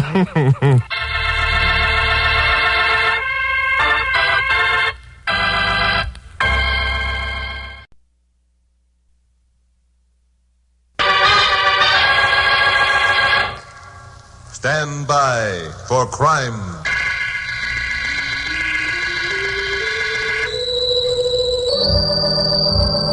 Hi. You know, being a newscaster in a station like KOP here in Los Angeles, you're bound to run afoul of a good many motion picture celebrities. They're always good copy, even though the stories you sometimes have to write about them wouldn't be important at all if they happened to ordinary people. Well, my blonde secretary, Carol Curtis, had been away for a few days. She got back on her Tuesday night and was waiting for me at the office when I got in Wednesday morning. Pappy Mansfield, owner of KOP, was also there. Well, hello, Glamourpuss. Glad to see you back. Have a good time? Oh, all right. Morning, Chuck. Hello, Pappy. Well, you two are a couple of cheerful-looking customers. What's this all about? Where have you been for the past 4 days? And what are you going to use for a feature in your first newscast tonight? I see. Pappy, I'll answer you first. I've been right here in town, and I've made 2 broadcasts a day over this station as per our contract. Well, you might just as well have stayed in bed. Do you know how many phone calls we received complaining about the lack of anything worth listening to in those broadcasts? Well, I'll tell you. I don't care how many phone calls you received. Now, Carol, I'll answer your question. Tonight, my feature story is going to be on Roger Van Ryn. Van Ryn? Well, he's the biggest movie producer in Hollywood. What's he done? Last night, he was arrested for arson. Arson? Are you kidding? No, I'm not kidding. I've got the most unusual story that ever came out of Hollywood. Do you want to hear it? Or do you want to continue riding me because a couple of dull broadcasts I made while digging it up? Much as I enjoyed continuing, my curiosity would never stand the strain. Come on, let's hear the gory details. I'll buy that. What did Van Ryn burn down? That $1 million mansion he has out in Beverly? No, something much more spectacular than that, Pappy. I'll give you the facts just as Van gave them to me. It seems he got to his office at Constitution Studios yesterday morning around 11 o'clock. He went in through his private entrance and found a visitor waiting for him. Hello, Van. Kim, what are you doing here? Aren't you glad to see me, Van? No. Now, look here, Kim. This has got to stop. I told you weren't to come here again. Is that why you gave me a key to your private entrance, darling? That was months ago. Things have changed. I'm having the lock switched on that door tomorrow. Things might have changed for you, Van. They haven't for me. I'm still in love with you. Oh, nonsense. That'll pass. Now, will you please run along? I've got some important appointments. The most important appointment you'll ever have in your whole life is right now. Oh? You're not going to cast me off like an old shoe, Van. We've been too important to each other. You've made too many promises. You've taken too much out of my life, things I can never replace. I'm sorry about that. I apologize, but things change, Kim. We made a mistake. Our romance was fun and stimulating, but now it's over. And we've hurt no one. So why don't you go back to that nice husband of yours and forget... Oh, you fool. Do you think it's as easy as that? Do you think that falling completely and madly in love with you was some kind of a lark with me? It wasn't. I couldn't stop loving you if I wanted to. And I'm not going through the rest of my life being miserable and tortured, living out every day just in the hopes that you'll Stop call it, Kim. Stop it. You're becoming I hysterical. don't care if I am. I'm in love with you, and I'm going to have you. I'm going to Stop it, I say. Stop it. All right. Now get hold of yourself. I tell you again that I'm sorry. The situation isn't pleasant for me either. I feel like a heel. The fact remains I've stopped loving you. I'm not going to see you anymore. There's nothing you can do about it. Nothing. Yes, there is, Ben. So? I have the letters. Letters? The ones you wrote me. The ones in which you told me that you were madly, passionately in love with me, that you couldn't live without me, that you wanted to divorce your wife and leave your family and be with me always. I see. Then it's blackmail. If you choose to call it that. How much? I don't want money, Van. I want you. I've already told you Unless you're willing to continue with our romance. Unless you allow me to come here whenever I want, I'm going to turn those letters over to Chuck Morgan. You've really sunk pretty low, haven't you, Kim? Yes. And you'd be willing to have me like that? It would be better than not having you at all. I suppose you know what it'll mean if Chuck uses those letters. Oh, yes, I know very well. It will mean that the heretofore impeccable character of the great Roger Van Ryn will be dragged through the mud. It will mean that your films will suffer. You'll probably be fired. It'll mean much more than that, Kim. It'll mean that my wife and 2 children will be hurt. That's the important thing. And they don't deserve it. They're good and fine and entirely innocent of all this. If you destroy the illusions that they have about me, you'll be destroying one of the finest things in the world. And I'll also be striking at you where it hurts most, won't I, Van? Yes, you will. You will indeed. So what's your answer? My answer, dear Kim, is this. If you turn those letters over to Chuck Morgan, or to anyone else who might make them public property, I'll kill you.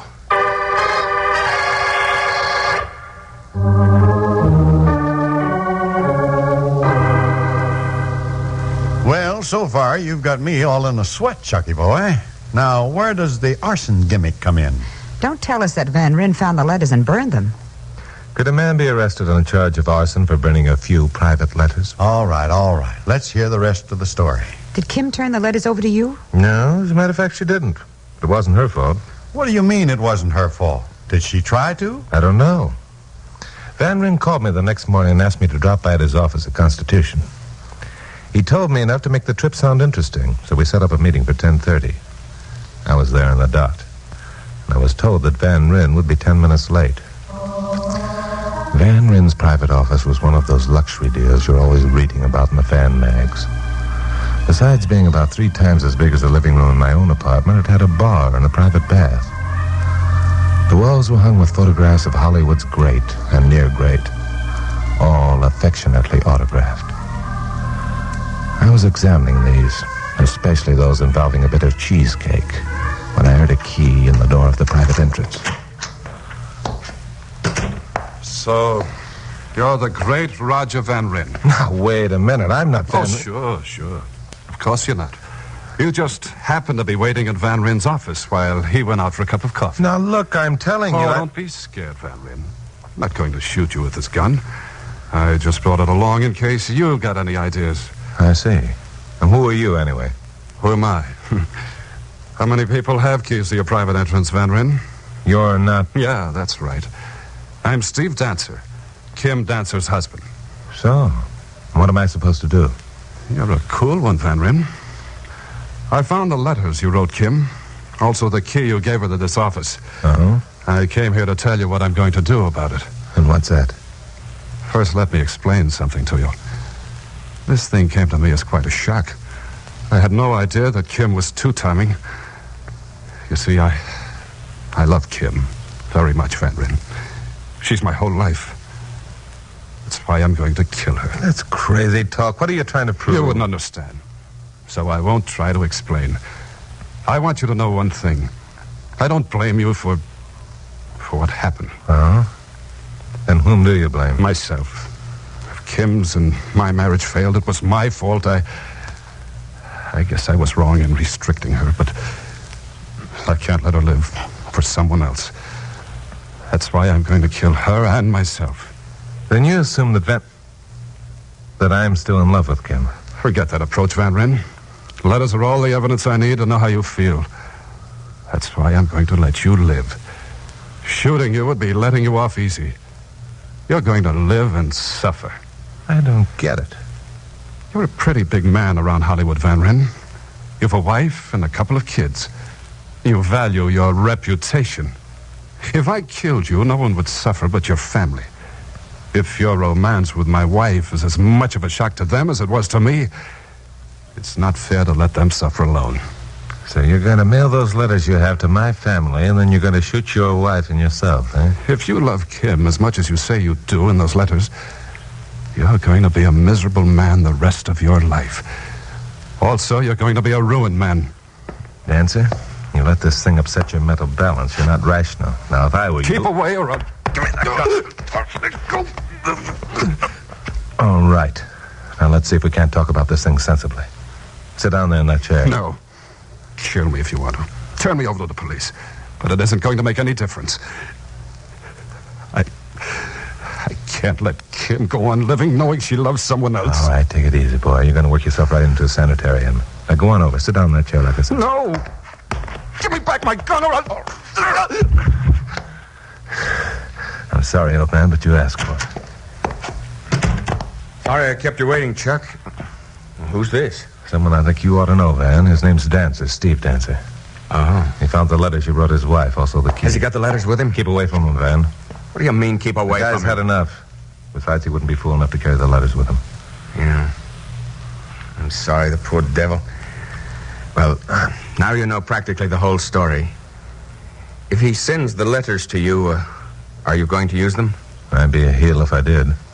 Good. I thought you'd feel that way about it. See, now look, Chuck. Tell him you will use them. Get them into your hands, I'll pay you anything. Any price you want to name if you'll sell them to me. Sorry, Van. I'm in a different line of business and selling love letters that don't belong to me. Look here. Besides that, my sympathies are with the man on the floor, not you. Well, I don't suppose I can blame you for that. It wasn't because I hoped you'd feel sorry for me that I asked you to come here. Think of my wife and kids, Chuck. Yeah. Why should 3 people suffer for something they're entirely innocent of? You should have thought of that a year ago, Van Ryn. You didn't care then how much they suffered. You said so in the letters you wrote to my wife. Sorry I had to hit you, Dancer, but you were going off the deep end. Yeah. Well, I'm sorry I mistook you for this rat, Van Ryn. All right. I've been lying there listening to your conversation. So, it'll really hurt you to have your wife and kids see those letters, will it, Van Ryn? Well, that I was glad to hear. Because they're going to know how you've been two-timing them during the past year. They're going to read it in black and white. And the mess it will make of your life will be a pleasure I'll enjoy the rest of my days. Now, you're talking crazy again, Dancer. Don't be... Wait a minute, Chuck. This isn't your fight. Dancer, I have a couple of things that I want to say to you. First, I can't blame you for your attitude. I'm sorry for what's happened. I wish it could be undone, but it can't. But however, it's over. I don't love your wife. I know now that I never really did. It's just one of those things. Yeah. One of those things. Now that you're tired of her, you're willing to hand her back to me with regrets.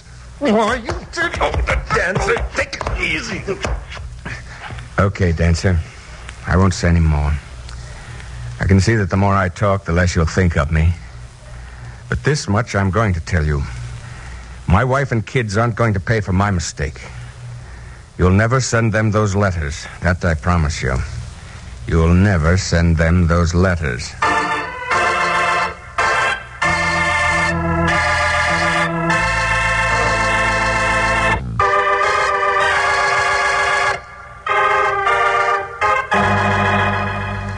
So far, Chuck, you've told us a real juicy story, but I hope you're not going to use it on your broadcast tonight. You know, it's against the policy of KOP Yeah, I know. I've already told you the only part of the story I'm going to use is that Roger Van Ryn had been arrested for arson. He's now sweating it out in a pokey downtown. Well, for golly sakes, when are you going to get to this arson part? What did he do, burn down Dancer's house in hopes that the letter would be hidden there? No, he didn't burn down Dancer's house. If you had a lick of sense, you'd realize that if Dancer's house had been burned down, you'd have heard about it long before now. We might as well humor the boy, Carol. He isn't going to tell us the payoff until he builds it up to a point where we're ready to choke him. Yes, all right. So let's let him have his fun. Well, if he calls us having fun, then his sense of humor is warped. If you don't care to hear the rest of the story, Miss Curtis, you may be excused. Oh, if I don't care to hear the... Okay, Romeo. Go ahead and enjoy yourself. I'm listening. Thank you, Miss Curtis. Thank you, Miss Curtis. We've now reached the evening of Tuesday, the 6th, in our narrative. And so far, nobody's committed arson. That's right. So far, no one has committed arson.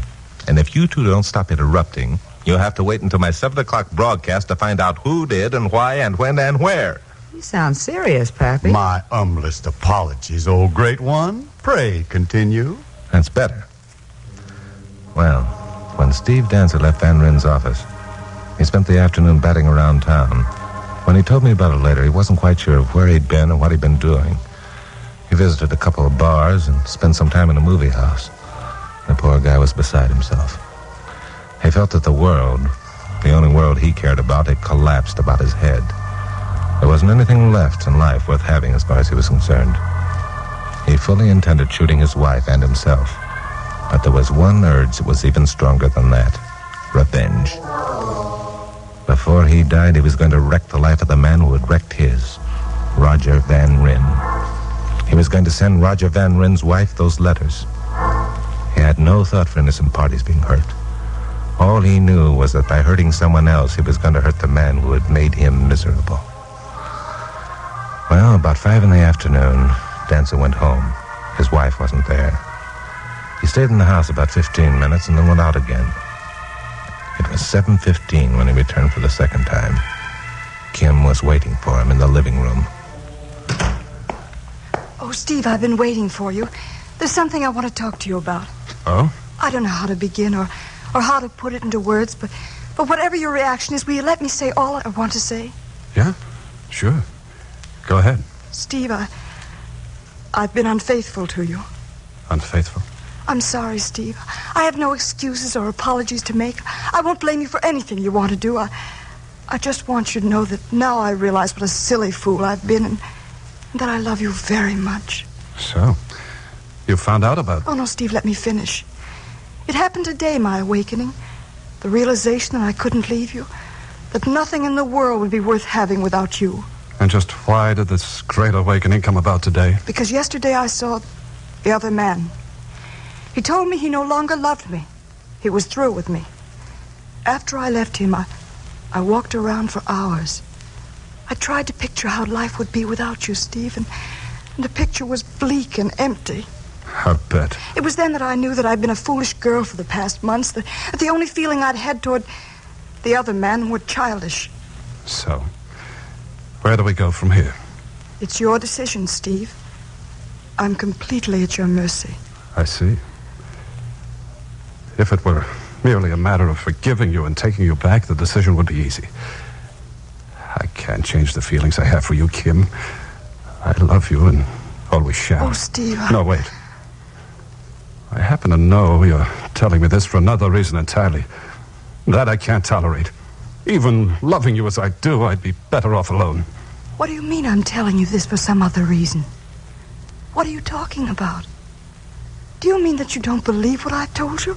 Not a word of it. But, Steve, it's the truth. I have some letters that will prove it. Letters? Do you mean that you didn't know that I... He wrote them to me. I foolishly kept them all. I had intended destroying them tonight. I kept them hidden behind this volume of encyclopedias. That's odd. One of the volumes is... Steve. I found them, Kim, this morning. Oh, Steve, no. You thought I knew you'd found them, and I was telling you so you'd give the letters back. Oh, Steve, I've been out of my mind ever since finding those letters, Kim. I haven't had a rational moment. I'm afraid I did something pretty terrible. Oh, it can't be as terrible as what I've done, no matter what it is. And now you do believe me, don't you? Yes. Yes, I believe you. Oh, darling, thank you. Now everything will be all right. We'll destroy the letters and things will be as... We can't destroy the letters, Kim. Can't? But why not? Well, I was obsessed with the idea of making Van Rin's wife suffer as I'd been suffering. I mailed the letters to her an hour ago.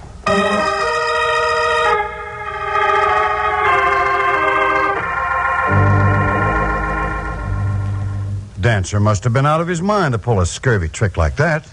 Poor Mrs. Van Ryn. What a horrible shock it must have been to her when she opened the letters and read them. How did she take it, Chuck? Do you know? She didn't have to take it. She never got the letters. Lost in the mail, huh? Well, there's still a chance that they'll turn up. No, they'll never turn up, Pappy. That I can assure you. Say, wait a minute. Didn't Van Ryn say that he'd never let Dancer mail the letters? And how did he plan to stop him? Glamour Puss, that's what bothered me at first. I figured that Van Ryn intended visiting the Dancer home and demanding the letters at gunpoint, or worse. I'd reached this point in my thinking when my telephone rang. Hello. Hello. Chuck Morgan? Yeah, this is Morgan. This is Steve Dancer, Mr. Morgan. I called you because, well, my wife and I have become reconciled. Well, good. I'm glad to hear it. Now, the smart thing for you to do is destroy all... Wait a minute. I know you're going to tell me the smart thing to do is to destroy the letters. But the fact is, I can't. Why can't you? I mailed them to Mrs. Van Ryn tonight. You dope. Yes, I don't blame you. But if you knew the state of mind I was in, you might understand. I stood in front of the mailbox on the corner of our street for a half hour before I could get up the courage to drop it into the slot. I was half crazy, I tell you. Well, what do you expect me to do about it? Well, you're a pretty influential man, Mr. Morgan. And I thought if you called the post office... Not a chance. Even if they felt sorry for you, they couldn't do anything.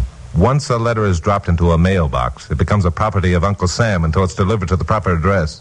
Then there's nothing that can be done? I'll tell you one thing you better do. Take your wife and get out of town for a couple of days. Van Ryn intends to prevent you from mailing those letters, and I don't think he'll stop at anything to do it.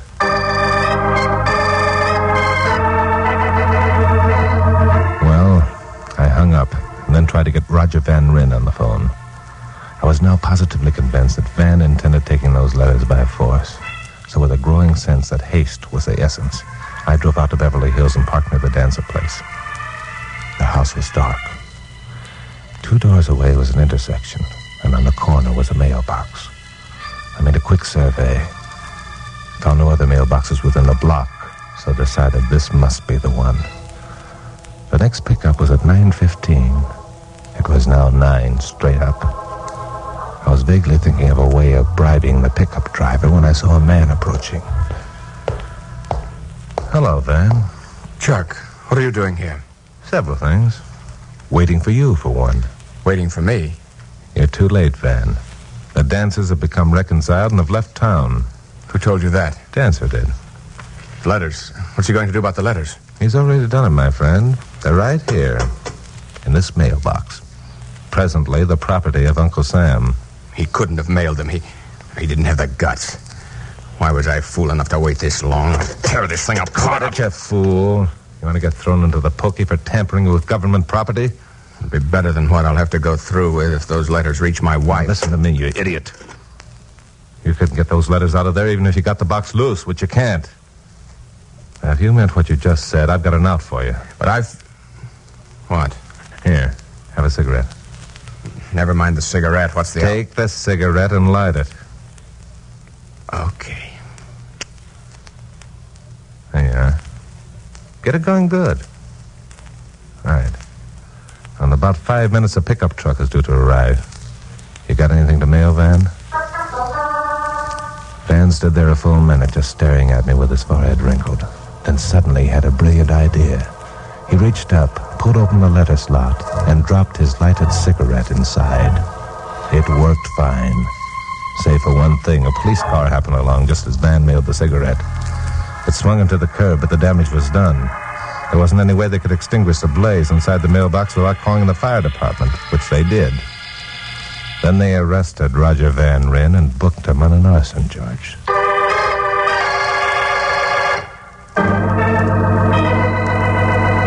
So, that's how Roger Van Ryn got arrested on an arson charge. That's it, Pappy.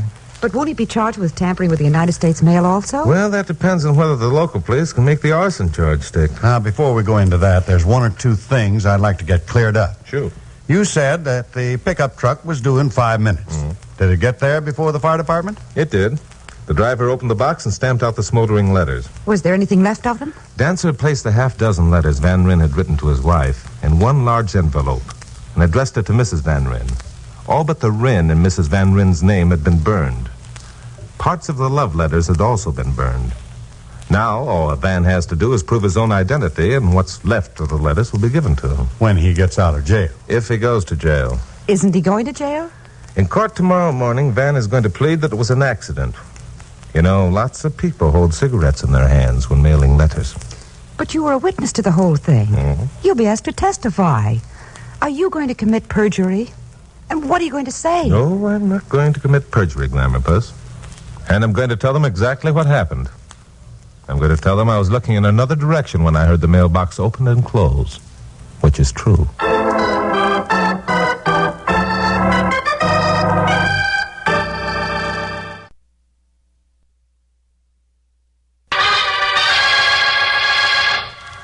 Stand by for crime.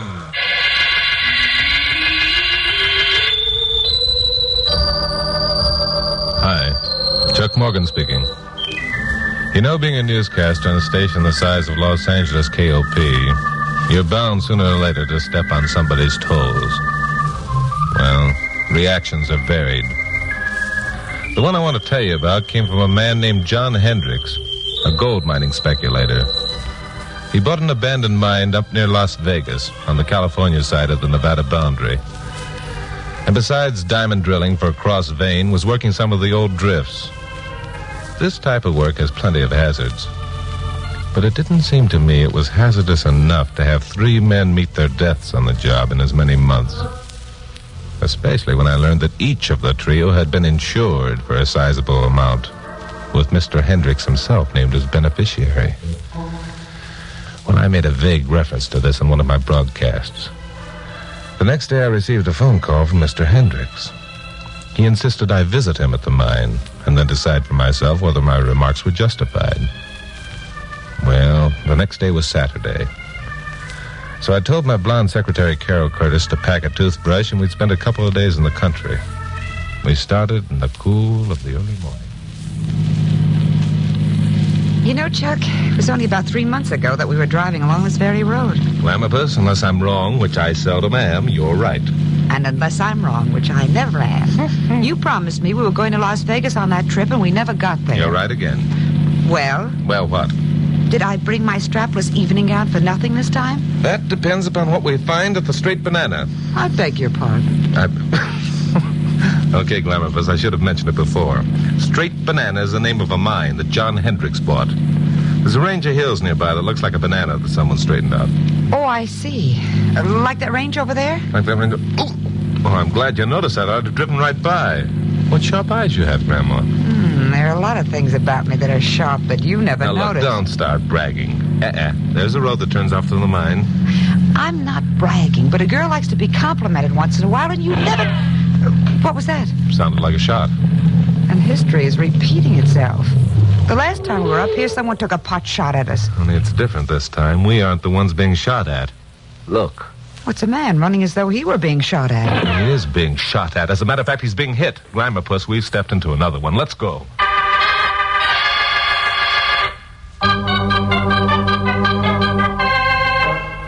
The man Carol and I had seen running for his life was wearing Levi's, a blue cotton shirt, and a dirty white cowboy hat. We didn't get a look at his face. As a matter of fact, we didn't get another look at him at all. By the time we'd parked the car, scrambled up the steep embankment, the area behind the boulder where he'd fallen was deserted. Well, we walked over the ridge where the ambusher had been hiding and found the same thing there. Nothing. It was uncanny. Well, Glamourpuss, what do you make of it? I'm beginning to think the whole thing was a trick of our imaginations. Say, what did they call it out here in the desert? Mirage or something? Mirages don't consist of people and gunshots. Oh. Come on, let's get out of here. Okay. We went back to the car and drove on to the Straight Banana. The mine buildings, four in all, were stacked up against the side of a cliff. We stopped in front of what was obviously the owner's living quarters. And as we did so, the door to the building opened and a tall, gray-haired, distinguished-looking man came out. Hello there. I'm John Hendricks. I imagine you're Chuck Morgan. Yeah, that's right. This is my secretary, Carol Curtis. Hello. Mr. Curtis, it's a pleasure. I suppose you get out and come inside. It isn't much cooler, but it's better than being in this blasted sun. Have a nice trip? Yes, we had a fine trip. I'm afraid you misinterpreted the mention I made over the air about your mine, Mr. Hendricks. I certainly didn't intend to accuse you of being a murderer. Well, I'm glad to hear that. On the other hand, I'm not sure that I could blame you if you did. 3 accidental deaths in as many months looks bad. Just how do you account for them, Mr. Hendricks? I don't. Now, this mine, as you may know, has been inactive since 1925. I spent several months studying the history of the place, maps, charts, graphs, all sorts of reports, and I'm convinced that the 2 veins the former owners were working meet. If I can locate the spot where they meet, I'll find a rich deposit. Yeah, so you're diamond drilling, huh? Yes. That's not only an expensive proposition, but it requires skilled labor. Where have the accidental killings been taking place? 2 in the drifts, 1 among the drilling crew. You see, all of the drifts and superstructures have partially decayed. I'm having them replaced as rapidly as possible. Is it the custom of mine owners to insure their men?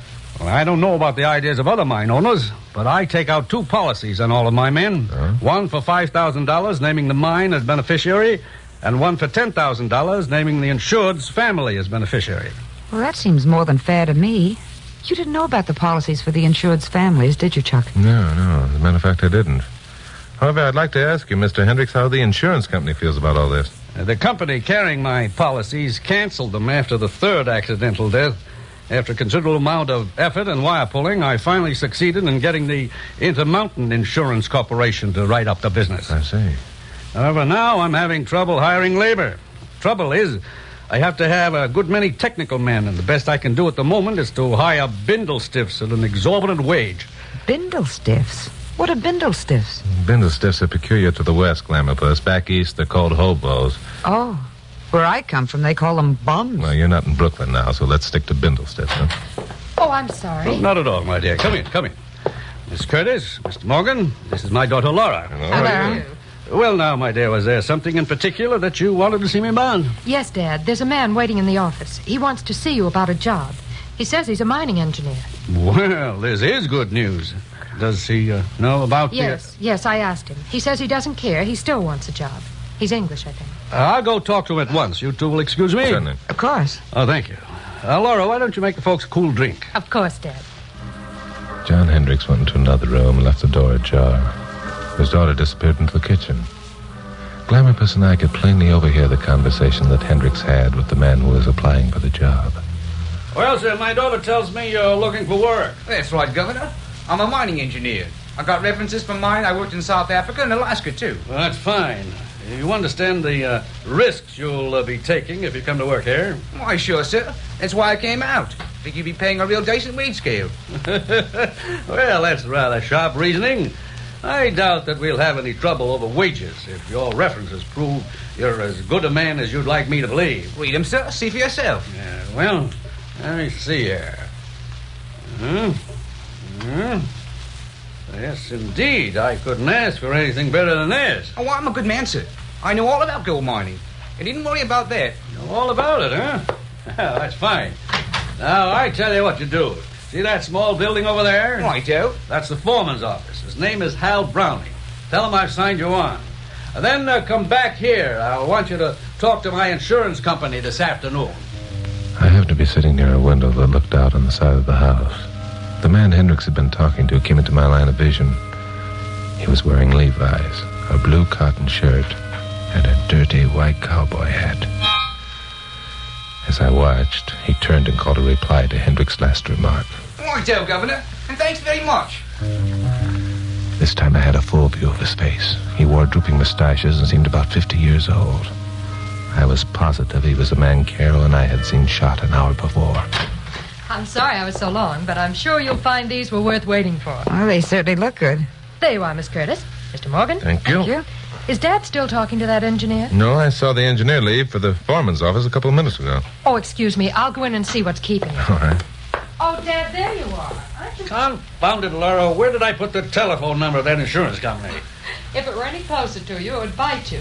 There it is, right on the spindle. Oh, yes. Well, I'll have to call them. Tell our guests I'll be a minute longer, will you, my dear? Of course. I'm sorry. Dad's calling the insurance company. He'll only be a minute longer. Oh, that's all right. How many men do you have working here at the mine, Miss Hendricks? About 25 right now. And none of them wanted to quit after the accident? Yes, 3 or 4 did quit. Oh. But Dad's paying such high wages that the rest decide to stay. I see. Well, I'm in luck. Just hired a man who seems to know his business. His name's Paul Anderson. Laura, I've made arrangements with Cranston of Intermountain Insurance Corporation to see him this afternoon and arrange for the man's physical examination. Can you drive him into Vegas? Of course, Dad. Oh, we could save you the trip if you want. We're going into Vegas. Oh, no, thank you. I wouldn't miss a chance to drive into Vegas. I see what you mean. I was thinking the same thing. Don't worry, Glamourpuss. You'll get your trip to Vegas. But first, I'd like to look around here a bit, if you don't mind, Mr. Hendricks. Well, no, not at all. Was there anything in particular that you wanted to look for? Yes, as a matter of fact, there is. Oh, what's that? A dead body.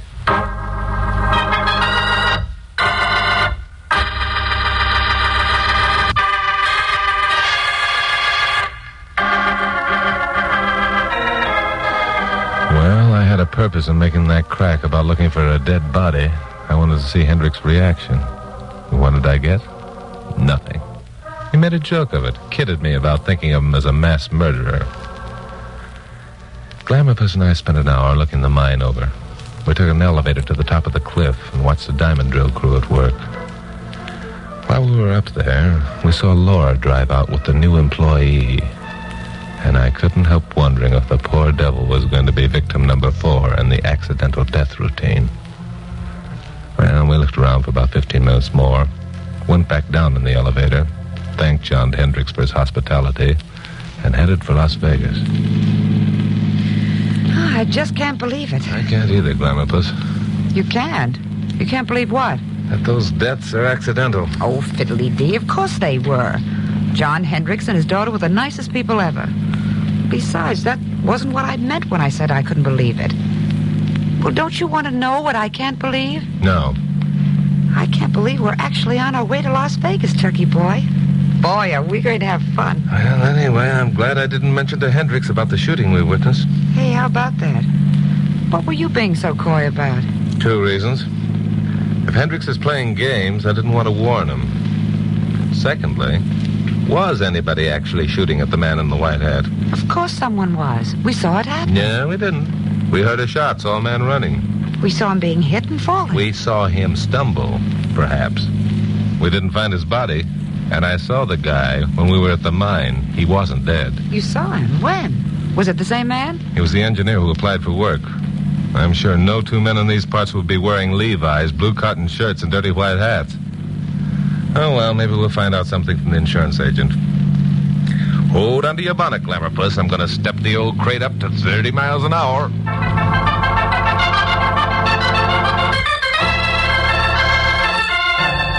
We reached Las Vegas around 4 o'clock, and I turned Carol loose at the Desert Inn Casino with a word of caution that if she lost her shirt, she'd have to walk home. Then I got Pappy Mansfield, owner of KLP, on long distance. Told him if he was so inclined, he could hop a plane and come up here just to keep his eyes on the star newscaster. Well, Pappy didn't ask any questions, which was like him. Just said he'd see us around midnight. So then I found the address of the Intermountain Insurance Corporation. The office was a dinky little room over a drugstore. And Sidney Cranston, the local agent, was a dinky little man with gimlet-like eyes. Hello? You, Sidney Cranston? That's right. Want to buy some insurance? No, thanks. You selling anything? No, I'm not... Then what do you want? If you'll stop butting in, I'll tell you. Don't get fresh, young man. I'll throw you out in your ear. You'll throw me... All right, Cranston. I'm Chuck Morgan, newscaster in KLP in Los Angeles. I'm up here to make inquiries about those accidental deaths at the Straight Banana Mine. Oh, them. What about them? Well, since you're carrying the insurance, I wondered if you thought they were accidental. If I didn't, I wouldn't be carrying the insurance. But 3 deaths in 3 months. You're reaching, son. I went over that mine with a fine-tooth comb. The shoring and the drifts and the drill derrick are as solid as a rock. Well, it implied to me that there shouldn't have been any accidents. You're reaching again. So? Those 3 deaths were coincidence. The law of averages says there won't be a 4th. And the law of the state says somebody better try to prevent a 4th. Oh, by the way, what did you think of Anderson? Anderson? Yeah, the new engineer the Hendricks hired. Oh, him. He hasn't gotten here yet. Hasn't got here? They left a half hour before we did. No, I can't help that. I've been right here all afternoon waiting for them. And I say they haven't been here. Huh. Well, that's something... Sorry, we're late, Mr. Cranston. Oh, hello, Mr. Morgan. Well, Miss Hendricks. And this must be Anderson, the new engineer. That's right, Governor. Paul Anderson, just down from Alaska. I'm surprised that you didn't get here ahead of Miss Curtis and me, Miss Hendricks. We left the mine a half hour later than you. Oh, we did get here ahead of you, or I suppose we did. Oh? We've been in town a half hour or more. Mr. Anderson wanted to buy a few things, and so did I. You might have come up to my office first, young lady. Been waiting here since your dad phoned. I don't like working Saturday afternoons. Oh, I'm sorry about that, Mr. Cranston. Well, never mind. Let's get to work. You through asking dumb questions, Morgan? Yes, I'm through. Only just for the record, those questions were a whole lot less dumb than you seem to think.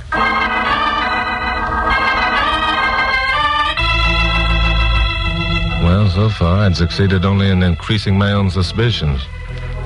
There were a lot of questions I wanted answers to.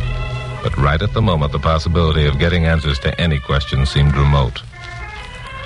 I walked over to the casino where I left Carol and found her shooting craps. She had a stack of chips in front of her that reached almost up to her chin. Come on, little Joe. Be good to Mama. Yippee, there he is. Bring him over here, Charlie. No, I'll let the bundle ride. Give me the dice, Charlie. Having fun, Glamour Puss? Oh, hello, Chucky boy. Hey, look what I've been doing. Yeah, I see. You know, the smart gambler quits when he's ahead. Come on, let's go. Oh, just once more, Chuck. Okay, set yourself, roll them and see what happens. Okay, here we go. Come on, 7. What do those 2 aces mean, Chucky boy? They mean snake eyes, Glamour Puss. You lose. Let's go. Oh, gee whiz. Chuck Morgan, you did that on purpose. It's all your fault. You brought me bad luck. At 3 o'clock in the morning, Las Vegas is as brightly lighted as Broadway and 42nd Street is at 8 p.m. The casinos operate 24 hours a day, as do most of the restaurants and stores. You take one look at those bright lights and wish you owned some stock in the power company that provided them. Well, at midnight, Carol and I drove out to the airport, picked up Pappy, and the 3 of us stopped at Sal Saggy's for a cup of coffee. Well, Chuck, I'm not going to tell you you've got a crazy idea, because ever since I first heard you talking about those accidental deaths, I was inclined to go along with your theory. But what can you do about it? You haven't got a shred of evidence. I don't know, Pappy. I don't know. Seems to me it's a matter for the police. But we haven't got time for that, Glamourpuss. We're in Nevada. That means we've got to get back across the line, scare up a California deputy sheriff, sell him on the idea we aren't nuts. It might take days. And unless I miss my guess, Paul Anderson isn't long for this world. I met him at the insurance office this afternoon, and he's as ignorant as what's in store for him as I am of the fourth dimension. Well, that's pretty ignorant. Thanks. So what do you propose to do? Pappy, I guess the three of us will have to handle this one alone. The three of us? Against those 25 cutthroats of the straight banana? Oh, they aren't all cutthroats, Glamourpuss. Now, look. Here's a plan that might work. In about 3 hours, it'll be getting light.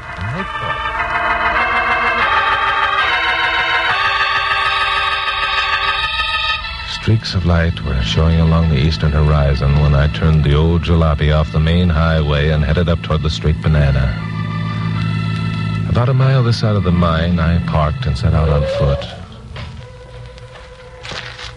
I kept well away from the darkened buildings of the mine, climbing to the ridge in the south where the ambush had crouched.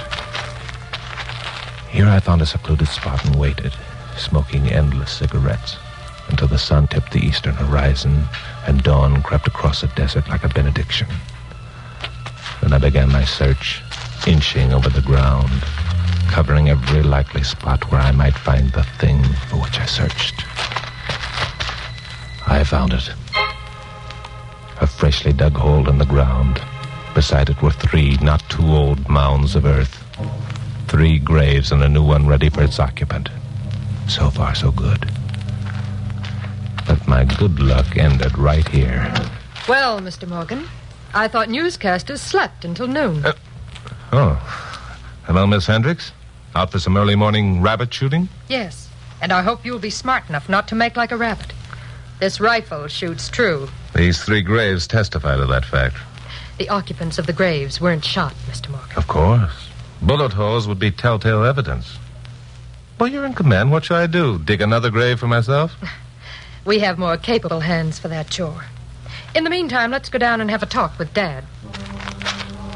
The muzzle of Laura's rifle was an uncomfortable pressure in the small of my back as we walked down to the mine. We went directly to the owner's residence and stepped inside. Hendricks was there, and another man, Anderson. He was lying on the floor, bound and gagged, and wearing only his underclothes.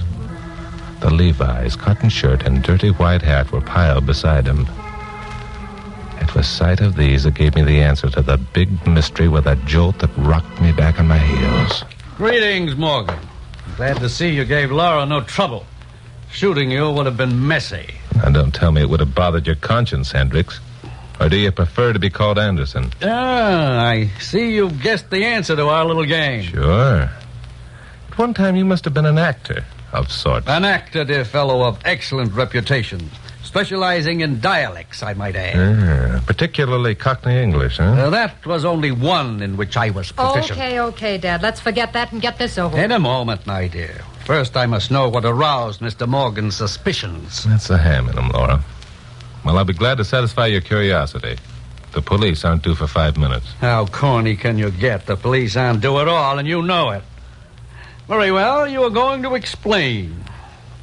To begin with, we never saw you and Anderson together at the same time.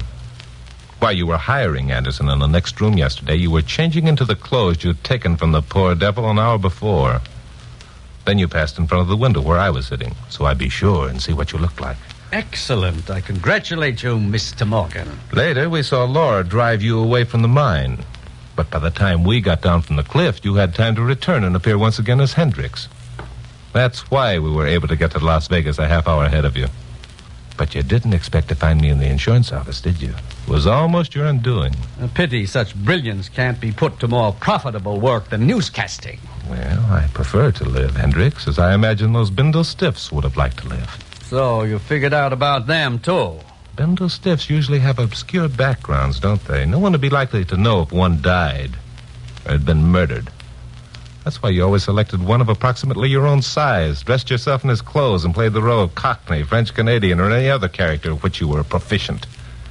Then you merely redressed the bindle-stiff in his own clothes and let the accident occur. Which is exactly what I'm going to do now. Laura, keep him covered. Don't worry. Hurry it up. I waited until Hendricks had his prisoner almost completely untied, then walked deliberately over to the window and waved. Keep away from that window.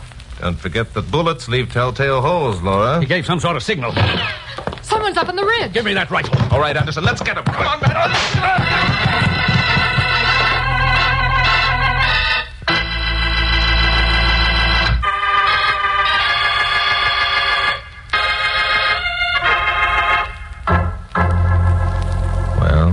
Paul Anderson had presence enough of mind to give me the help I hoped would be forthcoming.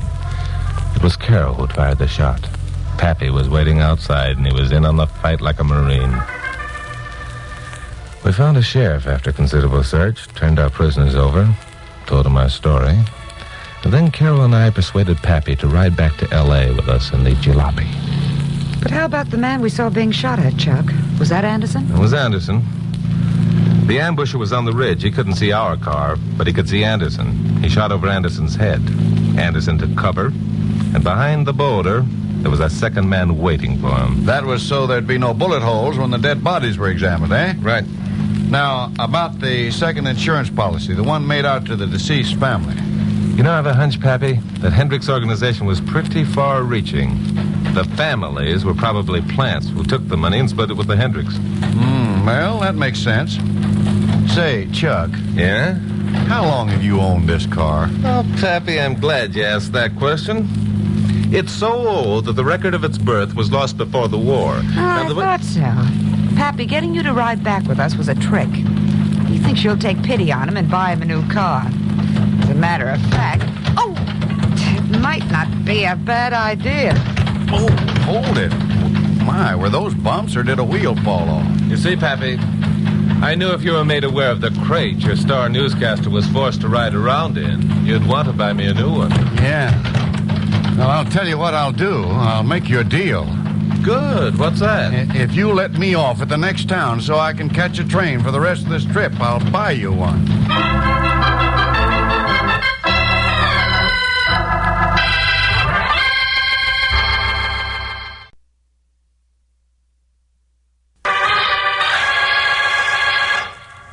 Stand by for crime.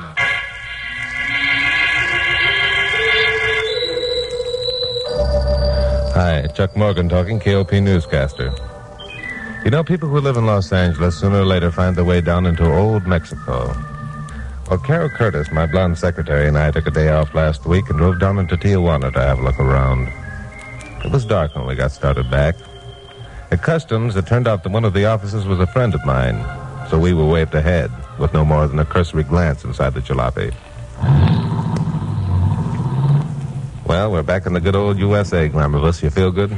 Oh, frankly, I don't feel any different than I did 10 minutes ago. Oh, gosh, Chuck, there were an awful lot of cars lined up at Customs. That's unusual, isn't it? Yeah, probably some of the boys got a tip that an attempt was going to be made to get some marijuana or something else through. Oh, golly, it's lucky you knew one of the Customs officers. Yeah. We might have been there for an hour or more. That's how it is when you have influence. Oh, now don't start bragging. It wasn't that important. Go to sleep, Glamourless. I can see you're spoiling for a fight. Oh, maybe that isn't such a bad idea. Well, aren't you going to move your shoulder? Oh, sure. How's that, better? That's fine.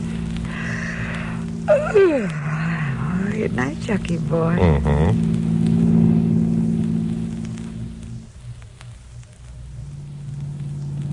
Glamourless, wake up.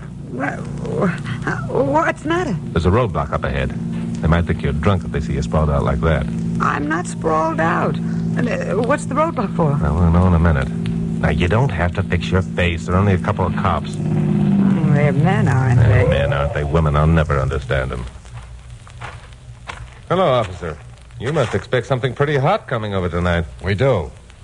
You been below the border? Yeah, that's right. Let me have a look at your driver's license. Oh, yeah, sure. Here you are. Thanks. What's he doing in our trunk compartment? Just a routine check, lady. Mike, come back here. Yeah, what is it, Ed? For heaven's sakes, Chuck, what could possibly be in the trunk compartment that would excite so much interest? I haven't the faintest idea. The last time I looked there, there wasn't anything but a deflated inner tube. Okay, you two. We found what we're looking for. In your trunk compartment. You did? What is it? A dead body.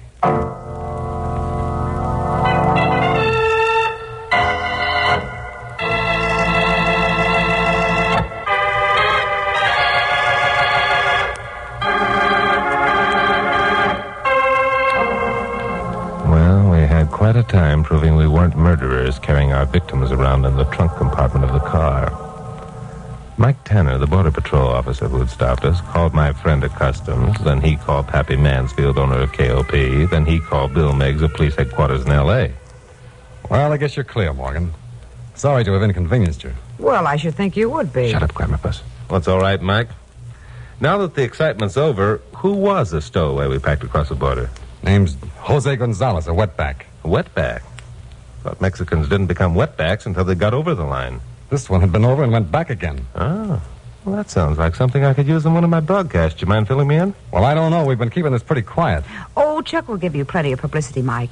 He'll make a hero out of you. Won't you, Chuck? Grammerpuss, unless you shut up, I'll bop you one. Well, I was only trying to help.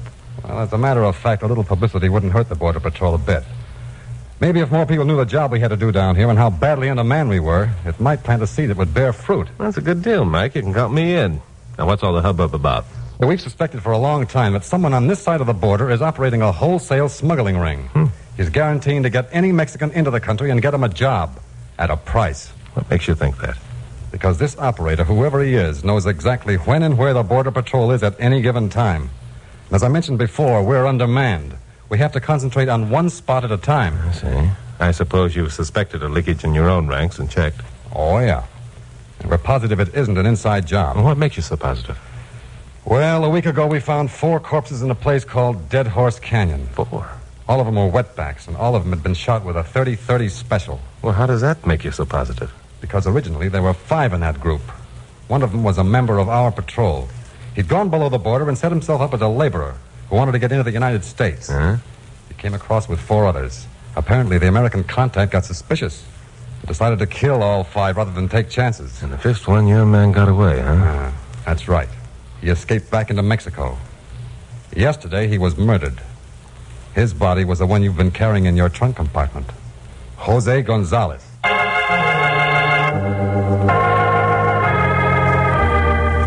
Well, it wasn't a pretty picture. The American smuggler had apparently wanted to show the Border Patrol it was wasting its time. They probably picked my car by design, knowing I give the story some publicity, which would serve as a warning to any other patrol members who got ideas of becoming a spy. Well, Mike Tanner told me the location of Dead Horse Canyon, and then Carol and I started north again. Oh, golly, I'm glad we're getting out of there. Now I do feel better that we're back in the United States. Chuck. What? Chuck Morgan, now what are you up to? What do you mean, what am I up to? I'm just driving along, minding my own business? Well, that's just it. You're not minding your own business. You're minding somebody else's business. I know you. What do you think you're going to do? I know what I'm going to do, Glamorpuss. First, I'm going to put you on a train at the next town and send you back to L.A. You are not. You're to tell Pappy that if I'm not back by 7 o'clock tomorrow night, to get a substitute to do my broadcast. I won't do it. Then I'm going to take a run over to Dead Horse Canyon. Then I'm going And with if you don't shut up, I won't even put you on a train. I'll let you hitchhike your way back.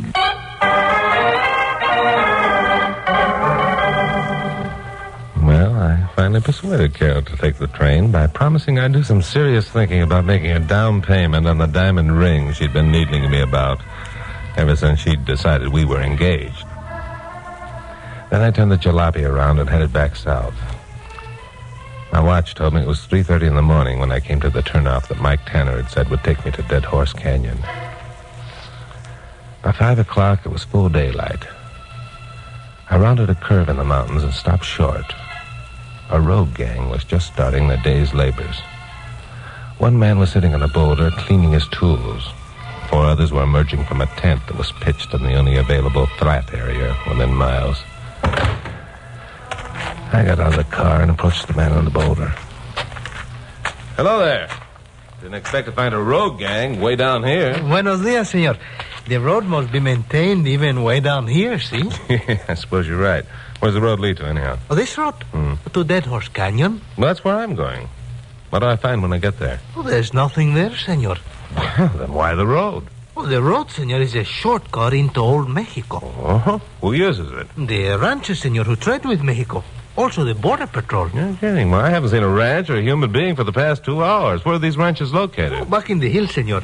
There are 8. I'll be darned. How far did you say it was to Dead Horse Canyon? 10 miles, senor, but there's nothing there. You looking for somebody? Yeah, it could be. Why? The one who killed the 4 wetbacks, maybe? Yeah, you know about that, huh? Oh, see, this is a very bad thing, senor, to shoot people. Yes, I'll buy that. Were the 4 who were shot friends of yours? Oh, no, senor. They were from below the border. I am an American. So, any idea who did the shooting? It's a strange thing, senor. We're here working on the road all the time, and there's no one who passes by except the Border Patrol man. Yeah, that is strange. Isn't any other road, huh? No, senor. This is the only one. And the man who did the shooting must have come in by horseback or walk. See, or perhaps he came up from Mexico. Yeah, that's a possibility. How far is it to the border? About 20 miles. 20, huh? You expecting the Border Patrol through here today? Well, one never knows. Sometimes it's every day, and sometimes it's only once a week. I see. All right, thanks for the information. If you see any suspicious characters around, let me know, will you? I'll be along this road someplace. Si, senor. Adios. Adios. I climbed back into the jalopy and started south again. Maybe some member of the road gang was getting the information about the location of the Border Patrol through to the smuggling agent. It was out. How could he do it? There weren't any telephone or telegraph lines. Wasn't likely that a messenger could try to get through if the patrol were infiltrating the district. So I kept on driving, and the day kept getting hotter, and the country more desolate and rugged looking. After a while, I came to what must have been Dead Horse Canyon. It was a narrow gorge running between 2 high-flung ridges. The floor of the canyon was as dry as a bone. The ridges were without vegetation. I slowed down. I was thinking about getting out and taking a look around when... There wasn't any doubt but that shot was meant for me. The bullet plowed up a small geyser of dust in front of the jalopy. I instinctively stepped on the gas, thinking it would be a good idea to get out of there fast, but forgetting there was no place to go. The second shot proved that the marksman meant business. The bullet socked into my left front tire. The jalopy slewed around and almost turned over. I clamped on the brakes and got out. There was a boulder 10 paces away that offered good cover. I shot a glance up at the left-hand ridge. Saw a man with a rifle standing out in full view, with the muzzle of his gun trained on me. Then I started for the protection of the boulder fast. I covered half the distance when...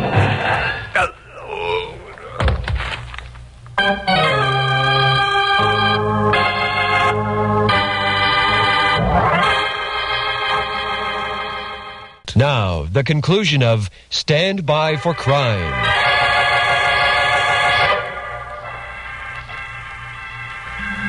I was dreaming that I was lying on the ground with my head in the lap of a beautiful girl. She was stroking my hair and talking softly. Every once in a while I'd ask for water and she'd hold a canteen to my mouth and the cool, beautiful liquid would flow between my lips and down my throat. I let the dream continue for as long as I dared, and then I opened my eyes and said, "Hello." Ah, Senor Morgan, you are better? Yeah, I think I'll live. Just keep stroking my head. Oh, but Senor, you have been shot. Yeah, I know. Oh, who bundled me up in this bandage? You? Ah, si, Senor, it was I. Ah, thanks. What's your name? Where'd you come from, Angel of Mercy? How did you know my name and who shot me? Those are many questions at once, Senor. I shall answer them in order. My name is Rosita. Rosita, I like that. I came from up there on the ridge. And I know your name because I looked at your driver's license. Well, that figures. Now, can you tell me who it was that shot at me? Oh, yes, Senor. It was I who shot at you. 1,000 pardons for the mistake I made. You shot at me? Now, wait a minute. That calls for an explanation. Oh, and you shall have it, Senor. You see, at first I thought you were someone else, but even thinking so, I did not intend to hit you. I aimed in front of you. You ran too fast, Senor. Yeah, I was traveling all right, but I didn't think I was going fast enough to outrun a bullet. Who was this other guy you thought I might be? The man who murdered my husband, Senor. Murdered you? Oh, this is getting more interesting by the minute. Hold it a second. Is your last name Gonzalez? Si, Senor. Then you're the widow of the Border Patrol agent, Jose Gonzalez. See, I came up from Mexico last night by horseback. I shall not rest until I have avenged my husband's death. Now, what makes you think you'll find the murderer up here? Jose was shot in Tijuana, wasn't he? Before Jose was shot down, he told me about a terrible thing that happened here in Dead Horse Canyon. Yeah? I am convinced that the murderer is an American smuggler of, well, the smuggler of poor Mexicans, and that sooner or later he will appear once more in this place. Do the authorities know what you're up to? I have told the authorities nothing. So far, they have been unsuccessful in apprehending this man. The wetbacks pass through the canyon at will. And you think that one lone woman can clean up this gang of smugglers, eh? It is because I am a woman that my chances are good. So far, no one but you knows of my presence here. You will tell no one, senor. Rosita, is that a statement or a question? You must promise, senor, or I shall have to hold you as my prisoner. Oh, that's not a bad idea. Where's your camp, Rosita? It is up there in a little glade. There is a spring and I have food. Do you feel strong enough to walk? Yeah, I think so. Stop spinning around like that, will you? Oh, there, you see, you are not strong as you think. Put your arm around my shoulder. So. There. Thanks. I like this. Let's go. The dizziness passed as we walked up to Rosita's camp, but I didn't take my arm from around her shoulder. I'm no fool. Anyhow, by the time we got to the glade, I was pretty weak. Rosita's bullet had clipped a hunk of flesh out of my left shoulder, and the loss of blood wasn't doing me any good. It took us more than 30 minutes to reach the camp, but it was worth it. It was cool beneath the shade trees, and a crystal clear stream flowed out from beneath two huge rocks. There. Sit here in the shade, senor, and rest. Thanks. There. Yeah, you picked yourself quite a spot. Jose and I camp here often when he was a member of the patrol. Yeah, I'm sorry. This must be pretty tough on you. See, it is, as you say, tough. But look, here I command a view of the entire canyon. You see? No one can pass without my seeing him. Yeah, it is a good vantage point, all right. Jose and I spent many days here waiting for the smugglers, but they never came. Only when we were on the other side of the mountain did they use Dead Horse. It was most mysterious. But now I must prepare us some breakfast, then you must rest and not talk, senor. I hadn't eaten since the night before in Tijuana, and I hadn't thought much about it. But when I smelled the bacon hotcakes and coffee that Rosita threw together, I became ravenous. Later, I must have dozed, because the next thing I knew, it was past noon. Rosita was gone. A moment later, I spotted her. She was changing the flat tire on my jalopy. Then something else caught my eye. A flash of sunlight on steel, possibly a rifle barrel. It didn't come again, and I didn't see the man who was holding it. But I began getting ideas. I walked over to where Rosita had left her rifle and picked it up. 30-30 special. I ejected the shells, put them in my pocket, placed the rifle back where I found it. Rosita was coming up the slope, the sunlight bright in her dark hair. That's no job for a lady. You should have waited until I woke up. It was nothing, senor, and after all, it was I who made the tire flat. Do you feel stronger now? Yeah, I'm fine, fit as a fiddle. You all ready to leave? Leave, senor? Look, Rosita, it's foolish of you to think you can stay here and fight a whole gang of smugglers. I can't stay with you, so Senor Morgan, you do not understand. I have been on many patrols with my husband. I am quite capable Sorry, of... Rosita, you're coming with me. And I say I am not. I see. Are you going to shoot a hole in my other shoulder? I will shoot, senor, if you try to force me to go with you. I bet you wouldn't. Stop, senor. I warn you. You better shoot now, Rosita. If you don't, I'm going to take that rifle away from you. Stop! I'm sorry, Rosita. Oh, senor. You are unkind. You knew I would not shoot. And this is where I want to stay. This is what Jose would expect me to do. Yeah, I don't think so. I think that Jose would want you to go to the patrol and give them any information you might have. I have no information, none at all. I think you have, Rosita, quite a lot, in fact. And that, added to a couple of theories I have, will clear up this whole mystery. Now, come along. Let's get started. So Rosita and I staked out our horse near the spring and started back north. It was after 4 o'clock when we passed the road gang. Their eyes bugged out at sight of my passenger. Rosita waved, called a couple of names, and they yelled something to her in Spanish. Just after dark, we pulled up in front of the Border Patrol station at Las Verdes. I wasn't too surprised to find Pappy Mansfield's green coupe parked outside. He was there in the waiting room, and Glamour Puss, of course, was with him. Well, where do you two come from? Never mind that. Where the devil have you been? No, Pappy, don't get excited. And who is this with you? This Glamour Puss is Rosita Gonzalez. She's pretty, isn't she? Oh, Mike. Rosita, what are you doing here? I found her down in Dead Horse Canyon, Mike. She just rode in with me. I guess it's the first time she's talked of Jose to someone who knew him. Oh, I see. Yeah. There, baby, I know it's tough, but those things will happen. We'll get the guys who did it. Don't worry about that. I wish someone would explain to me what this is all about. What's that bulge on your shoulder, Chuck? Oh, I had a little accident. It's okay. Didn't Carol tell you about the swell story I latched onto? She told me you sent her home and went gallivanting off to a place called Dead Horse Canyon. So? So I came down to see what it was all about and keep you out of trouble. And what did you come down for, Carol? You big squealer. Oh, I just came along for the ride. But I can see now I made no mistake. Where did you say you spent last night? I didn't say. And you two are a couple of liars. You thought there was going to be some excitement, and you wanted in, didn't you? Well, isn't there? Isn't there what? Going to be some excitement? Yeah, I think we can arrange something for you, Pappy.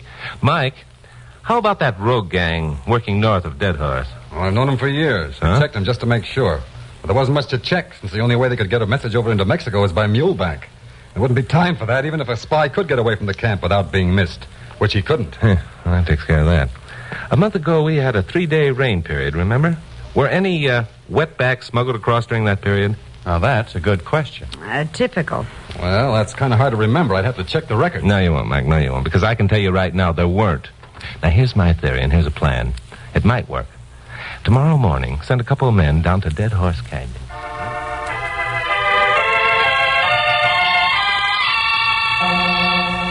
At 10 o'clock that night, Carol, Rosita, Pappy, and I, riding in my jalopy, followed the tail light of a Border Patrol car containing 4 officers up into the hills on the other side of the mountain from Dead Horse Canyon. Just before midnight, the patrol car pulled off the road and stopped. This the spot, Mike? Up ahead around the bend. We'll have to walk. I didn't want to warn them with our headlights. Right. Now, you go ahead. We'll follow. So we walked up the road, around the bend, and found that 2 of the officers had rolled a boulder into the road between the high embankments. It served as a perfect roadblock. Chuck, you take your gang up on the left bank and keep them down and out of sight. Right. We'll be over here. If there's any shooting, I don't want the responsibility of any of you getting hit. Don't worry. I'll keep them quiet, Mike. Good. We'll probably have a wait of about an hour or 2. Any questions? No questions. We're fine. Come on, everyone. An hour or 2? Holy smoke, we'll be frozen stiff. You can go back if you want to, Glamour Puss. There's still time. And leave you here with Pappy? Well, I guess not. I didn't think you would. Come on now. Up you go. So we climbed the embankment, found as comfortable a spot as possible behind some live oak, and sat down to wait. To wait is right. It was an hour before we heard it. The sound of a truck. It was still miles off, but it was coming steadily toward us. There wasn't any question that was on the road where we waited, simply because there wasn't any other road. Then we caught glimpses of its headlights as they swung around the sharp mountain curves. This was it. There wasn't any telling what might happen. I began regretting allowing Carol and Rosita to come along in this party, but it was too late for regrets now. The truck had made the last curve and was roaring down the dirt road straight for the boulder. It seemed to me the driver was blind. He didn't see the boulder until he was practically on top of it. Then... All right, you 2 in the cab, come out with your hands up. Get him, Jed. All right, come on.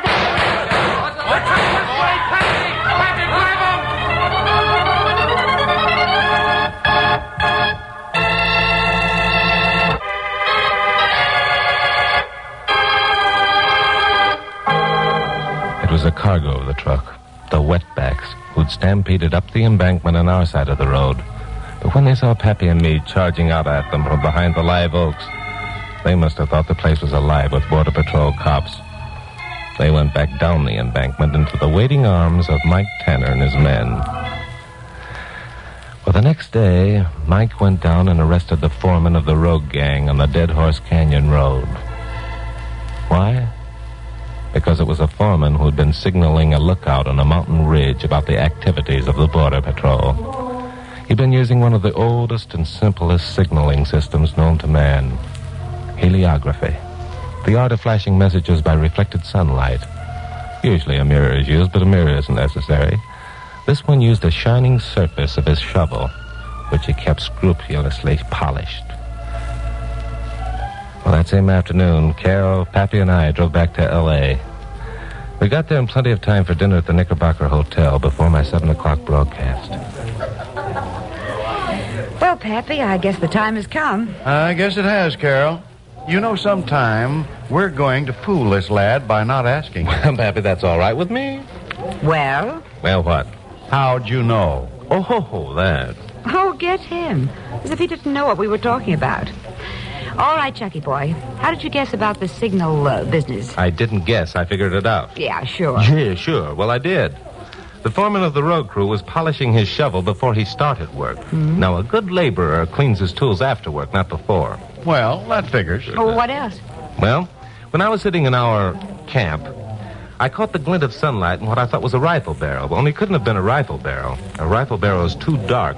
This glint was too far away. Oh, so that reminds me. What reminds you of what? About that promise you made. What promise? Well, you promised that if I'd take the train back to L.A., you'd buy me a ring. I didn't. I said I'd do some serious thinking about it. You said you'd buy me one. Oh, I hate Glamour you. puss, I didn't say any such thing. I can't afford to buy you a ring.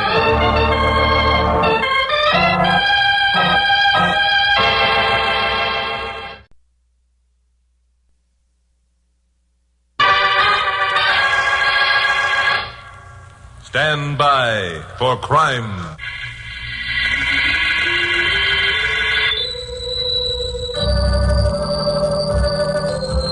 Hi, Chuck Morgan, KOP newscaster talking.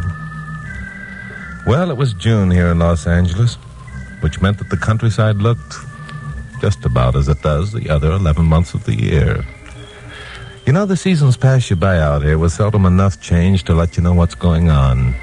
So in June, I always get a nostalgic feeling for the sight and smell of a countryside, which would justify the immortal lines of James Russell Lowell when he wrote, "And what is so rare as a day in June, then, if ever, come perfect days." Which is why when I arrived at my office on this particular June day and found Pappy Mansfield, owner of KOP, and my blonde secretary, Carol Curtis, waiting with a surprise announcement, I was ready to listen. Morning, kids. Hello, Chucky boy. Good morning, Chuck. Say, Pappy, about that wetback story, Well, what goes? You two been swallowing canaries again? Chuck, how would you like to take a trip back to New England? It's June back there, Chuck. Yeah, well, that figures. It's June here, so it must be June back there. What's it all about, Pappy? Do you remember that spy who was arrested in San Diego 3 weeks ago? The one who had been handing over information on airplane construction to the Russians? Dr. Alexander Gadd here. Naturally, that story was almost as hot as the Klaus Fuchs yarn. I ought to remember Gadd here. I interviewed him 3 times. Think you'd recognize him if you saw him again? Couldn't miss. Gadd he has escaped, Chuck. He escaped? No kidding. When? About a week ago. 3 days later, he was captured. He's being held now in the Poke at Burlington, Vermont. So? So you're going back to Burlington to identify Gadd here? Why me? Well, that's all part of an elaborate plan cooked up by the FBI and our own secret agents. You see, the man they're holding in Burlington isn't Gadd here at all. Isn't Gadd here? Now, wait a minute. Glamour Puss, what are you talking? Wait a minute. You'd better let me fill him in on this, Carol. Yeah, will you stop butting in, Glamour Puss? I won't. Go ahead, Pappy. Thanks. The FBI has information that the spy ring is a rendezvous all the way from Washington up through New England, with the last one at Burlington. Yeah? Burlington's population contains enough people of foreign extraction so that most any kind of an accent would go unnoticed. Also, it's a big enough place, catering a good deal to tourists, so that any infiltration of strangers wouldn't be noticed either. I see. Burlington's pretty close to the Canadian border, too, isn't it? About 60 miles, but those are details we can go into later. Gadd here escaped while being taken to Washington. Our agents believe he's being smuggled into Canada. They also believe they were so hot on the trail once that the spy ring picked one of their members who looked like Gadd here and let him be captured. Yeah. Now, this would take the heat off for a day or two until the mistake was brought to light, which would give Gadd here time to reach the border. Pretty cute. So I'm to fly to Vermont, tell the cops that Gadd here isn't Gadd here, and then come home again, right? Well, there's a little more to it than that. Oh, quite a lot, in fact. One thing, I'm going with you. You are? Well, aren't you glad? Yeah, sure. Oh, I'm not convinced that you meant that. Quiet, Glamour Puss. What's the rest of the story, Pappy? Well, when you tell them Gad here isn't Gad here, they'll apologize and let him go. Then they'll follow the man who is posing as Gad here to where Gad here is hiding, and that'll be the end of Gad here. Check? I think you'll find it won't be quite as easy as that. Huh? Well, do you want to go? It'll be a hot story if you're in on the capture of the real Gad here. I've arranged with the network for a TC broadcast. Of course I want to go. When do I leave? In an hour. Your tickets, hotel reservations, and instructions are in this envelope. In an hour? Why, that'll hardly give me time to pack. I said that'll hardly give me time to pack. Oh, Pappy, you wouldn't... Chuck, don't you want me to go with you? Don't start crying, Glamour Puss. I wouldn't go anywhere without you, and you know it. Your tickets and hotel reservations are in the same envelope, Carol, so stop worrying.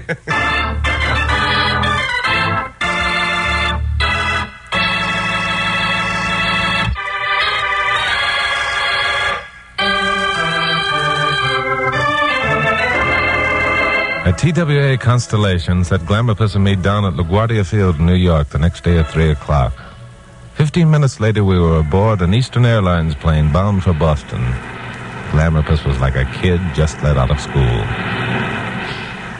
Chuck, isn't it exciting? We're 3,000 miles away from home, bound for adventure, and it's June. Yeah, but it's still June back in L.A. Oh, but here it's different. How? There's new life everywhere. Things are growing and... well, things are growing. Sometimes I think you're growing nuts. And sometimes, Chuck Morgan, I think you haven't got a romantic bone in your whole body. Yeah, you do you? Come here, you. Chuck, the stewardess. Never mind her. She's probably envious. We landed at Logan Field in East Boston at 4:45. A taxi took us through the Sumner Tunnel, down Beacon Street to Arlington, and the Ritz-Carlton Hotel. Pappy'd reserved rooms for us. Mine overlooked the beautiful public gardens. I stood looking down at them for a long time. I took a deep breath and turned away just as someone knocked at the door. Thinking it was Glamour Puss, eager to be out for some more adventure, I opened it and found the most beautiful girl standing there I'd ever seen. With the exception of Glamour Puss, of course. Hello. Hello. May I come in? Of course, by all means. To be sure, Miss... I'm Beth Hammond.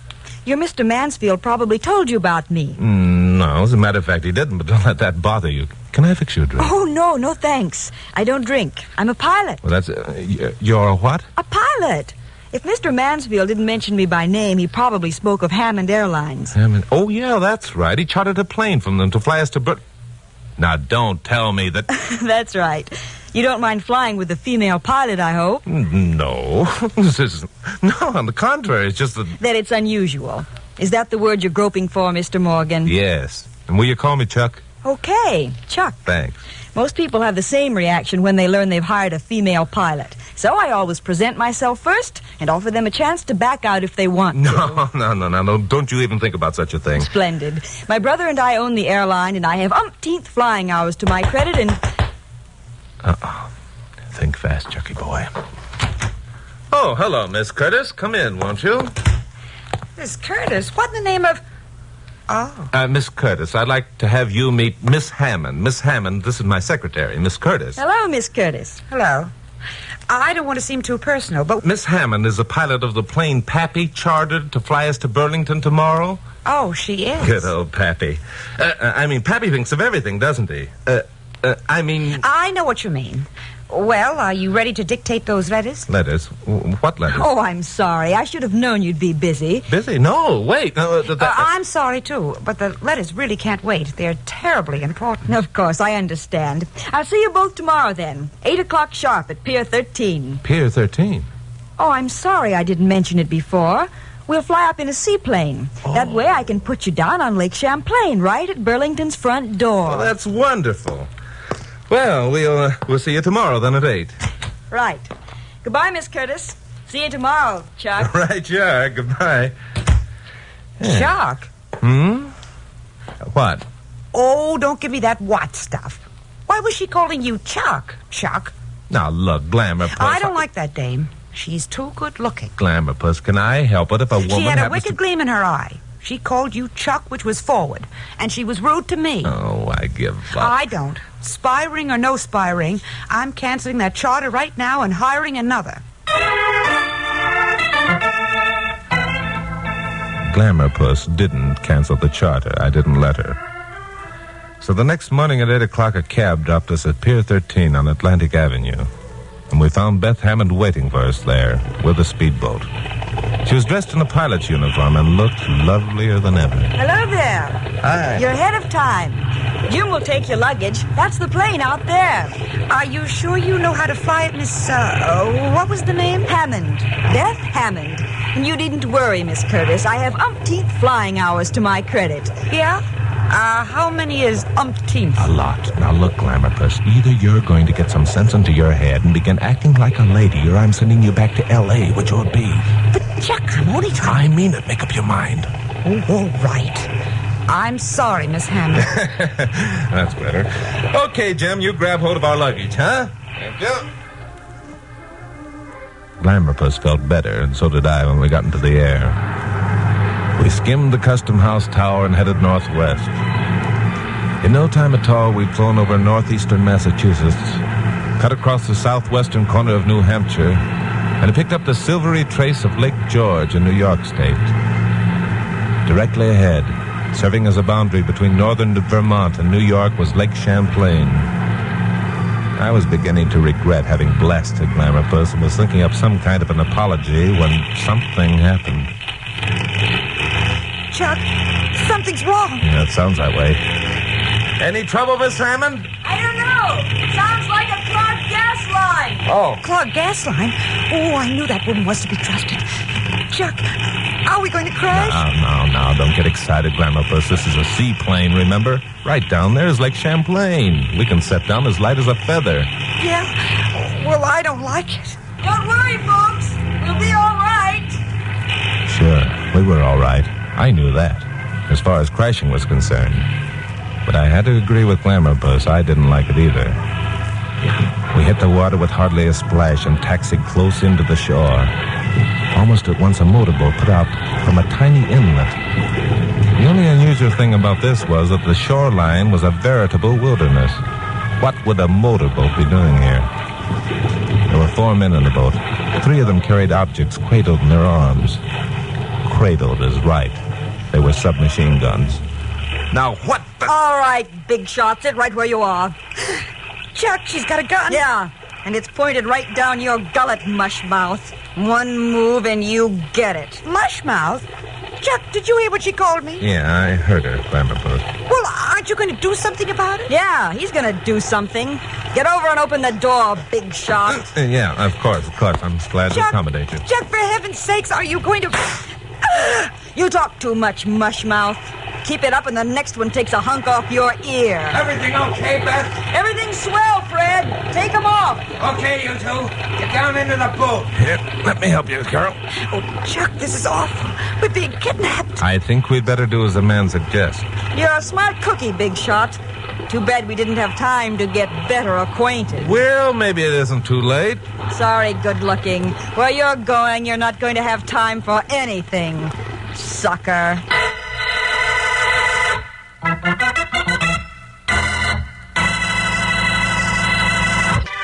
Now, the conclusion of Stand By for Crime. Well, the men in the motorboat hadn't been sent out as a welcoming committee by the mayor of Burlington, that's for sure. The 3 submachine guns kept at the same focal point as we climbed down from the plane. The focal point was us. The man Beth Hammond had called Fred nodded to his seat, then looked up at the female pilot with the umpteenth flying hours. Okay, Beth, take it away. I don't be waiting for you at the island. Take good care of our guests, Fred. I'll see you round. The motorboat swung away and headed for shore, with the 3 submachine guns a constant reminder this was no practical joke. We went up a path and came to a shack that was completely concealed in some heavy timber and went inside. The man called Fred pulled out a chair and sat down across the rough table from where I'd been ordered to sit. Well, everything came off fine, quite according to plan. You must confess you were neatly led into our trap, huh, Morgan? Yeah, okay, I confess it. Now, what's this all about? A fair question. I'll get right to the point. How about $5,000? Well, now, that's a good round figure. Who do I have to murder to get it? Nobody. Nobody at all. All you have to do is turn around and go back to California.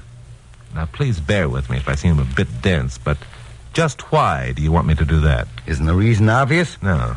We don't want you to reach Burlington with the information you have. Now, look, one of us is way off the beam. Just who do you think I am? You're Chuck Morgan, newscaster on KOP in Los Angeles. Young lady with you is Carol Curtis, your secretary. Well, you got me pegged, all right. Now, what's this information I'm supposed to have? Come on, Morgan. You're not as naive as all that. Well, how about it? I tell you, I haven't got any information. I see. Harry, I think Mr. Morgan needs to be convinced that we mean business. Now, look. That's enough for now, Harry. Do we understand each other now, Morgan? Yeah, I think I'm beginning to get an inkling of your plan. But there's still just one trouble. And what's that? I haven't got any information. Our investigators reported we'd likely have trouble with you, Morgan. So I won't waste time offering you more money. Harry. Hold it. Well, Morgan? Just how do you figure you're going to get away with this? When that plane doesn't land at Burlington, Don't be a fool. The plane will land at Burlington, and there'll be 2 people in it. 2 people named Chuck Morgan and Carol Curtis. How fantastic can you get? How long do you think you can get away with that masquerade? Long enough to accomplish our purpose, I think. Like most people, you underestimate the efficiency of our organization. Well, now that you have the facts of the case, do you want to change your mind? Look, I couldn't if I wanted to. Okay, Morgan. I had hoped you'd be reasonable. This sort of thing is distasteful to me. Work 'em over, Harry.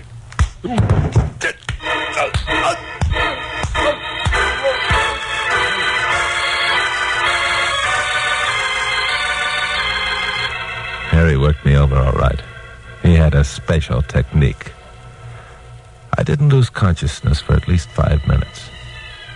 I had no way of telling how long I was out. But sunlight was streaming through one of the cabin windows, making a pattern of moving leaves on the plank floor. I lay there, tied hand and foot, studying the moving pattern for a long time, trying to recapture all my senses, trying to figure this thing out. After a while, I looked around and saw I was alone. But a moment later, a door squeaked. Someone came cautiously into the room. I lay without moving, pretending to be still unconscious. Chuck. Oh, what has they done to you? Glamourpuss, how did you get away from that big gorilla? Well, even big gorillas are susceptible to a come-on smile. Do you mean that you... I mean that he's lying in the other room with a lump on his head as big as a grapefruit, made with a poker he didn't know I was holding. Glamourpuss, if I ever kid you again about being scared, you can hit me over the head with a poker. Untie me, will you? That's what I'm doing. Turn around here. Oh, take it easy. Where are the other men? In a shack behind this one. Huh? There's a radio transmitter there, I think. And there's something else, too. What?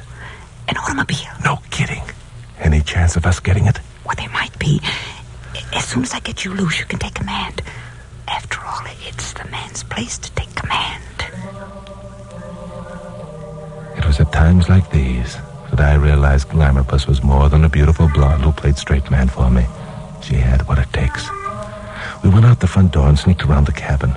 The car was there, parked beside the radio shack.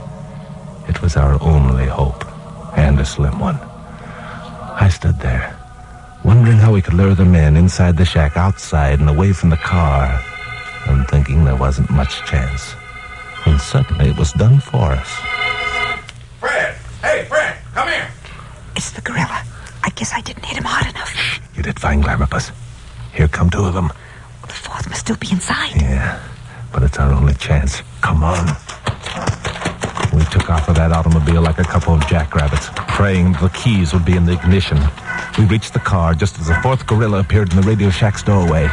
He didn't have his machine gun with him, which was fine with me. Into the car, Glamourpuss.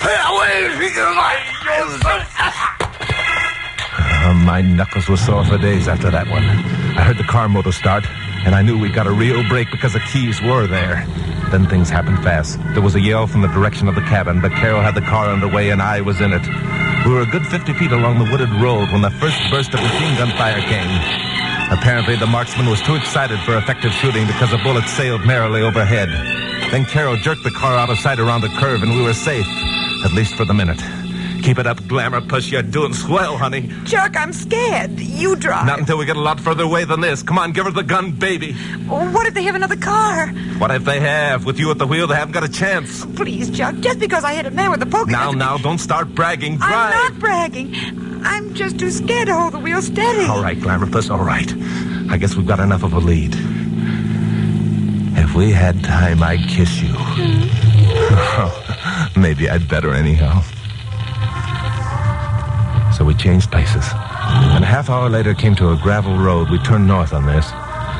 Apparently the gang back at the cabin only had one car and we were in it. At least there were no signs of us being followed. But they had the boat, and they had the radio transmitter. Which gave me an idea. At the first farmhouse we came to, I stopped.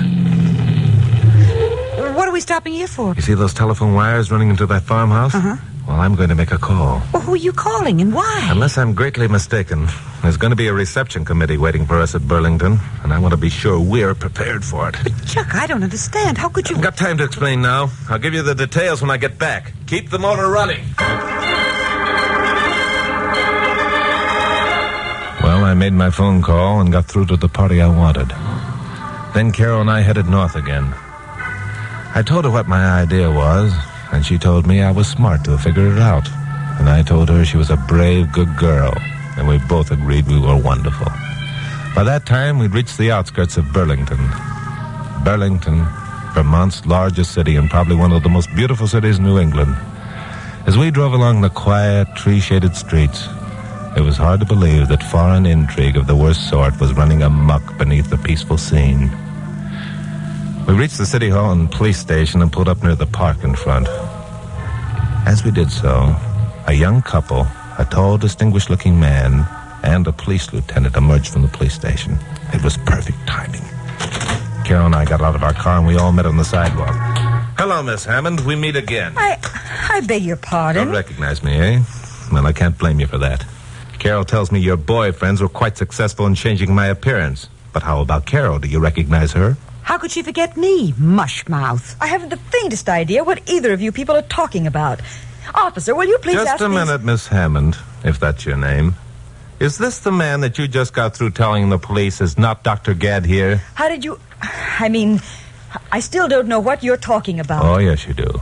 You and your friend here just told the police and the FBI that you were Carol Curtis and that your friend was me. You were shown the prisoner and stated positively that he wasn't Dr. Alexander Gadd here. Oh, it was an ingenious plan, Miss Hammond, cooked up by you and your ring of spies to gain Dr. Gadd here's freedom. Because the tall man standing next to you is no phony, as the police thought. He's the real Dr. Gadd here. My plan is still going to work. Run, Dr. Gadd here. Dr. Gadd here isn't going to run, Miss Hammond. There's a policeman standing on the steps with a rifle aimed at Dr. Gadd here's head. And there are other policemen all over the place waiting to pick up your pals who are going to try and help you effect this escape. I don't believe you. You're lying. The plan couldn't fail. It was too foolproof. You're lying, both of you. Look out, Chuck. This time I know exactly how to treat this babe. Let me alone. Sure. Keep your hands off of me, you swine. I'll take that gun, sucker.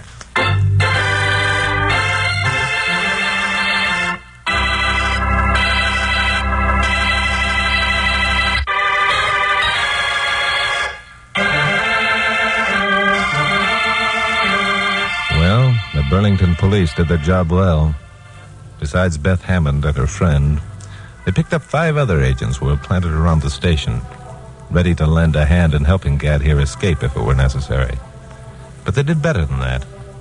One of their planes scoured the east coast of Lake Champlain until they spotted a motorboat that looked like the one I described.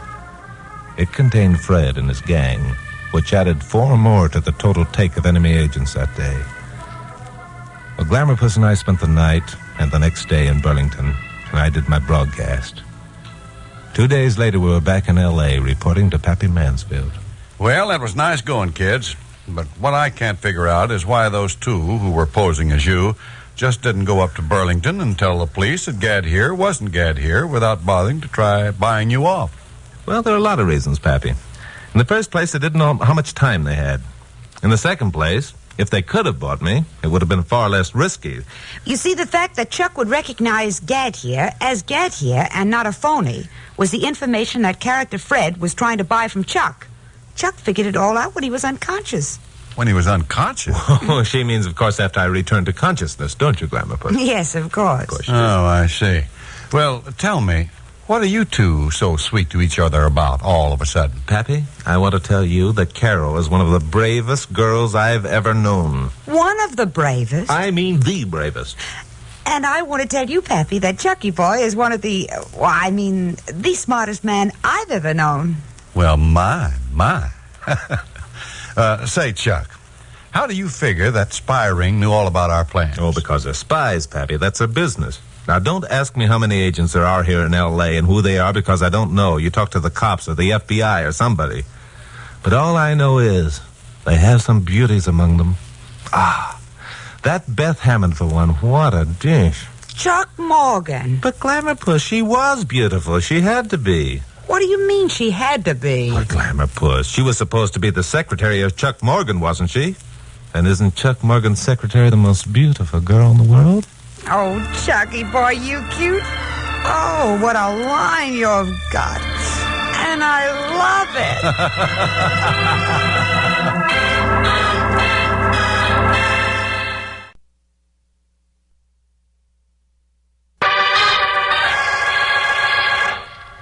Stand by for crime.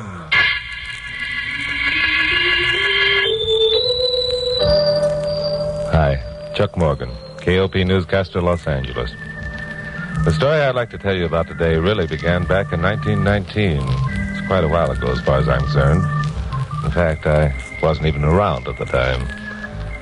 Therefore, I was completely in the dark when the telephone call came from my blonde secretary, Carol Curtis. Carol'd been away on a short vacation. Was due in at International Airport last Monday morning when I was to meet her. The phone was ringing when I reached my office. All right. I don't know why Pappy couldn't have given me another secretary while Glamour Puss was away. Hello, Morgan speaking. Hello, Chucky boy. Glamour Puss, where are you? I'm at the airport. I caught an earlier plane. But listen, I've got... Save it till I get there, Glamour Puss. Go in and buy yourself a cup of coffee, and I'll be right along. No, Chuck, don't bother. I'm taking the next plane for Seattle. You what? In Seattle, I'm catching a plane for Vancouver. Now, look... Wait a minute. What's this all about? Well, if you'll stop interrupting, I'll tell you. I only have a minute before the plane leaves. You're not taking any plane, but go ahead and talk. Well, somehow my suitcase got mixed up with another passenger's. Yeah? After we landed, I went into the ladies' room, and when I opened the case, it was full of money. It was what? Thousands and thousands of dollars. Oh. And there was also a map, or half a map. Something about the Quentin McLean fortune. So I'm going up to Vancouver to collect the other half of the map. Are you nuts, or you're just trying to be funny? Now, you get sorry, back Chucky here... boy, I've got to catch that plane. Call me at the Vancouver hotel. Bye. Glamour Puss, I'm going to... Hello. Oh, the dumb-headed blondes. Oh, hello, Pappy, come in. Well, what's the matter with you? Plenty. That was Carol on the phone. She's lost her mind. No kidding. What hospital are you committing her to? Now, look, this isn't funny.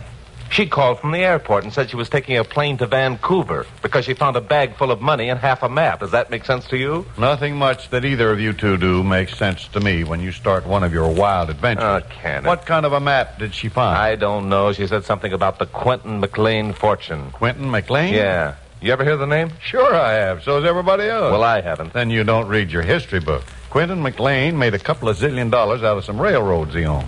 Back in 1919, he spent one of those zillion on booze. On what? Booze, liquor, whiskey, rum, anything alcoholic. Don't look so stupid. Prohibition was on the way. Quint read the handwriting on the wall and quietly went around buying all the liquor he could lay his hands on. Well, he's a smart operator. Oh, yeah, except for one thing. His wife, Bertha McLean, was one of the country's leading temperance workers. Oh, no. As a matter of fact, she practically put the prohibition deal over single-handed. So Quint, the sly dog, didn't tell her what he was doing. He bought himself a large yacht, about half as big as the Titanic, I'd say, named her the Bertha M, and loaded his liquids on board. Sailed away for a big drunk, huh? Big drunk, my foot. He had about $3 million worth of liquor on that tub. Yeah? He planned to anchor the thing 12 miles out and sell it retail. The only trouble was he died of a heart attack the day after Prohibition became effective. And what happened to the liquor? What do you think? When his wife found out what was aboard the Bertha M, She sailed her off one dark night and sank her. Oh, no. Oh, I'm a son of a gun. Pappy, that map. You don't think that Carol really... Well, if she has, Chucky boy, you better marry her quick because she's worth around $3 million. Oh, what a story, Pappy. It'll be sensational. The hottest thing that hit the wires in years. Hey, where do you think you're going? If you need me for anything, Pappy, call me at the Vancouver Hotel in British Columbia.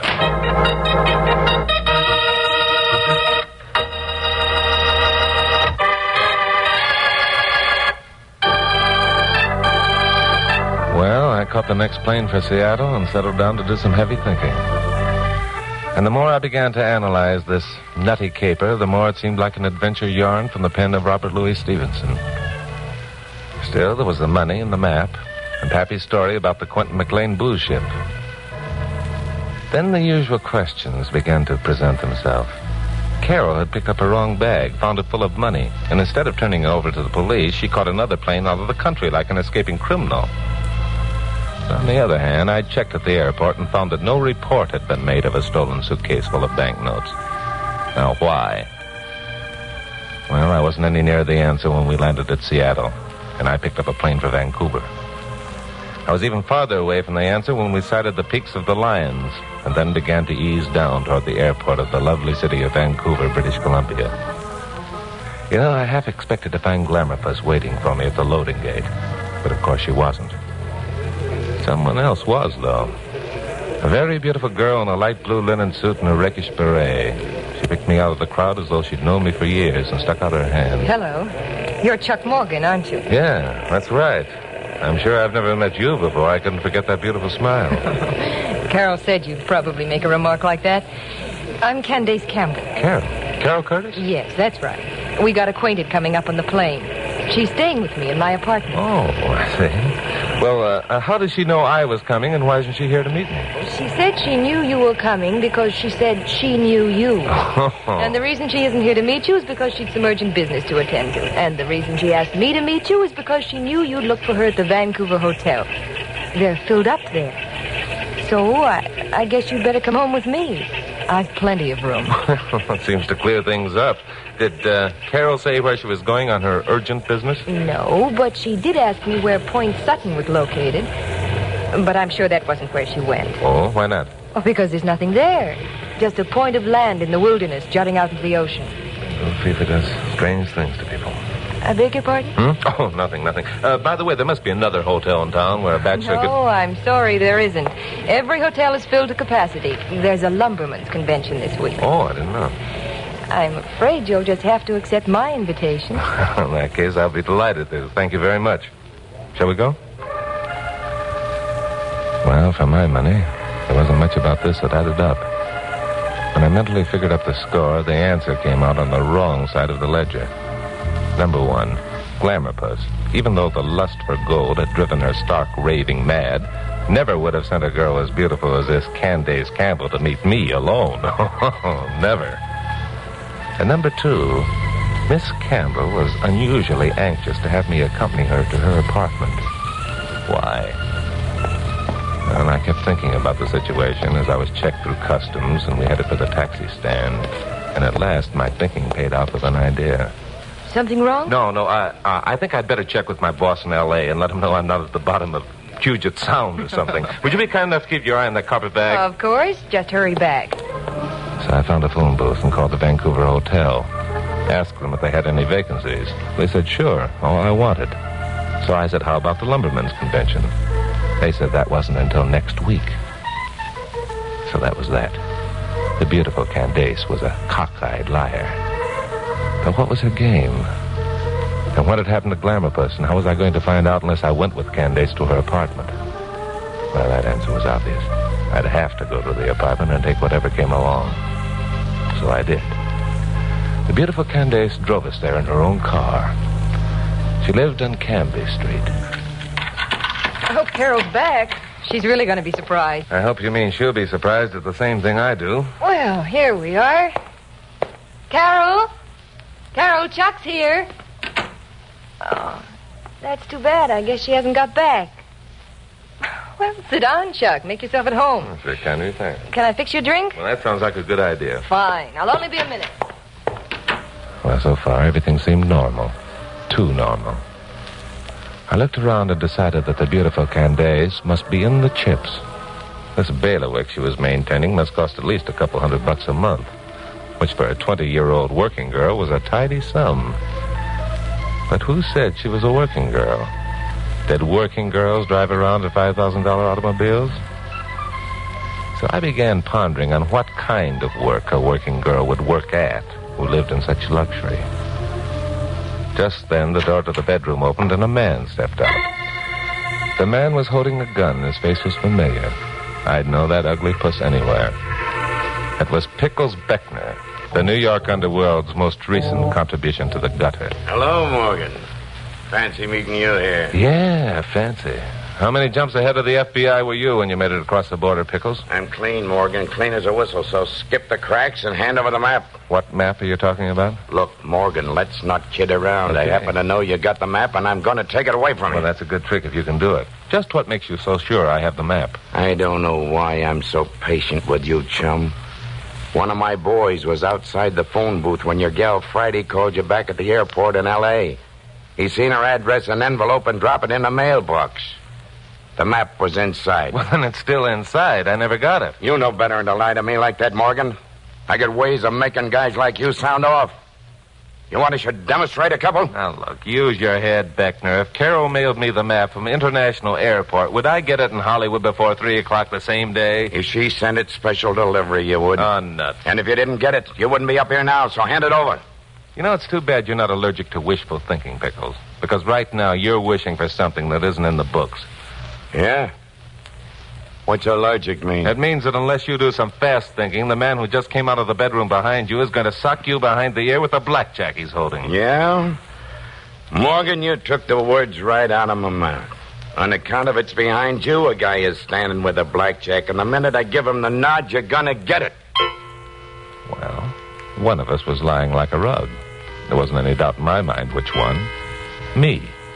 No one was standing behind Pickles. But someone was standing behind me. A minute later, he proved it.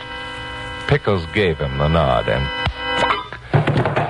I got it, the way Pickles promised. I went out like a snuffed candle. The familiar pinwheels, shooting stars, and zooming comets put on an excellent display, and then vanished, and soft darkness closed in. The darkness gave way gradually to grayness, and then to bright light. I went into the bedroom and found nothing but destruction. Apparently, Pickles had been positive that the map was hidden around the premises. Then I saw something he overlooked, or rather neglected. A suitcase, lying on its side with the gold initials CC stamped on the letter, CC for Carol Curtis. I walked over and picked it up. It was locked. But there was something inside, something that rustled when I shook it. Money, banknotes, the thousands and thousands of dollars that Carol had told me about over the phone. So then I knew that Glamourpuss had actually been here, and had probably been kidnapped, or worse.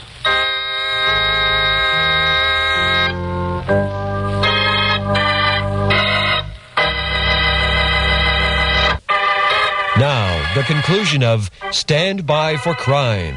Well, having figured this all out didn't help matters any. The beautiful Candace's $5,000 car was parked at the curb, and the keys were in it. So I got in and headed for the nearest filling station and asked directions to Point Sutton. I drove north along Marine Drive, and after a while all signs of habitation disappeared, and I was on a deserted road with trees thick on both sides and forming a tunnel for my lights up ahead. Then suddenly, I eased up on the accelerator and swung to the side of the road. A figure was lying there, a girl, who lifted up her head when I stopped and began sobbing hysterically. Chuck, please help me. Candace, sure, I'll help you. What happened? They beat me. They kept slapping me. They told me they'd kill me unless I told. It was awful. I thought they were going to... No, wait a minute. Take it easy. You're all right. Who was it who beat you? Why? Men who were in the apartment. Pickles? Then you're...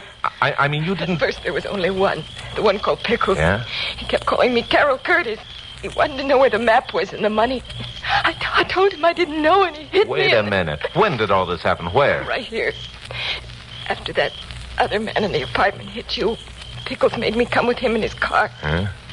He parked right here and told me that unless I told him where the map was, he'd kill me. He began slapping my face and getting madder and madder when I told him I didn't know about the map. Well, I'll be darned. And he thought you were my secretary, Carol Curtis. Yes.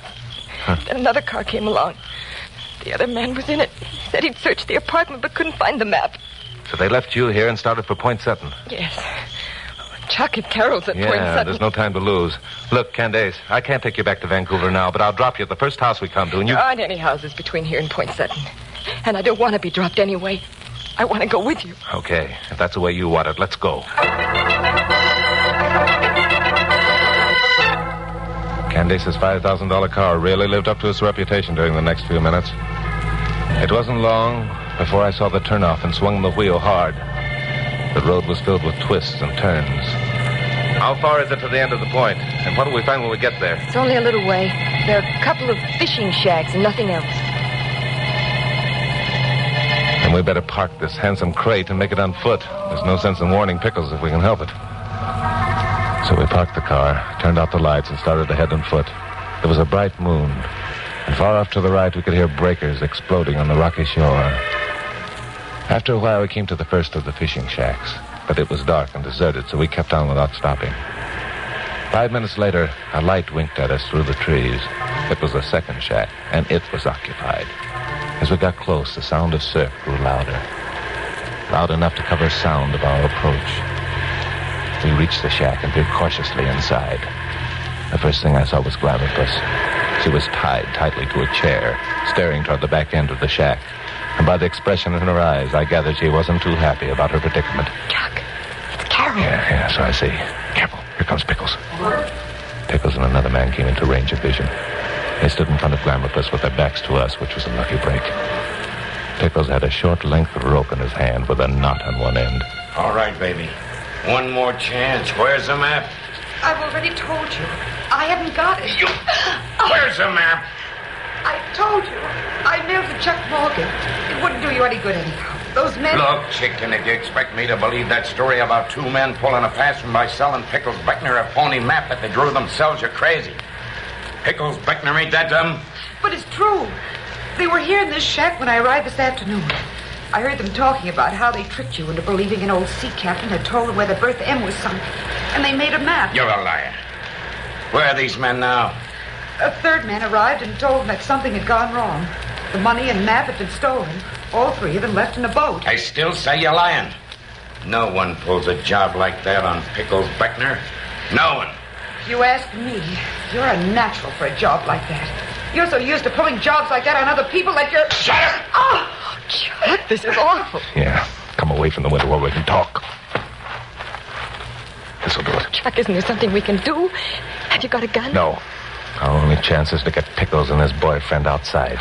Now look, get back to the car as fast as you can. Drive it up here with the lights on and the engine roaring. But if we warn them that Never way... mind about that. I'll take care of everything. All right.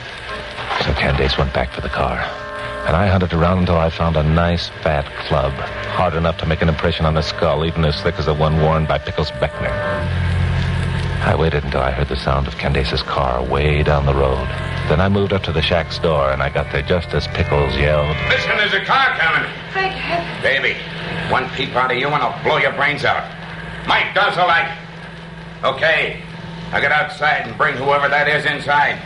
And don't let him give you no arguments. So after a minute, the door of the shack opened and closed. A dim figure slunk out.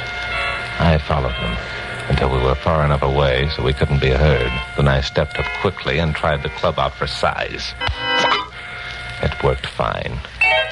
Mike dropped like Isaac Newton's apple and lay still. I took off his belt, strapped his hands and legs together, stuffed a handkerchief into his mouth, and then found his gun. Well, now Pickles and I were even. No, I had the advantage.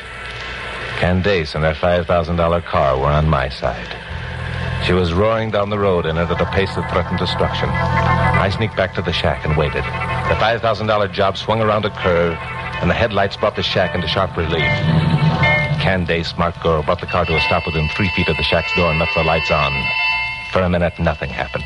Then the cabin door opened and Pickles stood there, a perfect target. Hey, Mike, who is it? All right, Pickles, you haven't got a chance. Get your hands up. Morgan, you dirty...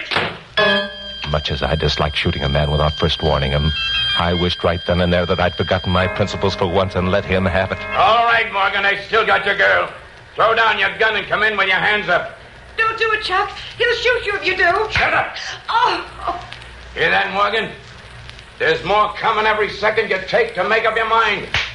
Make your decision, Morgan. I ain't kidding. No, he wasn't kidding. I knew Pickles. I listened to Carol taking 2 more blows and then started to throw my gun away and head for the door. Don't do it, Chuck. Wait. Candace was backing the car away from the shack. I didn't get it until she stopped and rammed the gears into low and started forward. Then I saw what she was up to. I ran around to the shack's window just as the $5,000 job crashed through the front of the shack as over paper. One headlight went out, but the other held showing me Pickles, crouched in the corner, his eyes wide and scared. Pickles, this time you get no warning. Oh, don't shoot again, Morgan. I'm hit. Don't shoot again. Take that gun out of the way and stand up, facing the wall with your hands behind your head. Nobody outsmarts Pickles Beckner. Nobody. You cheap, dumb parasite. You've been outsmarted by one 20-year-old girl.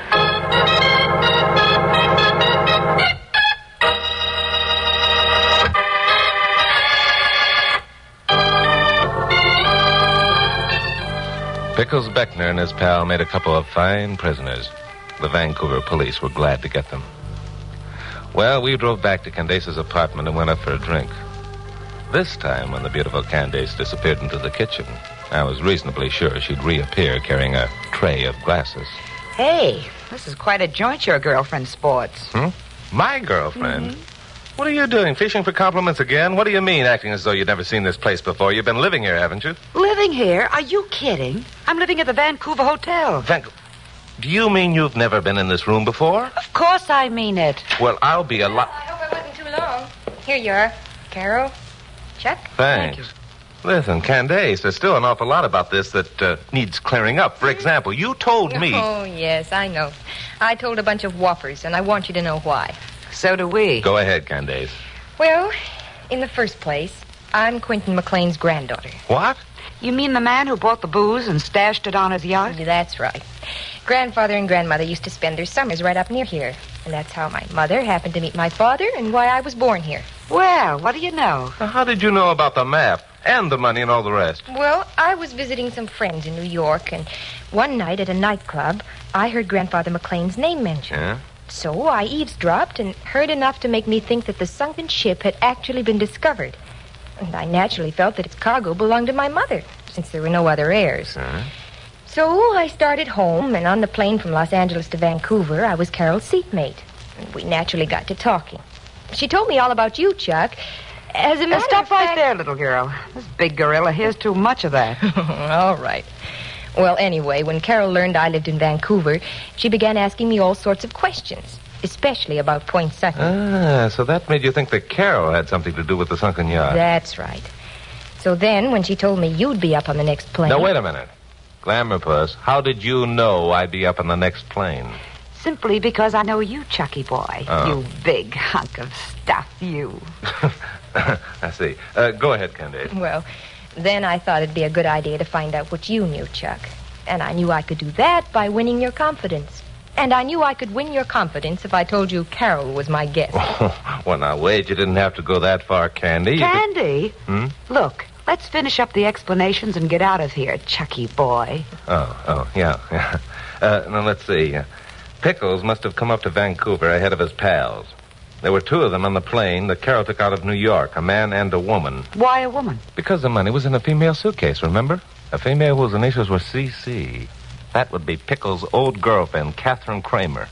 And when Carol got the wrong suitcase by mistake, neither Kathy nor her companion could report it to the police, because they probably figured that any money that Pickles could raise would be stolen. So they called Pickles in Vancouver and told him that Carol was arriving on the afternoon flight. Now, Carol arrived on an earlier flight. But I was on the second flight and left the airport with Candace. So Pickles naturally thought that Candace was Carol. But what I can't figure out is why Catherine Kramer and her boyfriend didn't try to get the suitcase away from Carol in L.A. The answer to that one is easy. What do you mean easy? Well, as soon as I found the money and the map in the suitcase, I made a copy of the map, mailed it to you, and turned the money over to the airport authorities. You what? No, wait a minute. Glamour Puss. That suitcase with the money in it is locked up right now in the trunk compartment of Candace's car. I found it in that bedroom. The initials CC were on it. It was yours. I heard the money rustle. Rustle? Well, there's a switch. I think I can clear up that little mystery. The rustling wasn't caused by money, Chuck. Huh? There are things that a woman wears that rustle, too. And you seem to forget that my initials are also CC. See? Oh, no. Do you mean that all this time Oh, no. Chucky boy, this is where we came in. There's a plane back to L.A. in an hour. Shall we take it? Glamourpuss, for once I'm sure I've got the right answer. Yes, let's take the plane.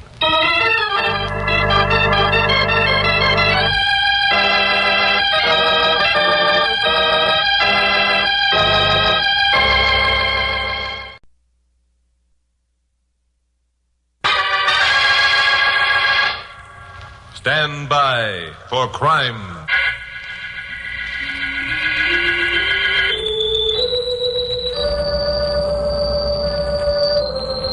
Hi, Chuck Morgan again. You know, in a city the size of Los Angeles, where I work as a newscaster on radio station KOP, crimes occur so frequently, and law enforcement agencies operate with such a maximum amount of efficiency, that unless a crime has an unusual angle or twist to it, it doesn't make particularly good copy from a news point of view. Well, we had one of those unusual angle crimes in L.A. about a month ago. It wasn't just one crime, it was a whole series of them. And what gave the twist was, oddly enough, lack of clues. No telltale cigarette stubs. No strand of hair or thread from a torn garment. Nothing. It was uncanny.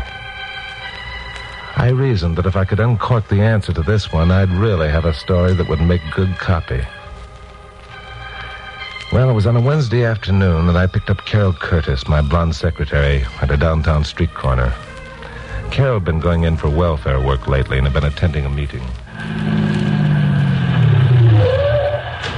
Hi, Glamourpuss. Hop in. Hi, Chucky boy. Oh, Chuck, I've just had the most wonderful experience. That's all? I've been watching a demonstration by some disabled veterans. You know, boys who were wounded in Korea. Yeah? Glamourpuss, if I could crack this mystery crime deal, I'd have myself a real story. Sure. Oh, Chuck, you really should have been there. Gosh, it's amazing what they can do. One boy's name is Johnny Owens. He has 2 metal fingers for hands. He can pick up a pencil and write, shave himself, tie his own tie, light a cigarette. Sounds interesting. You know, the thing that bothers me and the police department is that each one of these crimes is worse than the one preceding it. If the mystery man keeps getting away with them, he's going to get cocky and murder someone just to make the cops look like monkeys. And we will be in the soup. Oh, gosh, I hope that doesn't happen. Chuck, do you know what I think would be wonderful? What? If you interview Johnny Owens on the air. Let him do his demonstration, and you could describe it. Oh, it would give hope to so many other amputees. Yeah, sounds like a good idea. Look, I'm going to drop you off at the studio, then go down to headquarters and have a talk with Bill Meggs. Oh, I knew you'd feel that way about it. So I've already asked Johnny to come to your broadcast tonight. You what? Uh-huh. You cute little rascal, you. Cute little rascal. 5 minutes later, we reached the studio. I put into a loading zone to let Carol out and saw Pappy Mansfield, owner of KOP, coming out of the building. He looked concerned about something. Hey, Chuck. Hey, wait a minute. Hi, Pappy. What's wrong? Get out to North Hollywood as fast as you can. There's been a murder. Bill Meggs is positive it's your mystery criminal.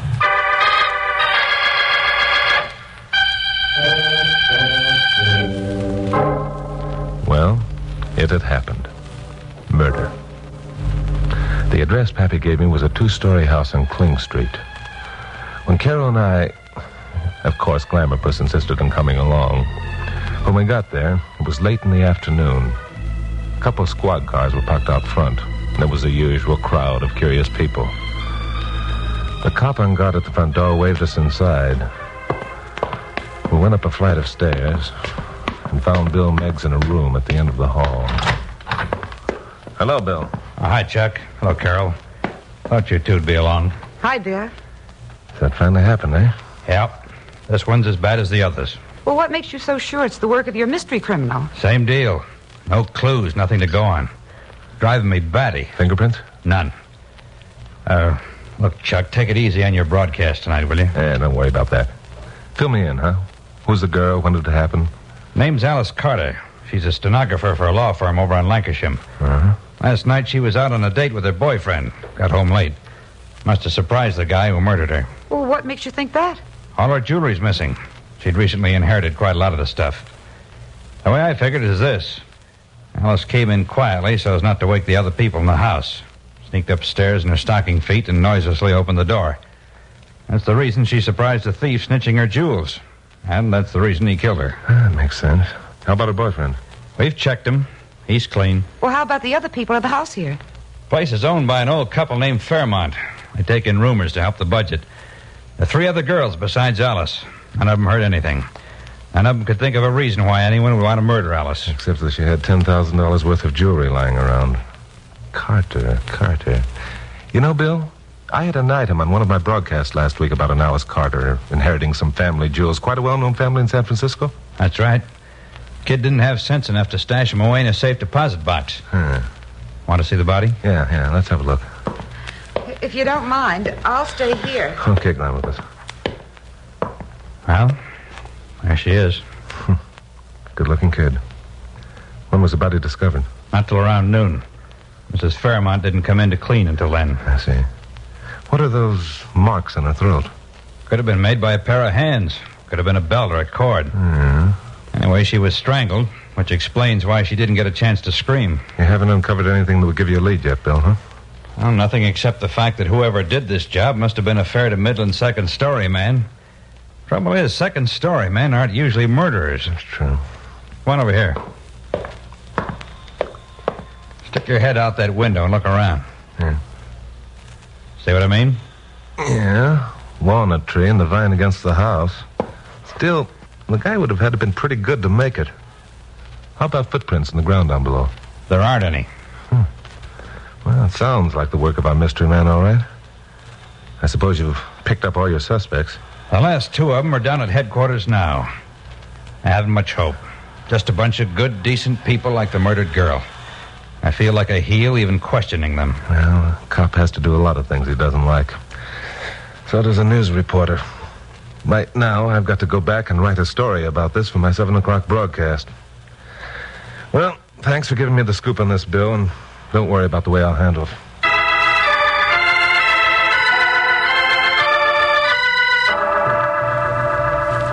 I wanted to get away from there fast. Some time ago, I'd used an item about a second-story man named Benny Murdoch, a 2-time loser. 2 months ago, which is about the time the mystery crime man had begun his operations, Benny had been released. I knew where he lived, and I wanted to talk to him, just in the bare hope there might be some connection. Well, I did my 7 o'clock broadcast, gave Carol some work to do, and drove down to the address on Oxford Street where Benny Murdoch lived. It was a single-family frame house, rather the worse for wear. A light showed in the rear window, so I walked around back and knocked on the door.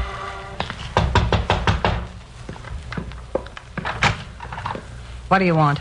I want to talk to Benny. Is he in? Who'll I say wants to see him? Chuck Morgan. Chuck. Well, so you're him. I don't know what you mean by that, but I'm Chuck Morgan. Is Benny home? Not to you, he ain't. On your way, you lousy squealer. Benny don't want no part of you.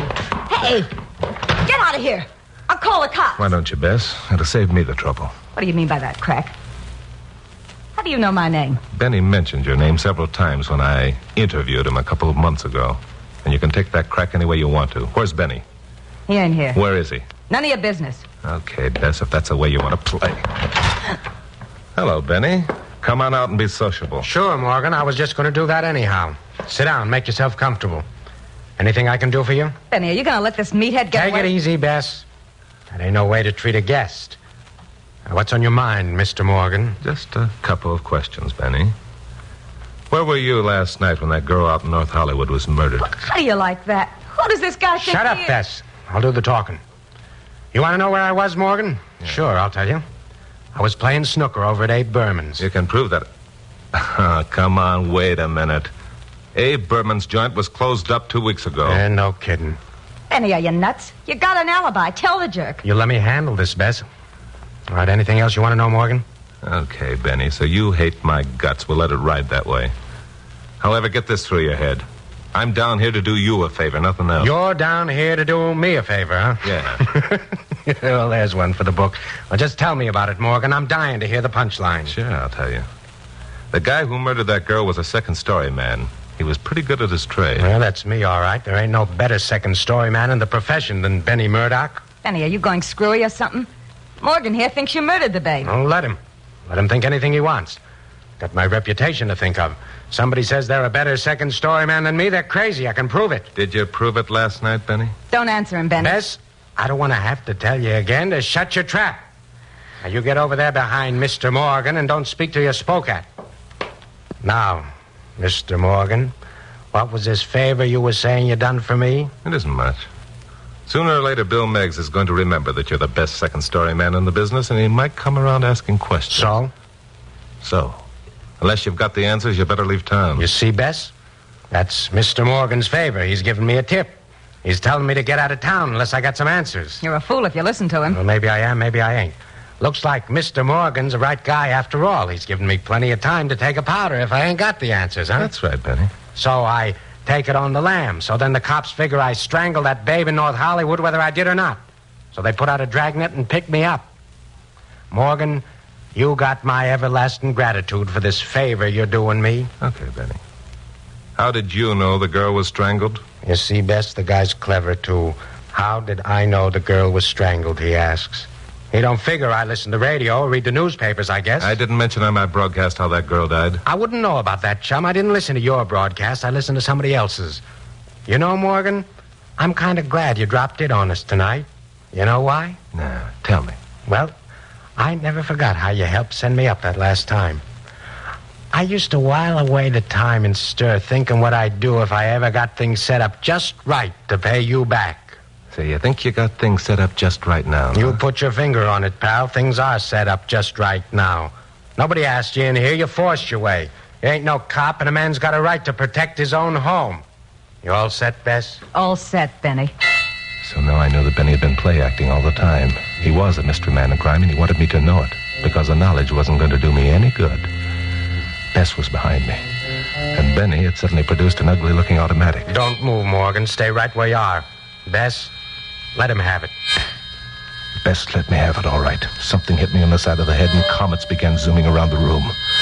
Far, far off, I heard Benny yell, "Hit him again! This I'm enjoying!" So Bess hit me again, and I tumbled to the floor, still clinging to a shred of consciousness. Benny's leering face was above me. I saw his foot swing back and drive forward, and then a curtain of darkness closed down, obscuring everything. Eons of time later, I saw stars dancing around in an endless circle and heard distant sounds that were vaguely familiar. I closed my eyes and opened them again. The stars were still there. I realized they were real. I was lying on my back on the cold, cold ground looking up at the firmament. The sounds I'd been hearing were the normal sounds of traffic.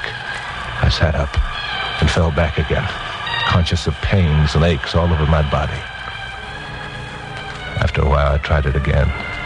This time, the world stopped spinning, and I managed to get out my lighter and look at my watch. 10:15. I'd been out cold for more than 2 hours. Benny had had his revenge with interest, and now I was going to have mine. I got to my feet and staggered toward a street light. A block away was a drugstore. Somehow I made it. The clerk stared at me pop-eyed as I swayed across the floor toward a phone booth. I found a dime and dropped it in the slot.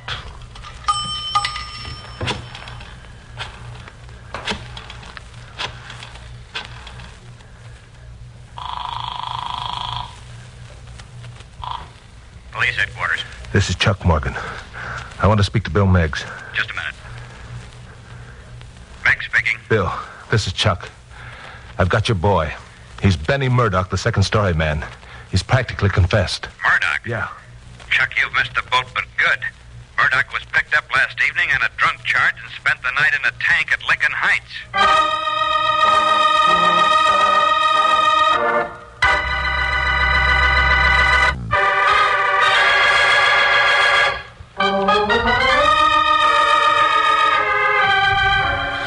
The way Benny Murdoch had played me for a sucker was something I didn't like to think about. Worse, there was nothing I could do about it, which didn't help my mood any. And it didn't help it any further when I got back to the office and found Carol waiting there with a visitor. Oh, Chuck, I thought you'd never get here. Oh, what happened to your face? Nothing. Look, Glamourpuss, I want you to dig up all the information you can on a Wait certain... a minute, Chuck. First, I want you to meet Johnny Owens. Hi, son. Where's Pappy, Glamourpuss? Hi, Mr. Morgan. Say, I'm glad to meet you. I never miss one of your broadcasts. They're swell. Thanks. Where's Pappy, Glamourpuss? Oh, I don't know. Now, if you'll stop rummaging through that drawer, I think it might be a good idea if you and Johnny ran through your interview. What? What interview? Will you please pay attention? This is Johnny Owens, the boy I was telling you about. Johnny Owens? Who's Johnny Owens? It's the first time I ever heard his name. What does he do? Golly, I guess I'd better be going. You stay right where you are, Johnny. Oh, Chuck, you take this script and read it, or I'll quit. Then quit. Oh, Chuck, please listen. Johnny's the amputee whose demonstration I saw this afternoon. Oh, gee. I'm sorry, son. Well, that's better. Now, are you ready for a run-through? I can't do it tonight, Glamourpuss. It's impossible. There's a girl been murdered out in North Hollywood. If I talked about anything but that, I'd lose every listener I had. You know that. No, I don't know it. What Johnny has to say is more important to the American people than, well, just another murder. Look, folks, let me bow out of this one, will you? I didn't mean to cause so much trouble. Mr. Morgan knows what's best for his listeners. I'm sorry, Johnny. Please forgive me. Well, there's nothing to forgive you for. Well, I'll get along. Nice meeting you, Mr. Morgan. I'm sorry, son, but some other time, huh? Yeah, sure. Chuck Morgan, I should think you'd be ashamed of now, yourself. Now, look, Glamourpuss, Don't speak to me. I despise you. And I'm quitting as of right now. Good night.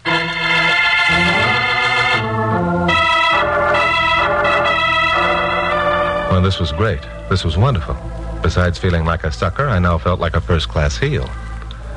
Well, I did my 11 o'clock broadcast, and I told my audience absolutely nothing more about the North Hollywood murder than they already knew. Well, after the broadcast, I drove out to Kling Street. With the help of the cop on guard, I examined the walnut tree and the vine outside the murder room window. It netted me nothing except a few marks made by the murderer in his efforts to scale the wall. I got back to my apartment about 1 a.m.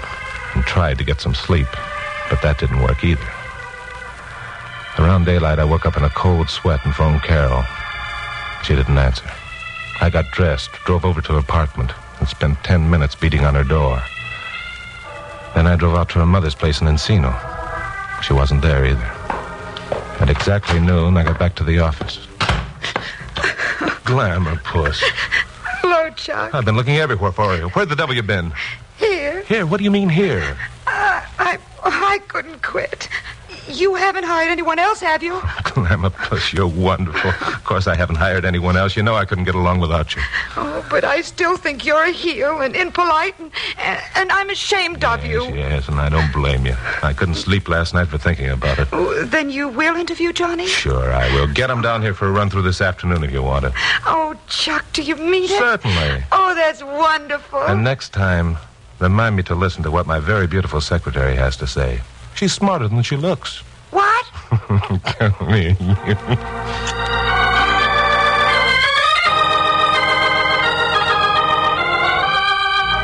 Well, at least I felt a little better. I took Glamourpuss to lunch, and afterwards she went out to get Johnny Owens, and I got Bill Meggs on the phone. I gave him my ideas on the subject and then went in to talk to Pappy. At 2:30 p.m., Carol called to say she'd located Johnny, and the two of them would meet me at my office at 3. At 3 straight up, they arrived. Hello, Chuck. Here's Johnny. Hi, Carol. Hello, Johnny. Hi, Mr. Morgan. Pappy, what are you doing here? Chuck asked me to sit in, Carol. Gosh, it's mighty decent of you to do this, Mr. Morgan. Bill, for heaven's sakes, what is this? Did all you people come in for a free demonstration before we went on the air? It amounts to that, Glamourpuss. Johnny, this is Pappy Mansfield, owner of KOP. Hello, son. Nice meeting you, Mr. Mansfield. And Johnny, this is Bill Meggs. Hi, Mr. Meggs. Hi, Johnny. Johnny, Bill is from police headquarters.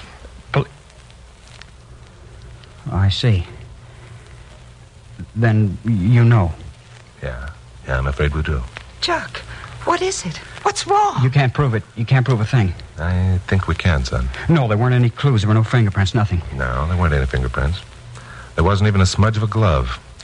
That's why we began thinking of people without fingers. Oh, Chuck. Chuck, it can't be true. I didn't mean to kill her.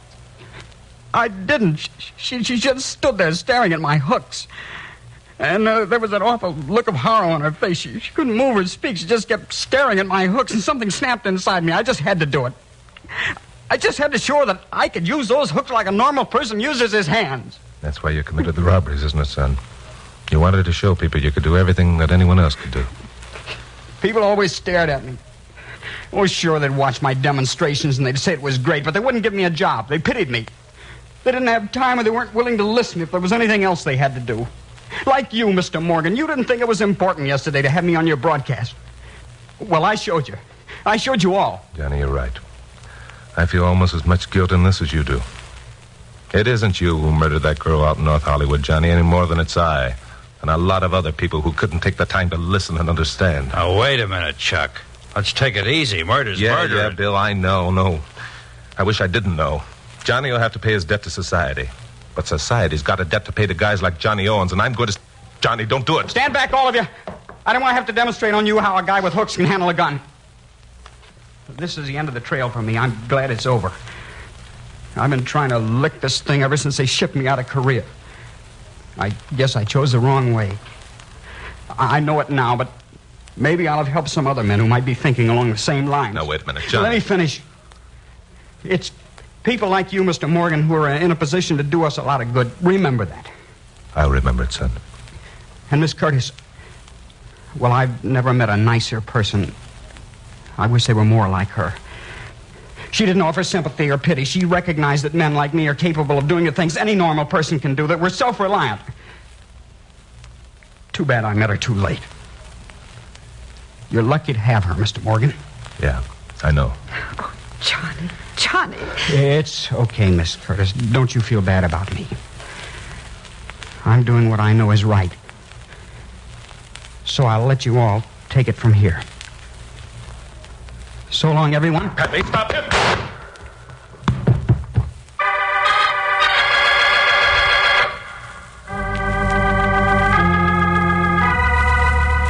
Well, Johnny Owens is dead. He blew his brains out, with us standing there watching him and not being able to do anything. Maybe it's best, I don't know. Maybe it would have been better if he died in Korea.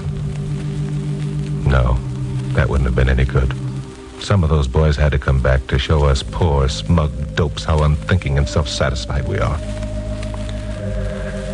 It's too bad Alice Carter had to be a guinea pig. But that's life, I guess. Or death. Well, whichever way you figure it, the whole deal was a sorry mess. Pappy Mansfield stuck around my office while I dictated the substance of my 7 o'clock broadcast to Carol. There were some questions that Pappy wanted answered. There must have been something besides the fact that there were no fingerprints to cause you to suspect the boy, Chuck. Yeah, Pappy, there was. The marks on Alice Carter's throat to begin with. They might have passed for thumb marks or marks made by a belt or a cord, but there were 2 sets of them.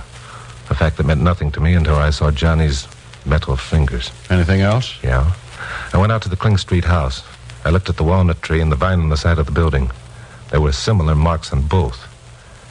Who else but a soldier, trained to lick the most hazardous obstacle course, could scale that wall so easily? I see.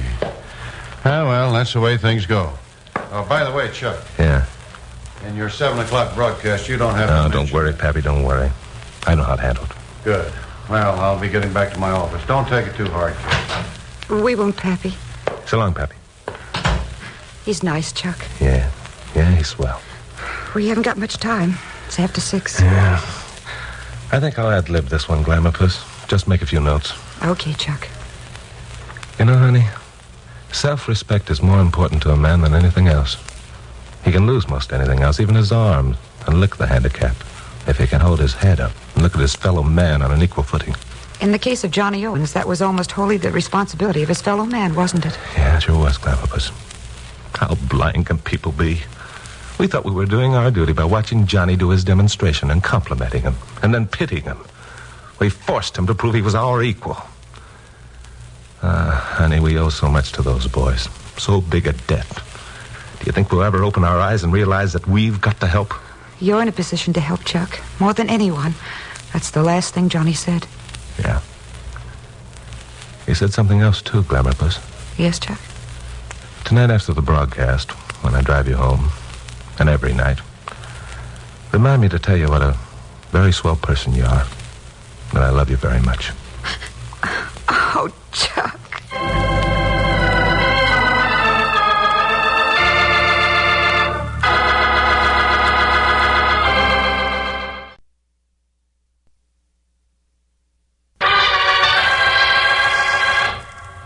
Stand by for crime.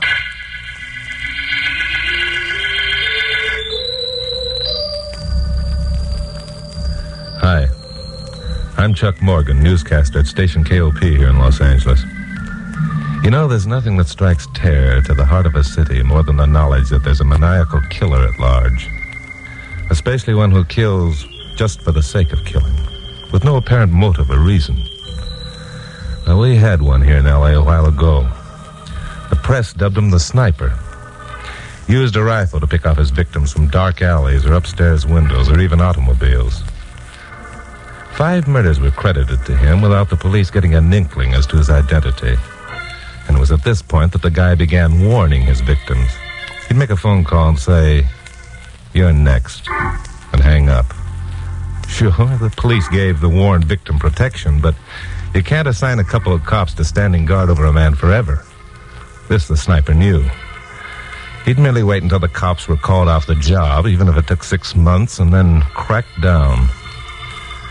Well, this was the deal that I was thinking about last Tuesday. I was sitting here in my office, mulling over the situation, when my blonde secretary, Carol Curtis, came in with some stuff. Hi, Chuck. Hi. Here's the stuff on the mayor's talk last night. I leave it in the basket. Okay. Hey, what's the matter with you? Oh, this Sniper gag is getting me down. Yeah, it's pretty serious. Let's see, that blonde girl who was shot last week made the 10th victim, didn't she? Yeah. And her warning came in 4 months ago. Well, one thing you can say about this Sniper, he's got patience. He's got more than patience. He's got the cunning of a warped brain, the heartlessness of a man who doesn't know the meaning of human emotions. You think he's nuts, huh? Sure, he's nuts. All his predecessors were nuts, like Jack the Ripper and all the others. You know, honey, the trouble is there's a type of insanity that only a psychiatrist would recognize. Criminals like the Sniper are the most dangerous. The police are taking an awful beating from the taxpayers. I know. I talked to Bill Meggs down at headquarters yesterday. He's about ready to throw in the sponge. He won't. Bill talks about quitting, but he never will. Oh, doggone it, Glamour Puss. What are we going to do? What are we going to do? Now listen, Chuck. If you begin sticking your chin out on this, I'll divorce you. I absolutely refuse to give you a divorce until after we're married. Very funny. Okay, so I'll break our engagement. We aren't engaged. We are too. You proposed to me 2 weeks ago, and I accepted. Oh, that. It's official and final, and there's nothing you can do about it. I'm even making payments on a ring, which Pappy Mansfield has agreed to deduct from your salary. He what? Well, you certainly don't expect me to be engaged without a ring. Or do you want it to become known around town that Chuck Morgan is a cheat? Answer the phone. Chuck Morgan, you don't seem to realize Answer the phone, I said. Oh, all right. Ring. Chuck Morgan's office. Who? Chuck, It's the Sniper. Give me that phone. Morgan speaking. I see. Now listen up. Chuck, what did he say? He said just 2 words, Glamour Puss. You're next.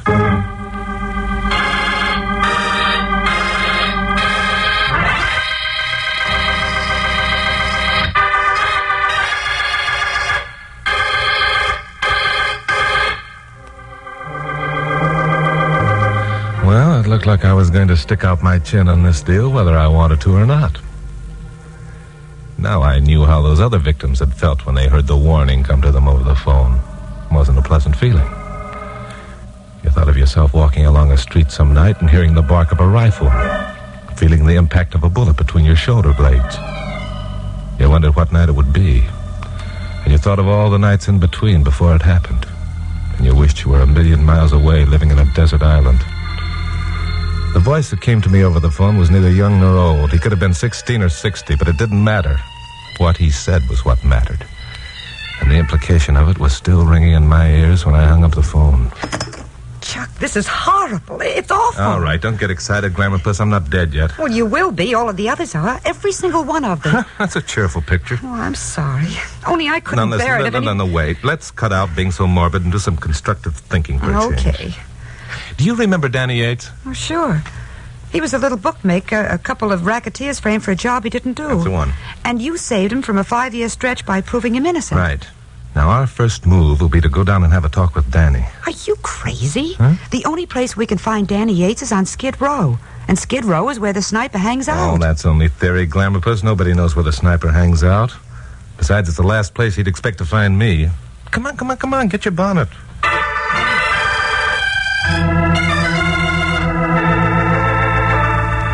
I had a theory about our friend the sniper. You know, usually guys like him followed a pattern. The pattern stemmed from frustration. Killing was a release to the same pent-up energy that warped their brains.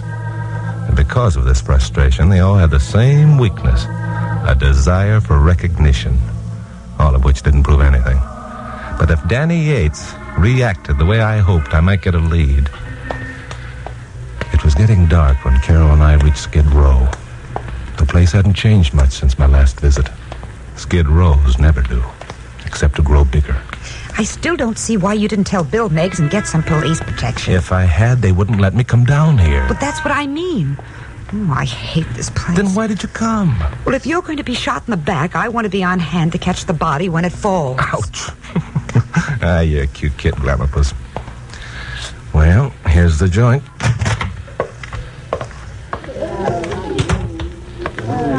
Joint is right. Ooh, what crummy-looking characters. The time has come for you to stop talking, Glamourpuss, so shut up. Oh, sometimes I wonder why I don't hate you. Now, let's take a look around. Yeah. There's Danny at the corner table over there playing his usual game of solitaire. Come on.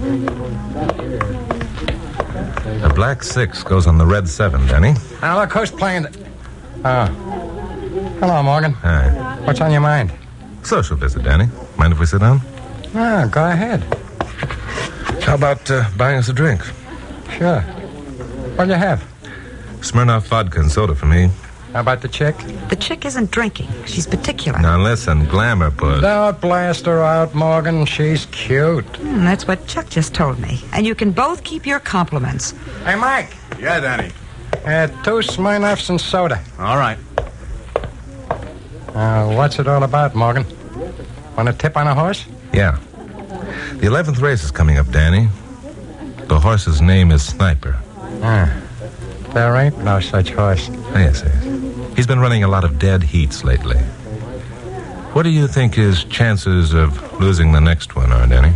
I don't know what you're talking about. Here's your drinks. Yeah, put them on my tab, Mike. Okay. Danny, you have the reputation of being an honest bookie. You always pay your debts. And you figure I owe you something? 5 years is a long time to be locked up for a man who likes his freedom as much as you. Yeah. This tip on your horse kind of important to you personally, Morgan? Practically a matter of life and death. I get it. Wait here. Right. I didn't know you were so good at double talk, Chucky boy. Shh. Danny prefers it that way. Well, you're not silly enough to think that he or anyone else down here actually knows the identity of the sniper, do you? Nobody down here wants to know the sniper's identity. Then they can't talk. Well, suppose he began sniping at some of the local characters. You'd be surprised how quickly he'd be found out. You got a pencil and paper, Morgan? Right here. All right. Write down this number. 222 Front Street. There's a chick lives there named May. She's got a kid brother named Tony. Kind of a wild kid. Likes to play horses. Got it. Danny, your pal. Step it, Morgan. By the way, you figure we're square now? The slate's wiped clean, Danny. Thanks.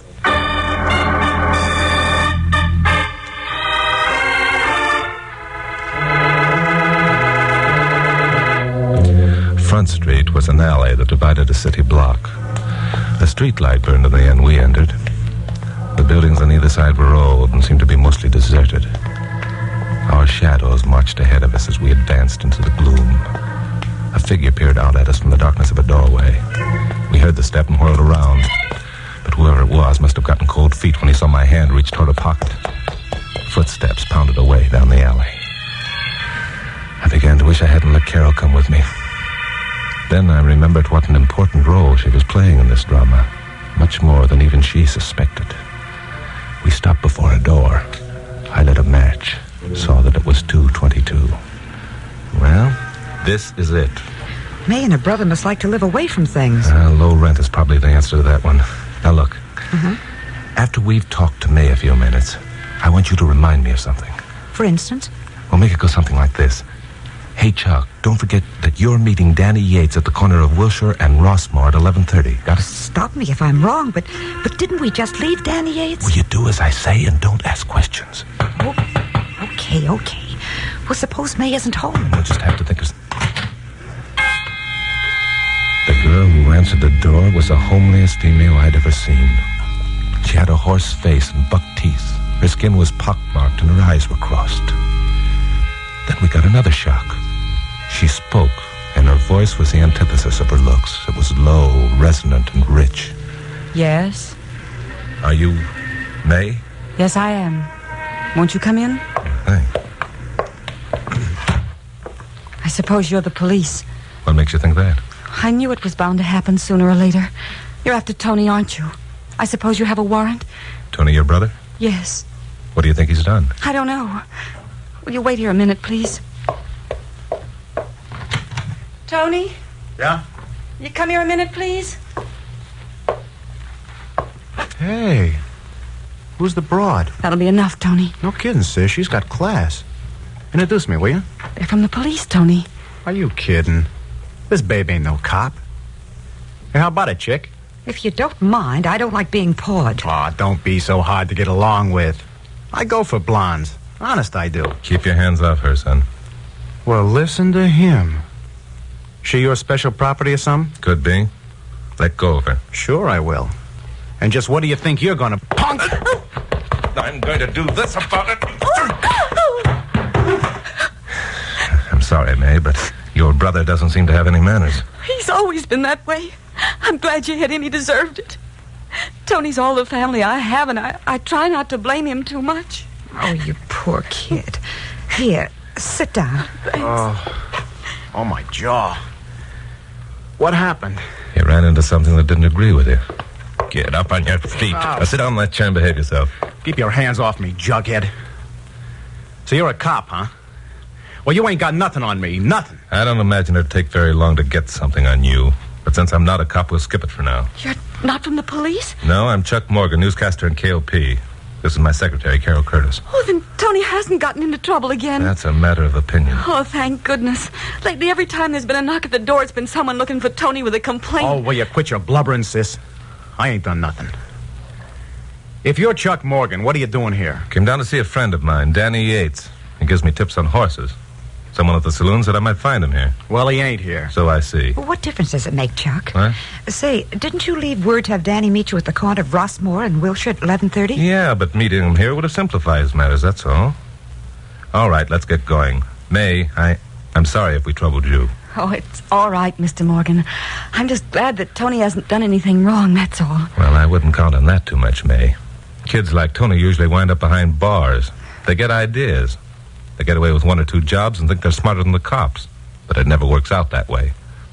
A fact that Tony, I believe, is going to find out sooner than he thinks.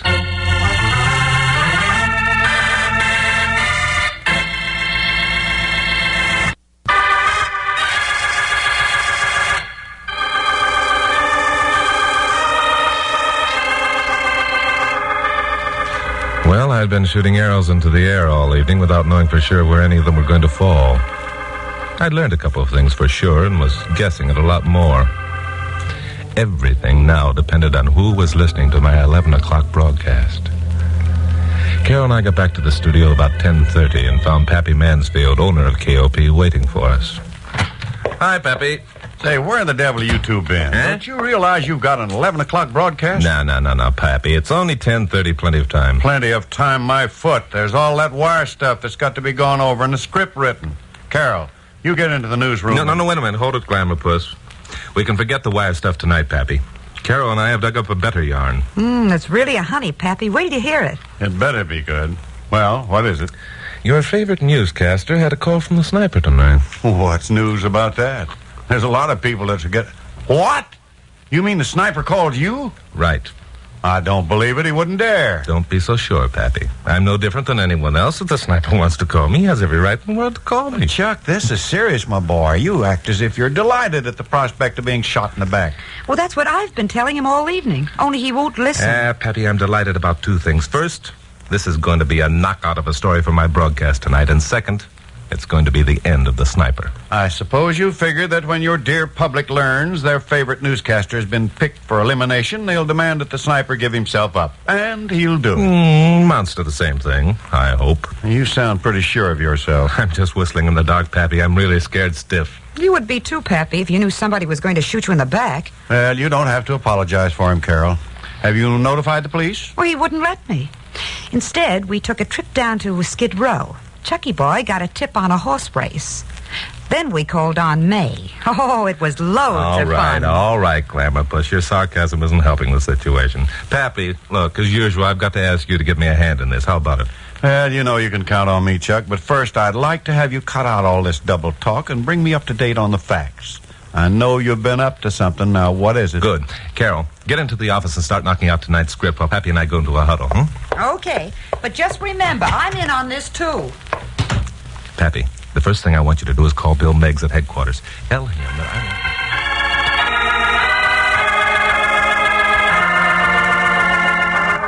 I did my broadcast as per schedule, making a big thing of the fact that I was next on the sniper's list.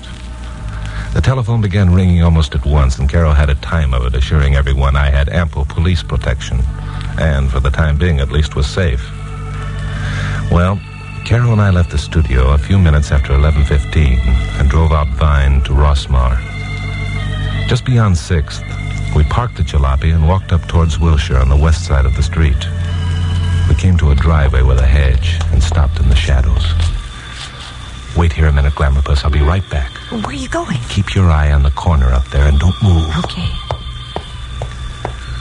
I went up the drive and around the garage and checked on the street in the next block. Then I came back to where Carol waited. Anything happen? Well, a car just drove up and parked beyond the bus stop on Wilshire. The car Carol pointed out was an old convertible. The top was up, but there was no glass in the back window. It was headed west. Anyone sitting inside had a clear view over the benches that were placed at the bus stop.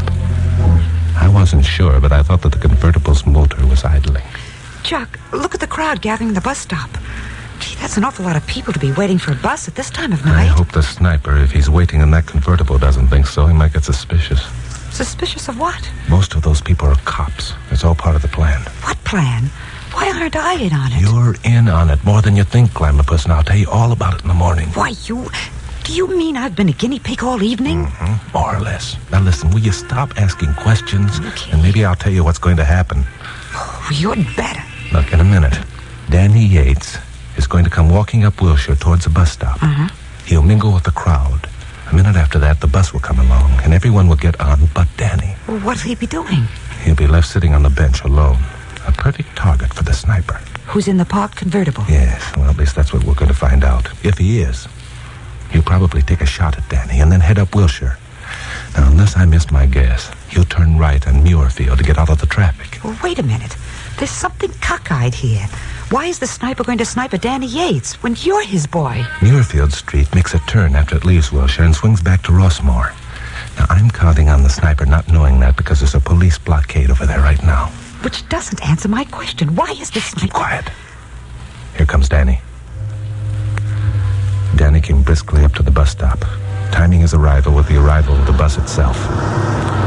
He mingled with the crowd, and for a minute I lost him. Then the last of the people got on. The bus swung away, and Danny was left sitting alone on the bench. Then something happened I hadn't counted on. The bus, as it passed the parked convertible, began to backfire. I glanced at it and then back to Danny. Danny was gone. But I could see one of his legs sticking up over the back of the bench. Then Carol yelled. The convertible, Chuck, it's moving away. Wait here, Glamour Puss. I ran up the driveway, cut across a patch of lawn, and fought a 5-foot fence. I landed on my hands and knees, just as a pair of headlights swung around the corner of Muirfield. It was a convertible, and the driver saw the blockade of police cars at the moment I was getting to my feet. It slewed into the opposite curve with a squealing of brakes. The door opened, and a figure got out and sprinted across the lawn. I followed. The figure disappeared around a house. Lights sprang on in the house. Their reflection showed me a shadow climbing over a back fence. I took a running jump. The two of us landed on the other side at the same time. Something swished through the air, and I caught the gleam of a rifle barrel. The blow struck me glancingly, and I went down. I saw the rifle barrel coming again, and I made a lunge for the guy's legs. I hung on for dear life, dodging his blows with the rifle till my head had cleared. Then I reared up and dumped the guy. I grabbed him by the shirt front, pulled him into me, and then I gave him a hard right. And he crumpled up like a colt dropped from a hook. Well, mister, I guess this is the end of the trail. Chuck Morgan, where are you? I must have gone over the fence. I'm over here, Pappy. I got out my lighter and knelt down and pulled out the guy's hat. A mass of hair spilled out from under that hat. The face that was revealed by the rays from my lighter was pockmarked and ugly. It was the face of May. You all right, Chuck? Sure, I'm fine. So that's the sniper, eh? Well, holy smoke, it's a girl. It's a girl, Pappy. What a lousy break life gave her. Yeah, and what a lousy break she gave all her victims. I don't mean it that way, Pappy. I was thinking of something else. Oh, you were? What? Don't think you'd understand, Pappy. But remind me to tell Carol to congratulate herself the next time she looks into a mirror.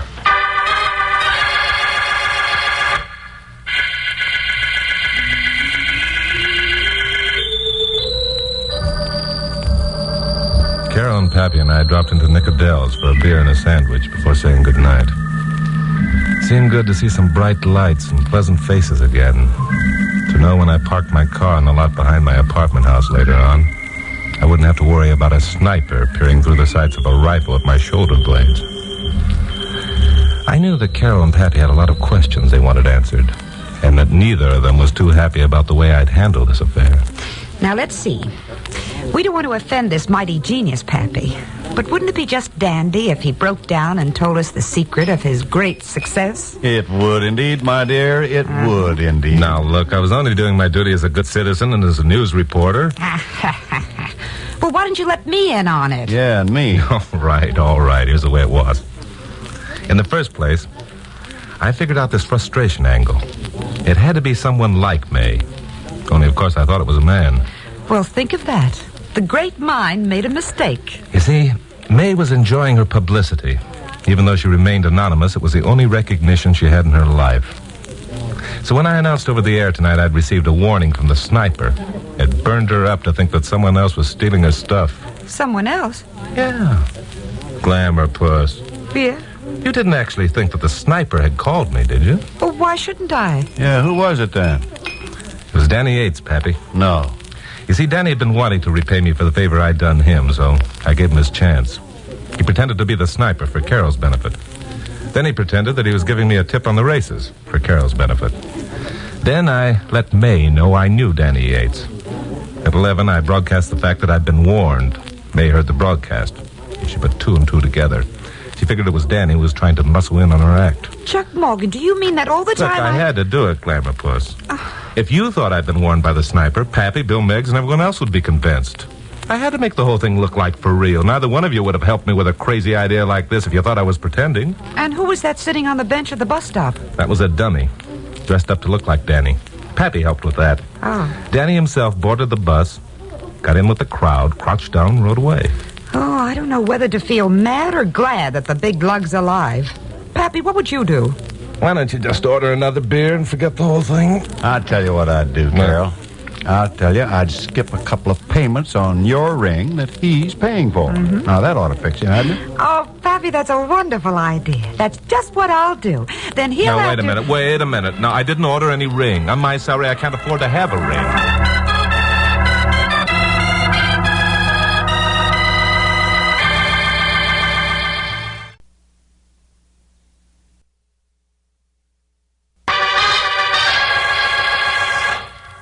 Stand by for crime.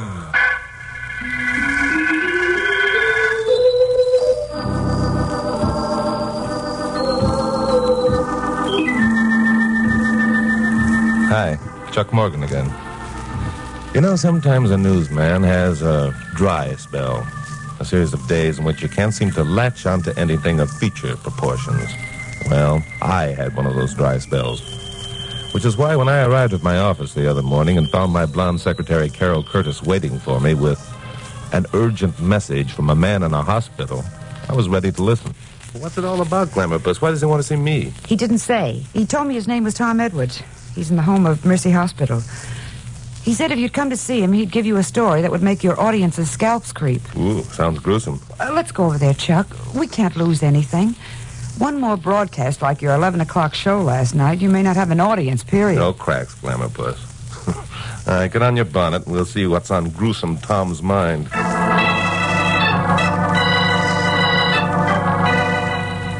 The home of Mercy Hospital is a huge pile of gray stones stacked up on a hill overlooking the great sprawling city of Los Angeles. Following directions, Glamour Puss and I moved through a maze of corridors, anterooms, waiting rooms, and stairways, and finally wound up at room 1616. A nurse admitted us, and then she departed.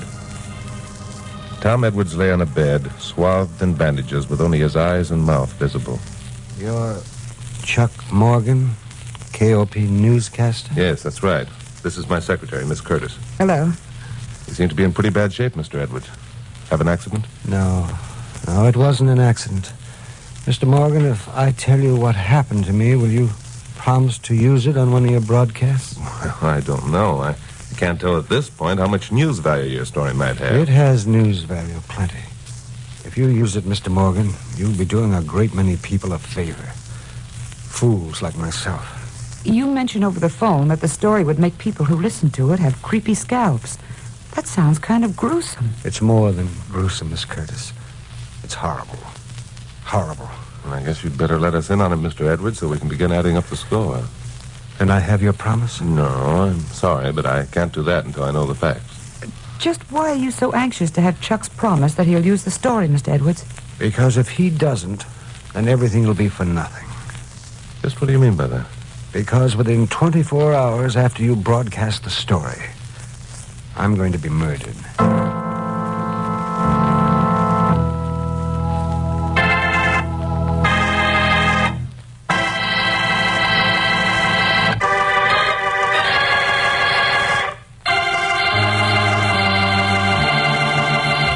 Well, this smelled like a story of feature proportions, all right. But on the other hand, it put me on a spot. If what Tom Edwards said were true, if he actually were murdered upon the broadcast of his story, that would make me a party to the crime, wouldn't it? On the other hand, if I didn't hear the story, how could I know what chance there was of his being murdered?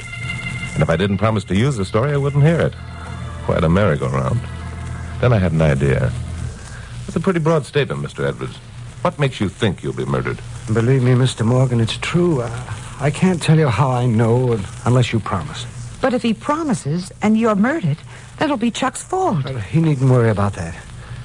I want to die. No, wait. That's not the statement of a rational man, Mr. Edwards. Oh, yes, I'm rational, all right. Don't you worry about that. Then you must have a very good reason for wanting to die. I have. Two, in fact. First, I'll have accomplished my purpose of exposing this terrible thing that's happening.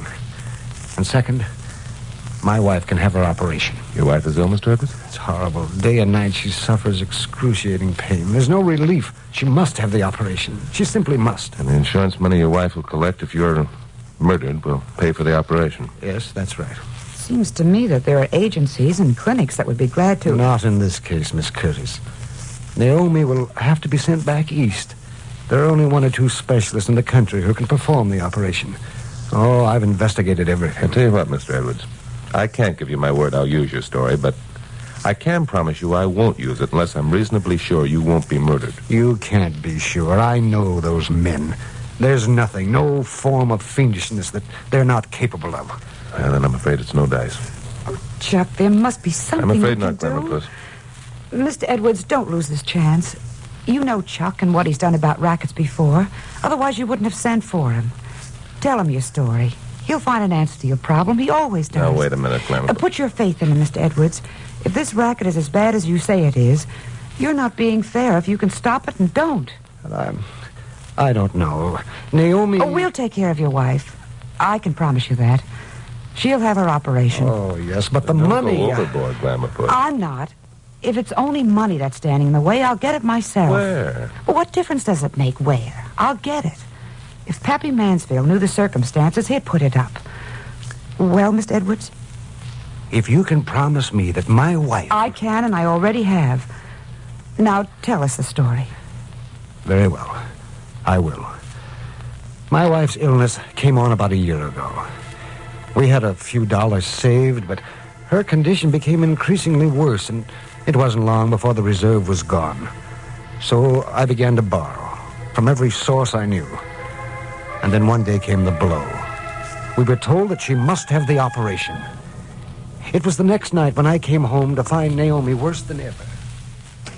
Oh. Naomi? Is that you, Tom? Oh, Naomi, darling, I couldn't see you in the darkness. I'll turn on the light here. There we are. Oh, Naomi. It's worse, isn't it? Yes, Tom, it's worse. Please don't worry. I'm sure I'll be better soon. Yes, Naomi, you will be better. You're going to have your operation. Oh, but Tom, the money... darling, listen to me. I had lunch today with a Mr. Bassett, Mr. Ray Bassett. He sat at my table in the cafeteria, and we fell into conversation. He must have guessed that I was in trouble by my attitude. And before I knew it, I told him the whole story. And what do you think? What, Tom? He said he knew a way I could get the money. And if I'd come to his office tomorrow, he'd tell me about it. Knew a way of getting money? Oh, but Tom, darling, there's no way of getting money without working for Well, that's just it, dear. He has something I can do to earn the money. Well, naturally, I expect to have to work. It's strange you didn't mention what it was while you were having lunch. How does he know that it's the type of work you can do? It's such a large sum that we need, Tom. No, darling, don't you worry about a thing. This Mr. Bassett's a nice chap. He was very sympathetic and understanding, and we should be grateful for his interest. Of course. We are grateful. Tom, you don't think he wants you to do something dishonest? Dishonest? Oh, well, of course not. Now, you just stop fretting. Let me handle this, will you? Well... I have an appointment with Mr. Bassett tomorrow morning at 9 o'clock. And after that, you're going to have your operation and be well and happy again. Oh, Tom. I promise you.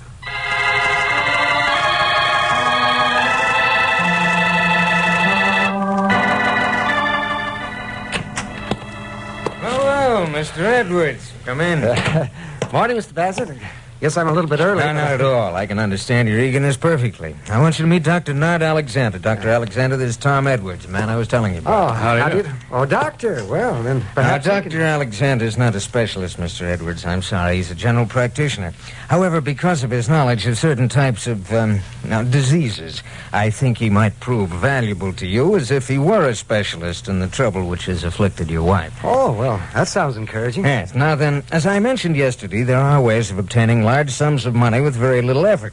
But we must close our eyes to certain principles. Oh? Well, I don't believe I understand. Mr. Edwards, there are many large insurance companies in this city that have unlimited funds ready to be paid out to people making claims against them. Yes, but I have no claim. Now, you will have, Mr. Edwards, if you're as smart and as desperate as I think you are. Now, listen closely. Tomorrow evening at 5:45, an automobile driven by a wealthy mining engineer will turn the corner of Western Avenue onto Hollywood Boulevard. The car will be going slowly because of the traffic. You'll step down from the curb and allow the car to hit you, knocking you down. What? Why, this is incredible. Now, don't worry, Mr. Edwards. We'll take care of everything. You'll not be seriously hurt, but you'll pretend to be. Dr. Alexander, being a physician, has the authority to have you removed in our car so no one will know the extent of your injuries. I'm an attorney, and I'll collect from the insurance company on the policy which you'll take out today. You'll be given half that amount. Well, I just can't believe it. Well, it's dishonest. Perhaps, a little bit. But the insurance company has unlimited funds. They expect to pay such claims. Why not to you? Oh, but I couldn't... Now, we're not compelling you to do this, Mr. Edwards. You said you were desperate. You said your wife would die unless she had her operation. You want her to die, Mr. Edwards? Oh, no, of course not, but I... And take my advice and cooperate. There's absolutely no risk. Well, you can even close your eyes if you want to, make the accident real. Well, I don't know. I don't know. Well, very well, Mr. Edwards. I'm sorry. I understood that you wanted your wife to be well and happy again. No. Wait a minute. Well? Very well. I'll do it.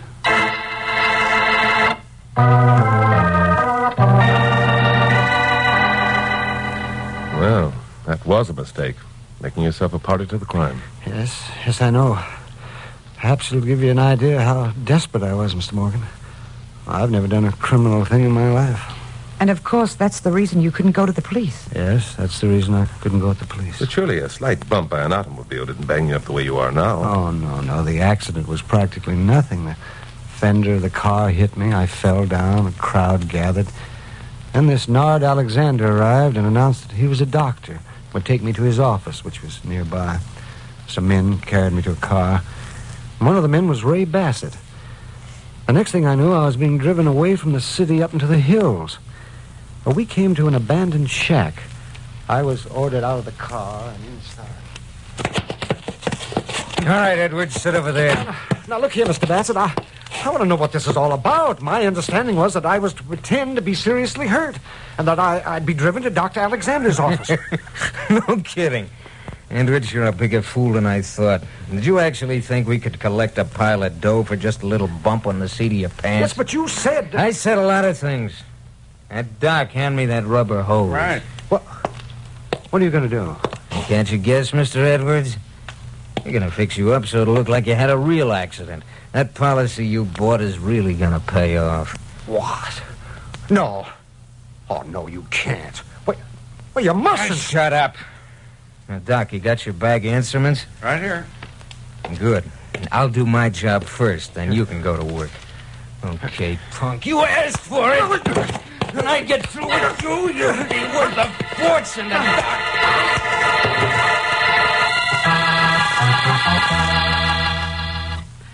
How horrible. Yes, it was horrible, Miss Curtis. I lost consciousness. When I came to, I was bandaged, as you see me now, and in an ambulance being driven to this hospital. I heard Dr. Alexander tell the clerk that he had treated me at his office, but that my case was much more serious than he had at first believed. So now you feel that if Bassett and Dr. Alexander learn that you've told your story to anyone, they'll murder you. They will, Mr. Morgan. They promised me they would. Oh, Chuck, this is awful. Isn't there something that you can do? Well, I guess there's only one thing for me to do, Glamourpuss. What's that? I'll just have to get myself knocked down by an automobile so I can get to know Mr. Bassett and Dr. Alexander better.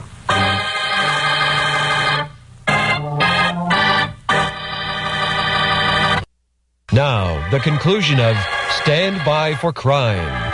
Well, it wasn't going to be as easy as all that. Tom Edwards gave us a good description of Bassett and Alexander and the address of the office where he'd been interviewed. Glamourpuss and I went down there. But, of course, the office had been just a front and was now deserted. So, as usual, we went back to KOP and kicked the thing around with my boss, Pappy Mansfield. It's a good yarn, all right, Chuck. But if you use it, you'll be endangering the life of this Tom Edwards. Yeah, I know, Pappy. That's why I'm not going to use it. Not until I get those two sadists behind bars. And just how do you expect to do that? Well, Chuck's got an idea of setting himself up as a guinea pig, Pappy. Letting himself be knocked down by an automobile. Oh, and just what do you expect to prove by that, Chucky boy? I don't know. But before I start proving anything, I've got to locate the two guys who sucked Edwards in on this game. After that, I'll take it from there. Well, you've got a fat chance of finding them. I don't know. I've located missing persons before. How about the insurance company that sold Tom Edwards the accident policy? That's no good, Glamourpuss. He took out the policy himself, and he's his own beneficiary. When he collects, Bassett and Alexander will force him to turn the money over to them. Or they'll tell the police he got it under false pretenses. Oh, how low can you get? Yeah, I think we've got to make a different approach. I think that approach should begin with Mrs. Tom Edwards. Put on your shoes, Glamourpuss. Let's go calling.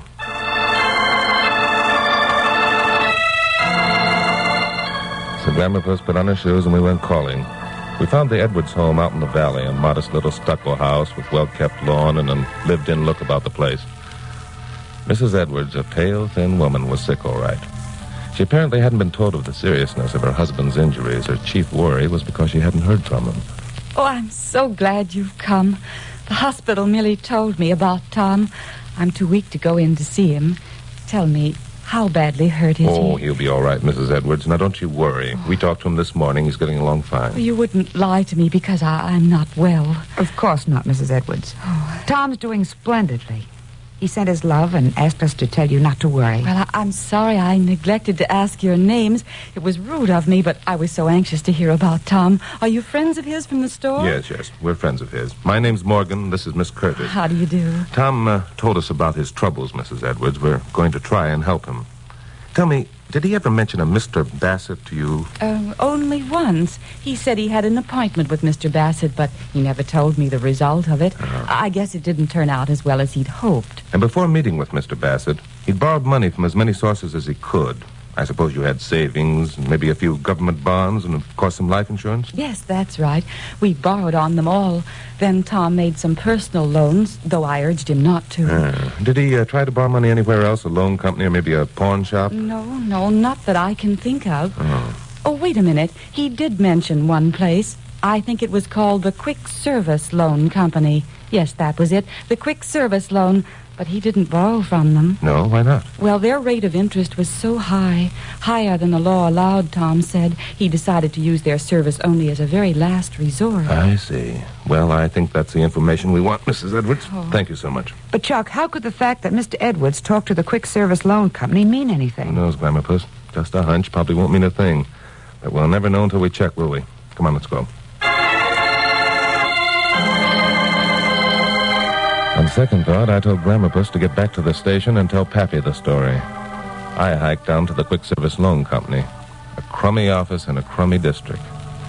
I went inside and told the seedy-looking character behind the desk that my name was Al Berquist, and I was in desperate need of funds. He offered me a loan at a rate of interest that made me wonder why the legal loan companies hadn't been put out of business long ago. I told him his interest was too high. He said, okay, forget it. But if I'd be at a certain beer joint on Flag Street at 7 o'clock that night, a man might come in and tell me a story that would make interesting listening. So after I left the Quick Loan Service, I called Glamour Puss. Told her to tell Pappy to have a sub do my 7 o'clock broadcast. Then I drove down to the beer joint on Flag Street, slid into a corner booth. At 7 o'clock sharp, the man who answered Tom Edwards' description of Ray Bassett slid in opposite me. He spread out a napkin and put his hand under it and said, "There's a gun under this napkin, Morgan. Try anything funny and you get it." Hey, wait a minute. You've got me wrong. I haven't any money. I want to borrow some. Yeah, sure. Your name's Chuck Morgan, ain't it? No, it's Al Berquist. I've been mistaken for Chuck Morgan before. No kidding. Morgan, you're even dumber than I thought. Now, let's cut the double talk. Who told you about me? A seedy-looking character at the Quick Service Loan. Huh? And who told you about him? Why, everyone knows a Quick Service Loan. It's a poor man's friend. Plenty of money to lend out at a mere 25% interest. You're asking for it, chum. One more chance. Where did you get the dope? What dope? Dope. Okay, smart guy. You know what's going to happen to you? How many guesses do I have? I don't like the looks of your face. I'm going to have a doctor friend of mine change it. Well, that'll please a lot of people. Not what I got in mind won't. I'm going to fix you up so every time you look into the mirror, you wish you'd never messed around with Ray Bassett. So you are Bassett. Well, we're getting someplace. It won't make no difference now if you do know who I am. No? No. You made a deal with the Quick Service Loan to play games. You ain't going to stick your chin out by blabbing. You got me, Bassett. Let's go call on your doctor friend. Yeah, let's do that. Let's do it right now. Up on your feet and out the back door, sucker. I felt a whole lot less confident than I sounded. Maybe my hunch was cockeyed. If it was, Glamour Puss wasn't going to be able to recognize me anymore, and I wondered how she'd like that. Well, we went out the back door of the joint, down an alley, and out onto the street where I'd parked my jalopy. And we started for the Hollywood Hills. This was the route described by Tom Edwards, so I guessed we were going to follow the same pattern. We left the pavement, hit a dirt road, and climbed a steep incline. At the top, we swung around a curve, and I saw the abandoned shack off in the bushes. All right, get out. Keep your hands in sight. Sure. Anything to oblige. Hey, better take a look at yourself in that mirror over there, Morgan. It'll be your last look at anything familiar about your mug. Thanks. Mind if I straighten my tie? It was a birthday present for my girl. Hey, Doc! Doc! The door opened, and a man came in carrying a physician's black bag. He had cold, inhuman eyes and a perfectly immobile face. Get out your tools, Doc. I got a job for you. Get out your tools, I said. But Doc didn't speak. He just stood there, staring at Bassett with his fish-like eyes. Bassett wasn't in any mood to be stared at without dialogue. Obviously, he was top guy in this outfit, and he wasn't taking silence for an answer when he gave an order. Look, Doc, I said get out your tools. I'm going to do a job on Wise Guy here. And just because we ain't collecting no insurance money for it don't make no difference. Now get out your tools and go to work. Which was what I'd been waiting to hear, and so had a few other people. The door behind Doc Anderson opened, and Bill Meggs of police headquarters stood there. Bill had a gun in his hand. The door that led to the other side opened, and Pappy Mansfield stepped inside. Pappy also had a gun. Mr. Bassett was surprised, or maybe I should say shocked. He looked around in a dazed sort of way, not getting it, until Pappy said, "All right, Bassett, we've heard all we wanted to hear. Get your hands up." Of course, Bassett didn't obey the order. He realized he'd be a cooked gander if he did. But I rather expected this attitude, so I was ready. Were you dirty?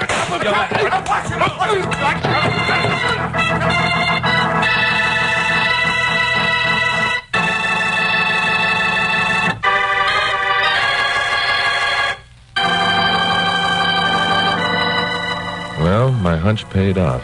But every time I think about what would have happened if it hadn't paid off, I break out in a cold sweat.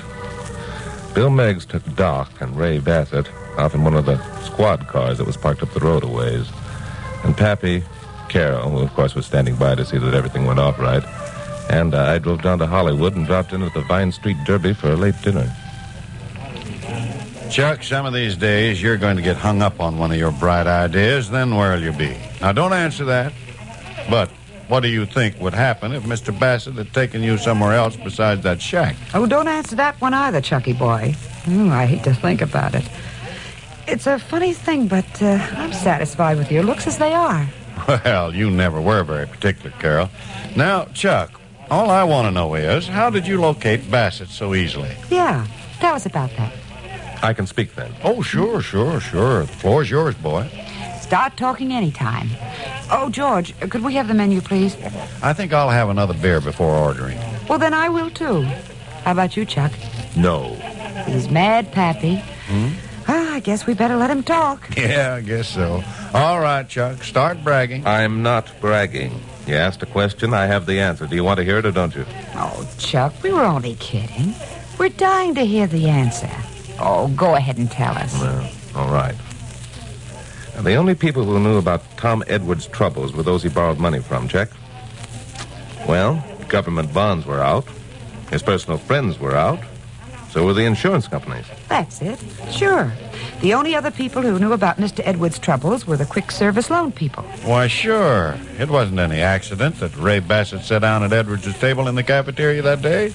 He and the quick service loan people were in cahoots. Why, sure. It's as plain as the nose on your face. Whose face? Look, am I telling this story or are you? You are, Chucky boy. Did we tell you what we were going to do for Mrs. Edwards so she could have her operation? No. Tell him, Pappy. Yeah, tell me, Pappy. This isn't my night for talking. Now, don't get sore, Chuck. Where's your sense of humor? Where's my... Now, listen. When you use this story tomorrow, you're merely going to mention that Mrs. Edwards still needs the money for her operation and see what happens. It'll work, Chuck. You broke up this racket, and now you're asking for contributions to help the Edwards. Oh, I bet you'll get thousands. Yeah, what if I don't? Well, then Pappy's going to put up the money. Oh, he is he? What do you mean, huh? $5,000 is a lot of dough. Yeah, sure. Try to get it Chuck, out. for heaven's sake. You don't seem to realize. Oh, yes, I do. But you don't seem to realize Chuck, how for heaven's sake. All right, Glamour Puss, you win.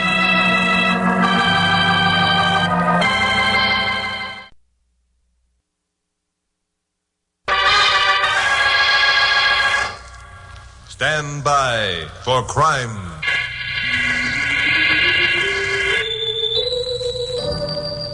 Hi, this is Chuck Morgan, KOP newscaster in Los Angeles. You know, one thing a newsman must have is a good memory. A memory for faces and events and dates. It's part of his stock and trade, and it pays off if he develops it. You take my own memory, for instance. The other day I saw a picture of a man in the Times, and my memory told me it was someone I knew. I had to cast back to a day when I'd sat in a New York courtroom and heard a judge sentence a prisoner to 5 years because he'd been convicted of subversive activities. His name at the time had been Ivan Rolinsky, and he was a communist. Now his name was Jim Loring, and he was running for mayor of Carmichael, which is a city about 250,000 population located up the coast about 100 miles from L.A. Loring was not only running for mayor, it looked as though he were going to be elected. And I figured as a public-spirited citizen, I ought to do something about it. Or I did until I mentioned the matter to Pappy Mansfield, owner of KOP. Carol Curtis, my blonde secretary, was on hand at the moment, which wasn't unusual. Well, it'd make a good story, all right, Chuck, but you're wasting your time. Jim Loring's past is as clean as a whistle. Oh, and how do you know that, Pappy? The Lorings are a well-known family in Carmichael.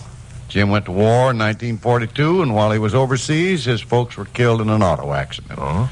When Jim came home in 1945, he was taken in by an aunt and uncle, Mr. and Mrs. Asa Loring. So you see, Chucky boy, Jim Loring, who's running for mayor, couldn't be Ivan Rowinski, the communist. That figures. By the way, Pappy, isn't there a war plant in Carmichael? Well, there's a factory up there producing military goods. Why? If the mayor of Carmichael happened to be a communist, he'd be in a fine position to get his hands on the output of that plant, wouldn't he? Down, boy, down. Your imagination's getting the better of you again. I've already explained to you that Jim... I heard you. It makes sense. Isn't it somewhere near Carmichael that the government is doing further research on that submarine that's to run by atomic power? Chuck, for heaven's sakes, why don't you give up on this one? There's not even a thin shred of evidence that what you're thinking is true. You're right, Glamourpuss. You and Pappy have sold me. By the way, Pappy, haven't I got a vacation coming up pretty soon? Well, I suppose you're entitled to a few days. Now, if you could get a bunch of Sundays together... Yeah, very funny. I've got a couple of weeks coming up with pay. And I'm taking the first week beginning tomorrow. Well, that's okay, Chuck. Tell you what, Myrtle and the kids are down at our place at Balboa. There's plenty of room, so why don't you... No, thanks. I've heard that one before. I go down to your summer place, and after 2 days you call up and wonder if I could run into town for a couple of special broadcasts. A fine vacation that'd be. No, I'm going farther away than Balboa. A lot farther. Where are you going, Chuck? Where am I going? You know doggone well where I'm going. I'm going up to Carmichael.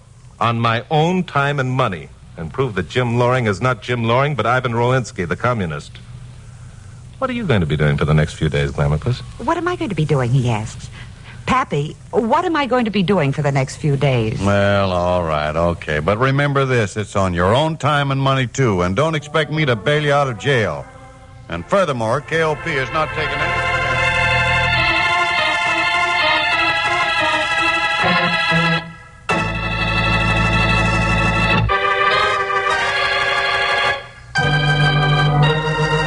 This wasn't quite the wild goose chase that Pappy and Garrow thought it to be.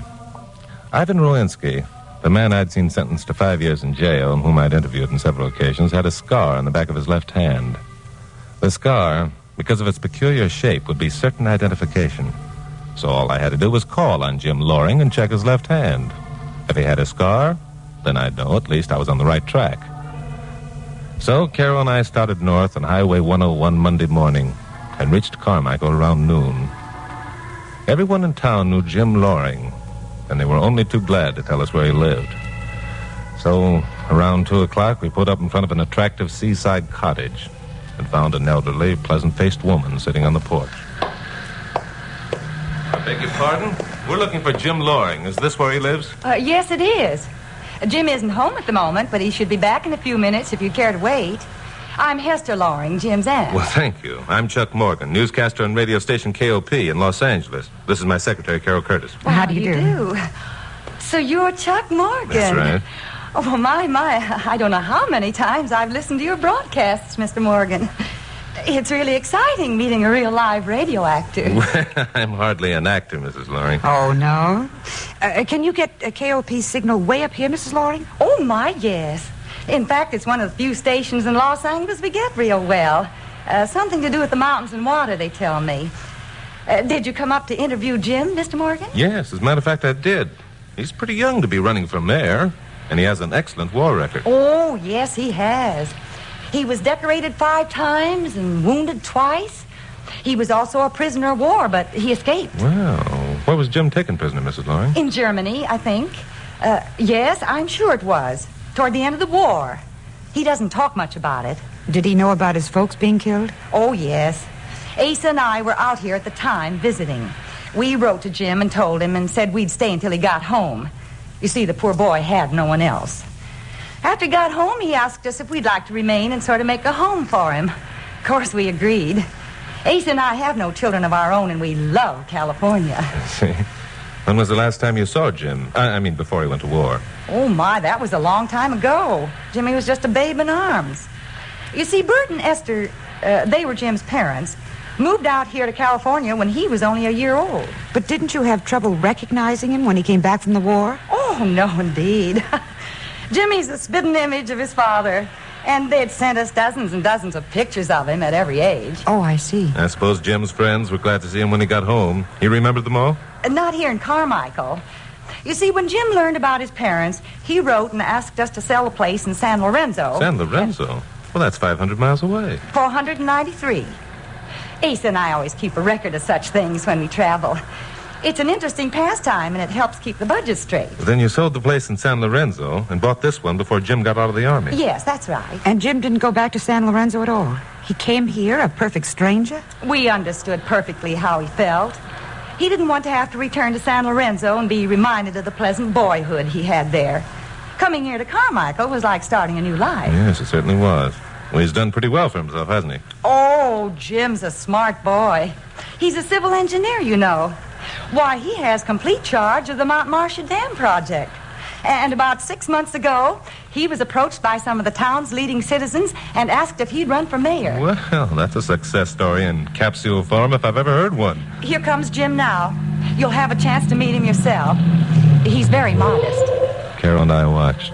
As Jim Loring's car stopped in front of the house, he got out and started up the walk. He was a young man, early 30s, dark-haired, pleasant-faced, intelligent-looking. His left hand was concealed in his jacket pocket, and he didn't remove it when he stopped in front of us on the porch. Hi there, Aunt Hester. Got company, I see. Oh, Jim, dear, I'm so glad you're back. This is Chuck Morgan, newscaster on KOP, and his secretary, Carol Curtis. They drove all the way up here from Los Angeles just to interview you. Well, I'm flattered. How are you, Morgan? Hello, Jim. Curtis? Nice meeting you, Jim. This is an honor I hadn't expected. Up here in Carmichael, you know, we have a feeling that you folks in Los Angeles don't admit that there's any other city on the coast but your own. Well, a lot of people share that belief, I guess. You know, it isn't every day that a man as young as yourself gets to be elected chief executive of a city the size of Carmichael. Wait a minute. I'm not elected yet. The publicity we've read indicated you will be. The opposition hasn't a chance. I wish I could be as sure. I told you Jim was modest. One of the reasons we drove up, Jim, was to check your identity. Identity? I knew a man once who looked like you. It was a long time ago. He had a peculiar-shaped scar on the back of his left hand. I wonder if you show me your hand. Oh, no, Mr. Morgan, you don't understand. It's all right, Aunt Hester, it's all right. This other man was probably an old friend of Mr. Morgan. I'm sorry I can't accommodate you, Morgan. Jim took his hand out of his pocket and pulled back the sleeve of his jacket. His hand had been removed just above the wrist. Yeah, it was embarrassing. We made our apologies and were awkward about it. But Jim Loring couldn't have been more gracious. He explained he'd lost his hand in the war, and it always embarrassed him to see the shock on people's faces when they first noticed his infirmity. So we got out of there, went back to the hotel, and ordered a cool drink in the bar. I still don't see why you asked Jim to show you the scar. That was like telling him your real reason for being up here. Sure it was. How else was I going to get him to tip his mitt? Chuck, you still don't believe that nice young man is a communist spy. If he is, we'll know before the day's over. How? Because if he is, he'll make the next move. And if he makes the next move, he'll do so before we have time to do any more snooping. And what are we going to be doing in the meantime? Sit here and Nothing so pleasant, Glamourpuss. You're going to call Pappy and ask him to check Jim Loring's war record. What I want to know in particular is, did Jim Loring, the real Jim Loring, actually lose his hand in the war? Oh, Chuck, for heaven's sakes, you're not thinking anything as fantastic as that man actually had his hand removed so he could come back here posing as Jim Loring. A true communist Glamourpuss is a fanatic. Therefore, if you're going to cope with him, you've got to think fantastic things. Also, I want you to ask Pappy to find out what happened to Ivan Rolinski after he got out of jail. What do you think happened to him? I think he was deported. Why? Never mind why. I think he was, that's all. If I'm right, then the pattern will fit together. Go on. It won't be hard for Pappy to get you the information I want. All right. But what are you going to be doing while I'm having this chummy conversation with Pappy? I'm going to ascertain the geographical location of the Mount Marcia Dam project with relation to the Carmichael War plant. So Glamourpuss went off to make a long-distance phone call, and I climbed into the old jalopy and drove up to the Marcia Dam. The project was about 2 miles above the city in Panther Canyon. I parked the jalopy and walked over to a man who was sitting on a rock doing some figuring on a clipboard. Hello there. My name's Morgan. My radio station KOP sent me up here to get some information for a broadcast in your dam. You mind if I ask you a few questions? Heck, no. My name's Stan Akins. Be glad to answer your questions if I can. Swell. The dam's almost completed, isn't it? We'll be through in about a month, and then the river will be turned back to its natural course and form Lake Marcia. That'll take another month. The stored-up water will be used to generate power as well as for the irrigation. I see. Will the war plant use any of that power? I see they're located right below us. Sure. That was one of the reasons for the dam. But Paul Amesbury can give you more information about that than I can. Oh? Who's Paul Amesbury? A government man, a sort of a liaison between the plant and Jim Loring, who's chief engineer here at the dam. I see. Where can I find this Paul Amesbury? Downtown. Here, I'll write down his address. Oh, thanks. The best time to catch him in is after 7. He does his book work at night. There you are. Okay, thank you. Well, maybe this was it. And maybe it wasn't. Mustang Akins seemed to be cooperative enough, but why had he been sitting so conveniently on that rock when I drove up? There wasn't anyone else within 100 yards. And how about this Paul Amesbury who kept office hours at night? I found the answer to the whole sorry mess in his office. But it was too late.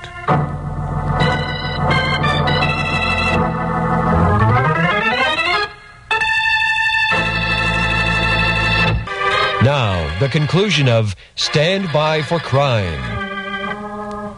Glamourpuss wasn't at the hotel when I got back. I waited an hour. Then I went into the snack bar and had a sandwich and a cup of coffee. Afterwards, I put in a phone call for Paul Amesbury. Told him who I was and was invited to come over and see him. He said he'd expect me about 7:30. At 7:15, Carol still hadn't shown up, so I wrote a note telling her to contact me at Paul Amesbury's office. Left it with the desk clerk. At 7:30, I parked the jalopy in front of the building where Amesbury's office was located.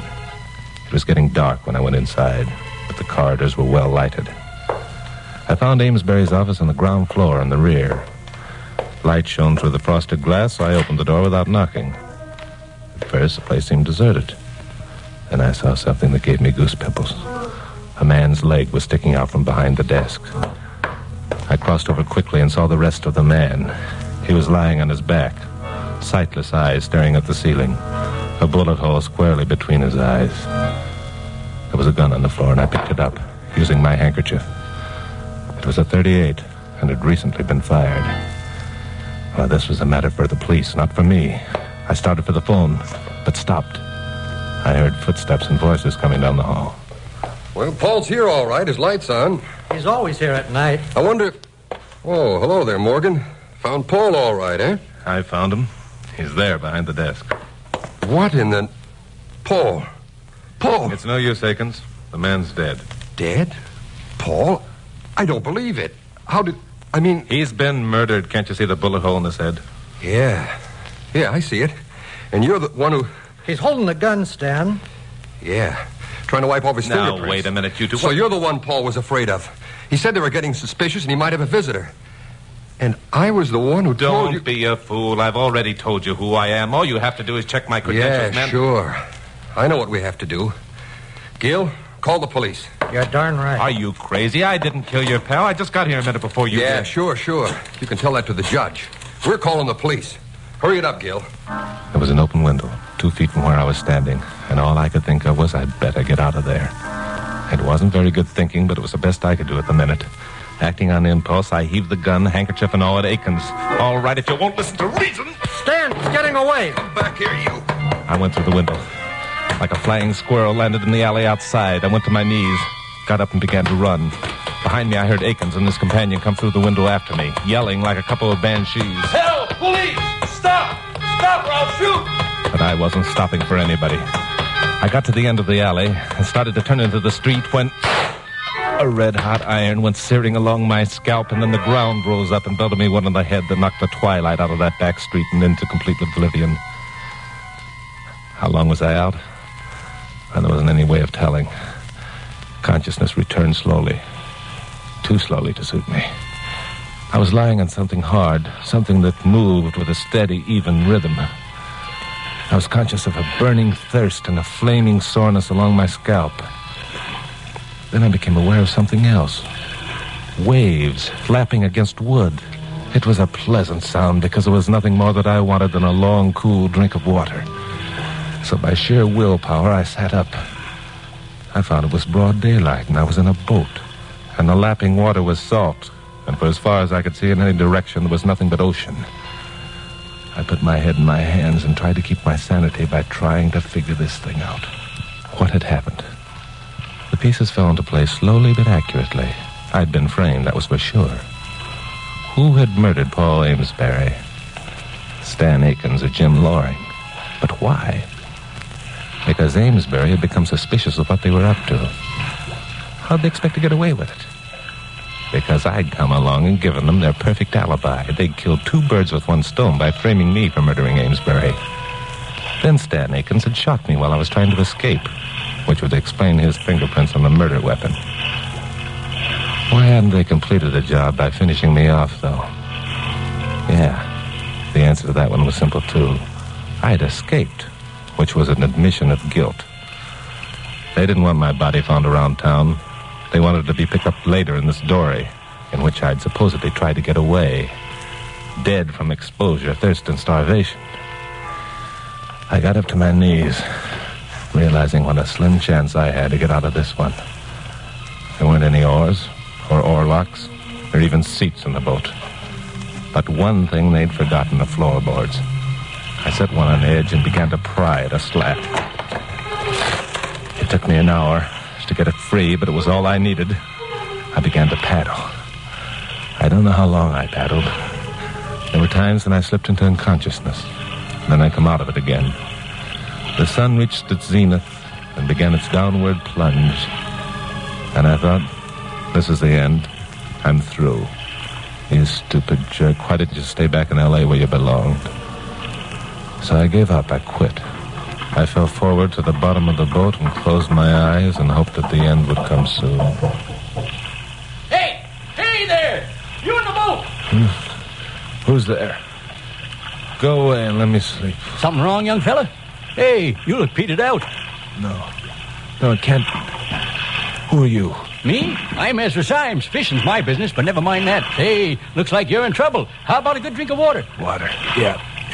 That's what I want more than anything, water. Sure you do. Yeah, looks like you got a crack on the head, all right. Here you be now.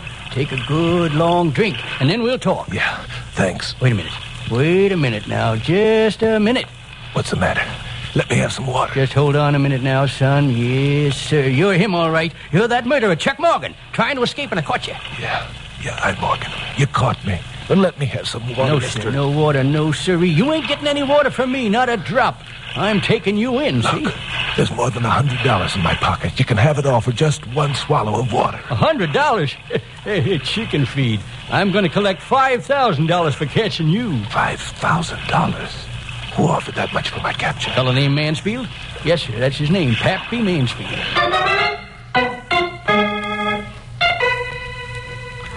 After that, I didn't care much what happened. I knew vaguely that Ezra Symes had tied the dory to his motorboat and was towing me in. A long time later, after darkness had closed in, the boat gently nudged to dock and the motor was cut off. I saw blurred lights and heard Ezra muttering to himself about the reward. Then I was lifted up and half carried, half dragged to a ramshackle automobile. The motor roared, and we went bumping away toward the city. More time passed. It was like a nightmare with only fragments of mind.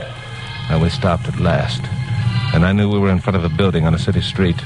Ezra came around to my side of the car, pulled my arm around his shoulder, and dragged me out onto the sidewalk. Then came the climax to this brutal nightmare. The door to the building toward which Ezra was leading me exploded outward. Men poured into the street.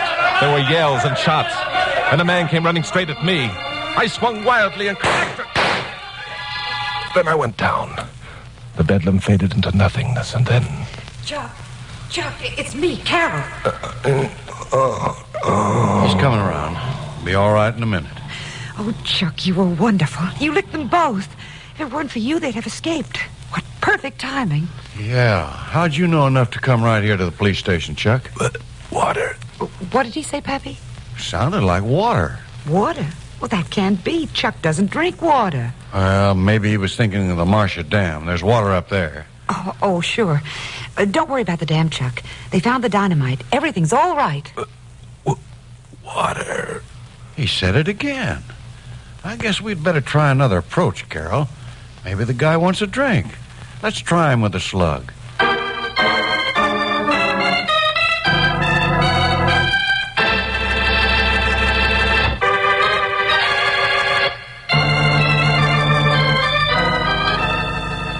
daylight when I came to again. I was lying in a hospital bed between snowy white sheets. Carol and Pappy were sitting nearby. But more important, there was a pitcher of ice water and a glass on the bedside table. I didn't bother with the glass. I just grabbed the pitcher and slobbered it all over myself. Hey, you drink much more of that stuff and you'll become waterlogged. You've had a couple of gallons already. Yeah. Brother, that's wonderful stuff. Feeling better, Chucky boy? Yeah, just peachy. What day is it? It's Friday. Friday? Mm-hmm. What happened to the first part of the week? Well, a good part of it, you were paddling around the Pacific Ocean, enjoying your vacation. Yeah, vacation. Comfortable quarters, excellent cuisine, interesting companions. Where were you, Glamour Puss? Where was I when? When you didn't come back to the hotel after calling Pappy, where were you? Oh, well, I called Pappy, and Pappy called Washington, and then Washington called Pappy, and then Pappy called me. Get to the point. Okay, just be patient. Pappy found out that Loring wasn't Loring, but Rowinski, and that Rowinski had been deported, and when the Russians found Loring's dead body, they decided Rowinski looked enough like Loring skip to... all that, will you? I guess these things. Why weren't you at the hotel? I went downtown to the dam project office to get the fingerprints. Whose fingerprints? Rowinski's, of course. I figured that everybody working on a government project like the Marshall Dam would be fingerprinted. And how else was Pappy going to prove that Rowinski was Rowinski when he got up here with Loring's fingerprints, which were being flown here from the War Department of Washington? Well, Glamour Puss, you're wonderful. Oh, I know it. Well, do you want to hear the rest of the story? There's more? Naturally. Akins and Laurie had to confess, didn't they? Did they? Of course. Akins broke first. He told about the dynamite being built into the dam so it could be exploded when the dam got full of water. So the water would destroy the war plant, which was right below it. No, I've heard everything, and I wasn't here to supervise the details. Well, get him. Now, do you want to hear the rest of the story? There's more? Well, you used that line a minute ago. Well? So did you. Go ahead. Well, the good citizens of Carmichael and the workers at the war plant whose lives you saved, the workers at the dam project, and the United States government have raised a purse to give you as a reward. No kidding. How much is it? $5,000. Holy smoke. I've still got another week's vacation coming to me. Glamour Puss with $5,000. Just a moment. Just one teeny-weeny moment, well, please. Pappy? Chuck, did you ever hear of a man named Ezra Symes? Ezra Symes? Yeah. The name sounds vaguely familiar. I can't remember where I met him, though. Well, I can. He's a fisherman, and he fished you out of the drink and brought you in here and collected $5,000 reward money from me. Say, that's right. I'd forgotten. Golly, Pappy, that was mighty decent of you to offer $5,000 to have me found. Well, the way I figure it is this. $5,000 from 5,000 leaves zero. Now, if you take that 5,000 you're going to get and subtract it from the $5,000 I've already paid out. Oh, no, Pappy. No, that isn't fair, Pappy. Well, we'll see.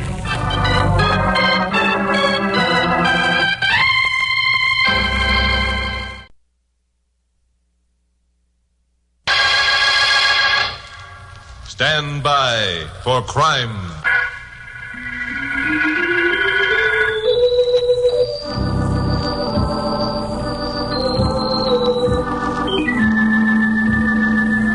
Hi, Chuck Morgan again. You know, being a newscaster on a station like KLP is quite a responsibility. No matter whether you're liked or disliked, whether you're agreed with or disagreed with, you feel a sense of duty, especially when you know your listening audience is extensive. That's why when this tip came in about that accidental death, I thought I couldn't pass it up. Wouldn't be fair to the people who paid me or the people who listened to me. The tip said that the accidental death wasn't accidental at all, but murder. It occurred at a remote section town on the Southern Express Railroad. If I drive up there, I get some interesting copy for my broadcast. Well, it so happened that Carol Curtis, my blonde secretary, and I had nothing better planned for the weekend, so we wound up the old jalopy and headed out into the desert.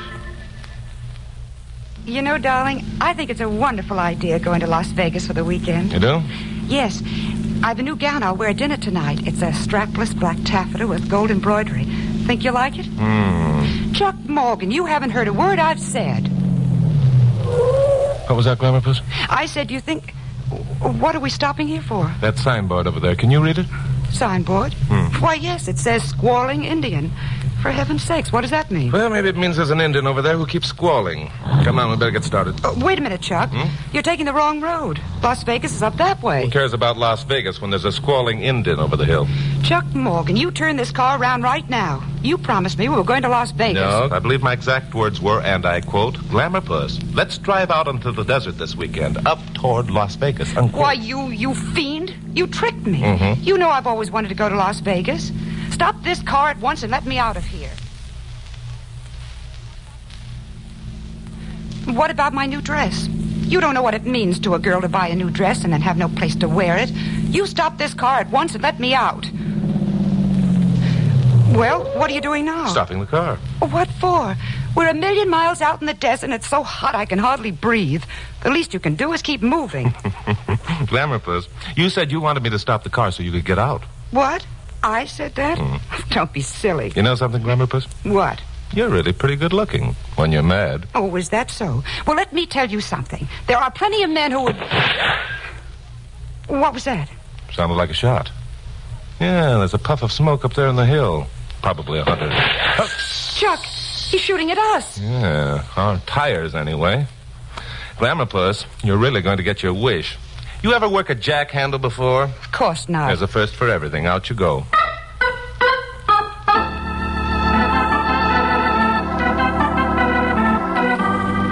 I didn't want to alarm Carol, so I acted as though it were regular routine for me to have my tires plugged full of holes by unknown snipers. Carol sat in the shade of the car and made sarcastic remarks about my integrity while I sweated with a tire iron. And finally dislodged the bullet that had deflated the inner tube. It looked to me like a 30-30 special, which proved nothing. Well, I got the spare in place, and we headed down the road toward Squalling Indian. An hour later, we came to our destination. It was the most desolate-looking place I've ever seen. A cluster of yellow painted buildings, partly shaded by 2 cottonwood trees. The double tracks of the Southern Express ran by the front door. Well, this is just great. This is simply dandy. Shall I change to my new strapless gown with the gold embroidery now, or shall Glamour I... Puss, will you do me one small favor? What? Shut up. Why, the idea... Quit Chuck it. Morgan, I'm if you... here on serious business, and if you... Here comes someone. Hello there. Looking for anyone special? We're looking for anyone. I know how you feel.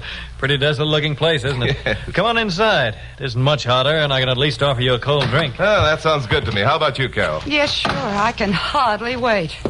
My name's Jim Ainsley. I'm the signal maintainer. Oh, here we are. Hi, honey. We got visitors. Oh, how wonderful. Visitors are always welcome here. This is Betty, my wife. Hello, Betty. Nice to know you. This is Carol Curtis, and I'm... You're Chuck Morgan, the news commentator. I'd know that voice anywhere. By golly, that's right. You are Chuck Morgan. How about that? I didn't think my broadcasts were heard this far away. Oh, we don't get you around here, but I used to live in L.A. Oh. Jim and I've only been here 6 months. Don't you find it terribly lonesome? Oh, Jim and I are never lonesome if we're together. It isn't as bad as you think. There's another family living in that house over there. Ted and Jane Maynard. Ted's the boss of the work gang. Oh. Hey, but how about that cold drink I promised? Great. And I think I'd better explain to you why we happened to drop in on you so unexpectedly. Well, sit down and make yourselves comfortable first. All right. Now you're here, we want to encourage you to stay as long as possible. Very nice of you. Here's that cold drink. Ah. Here you Carol? are. Yeah, Thanks. Take this one. Thank you. By the way, that man that was killed up this way last week. Oh, that was a real tragedy. Either of you or the Maynards get to talk to him? No, none of us even saw the chap till it was over. And then, well, there wasn't much left to identify. No one ever found out who he was? No. I understand that an inquiry was conducted, but nothing came of it. Where did the accident happen? In the cut, about half-mile up the track. Apparently, the man had been walking along the tracks, heard the train, and climbed the embankment, then slipped and fell. There's a torn-out place at the top of the embankment that makes that theory almost a fact. What's your interest, Mr. Morgan? Well, it's remote. I had a friend who looked me up in L.A. 2 days before the accident. He's a geologist. Said he was coming up this way to look at some unusual rock formations he'd heard about. And you haven't heard from him since? No. Checked a couple of places without any luck. Oh, I'm probably borrowing trouble. Chances are he'll be calling me at the office tomorrow. Listen. It sounds like a train. Now, that just could be, Glamour Puss. There are a couple of tracks outside. It's the Golden Streak Streamliner from L.A. to Chicago. Right on the nose, too.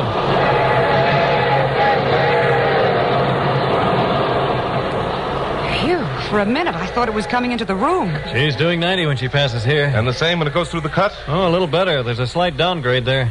No wonder there was nothing left of the man who was hit. How about you two staying overnight with us? There's plenty of room, and when the sun goes down, it really gets cool. Sure, that's a great idea. We'd sure like your company.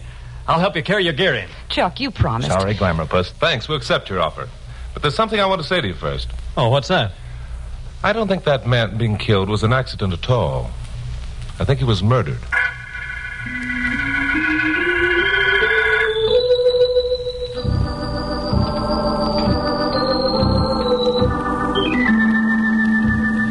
Jim and Betty Ainsley weren't as startled by my murder theory as I thought they would be. They seemed more amused than anything.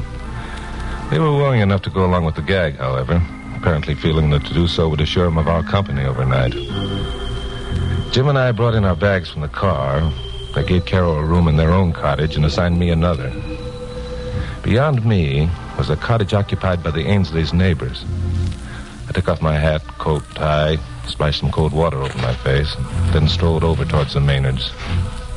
Their cottage looked exactly like the one occupied by the Ainsleys, except that the low, drooping branches of a huge cottonwood shut it off from view of the rest of the buildings. I knocked and waited. Wasn't any response. So after a moment, I tried the latch. It opened. I went in. Anybody home? If anyone was home, they weren't admitting it. Standing in a corner near the bedroom door was a rifle. I crossed the room quickly, picked it up, opened the breech, and sniffed. The gun had been fired recently, and it was a .30-30 special. Drop that gun. What? Wait a minute. You must be Ted Maynard. Never mind who I am. Drop that gun, I said. Sure, okay. Only don't go getting any ideas with that revolver you're holding until you find out who I am. Ted, who's this? I don't know. Some stumblebum thought he could get away with my rifle. Well, why don't you plug him? If you found him trying to steal something, you've a right to. Take it easy. I'm Chuck Morgan. My secretary and I are staying with your friends, the Ainsleys. Who told you they're our friends? They did. Well, aren't you? Now, how could you possibly live in a remote spot like this and not be friends with the only neighbors you have for miles? Try it sometime and you'll find out. Especially with two jerks like those Ainsleys. Well, Ted, what are you going to do about it? I don't know. I'm going to check with Jim and Betty Ainsley to find out if he's telling the truth, that's for sure. Let's flag down number 9 and turn him over to the conductor for the sheriff at Vegas. Maybe the heat was giving me hallucinations, but it seemed to me that these two were creating a situation out of thin air for no apparent reason. They were nervous, on edge, desperate. But more important, they were scared and trying to cover it up. Maybe that's a good idea. Hand me that rope, Jane. Crazy though it seemed, they were planning to go ahead with their plan. Well, I hadn't driven away up here to be trussed up and dumped aboard a train on some phony charge of robbery. Oh, all right, Ted. I'll take that. Why, you... Let go of my wrist. Drop the gun. Ted! Ted! All right. Now then, let's talk this over and see if we can't add up the score. What are you going to do? Push it off the embankment in front of the streamliner the way you did that poor devil last week? You won't get away with it this time. You were seen coming up here, you know. Yes, I know. Seen by someone with a .30-30 special who plugged a hole in one of my tires. You can't prove that. Can't prove what? That it was a .30-30 special. I can not only prove it, I can identify the gun it came from. I have the bullet in my pocket. Then if you can do that... Hey, what's going on here? Thought I heard a commotion. You did. Your friends here accused me of trying to steal a rifle that belonged to them and threatened to flag down number 9 and turn me over to the conductor. Oh, forget it, Mr. Morgan. Ted and Jane are just jumpy. Look, come on back to the house. Betty'll have dinner ready in a few minutes. We'll have time for a couple of drinks. Yes, but what about Give Ted back his cap pistol and forget the whole thing. Later on this evening, he'll be over crying on your shoulder asking about news of the outside. Now, don't worry about it, Mr. Morgan. Everything's going to be all right.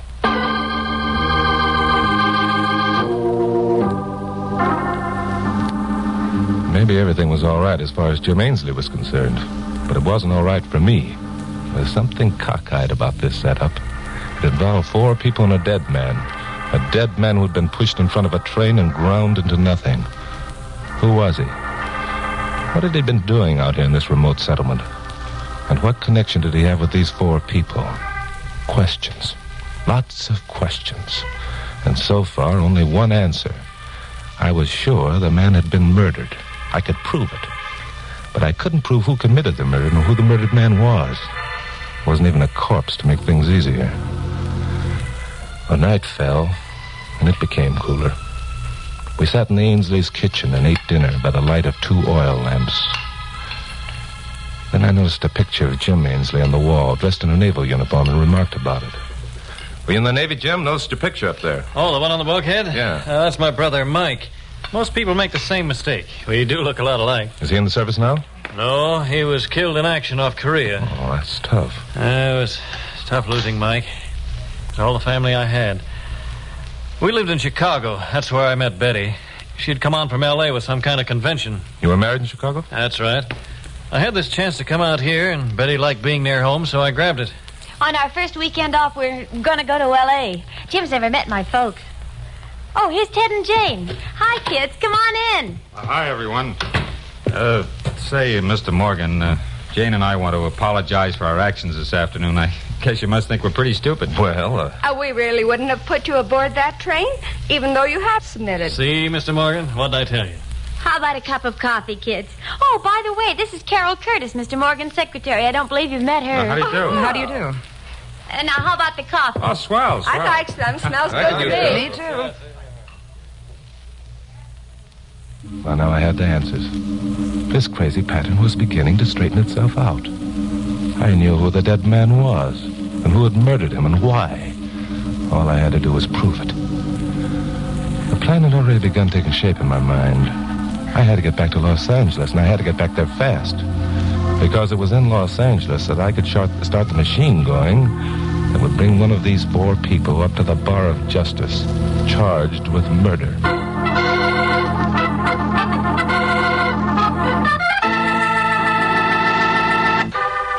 Now, the conclusion of Stand By for Crime.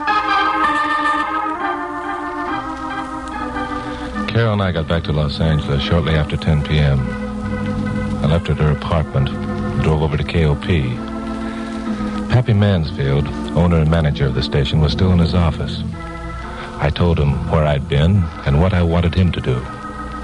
He wasn't much impressed. Oh, you're out of your mind, Chuck. The heat must have soaked through that thick skull of yours and softened up your brain. Now go on home and go to bed. Okay, Pappy, so you don't believe me.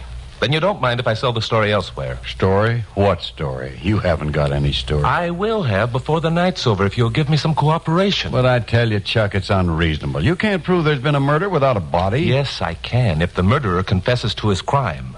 Well, how about it? No. Okay. Then I'll peddle my wares somewhere else. Not while you're on my payroll, you don't. Then, as of now, I'm off your payroll. I quit. Hey, Chuck. Yeah? Come back here. I thought you'd see it my way. Oh, you did? Well, get this, smart boy. I'll make your telephone call for you, but the name of this radio station isn't going to be mentioned unless you come up with a real... Pappy and I had been through this sort of thing before. It was old routine. I'd threaten to quit, or he'd threaten to fire me, and then we'd agree to go along together. So I knew I could depend upon him, and it was a comforting feeling. I got the information I wanted from the morgue in the KOP newsroom, and then headed back for the desert. It was after 2 o'clock in the morning when I reached Squalling Indian. There was a light in Jim Ainsley's cottage. Otherwise, the place looked deserted. That's you, Mr. Morgan? It's me, Jim. Began to think you weren't coming. Come on inside. Right. Oh, where's Miss Curtis? She had enough, decided to stay in town. Your wife in bed? Oh, yes. And the Maynards? Well, they stayed till about midnight, hoping you'd be back. Ted said if he heard your car, he'd be over. Gosh, Mr. Morgan, what's it all about? Well, I got the information I wanted, and if things should... Oh, hello, Ted. Come on in. Mr. Morgan just got back. Yeah. I heard his car. So you brought your rifle along, Ted. Expecting trouble? I intend to be prepared if there is any. Well, you can put the pea shooter away. You won't have any use for it. I'm keeping it. Suit yourself. Hey, now that's funny. Must be trouble along the road someplace. Hello, Squalling Indian. Yeah, that's right. Who? Morgan? Yeah, he's here. For you, Mr. Morgan. Oh, thanks. Hello. Oh, hello, Pappy. What? I don't know. I suppose I could go up there and take a few measurements. Sure. Glad to. Call you back. Right. Okay. So long. That was Pappy Mansfield, owner and manager of station KOP. He was Now, wait a minute. How could he be calling on that phone? It isn't even connected with outside lines. Pappy Mansfield, my friend, can do anything, if he thinks it's important enough. Well, gosh, Mr. Morgan, what's so important? What's he want you to do? I'm going up to the cut and take a few measurements.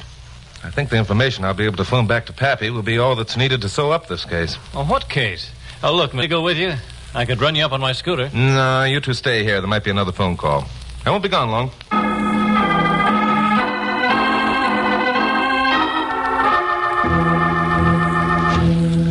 So I started out alone, walking up the tracks. There was a crescent moon hanging on the horizon. This and a sky full of stars shed faint light, bringing out in grotesque relief the shape of the giant cactus and the yucca trees. Up ahead, the cut loomed vaguely, a slit on a ridge that gave a backbone to the desert where it slipped down into a salt sink. A cold wind whipped through the cut and penetrated the thinness of my jacket. Once I looked back. I saw that the lights in Jim Ainsley's cottage had been extinguished. Well, this was it. Either I had a crazy theory or I was going to turn up one of the best news stories of the year. I didn't expect the thing to happen when it did. I expected it to come from another direction and in another form. I reached the bottom slope of the embankment that formed the cut and turned off the tracks. When I heard a sound like the clanking of stone against metal, I whirled. There was a quick step behind me. Something swished through the air, and then all the stars in that beautiful sky crashed around my head, and the crescent moon shot out of its orbit and left the world to darkness and to me. I don't know how long I lay there, but after a while the moon got back into position, and the stars returned to their velvet canopy one by one. I watched them for a while, thinking how beautiful they were, wishing that Carol Curtis were on hand to enjoy their splendor, too. Then it occurred to me that it was strange I didn't have to turn my head upward to see these stars. The answer was simple. I was already looking up. I was lying on my back. I tried to move and found I couldn't. That answer was just as simple. My hands and feet were tied. Worse than that, they were tied to the railroad track. No, it wasn't a bad movie. It wasn't a corny novel of 50 years ago. It was real. It was happening to me, Chuck Morgan, wise guy news commentator. And now came the payoff, the climax to this lousy drama. The train, the streamliner, rushing across the desert at 90 miles an hour. Its headlights stabbing into the sky. Its impersonal whistle blasting out, shattering the desert stillness into a nightmare of sound. This couldn't be happening. I was watching one of those movies that used to give me goose pimples when I was a kid.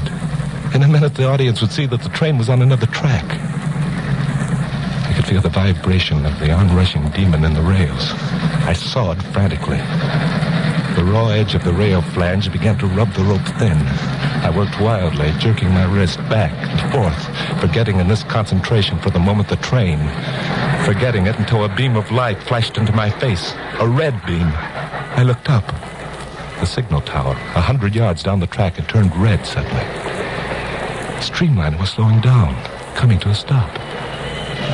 Suddenly, the ropes around my wrist parted. I untied my ankles, stood up, chafing my wrists.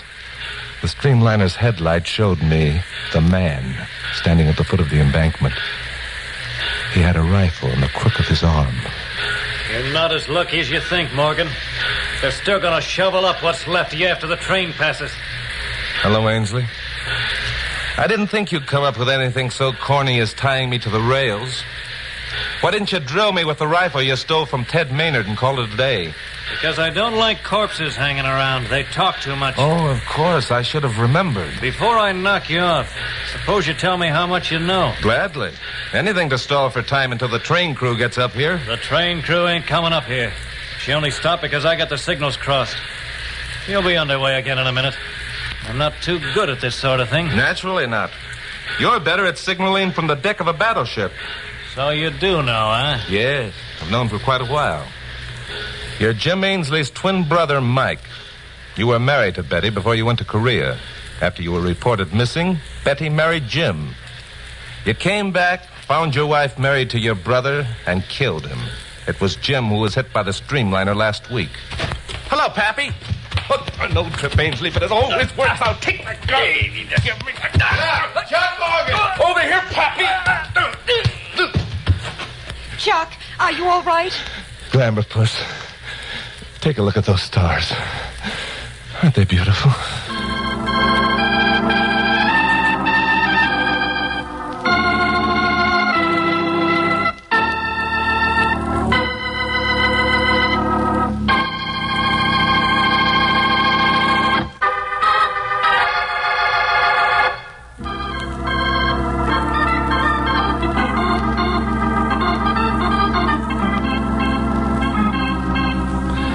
Probably guessed it was Pappy Mansfield who was responsible for the streamliner stopping at Squalling Indian, not the fact that Ainsley loused up the signals. Pappy never did trust me when he thought I was getting myself into a jam. Carol and I left Squalling Indian in the cold light of an early dawn, heading for the main highway. Naturally, Carol was full of questions, but this time I had all the answers. Let's begin at the beginning, Chucky boy. What made you suspicious in the first place? Why, the fact that Jim, or rather Mike Ainsley, said he recognized my voice. Didn't he? No, how could he? He lived in Chicago all his life. My voice couldn't reach that far. Betty had heard me in L.A., but her husband picked her up too quickly on it. Oh, but how did you know that Jim was Mike? Well, Jim, or Mike, offered to help us bring in our gear from the car. The word gear in place of luggage is strictly a Navy term. And then there was the picture of the sailor boy on the wall. That's right, which Mike called a bulkhead, Navy again. Well. Now, who shot the hole in our tire? Ted Maynard. You see, Ted and Jane knew, or at least suspected, that Jim was a murderer. They were scared stiff. They knew if the Ainsleys realized their suspicions, the same thing would happen to them that happened to Jim. Well, how about Betty? Betty had to go along with the gag, too. Although, I think she did it by choice. She really loved her first husband, huh? That's right. So when Ted saw us heading this way, he shot a hole in our tire, hoping we'd find out he did it and have him arrested and taken away from there. Glamour, Puss. You have an astute mind. Oops. Here we are, back on the main highway. But, Chuck, why are you turning right? L.A.'s back that way. Glamour, Puss. Las Vegas is this way. You're still going to have a chance to wear that black strapless taffeta with the gold embroidery. Oh, Chuck. What's wrong? What's the matter? I left it in L.A.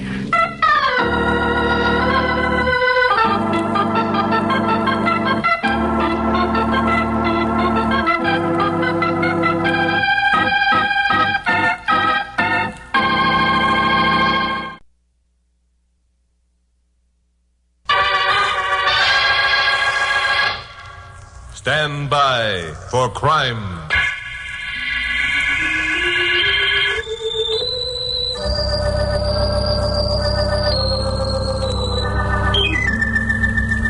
Hi, Chuck Morgan speaking. You know, being a newscaster on a radio station the size of KOP puts me in line to meet a lot of interesting people. Like Joe Stanley, for instance. Joe was a scientist.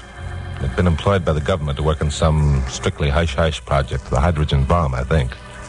He came out here to the coast once or twice a year to huddle with airplane factory executives, etc., and usually on such occasions he bunked with me. Last week Joe was here for a couple of days. Thursday morning, Carol Curtis, my secretary, and I drove him out to the airport to catch an early plane back to Washington. We said our goodbyes, watched the plane taxi down the runway for its takeoff. Well, Glamour Puss, let's get started back. No, wait, Chuck. I want to see the plane take off. Why? It's going to look like every other plane you've ever seen taken off. Well, I don't care. I want to see it just the same. Besides, Joe wouldn't like it if we left now. Listen, if I know Joey's sound asleep by this time. Flight 182 now loading at Gate 3 for Kansas City, Chicago, and New York. You know, Chuck, there's something sad about saying goodbye. You like it, though. Yes, it's a... What do you mean I like it? Anytime a female can find something sad enough to weep about, she's in her element. I'm not weeping. No, but you will before we get away from here. Oh, is that so? Yes, that's so. Hey, here comes Joe's plane now.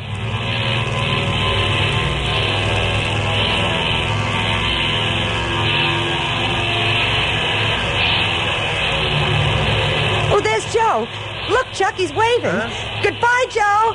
Wave to him, Chuck. Nonsense. You didn't see Joe. I did, too. He was sitting way up front in that little egg-shaped room. That was the pilot, stupid. It was not. I guess I can tell a pilot when I see one. Okay, Glamour Puss, you win. Now, come on, let's get going. Chuck, wait. What's the matter now? Joe's plane. It's coming back. Oh, no, he's just circling around. He's trying to... Hey. One of the motors has stopped. I see it. Something's wrong. Well, it's going to go straight to that building. Watch it.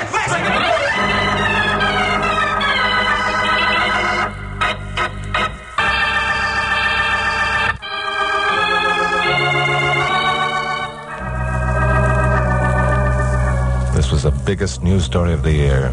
The fourth disaster of its type within 6 weeks. 68 people died as a result of that last crash. 50 of them were aboard the plane. 18 of them occupied an apartment house into which the plane had plunged. The co-pilot, a man named Jenkins, lived long enough to be rushed to a hospital. Just before he died, he spoke 2 words. The light. Well, it wasn't much to go on. But my friend Joe Stanley had died in that crash, and I was beginning to get ideas. That's why I took my problem to Pappy Mansfield, owner of Station KOP. Now, let me get this straight, Chuck. You're basing this cockeyed theory of yours on the fact that the co-pilot said something about a light before he died. Is that right? Plus the fact that this has been the 4th plane crash of its kind within 2 months, under exactly the same circumstances. Coincidence. And the fact that on Joe's plane, get this, Pappy, 2 motors conked out. Can you call that coincidence? Those motors were checked and tested before the plane left the field. I don't know, Chuck. Look, Pappy, for once in your life, why not get with me? I've never let you down. But this theory of yours that someone is trying to... Take a look at this map of the city. Now, right here's the airport. Yeah. Over here's the apartment house the plane crashed into. So? Now, over here is a hill. Mm-hmm. Now, there's nothing on that hill but an abandoned oil well. Practically every outgoing plane passes over that area. And you're not going to tell me that someone is up there with a Buck Rogers ray gun. Stop, Pappy. Now, look. The derrick in that old well has been patched up, and the shack at the bottom has been lived in. Oh, dozens of abandoned well shacks are occupied by hobos. Uh-huh. And you think that one of these hobos fixed up that tumble-down derrick just for the exercise, do you? Well. All right, Pappy, there's something wrong about the whole thing. Now, look, it'd be a terrific scoop for KOP if we smelled out the rat. Well, what do you want me to do? There's an engineer out of the KOP transmitter named Bill Adams. Bill knows more about electronics than Einstein. Let me have him for a few days. And close down the station? We couldn't operate without Bill. You won't be operating anyhow if someone scoops me on this story.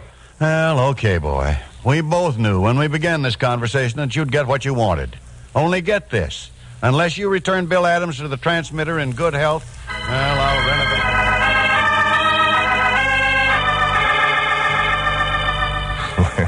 That was Pappy. Always pulling the hard-to-get-along-with act and then giving in. I picked up Carol, and we drove out to where KOP's transmitter is located and had a talk with Bill Adams. Bill wanted to be helpful, but it was obvious he had his doubts about my sanity. Anyway, I gave him my ideas and asked him to check into them. But we came away from there with the feeling that we were wasting the time of Pappy Mansfield's highest-paid senior engineer. You know something, Chucky boy? I think Bill Adams thought you were nuts. Well, maybe I am, but they thought the Wright brothers were, too. But they're older than you, though. Right remark. I think so. Well, where do we go from here? You are going to the city hall and find out who owns that oil well. And where are you going? I'm going out to that demolished apartment house and have a look around. Then that's where I'm going.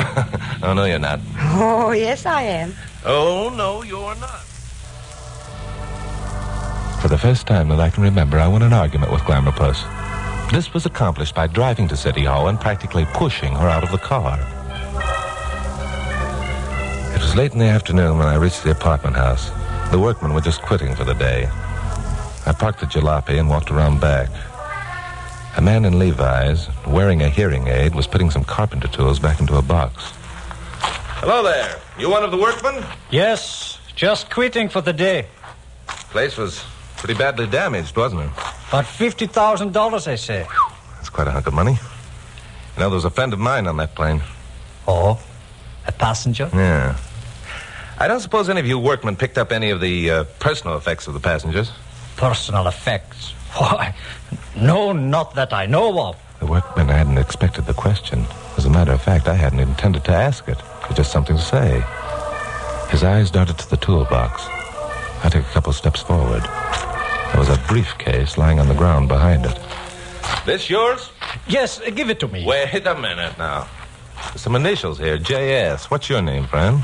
Name? Yeah. It's John Simpson. That's quick thinking. Suppose you open up the case and show me what's inside, huh? Why should I do that? Because I'm telling you to. Telling or asking? Telling. Well, I'm telling you to mind your own business. Oh, take it easy, friend. Let go of my arm. Sure, I'll let go of your arm, but first let you and me have a little talk, huh? I cannot open the briefcase. I haven't got the key. Where is it? It's home. I forget it. What's in the briefcase? Look, friends, I'm a draftsman. Ask the foreman. Where's he? He left 10 minutes ago. Let go of my arm. Okay. Sure. There you are. So far, Mr. Simpson, everything you've told me is very convenient. You left the key home, the foreman's gone for the day. And somehow it doesn't figure. That briefcase looks exactly like the one my friend Joe Stanley was carrying when I put him aboard the plane. All briefcases look alike. Who are you, anyway? The name's Morgan. Chuck Morgan. I'm a newscaster on station KOP. I never heard of you. Fair enough. You know something, Simpson? I think you're a liar. Why, you... Don't try that again. This time I might break your arm. Then give me my briefcase. Nah. I'm sticking my chin out on this one. I'm taking the briefcase with me. And I am swearing out a warrant for robbery. That's your privilege. Here's my card. The address is right there. If you're on the level, you can have me arrested. If you're not, I'll have you arrested.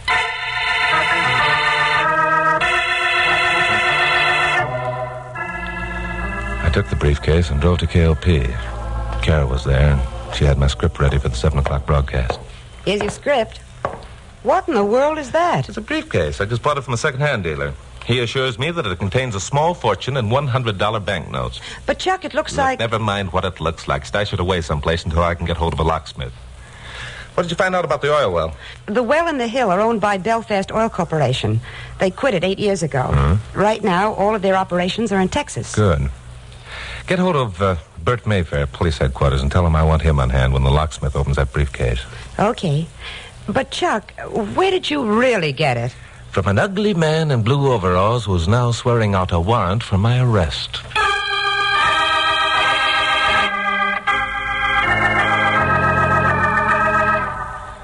Well, I did my 7 o'clock newscast, and I told the listening public that at the 11 o'clock program, I hoped to have some information that would break the airplane crash story wide open.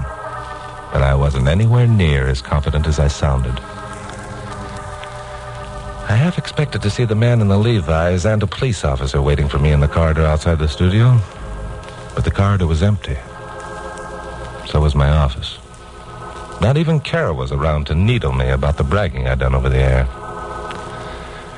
So I drove out to my apartment on Wilshire. It was dark by now. I unlocked the door, went in. Before I could snap on the wall switch, somebody beat me to it.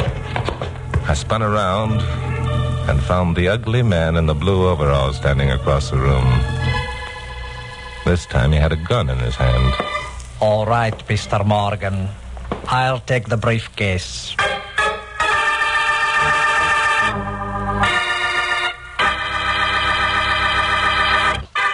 Now, the conclusion of Stand By for Crime. Well, the guy wasn't pretending this time. The gun was all he needed to give his face that ratty expression that it came by so naturally. So it's you again, Ratface. What's the matter? Are you afraid the cops would put your name on that warrant instead of mine? My time is short, Mr. Morgan. Hand over the briefcase. There's a smart remark. How am I going to hand over something I haven't got? Then you will tell me what you did with it. Will I? Or I will take measures to force you to tell. Such as shooting me, I suppose? Don't be a jerk, Simpson or Sampson or whatever your name is. Shooting me would mean you'd never find the briefcase. You're quite right. It would be stupid of me to shoot you. But there are other ways. Oh? In exactly 1 minute, your telephone will ring. The man at the other end will have some interesting information for you about Miss Carol Curtis. About Oh, that one won't work either, Buster. I left Carol at the studio 15 minutes ago. Did you? Think, Mr. Morgan. Was it before or after your broadcast that you last saw Miss Curtis? That was... Simpson, if you touch that girl, I'll break... You'll do nothing, Mr. Morgan. Nothing at all. Leave the phone alone. This time, I'm giving the orders. Hello? 3486. Right. Put on the line, please. Very well, Mr. Morgan. Give me that phone. Hello. Chuck, is that you? Carol, where are you? I can't tell you, Chuck. They'll kill me if I do. Why, those dirty... It's no use, Chuck. You can never find me. Please give them the briefcase. Please, Chuck. Yeah, sure. I'll give it to them. But what about you? As soon as they have the briefcase, they'll let me go. They promised. They promised, huh? Listen, Chuck, it's important that I get away from here so that I can give you that information you asked me to get for you at City Hall this afternoon. You want to know about that, don't you? I stood there holding the phone, trying to get the numbness out of my brain. I'll meet you back at the And office gradually it and tell you came what to I me. found out at City Hall. If Carol was so afraid of being killed, Please do as I say. why didn't she tell her captors where the briefcase was? It was she who had stashed it away. And why did she keep reminding me about the information she'd gotten at City Hall? She'd already told me about that. And suddenly I had it, the oil well. That's where she was being held prisoner. She was trying to tell me by referring to the information. Ah, smart girl, that blonde secretary of mine. Yeah, so what? I could still feel Ratface's gun pressed into my back. Then I thought of something. The phone I was holding had an extension cord on it. I'd had it installed when I moved into the place because sometimes I like to walk around while doing my telephoning. I hung up slowly. My fingers curled around the heavy base of the phone. Well, Mr. Morgan? Right, Mr. Simpson. Well, Buster, that takes care of you. Buster seemed to be sleeping peacefully and deeply. I got a couple of belts, buckled them around his arms and legs, and filed them away in my bedroom closet for future reference. Then I got into the car and headed for the oil well. It was about 8:15 when I turned into the side road that skirted the base of the hill. I'd parked the jalopy and started up toward the summit when the thought occurred to me that maybe I should have had the police in on this. It looked like it was going to be big stuff. But Carol was up there and in trouble, and I hadn't had time to do much thinking about anything else. As I got up toward the top of the hill, I realized how deserted this spot was. It was a strange feeling. Below, the lights of the great sprawling city spread out endlessly. Ahead, the skeleton-like framework of the well derrick was etched against the sky in ghostly silhouette. Then a figure stepped in my path, and I caught a glint of steel. I lunged forward, wrapped my arms around his legs. He fell over my shoulder, and I had him in a fireman's grip. I spun around and let go. He landed about 10 feet down the slope and cracked his head against a rock. Well, that was number 2. The next one might not be so easy to handle. The well shack was just ahead. Light streamed from beneath its door. I stopped and considered the situation. I'd be crazy to go barging in. Or would I? Wasn't it the last thing anyone would expect? Then the problem was solved for me. The door opened and Carol Curtis stood framed against the light. Carol! Hello, Chuck. Is that you? We thought we heard someone. Carol was looking at me steadily. A look that told me to watch myself. Come on in. I want you to meet someone. You all right, Glamourpuss? Oh, yes, I'm fine. Chuck, I want you to meet Dr. Robert Burton. He's an inventor. Well, how do you do, Mr. Morgan? How do you do? Miss Curtis has been telling me about you. What an interesting life you have.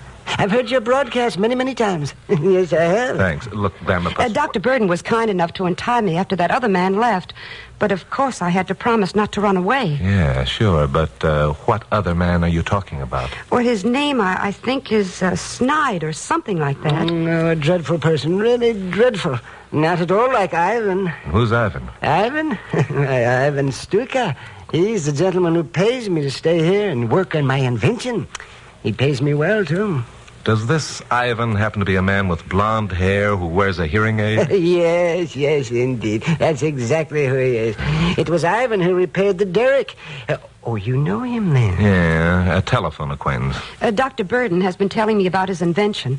How about explaining it to Chuck, Dr. Burden? Well, I don't know. Ivan might object, and after all, it is his money. But if Ivan doesn't know, it won't make any difference. And Chuck would never tell anyone, would you, Chuck? Cross my heart and hope to die.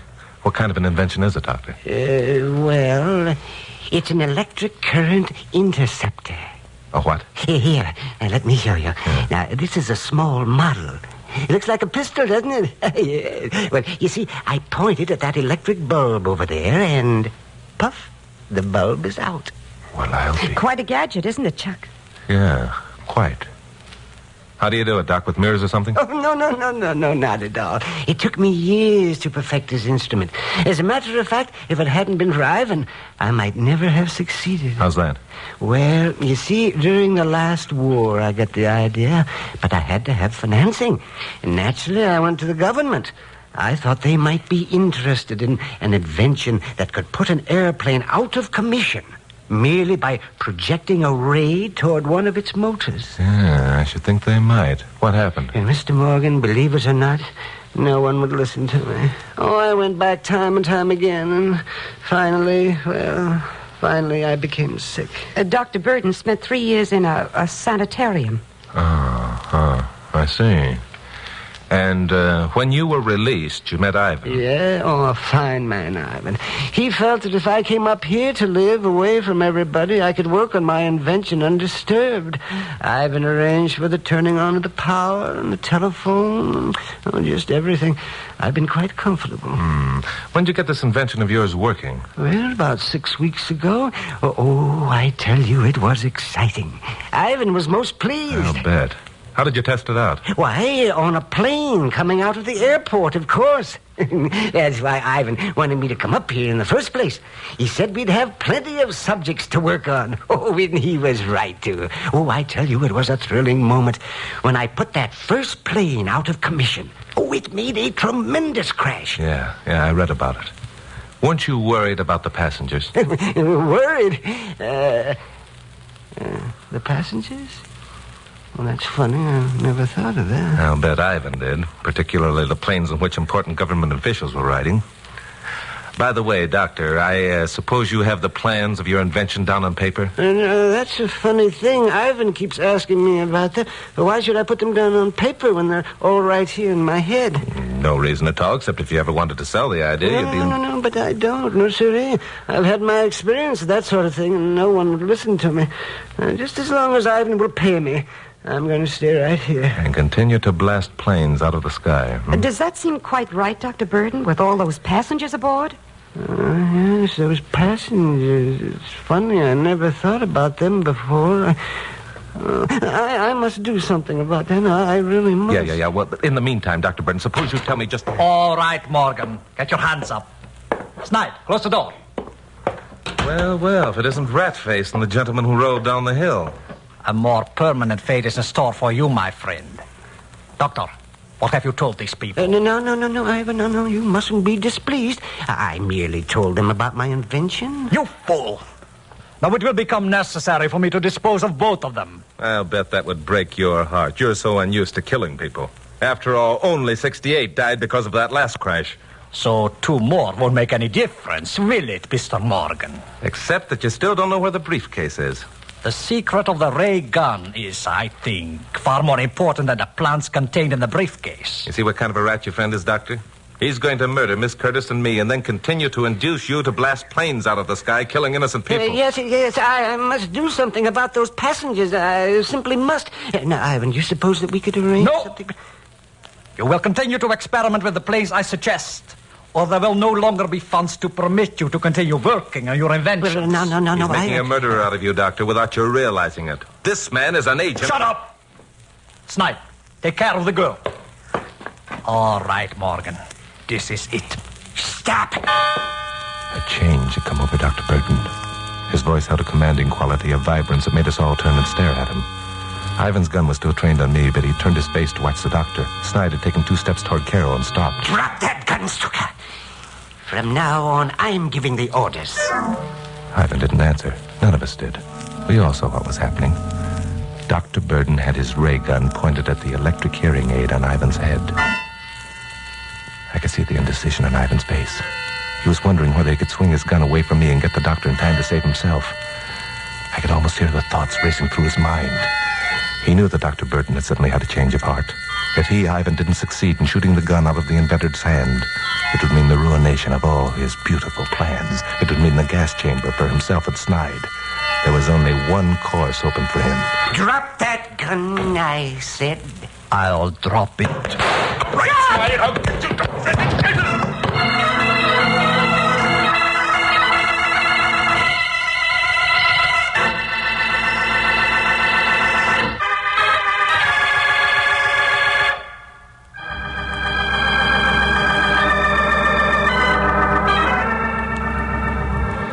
Carol and I got back to the studio in time for the 11 o'clock broadcast. It made a good story. Of course, everyone wanted to know about the ray gun. But Ivan's bullet had entered the inventor's heart. At the precise instant, the ray gun had sent Ivan to his ancestors via the hearing aid. So the secret died with Dr. Burton. And all I know is what the doctor had told me and what I saw. Yeah, sure, there were plenty of skeptics. Even in this age of atomic weapons and jet planes and radar, projected electric impulses, a lot of people weren't ready to accept ray guns.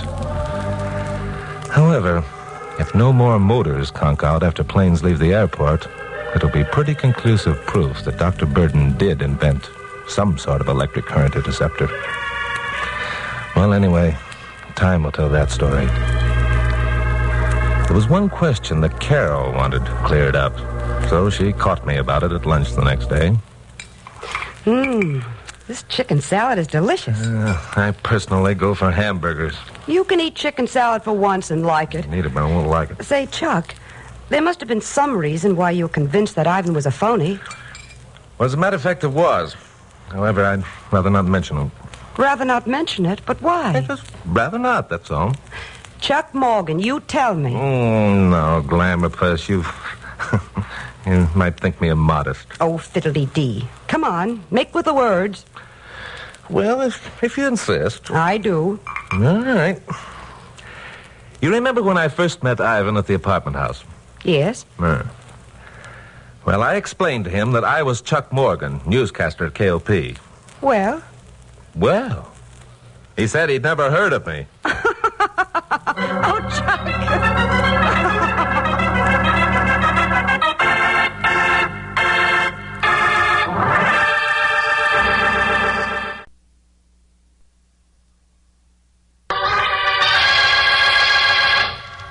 Stand by for crime.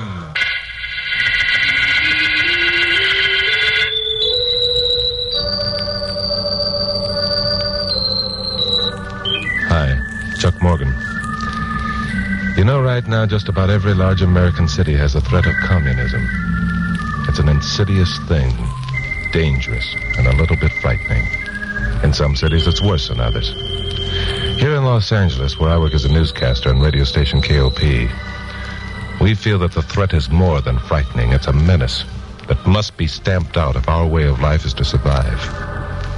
Most any day you can turn the dial of your radio or pick up a newspaper and read where the Committee on Un-American Activities is investigating some well-known Hollywood celebrity. It gives you a queer feeling when you see those familiar names. You wonder who's going to be next and why.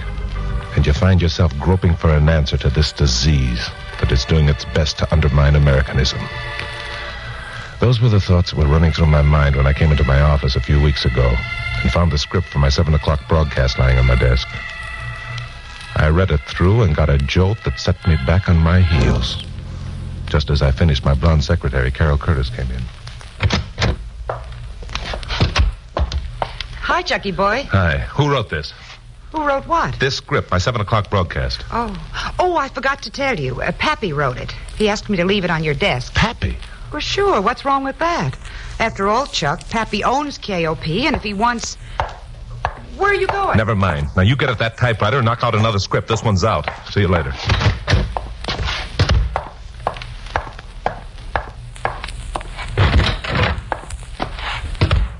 Okay, Mayor, it'll be on the air tonight.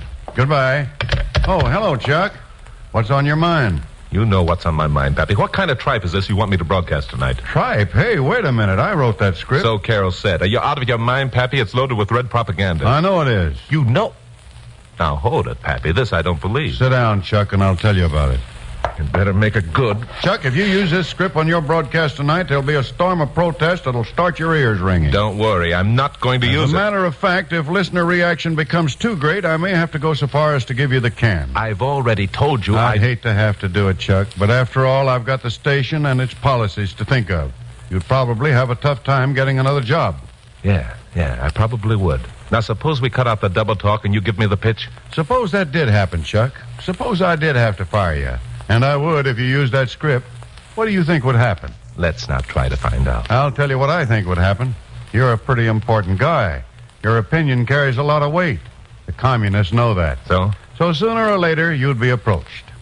Maybe offered a job on some other station.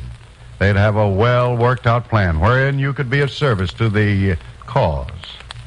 I'm still hazy on this, Pappy, but if you think that Wait till I finish, will you, please? Now, if that should happen, you'd be in a position to put your finger on Mr. Big.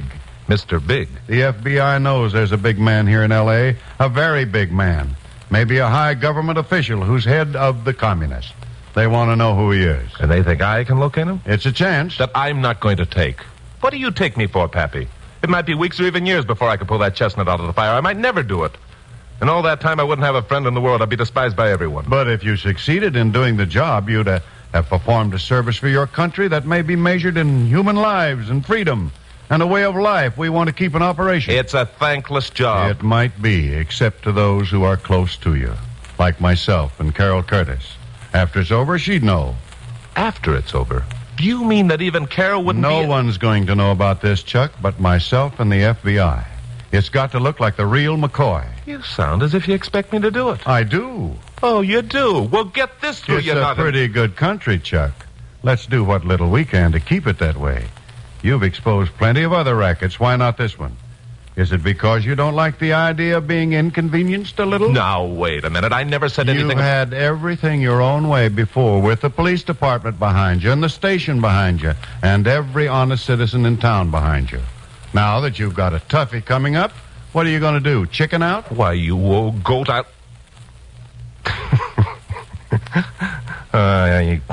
don't let anyone tell you you're not a salesman, because you're not. I just happen to like you, that's all. Which means you'll do it. Which means I'll do it, Pappy. But only under the condition that if I'm stoned out of town, you'll give me my job back when I bring you Mr. Big's ears.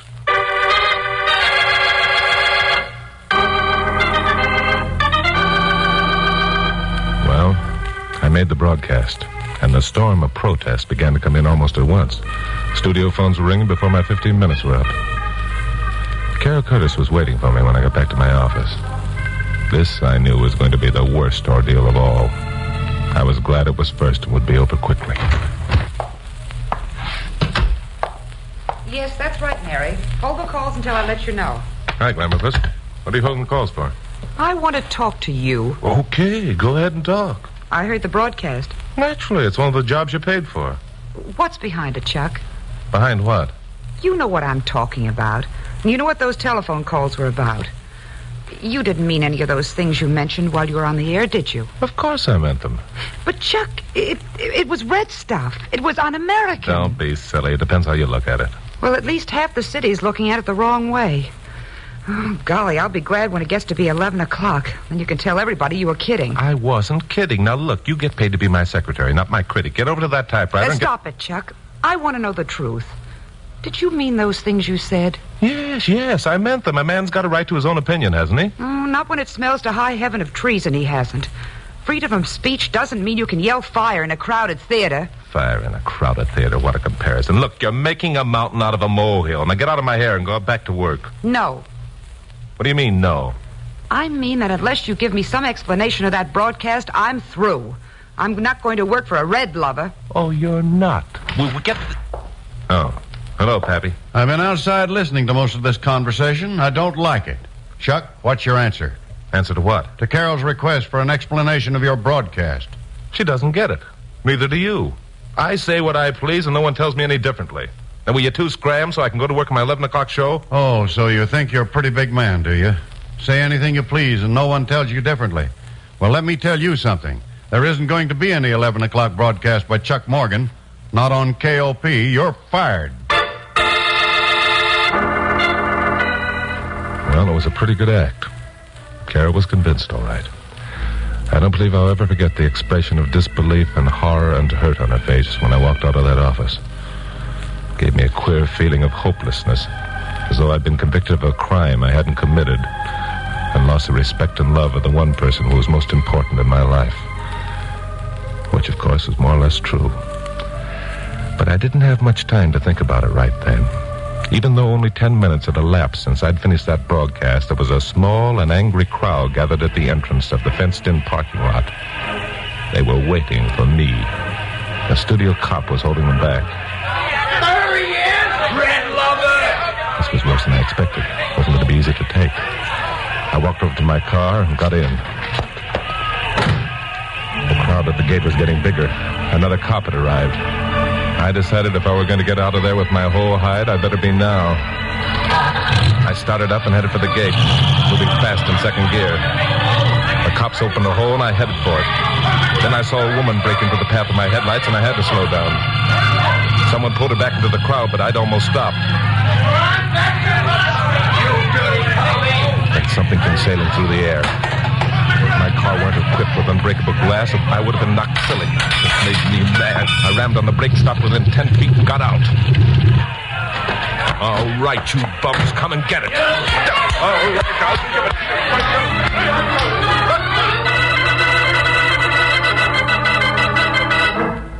That was a mistake. It taught me a lesson. They didn't come and get it. They came and got me. I was taken home in an ambulance and left nursing my wounds by a couple of unsympathetic interns. At 11 o'clock, I snapped on the radio. Pappy Mansfield came on what ordinarily would have been my last broadcast of the day with a special announcement. Good evening, ladies and gentlemen. This is John Mansfield, president of KOP Broadcasting Company. I have an announcement to make that will interest you all. Charles Chuck Morgan was dismissed from his duties as a newscaster on this station early this evening. Most of you know why. For those of you who don't, I'll tell you why. Charles Morgan is a communist. He admitted it early this evening. And this station will have no part of... Pappy sounded convincing. Too convincing. I began wondering if when the time came he'd be able to convince people I was a loyal American citizen and loved being one. That hopeless, not belonging feeling swept over me again. And it grew worse during the next few days. I hoped that Carol might phone, but she didn't. I tried calling a few of my friends, just to feel them out, and got a brush off in every case. But I didn't realize how seriously I was ostracized until I began looking for a job. That was the plan, for me to look for a job and get one if I could. I naturally started in on the other radio stations. It's no use, Mr. Morgan. Mr. Adams told me if you showed up around here to have you thrown out.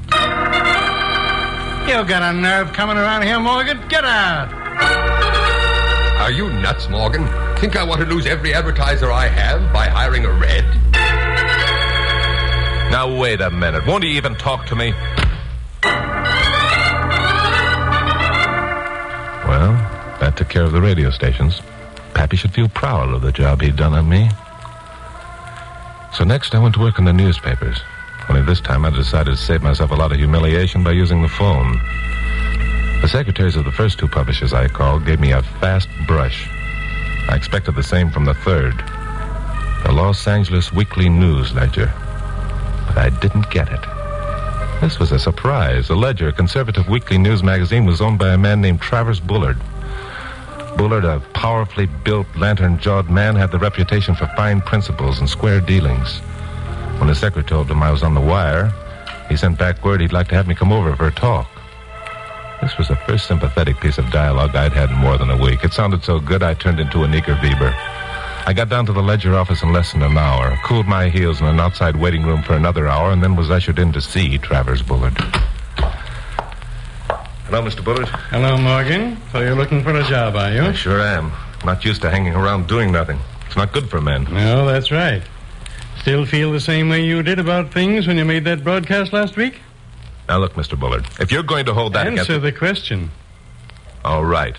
I'll answer it. Yes, I feel the same way. I thought you might. That's why I asked you to come down here. Oh? Yeah.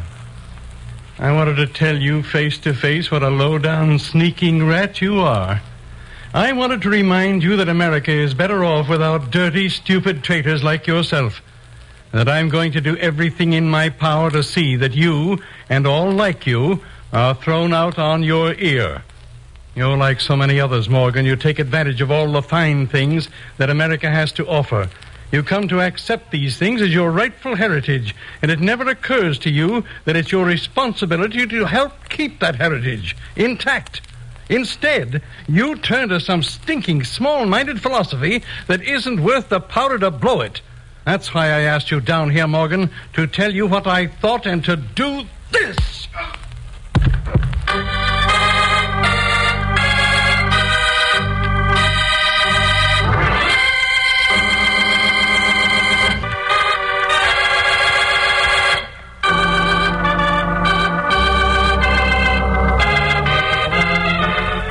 Just for the record, I'd like to say that if you're an American citizen, enjoying the privileges that America has to offer, you're lucky. For the first time in my life, I was deprived of my heritage. And therefore, for the first time, I was knowing its real worth. Freedom of speech, freedom from fear, a sense of belonging, of knowing that I was a part of this great America, that what I said was important, that as an individual I was needed and wanted, and not a sheep that instinctively and blindly followed a leader.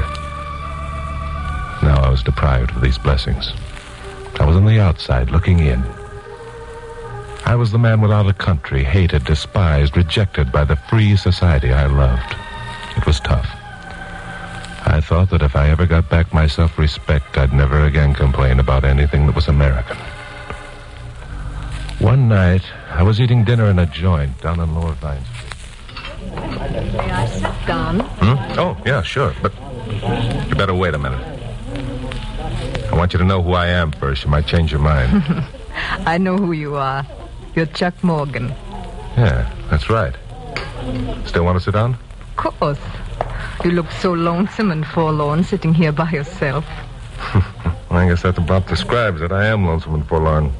Have a drink? No, thank you. This is unbelievable. You have no friends? No. I'm poison to everybody I used to know. Then perhaps you'd like to meet some new friends? Yeah, sure. Now, look, don't waste your time, miss. I tell you Just call me Maria. Okay, Maria. Don't waste your time. No one wants any part of me. I think perhaps you are wrong. Yeah? Well, then you don't read the papers. Oh, yes. I read the papers every day and listen to the radio, too. Especially the news broadcasts on KOP. Oh, I see. Then, if you are sure that you do see, perhaps you would like to join me and some of my friends at a small gathering we are having. When? This evening. I'm sure you'll find many sympathetic people among those present. Well, sounds like fun. Shall we go? We drove out to a small stucco house on a side street off Washington Boulevard in Culver City. There were half dozen people inside. Nice, ordinary-looking people. They all shook hands with me warmly. Nobody said anything about the broadcast that got me fired. In fact, nothing much of anything happened. Around 11 o'clock, the meeting broke up and I drove Maria home. The next day, I met her for lunch. And 2 nights later, we attended another meeting. This time, it was at a house in Glendale. None of the same people were there, but this new bunch were just as friendly. One of them was a guy named George Zerba, and he gave me my first inkling of what the score was. Nice bunch of people, don't you think, Mr. Morgan? Call me Chuck. Yeah, they're swell. How are things going with you? Lousy. Kind of tough getting a job when you don't happen to think along the lines of certain people, huh? It's murder. Need any dough? Yeah, I could use a few bucks. Here's 100. And don't worry about paying it back. Well, thanks. Forget it. Ever think of leaving L.A.? Well, I may have to if I don't get a break pretty soon. How about the East Coast? It's okay. There's a couple of radio stations there that could use a good newscaster with the right ideas. Would they hire me, though? Every station in the country knows about me being fired. It could be arranged. I see. How about dough? You could practically name your own figure, if you obeyed orders. Who'd be giving the orders? The big man himself. When do I get to meet him? Maria will let you know. Well, this was it. Apparently, my indoctrination period was about over. Now I knew I'd been closely watched. I guess that my telephone lines had been tapped, and I congratulated myself on not having attempted to get in touch with Pappy or anyone else. I guess it was a genuine sense of loneliness that I'd felt that made my act pay off. Well, 3 nights later, Maria and I went to the Vine Street Derby for dinner. It's been a long time since I've eaten here. In the East, you will be able to go many places and hold your head up. Oh, you know about that. I know about many things. I'm waiting for the answer to one. Yes. You will be home tomorrow evening at 7 o'clock? Could be arranged. Someone going to call? Perhaps. The big man? Let us speak of him as the leader. And by the way, you will be one of the few who know his identity. Well, that must mean that the job he has for me must be pretty important. Extremely so. He must be plenty sure I'm the real thing. The leader does not make mistakes. You have been carefully checked. Good. I'll be glad to get started. Incidentally, do I know the leader? You know, I don't want to get too much of a shock. You will be shocked. Then I do know him, eh? You know him very well. Well, that's very interesting. Well, until tomorrow night, then, a toast to the leader and my new job.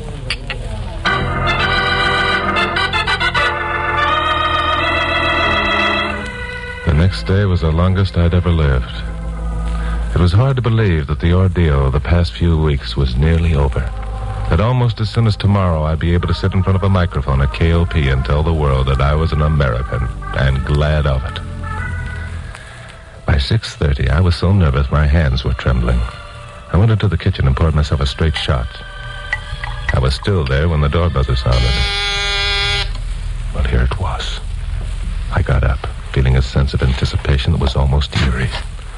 Then I forgot everything, in fact, but the job at hand, and crossed to the door. I knew the man who was standing there all right. Knew him very well indeed. It was Pappy Mansfield.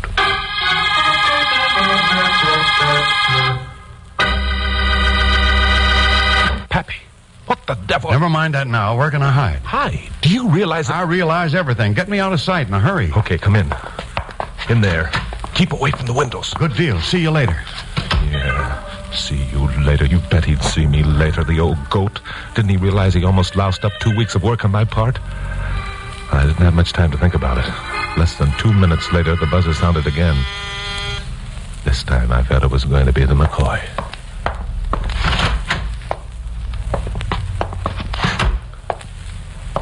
Hello, Chuck.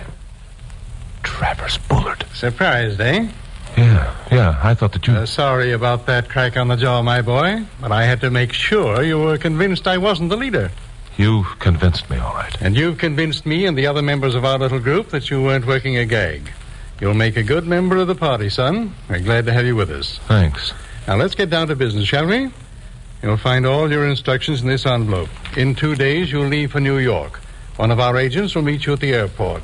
Anything else in the envelope? One of the first things you'll have to learn, my boy, is not to ask questions. Just obey orders. But since you're new to the organization, I'll let you in on a few things. That envelope is loaded with information about the future plans of a couple of our biggest airplane plants. You mean that you... But how? The Los Angeles Weekly News Ledger is a big and powerful magazine, my boy. And a man as well trusted as I, well, there are ways. Now then... Travers Bullard. Well, this is a day I never expected to see. Mansfield. Morgan, did you... for 2 weeks we tried to trip you up. No, I don't believe it. Our organization is too perfect. We never make mistakes. You've made one, Bullard, a beaut. All the evidence we need to put you where you belong is contained right here in this envelope. No, you'll never expose me. Never. I've worked too hard. There's too much at stake. Watch him, Chuck. He's got a gun. Yes, I see he has. That makes things even. The man behind him has one, too. You can't fool me with that one. It's too old and corny. Now stand over there, both of you. Suit yourself, Bullard. If you figure that dying's better than prison. Look out, Pappy!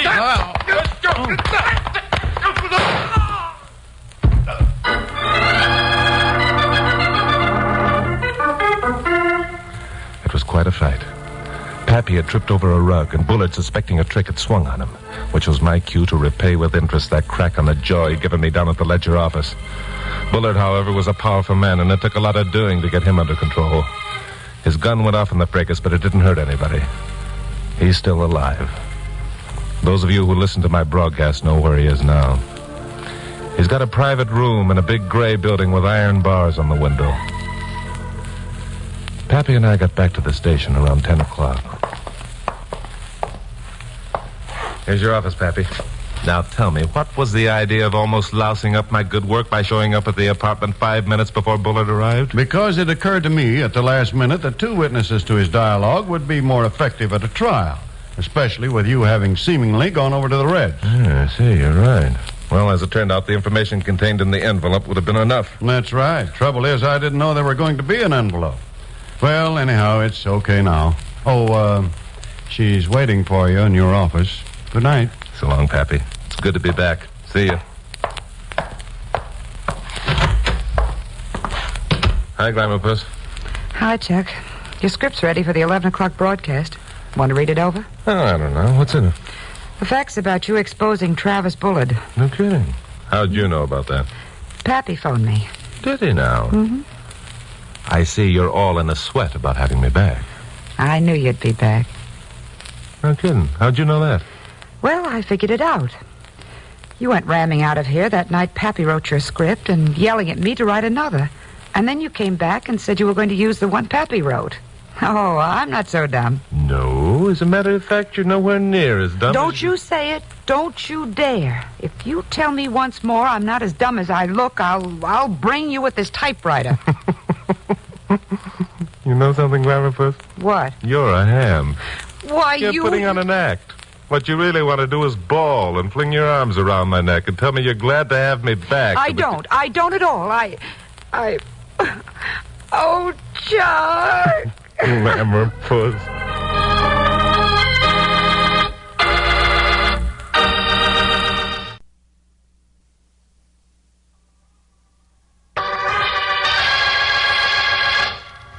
Stand by for crime.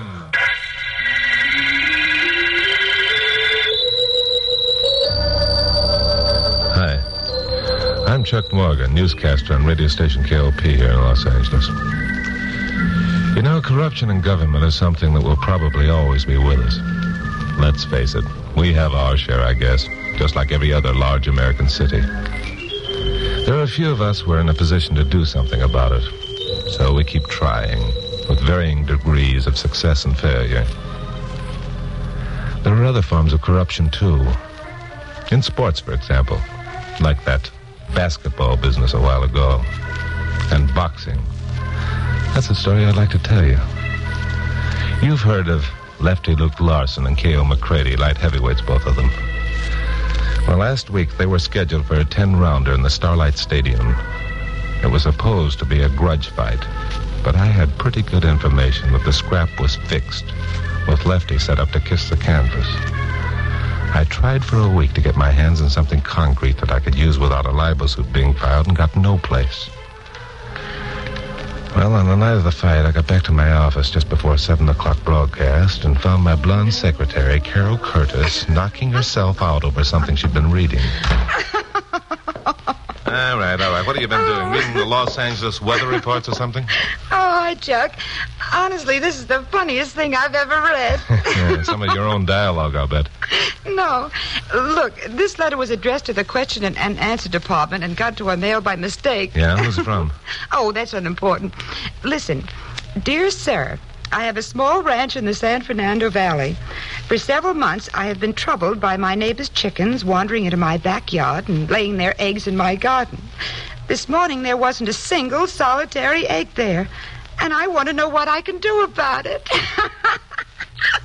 Well, don't you think it's funny? Yeah, I'm dying. Now, look. Well, you don't get it, Juggy boy. This woman says she's being troubled. Get that troubled by these hens laying their eggs in her yard and all. Yes, I get it. Now she's mad because they've stopped.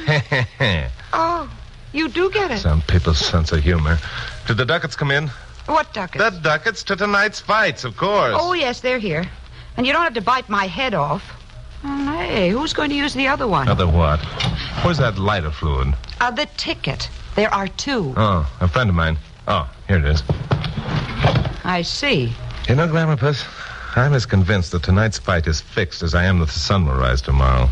It burns me up because there's nothing I can do about it. This friend... The fight game's always been pretty clean. It's a lousy shame the way a gambling syndicate can move in and put the fix on. Maybe your friend knows the answer. I don't think so. Glamourpuss, it's almost time to go on the air. Oh, listen, answer the phone, will you? Chuck Morgan's office. Oh, hello, Bill. Yes, he's here. Who is it, Bill Meggs? Yes. He sounds excited. Hello, Bill. How are things? What? No kidding.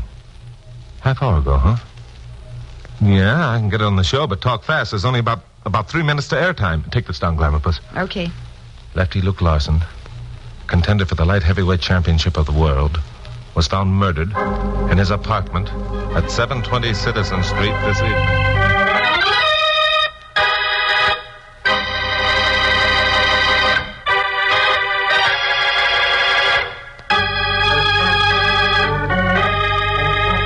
Well, I gave the local fight fans quite a shock with the story of Lefty Larson's murder in my 7 o'clock broadcast. But that was nothing to what was coming. At 7:15, I left the studio and drove out to 720 Citizen Street. It was a small apartment house located up against the hills in the Las Feliz district. 2 cops were keeping a crowd of curious people moving. Both of them I knew, so they let me inside. Larson's apartment was on the ground floor rear. Tom Brady, the medical examiner, was just leaving as I entered. Bill Meggs was inside, another cop, and a red-headed girl. She was sitting in a corner, staring dazedly at the floor. Her eyes were red, and it was obvious that she'd been crying. How's it look, Bill? Not good, Chuck. The guy was murdered, all right. Tom says it was most likely cyanide poisoning, although he can't tell for sure until he performs an autopsy. You got a cold, Bill? Yeah, I'm just getting over it. Oh, that's too bad. What makes you so sure it was murder? It had to be. Come over here. Okay. See that damp ring on this bedside table? Yeah, a glass containing some sort of liquid must have been there not long ago. That's right. Well, the glass is missing. If Lefty had committed suicide, it'd still be there. Unless someone else took it away. It isn't very likely that someone would come in and take that glass away with Lefty's dead body lying there in the bed without doing something about it. Unless it was the murderer himself. Unless it was the murderer himself, which, of course, it was. I figure's all right. What's your idea what happened, Bill? Well, we've checked around and learned that Larson left Mosley's gym around 4:30. He said he's going home to pick up his good luck piece and maybe lie down for an hour or so before the fight, which I guess is what he did. I figure he poured himself a glass of milk, sat on the edge of the bed, drank it, and then lay down. Yeah. Well, couldn't he have carried the glass back to the kitchen? Well, he could have. But he wouldn't have had time to wash it and put it away, not with that poison in him. Yeah, right. And he was found right here on the bed. Who found him?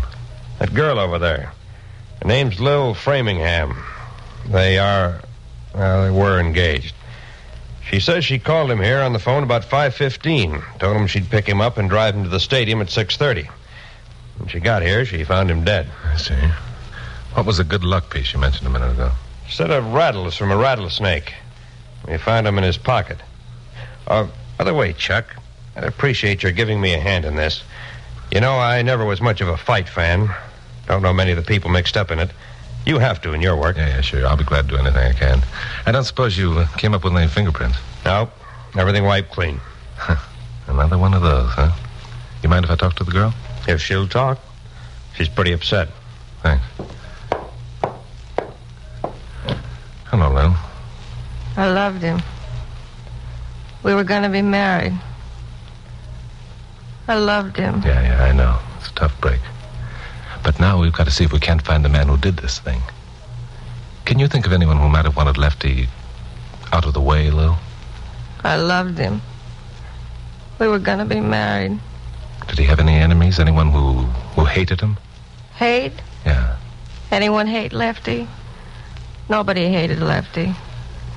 He was the swellest guy who ever lived. I loved him. Okay, Lou. I'll ask Lieutenant Meggs to have someone take you home. We can talk again later. Well, how'd you make out? She's in a bad state of shock, Bill. You better get her home. I intend to. Only kept her here this long so you could talk to her. Thanks. You, sometimes have a way with females. Sometimes. By the way, where's Carol? She's back at the studio, sweating over typewriter. Didn't want to come, huh? Yeah, she wanted to. But I have to throw my weight around once in a while and show her who's boss. Ha! What do you mean, ha? Nothing. Only kidding. Well, got any ideas? Yeah, one or two. I'll tell you what. I'll take a run down to Mosley's now. I'll talk to some of the boys. Let you know if I pick up anything.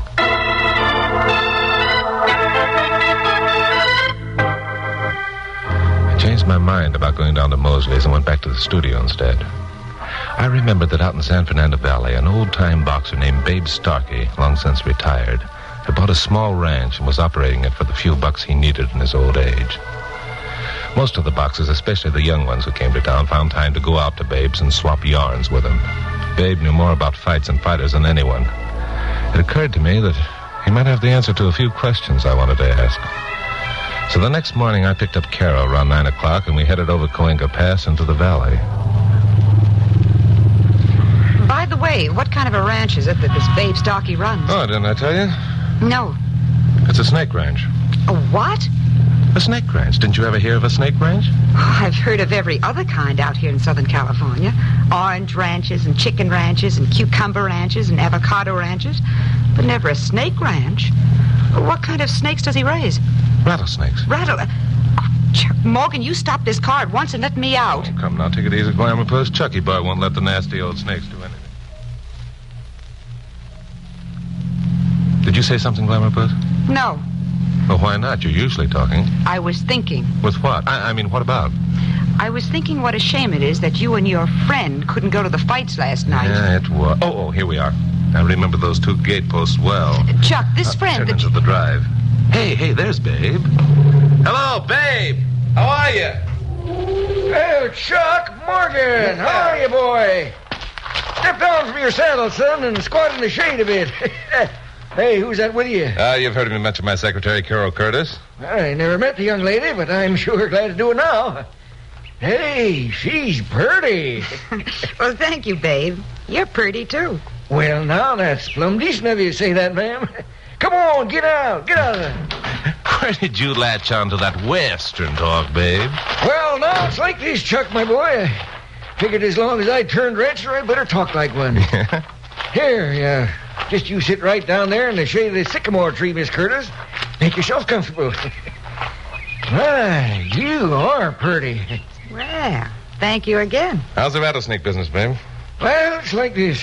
I raise them and kill them and skin them and pack the meat in cans and sell the hides. Make a few bucks here and a few there. Not much, but it's kind of fun. Dangerous, too. Dang critters like to kill you if they get a hold with their fangs. How about me showing you around the place? Got some powerful built sidewinders. No, thanks. Well, we've only got a few minutes, Babe. You heard about Lefty Larson, I suppose? I sure did. What a shame. Yeah. Now, who do you suppose that would have murdered Lefty? He was a good boy. It's only a month ago he was out here. Spent the day with me. I gave him some rattles for a lucky piece. Tell me, Babe, did Lefty seem to be bothered about anything? Bothered? Yeah, anything seemed to be troubling him? Was he happy? Did he feel confident about winning last night's fight? Well, no, Chuck. Or had the gambling syndicate put the finger on him? Gambling? Hey, that's pretty dangerous talk, Chuck. You better be careful. So they've got you scared, too, huh? Well, how's this for a guess, Babe? Lefty came out here and told you about the syndicate trying to get him to throw the fight. He asked your advice because he respected you. And you told him to go ahead and throw the fight. That's true, isn't it? Oh, no, Chuck, that ain't it at all. That ain't the way it happened. Well, I'm an old man, Chuck. This little acre's all I got. I can't afford to lose it. They got here while Lefty and I was still talking. They said unless I kept my mouth shut, they'd... Well, they... Yeah, okay, babe. Okay. That's all I wanted to know. You won't tell them, Chuck, huh? You won't tell them Not a word, babe. I'll keep your name out of it entirely. Now, quit worrying, will you? All right, Chuck. Thanks. Come on, Glamour, let's go. Chuck, did you have to talk to him like that? He's so harmless and sweet. Yeah, harmless and sweet. Get into the car, Glamourpuss. Unless I miss my guess, I'll be able to announce the identity of the murderer of Lefty Larson on my 7 o'clock broadcast tonight.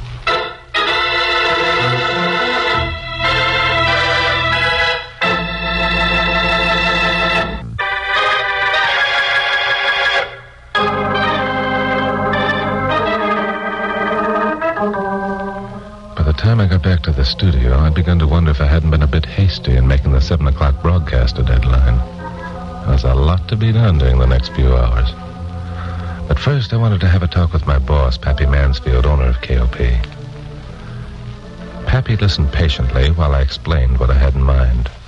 It's a good idea, Chuck, and it might work, but you can't do it. Good for you, Pappy. That's exactly what I told him. If he thinks he can... Glamourpuss.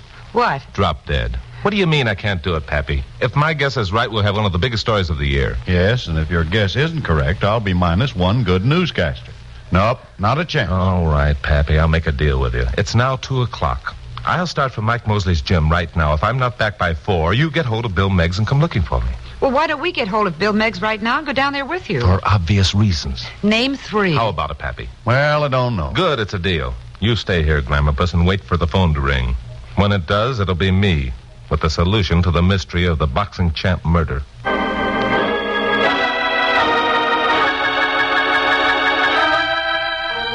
Mike Mosley's gym was located in a loft over a pool hall on Santa Monica Boulevard. I went up a flight of outside stairs and found the door at the top unlocked. I went in. But the big cavern-like room was deserted, which was unusual. Most any day you could find a half a dozen more pugs working out here, their trainers and handlers all over the place. Fresh air had been a stranger in the room for quite a while. The place stank of stale tobacco smoke and sweat and rosin. I walked around the ring that was set up in the middle of the room and found the door that led to Mike's private office. I knocked, but there wasn't any reply. Then I heard a sound behind me and turned to find Mike standing there. Behind Mike were a couple of beat-up-looking kids wearing trunks and boxing gloves. Hello, Morgan. What's on your mind? Hiya, Mike. Your place looks deserted. What's that for, out of respect for a dead pal? That could be. But I got another reason for shutting up shop, too. Huh? Yeah. I've been expecting a visitor. Yeah? Who's that? You. No kidding. Now, why would you be expecting me, Mike? Well, you got a habit of getting ideas, Morgan, and there's some of us in the fight game that don't like them. Such as the fact that you've let the gambling syndicate move into L.A., and you bought yourself a couple of new cars and a place at Malibu within the past 6 months? Ideas like that, Mike? Yeah, ideas like that. Ideas that you can't prove and never will be able to. So why don't you get an idea to talk about the Iowa State picnic on your show tonight? Be a cleaner story than the one I'm going to broadcast. Yeah? Oh, while you're here, Morgan, I want to introduce you to a couple of new boys I'm bringing along. Buck, come over here. Buck, this here's Mr. Chuck Morgan. He's a newscaster on one of the big radio stations in town. Yeah. Yeah, he's a lot of other things, too, but I'm too polite to mention them. Now, Buck, I want you to show Mr. Morgan that right hook you was practicing yesterday. Hey, Slim, hey, you stand over there. When I give the word, you demonstrate that left jab of yours. These are things Mr. Morgan likes to know about. Okay, Buck, let him have it. Now, just a minute. All right, hit him, Slim.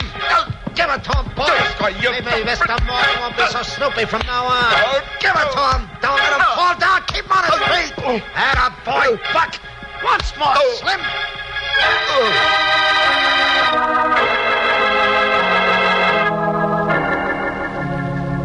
When I came out of that one, I was in a cab heading down Santa Monica Boulevard. My face felt like a boiled beet. I put my hand up where my nose should have been. Oh. Cabby. Cabby! Don't ask me nothing, mister. I ain't seen nothing. I ain't heard nothing. Just doing what I got paid for. Who paid you? All right.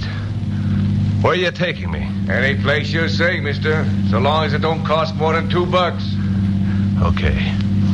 Take me to KOP. I could tell by the expression on the faces of the people I met when I walked into the KOP building that Mike's boys had really done a job on me. Glamour Puss let out a yelp when I walked into the office. Oh, Chuck! Hi, Glamour Puss. Get me a drink of water, will you? Chuck! Oh, you poor boy. What happened? Were you in a fight? No. I got this way sitting under a sun lamp. Get me a drink of water, will you? All right. Carol, well, who's this? Chuck! Hello, Pappy. What happened? Were you in a fight? Oh, no, not you two. Here's the water, Chuck. Thanks. And here's the first aid kit. No, get away. And don't you dare tell me you're all right and don't need attention. Now, hold still. What happened, Chuck? Oh, ouch! Now, will you take it easy, Glamour Puss? Oh, don't be a sissy. Some of Mike's boys worked me over. Why? I guess they don't like me. Ow! I hope this will teach you to take someone else's advice once in a while. If you had let Bill and Pappy go down there Shut with up. you... I won't shut up. You're a newscaster, not a detective. Now, here, turn your head this way. Obviously, he's not a prize fighter either. Yeah? Well, let me tell you two something. I'm not bad at either one. You haven't seen those other two guys yet. And don't forget, it was I who figured out that fingerprint deal 2 weeks... Hey. Sit still. Let me at that phone. What's got into you? It must be the effects of the sun lamp. I'll show you whether or not I'm a good detective. Police department. This is Chuck Morgan. Get me Bill Meggs. Just a minute. Hello, Chuck. What's on your mind? Listen, Bill. Did you tell me that you didn't find any fingerprints when you dusted that room where Lefty was murdered? Not a one. Why? Think hard, Bill. Weren't there any at all? No, only my own on it. Hey, Chuck, that's it. You bet that's it, my friend. You got the address? Sure I have. Good. I'll meet you there in 10 minutes.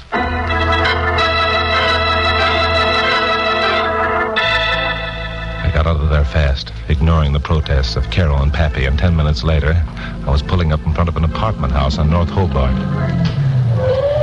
Bill Meggs was waiting for me in the doorway. Oh, what the heck happened to you? You been in a fight? Yeah. I've been in a fight. Come on, let's go. The mailboxes gave us the number of the apartment we were looking for. It was on the second floor. We went up a flight of carpeted stairs and knocked on the door of 2A. Try it again. Yeah. Hello, Lil. Mind if we come in? Why, it's Lieutenant Meggs and Mr. Morgan. Why, no, of course not. Come on in. Hello, Morgan. Mike. Huh. Imagine finding you here. What's the matter? You been in a fight? Yeah. You know Lieutenant Meggs, Mike? He's from headquarters. So? Mike and I are old pals. Oh, so you men know each other. Mr. Mosley's been so kind to me since Lefty passed on. Some of the boys at his gym took up a collection and gave me the money. When did this happen? Why, today, I guess. How much money was there? None of your business? Mike, that is, Mr. Mosley asked me not to tell. You can call him Mike, Lil. We understand. What do you mean by that, crack? Well, I'll tell you, Mike. You've got your coat off and your tie loosened. That's rather informal when the girl only knows you well enough to call you Mr. Mosley. You're being rude. And you're being stupid, Lil. Seems to me you got over your grief pretty fast. Yesterday you were too stunned to talk. I don't like your manner at all, Lieutenant. I wish you'd leave. Oh, we're going to leave, all right. And you're coming with us. Why? Because you murdered Lefty Larson. I murdered Lefty. Oh, why, Lieutenant, you can't be serious. I'm serious, all right. You weren't in love with Lefty, Lil. You only pretended you were. Actually, you're in love with this two-bit chiseler, Mike Mosley. When Lefty wouldn't throw the fight and threatened to expose you, you murdered him. Mike's as much to blame as you. How do you like that? I'm as much to blame. I wasn't even near the joint. No. All you did was provide Lil with the poison and tell her what to do. Well, now, ain't that something? You can prove it, I suppose. We won't have to prove it. Lil's going to tell her. Lil's drop dead, Morgan. Lil ain't gonna tell nothing to nobody. Like you said, she's in love with me. She does what I say. Okay, Lil, get your hat. Let's go. Wait a minute. Mike, are you going to let me take the rap for this? Oh, don't worry, kid. I'll get you out of it. You going to let them take me out of here without doing nothing to stop them? Take it easy, kid. I told you Why, I'd get you out of cheap, it. two-timing jerk. You're in this as much as I am. It was you. Shut up. I won't. You gave me the poison. Shut up, I said up. All right, Mosley, that does it. Keep your hands off me, cop. That was when I sure owed.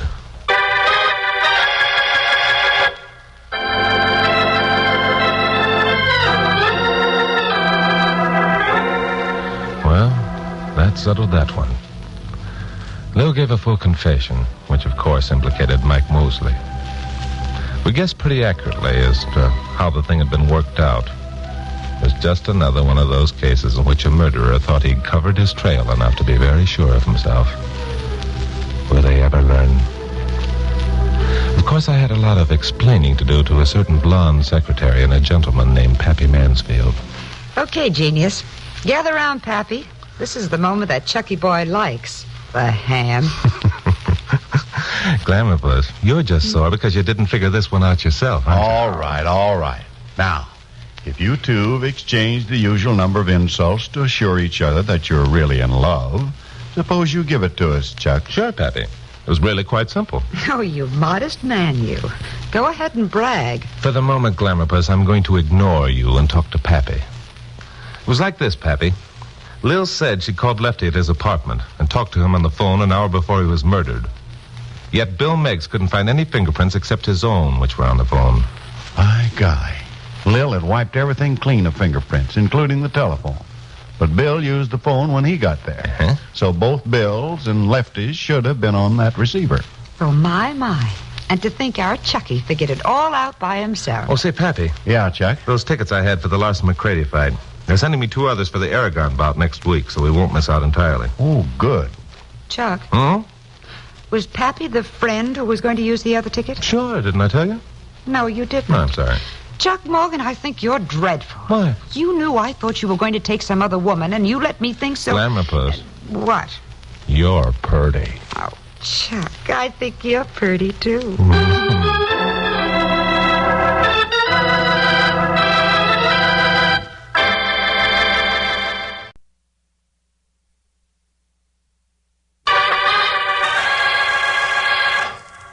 Stand by for crime.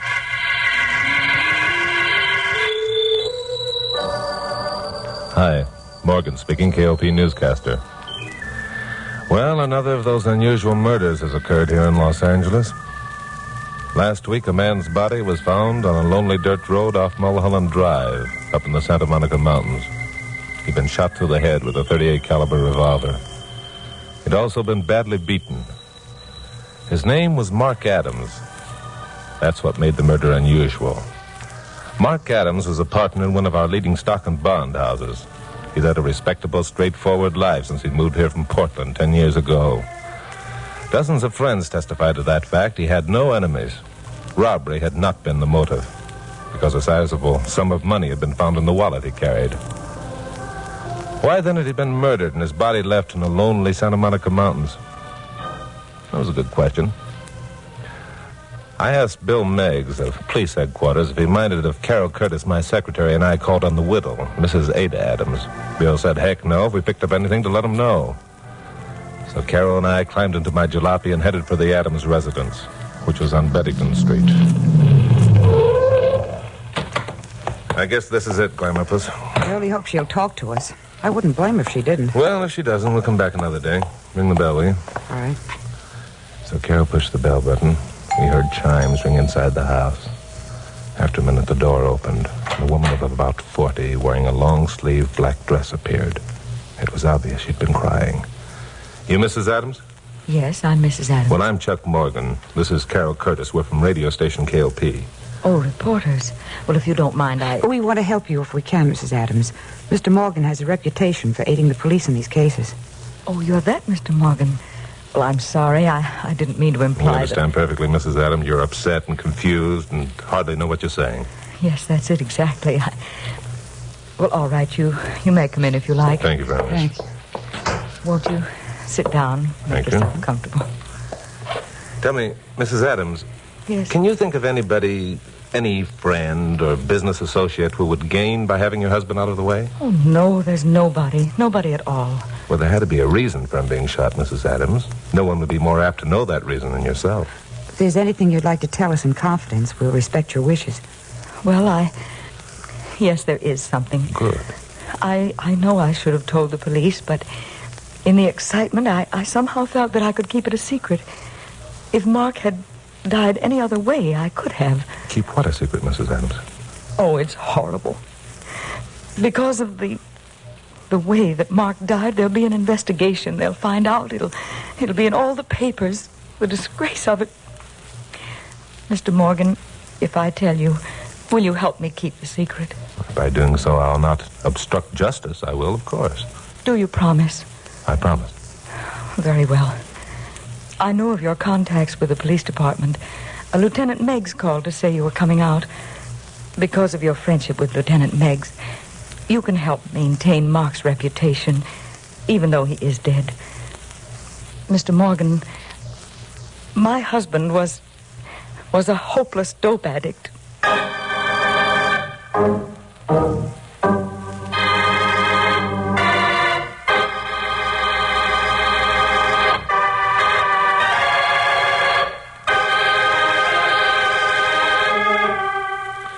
Mrs. Adams had told us that her husband was an escaped convict. We couldn't have been more surprised. I knew Mark Adams by reputation, had met him on one or two occasions. He was a man of integrity, good habits. Neither I nor anyone else, I was sure, would suspect him of being a dope addict. Still, a clever addict can conceal the effects of the stuff without much trouble. Except perhaps when he needed a shot and couldn't get it. Yeah, this was a motive for murder, all right. But we had to have a lot more of a story than we knew now. It's rather a startling bit of news, Mrs. Adams. I know. It's going to come as such a great shock to so many people who knew and trusted Mark. You will try to keep it from the press, won't you, Mr. Morgan? Have you told anyone else about this? Oh, no, not a soul knew it. Good. Mark was very clever about keeping his secret. As you may know, dope addicts can do that. How long had he had the habit, Mrs. Adams? Well, I don't know for sure. It was about a year ago that I first learned about it. I'd been away for a few days and returned earlier than I expected. It was the middle of the afternoon, and I was tired after my trip, so I lay down for a nap. When I awoke, it was almost dark, and Mark was just entering our bedroom.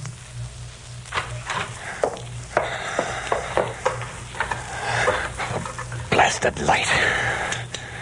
Hello, Mark. What the... Ada, what the devil are you doing here? Well, darling, aren't you glad to see me? I caught an earlier train. Yes, of course. Of course. Look, Ada, why don't you run downstairs and see the dinner? I'll be with you in a minute. But, Mark, Mark, what's that you have in your hand? Never mind. It's nothing. Now, look, let me alone. Get out of here. Why, it's a hypodermic needle. Well... Mark, you're not... Oh, no, you... Yes. Now you know. At least I won't have to fight that part of it any longer. Wait here.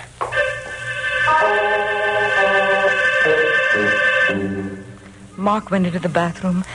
He was gone about 10 minutes. When he returned, he was completely relaxed, seemingly normal. I couldn't believe the change that had come over him. I'm sorry, my dear. No, I'm almost glad you found out.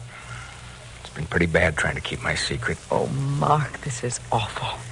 It's terrible. How long have you... It began in Portland, just before we came down here. If you'll recall, I didn't get that promotion at the office I was promised after old Hartley died. When Thompson gave the position to his son, I was pretty disappointed. A lot more so than even you suspected.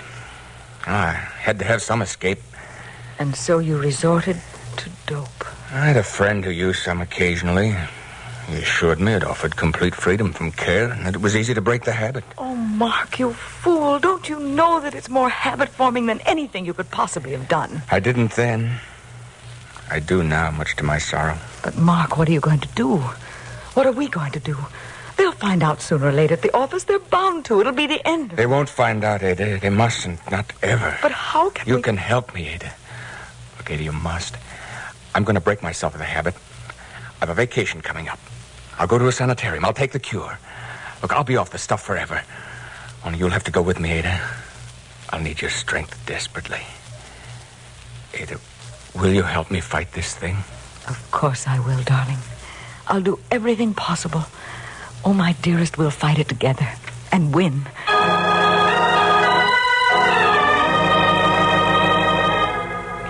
And did your husband go to the sanitarium, Mrs. Adams? Yes, he went, and I went with him. We stayed a month. It was pretty horrible the way Mark suffered. But it was worth it. At least I believed so at the time. Was your husband cured, Mrs. Adams? Well, I thought so. I think Mark did, too. After the month was up, we came home, and for a time everything was fine. Yeah. Then I began noticing the inevitable signs. Signs I'd learned to recognize at the sanitarium. A brightness in his eyes, a controlled nervousness followed by complete relaxation. At first, I closed my eyes to those things, telling myself I was overly suspicious because of what had happened before. But you knew in your own mind he was using the stuff again. I had to face it at last. 2 nights ago, I started out to attend my bridge club. I drove around the block and parked across the street from our house. An hour passed, and then a man came along the street. His hat was pulled down, and both hands were deep in his pockets. I got down out of sight and waited until I heard him climbing the steps to our porch. And then what happened? Mark opened the door, but didn't turn on the porch light. I couldn't hear what they were saying, but I knew they were arguing. After a while, they went into the house. I got out of my car and started across the street. I'd reached the sidewalk when I heard the shot. Did you see the strange man again? No. I'd forgotten my key. I guess I became panicky. I kept pounding on the door and screaming. After a long while, someone came, and then the police. I must have fainted. When I came to, I was lying on the living room couch. The house was full of policemen. There was blood on the floor. But both Mark and the strange man were gone. And the next time you heard of your husband was when they found his body up on Mulholland. Oh, what a horrible experience. How much of this have you told the police, Mrs. Adams? Only that I'd forgotten my key and came back for it and heard the shot and began pounding on the door and screaming. And you haven't any idea who the strange man was? No, none at all. A strange man could have been any one of several dozen dope peddlers in the city. Well, it's going to be quite a trick to keep this away from the press. The police will have to know. Oh, but you promised. Only if I didn't have to obstruct justice, Mrs. Adams. This dope angle not only gives a motive, but narrows the number of suspects down considerably. But, Chuck, isn't this something you can do? What? Well, think of how terrible it will be for Mrs. Adams if it becomes known that her husband was an addict. It's she who has to face all those people, you know. Yeah, I know. Well, let's talk it over with Bill Meggs. He's a good guy. Maybe we can dream up something. You can rest assured of one thing, Mrs. Adams. No one but the police will be told about your husband being an addict until we pick up his murderer.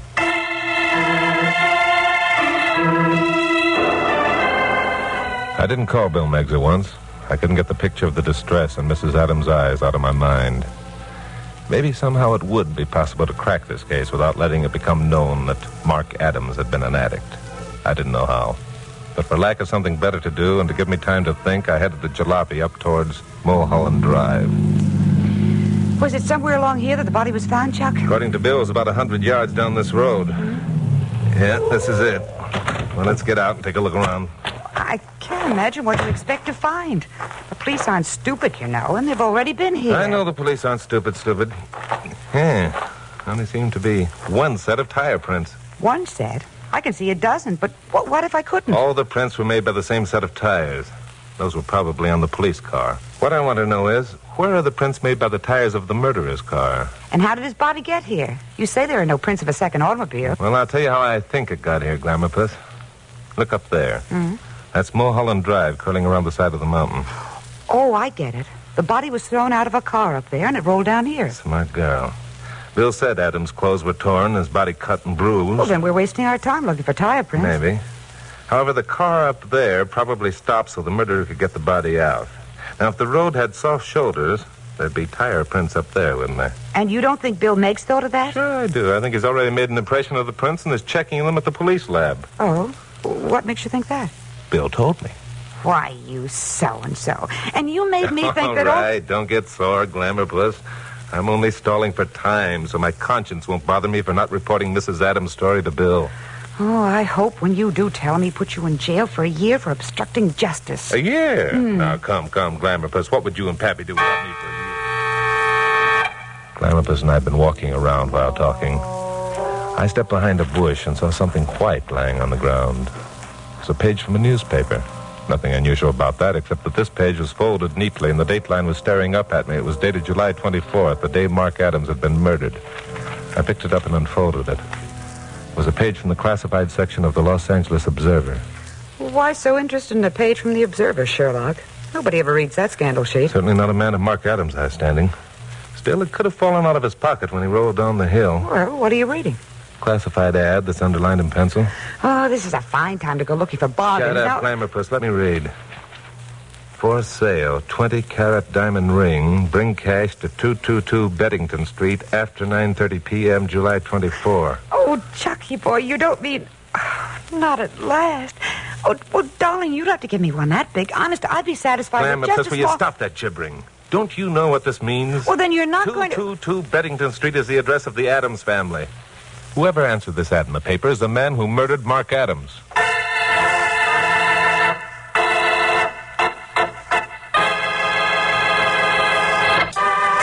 Now, the conclusion of Stand By for Crime. All dope addicts need money. Yeah. Mark Adams, made desperate by his cravings, and probably decided to sell his rings, inserting the ad in a paper that he knew his friends never read, and naming a date for the transaction when he knew his wife would be at a bridge club. Well, I felt that the advice of an older and wiser head wouldn't hurt this situation any. So Carol and I drove back to the station and told our story to Pappy Mansfield, owner of KOP. Well, looking at it purely from a news angle, Chuck, you may have something. However, the police have got to catch your murderer first. Unless I beat them to it. You? Here we go again. Look, Pappy, I've got an idea. You know Bugs Spencer, the gambler. Sure, everybody does. Well, Bugs has a penchant for rocks, diamonds. Big ones, little ones, medium-sized one. He owns a dozen of them. Everyone knows that, too. Now, it may be a shot in the dark, but it seems to me that a rock the size of the Adams diamond would make his mouth water. Oh, so you're going down and ask Bugs, man to man, if he shot Mark Adams so he could get that diamond without having to pay for it. All right. Be sarcastic. I'm going to ask Mrs. Adams to describe the ring. Then I'm going to find out if Bugs has it. If he has, I'm going to ask Bill to arrest Bugs and charge him with Adams' murder. That way we won't have to even mention the fact that Adams was a dope addict. You know something, Chuck? What's that, Pappy? It's a hot day outside. Yeah? The thermometer's up over 100. There's a rumor around that today's heat will break all known records. Now, if this happens and you wrote a story for your 7 o'clock broadcast... All right. I'm dying laughing. Just for that, I'm going to show you something. I was a jackass to ask anyone's advice. Go jump in the lake, both of you. Goodbye.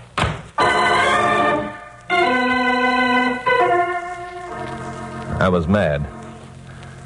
I got out of there and headed for Beddington Street. Rang the doorbell of the Adams home. Mrs. Adams, still in her morning dress, invited me in. A ring? A diamond? Oh, yes, Mark did have one. A rather large one. Wasn't it... I mean... When you identified the body, Mrs. Adams, did you notice whether or not the ring was missing? No. That is... Well, I was too shocked. It was the last thing that I... A ring, such as the one owned by your husband, was advertised for sale in the Observer. This address was given. The buyer was asked to appear after 9:30 on the night of your bridge club. Do you mean that Mark sold the ring so that he could have more money to buy dope? Well, most dope addicts are forever in need of money, Mrs. Adams. It's possible that ring buyer murdered your husband. If you describe the ring as accurately as you can, we still might be able to pick up the murderer and keep the knowledge a secret that your husband was an addict.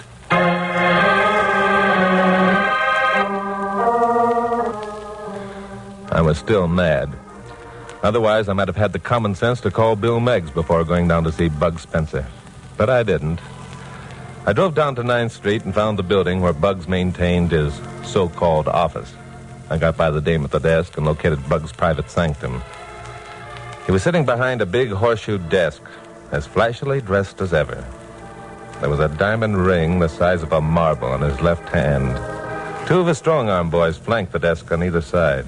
Well, if it ain't Mr. Chuck Morgan, the gent who talks in the radio without saying anything. What's on your pea-sized mind, Morgan? You want to lay a bet? Yeah, I want to lay a bet that I can tell you where you got that ring. Ah, quite a rock, huh? Brand new. Okay, what do you want to bet? Oh, maybe 10 years up at Q. I may even go higher than that. Yeah, how high? How about the gas chamber? Look, you saying I knocked somebody off to get this rock? Where did you get it? I bought it. That's a switch on your usual practice. Who'd you buy it from? A guy. What's his name? I don't know. I didn't ask him. Did he live on Beddington Street? Hey, what is this? What do you think you are, coming in here and asking me questions? Take Get it out. easy, Bugs. Take it easy. You know from past experience it's smart to answer my questions. Bill Meggs is on his way down here right now. I'm just trying to give you a break. What kind of a break? The man you bought that ring from is dead. Okay, so he's dead. Let him be dead. Who cares? He was murdered. Okay, so he was... What do you mean, murdered? Oh, look, Morgan, I didn't murder nobody, see? I got this ring strictly legit. Then you'd better start dreaming up some new alibis, because I've spent the morning busting your old ones wide open. Well, how do you like that? Boys, did you hear what this punk said? He says we ain't got an alibi. Max, you got that bill of sale? Yeah, sure. It is, boss. Hand it to Morgan. Take a look at that, news hound. It's a bill of sale for a diamond ring, ain't it? It's signed by the guy who sold me the ring. All you gotta do is compare that handwriting with his, and you'll find out what a jerk you are. Now, wait a minute, Bugs. This isn't I ain't waiting for nothing, Morgan. You got your nerve coming in here shooting your mouth off. But I'm kind of glad you did. You know why? Because now I got an excuse to throw you out. A good excuse. And I ain't gonna be responsible for what you look like afterward. Boys, show Mr. Morgan the door. It'll be a pleasure.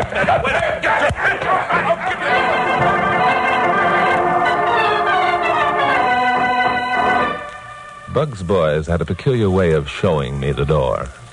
I didn't see the door at all. I was unconscious when I went through it. I woke up in an alley behind the 9th Street building. The sun was beating down full force on my face. Flies were buzzing around a cut above my left eye, and I was soaked through with sweat. I got up on my knees and peeled off my coat. There was an outside water faucet and a patch of shade on the west side of the alley. I crawled over there and soaked my head into the cold water. 5 minutes later, I was in a phone booth talking to Bill Meggs. That's right, Bill. That's the address. What? Am I sure? Was I ever wrong? Yeah, I am laughing, too. Okay, Bill, thanks. I'll be waiting. Well, I got in a jalopy and headed for Beddington Street to report to Mrs. Adams about the ring. She acted as though she'd been waiting for me and seemed almost cheerful. She was slipping on the jacket of her long-sleeved dress when she opened the door. Well, you certainly made a fast trip, Mr. Morgan. Sit over there, won't you? Thank you. Did you find the man who bought my husband's ring? Yes, it was Bug Spencer, the gambler, just as I thought. Did he confess to murdering Mark? Well, no, Bugs isn't the confessing type. Tell me, Mrs. Adams, why do you suppose your husband advertised the ring in the Observer instead of in a paper that a more, well, conservative and possibly wealthier type of reader would buy? Well, I suppose he didn't want any of his friends to read it. But didn't you know that most banks subscribe to practically every newspaper published in the city? Legal and probate notices are of great interest to bankers. Well, I don't believe I understand what you mean. Did someone stop out front? Yeah, I think that's Lieutenant Bill Meggs of police headquarters. Lieutenant Meggs? Well, I'll let him in. He won't be coming in for a moment or two. He wants to pay a visit to the garage first. Garage? Yeah. He wants to check the tire prints he made in Mulholland Drive last night with the treads on your tires, Mrs. Adams. Tires on my car? That's right. You see, when you parked, you wanted to get close to the embankment so you wouldn't have too far to carry your husband's body. What? The right front wheel of your car was in the soft dirt off the pavement. No, you mustn't believe that. Nope, You mustn't addicts are very clever and cunning, especially when they've had a shot. You must have had quite a jolt that night, Mrs. Adams. No, I didn't. Well, you can't believe that. Everything I told you was true. Oh, yes, the story you told was true, every word, only you had the characters mixed. No. It's you who are the dope addict, Mrs. Adams. You who went to the sanitarium. You who pretended to be cured. No. You who sold your husband's ring because he'd give you no more money to buy dope. No. The ring wasn't on his hand when you viewed the body, and you know it. No. He hadn't worn the ring for years. If he had, there'd be a mark on his finger, which there wasn't. How did it happen, Mrs. Adams? Did he catch you trying to steal the ring? Or did he find your supply of junk and wouldn't let you have any? Yes. He took it away from me. I had to have some. I had to. Mark had seen the ad I put in the Observer. I got the gun out of the desk, and I told him I'd kill him if he didn't give me some stuff. He refused. He said he was going to put me away again. So I shot him. I'm sorry, Mrs. Adams. Believe me, I am. Because now Mark isn't here to help you fight this thing. Hello, Bill. Come in.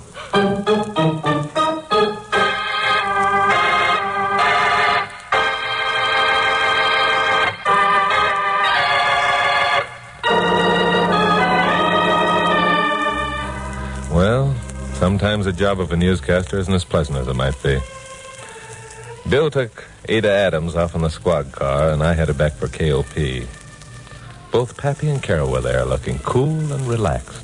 Oh, hello there, Chuck. Back so soon? What happened to your eye, Chucky boy? I ran into a door. Was it opened or closed? That's the typical question. Well, Pappy, I've got all the facts on the weather story. No kidding. How hot is it outside? 109. It hasn't been 109 since 1868. 5 people have died of the heat. 7 are prostrate, and a man fried an egg on Vine Street this morning. Well, that's great, Chuck. Make a good story, don't you think, Carol? Oh, I can hardly wait to hear it. Oh, you just try hard enough, and I imagine you can stand it, Glamour Puss. Well, I've got to get busy and bat this out on my typewriter. I'll devote the entire broadcast to You weather. will not? What? What's that, Pappy? All right. We apologize. We shouldn't have made you mad. Now, how'd you know? No what? Well, you'd have to rub it in, Chuck. Bill called and told us everything. Oh. We've been sitting here on pins and needles waiting for you to tell us how you knew it was Mrs. Adams who murdered her husband. Oh, that.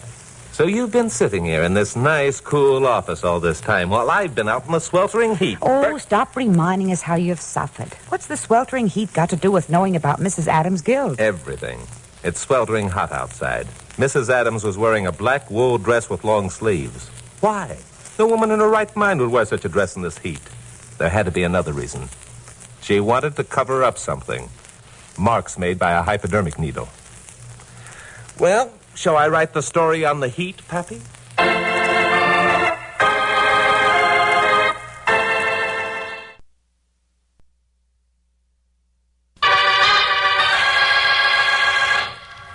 Stand by for crime.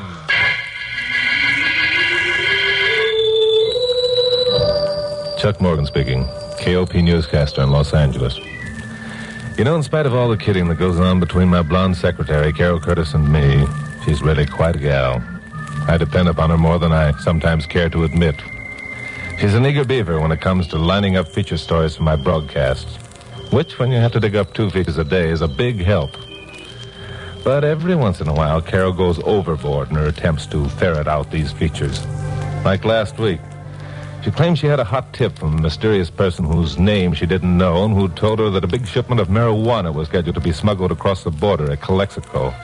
And if we wanted an 8-columned headline yarn, we'd better be on hand.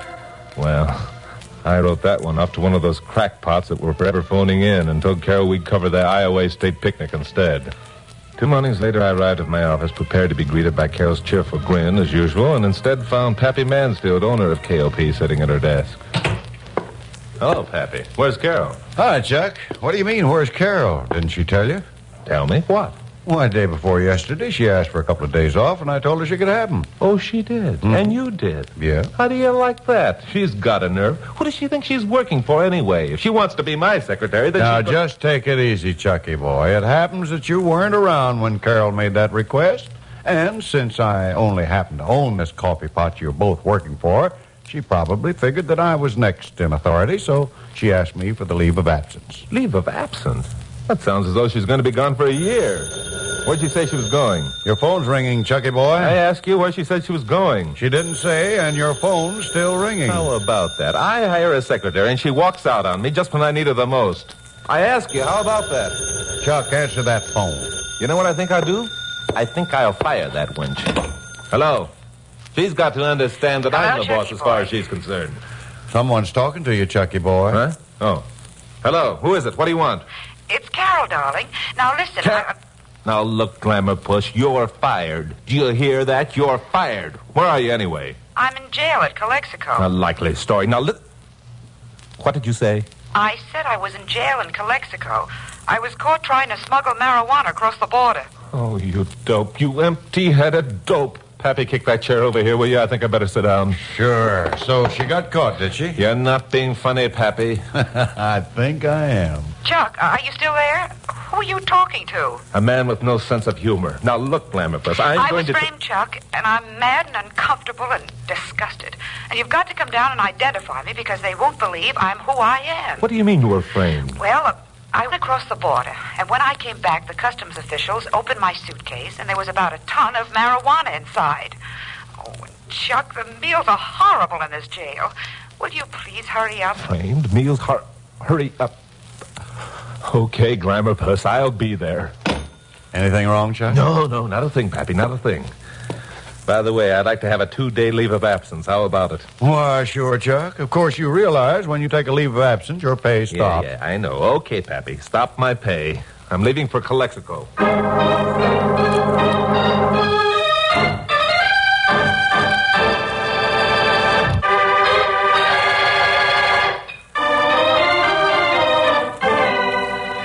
Calexico is a border town lying some 200 miles southeast of Los Angeles. On the other side of the line in Old Mexico, the town is called Mexicali, the names of both being a play on words.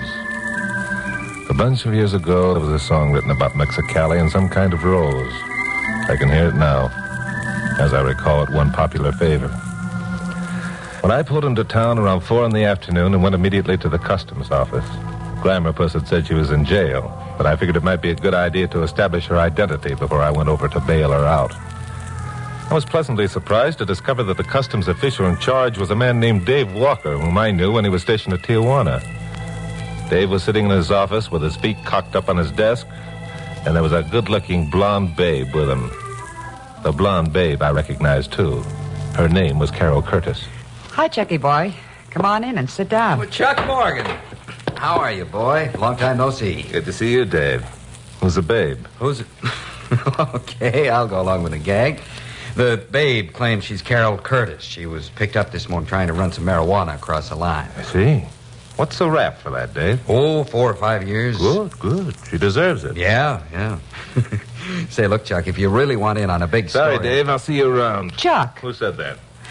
Okay, funny man. You've had your joke. Now, if you'll I'm just sorry, listen... ma'am. You seem to have the advantage. Am I supposed to know you're prisoner, Dave? Well, look, Chuck, you don't have to... There's only one thing I have to do, Dave, and that's get back to L.A. and report to Pappy Mansfield so I can get back on the payroll. I was asked to come down here and identify someone who was mistaken for a smuggler. Well, I haven't seen anyone to identify. Oh, Chuck, for heaven's sake. That expression sounds familiar, but I still don't know the face. Oh, there's just one thing, Dave. Was this babe actually picked up, and did you find marijuana in her suitcase? Well, yeah, only it was a gag. You see, she wanted That's you enough to come... for me. I've been sucked in on deals like this before. This time I'm bowing out. You have your prisoner and the evidence. Carry on, old boy. So long. Chuck! I went out of there and I was mad. I should have known the whole thing was a trick of Carol's to get me down here, just because of a crackpot telephone call. Well, it was high time that she understood that Then I stopped thinking along those lines and stood stock still, staring at a yellow custom-built convertible parked across the street. Most anyone in L.A. would have recognized the convertible. It belonged to Max Craig, the gangster, racketeer, gambler. As I watched, Max himself came along the street, got into the convertible, and drove away. So what was Max doing in Calexico? For my money, there was only one answer to that. Max was mixed up in the smuggling. Well, that would make a good story. I was on the verge of turning back to the customs office when a girl came running across the street. Senor Morgan! Senor Morgan! What? Rosita! Well, I'll be. Rosita Gonzalez. How are things? What are you doing in Calexico? Oh, then you remember me, see? Remember you? How could I forget? How long ago was it we worked on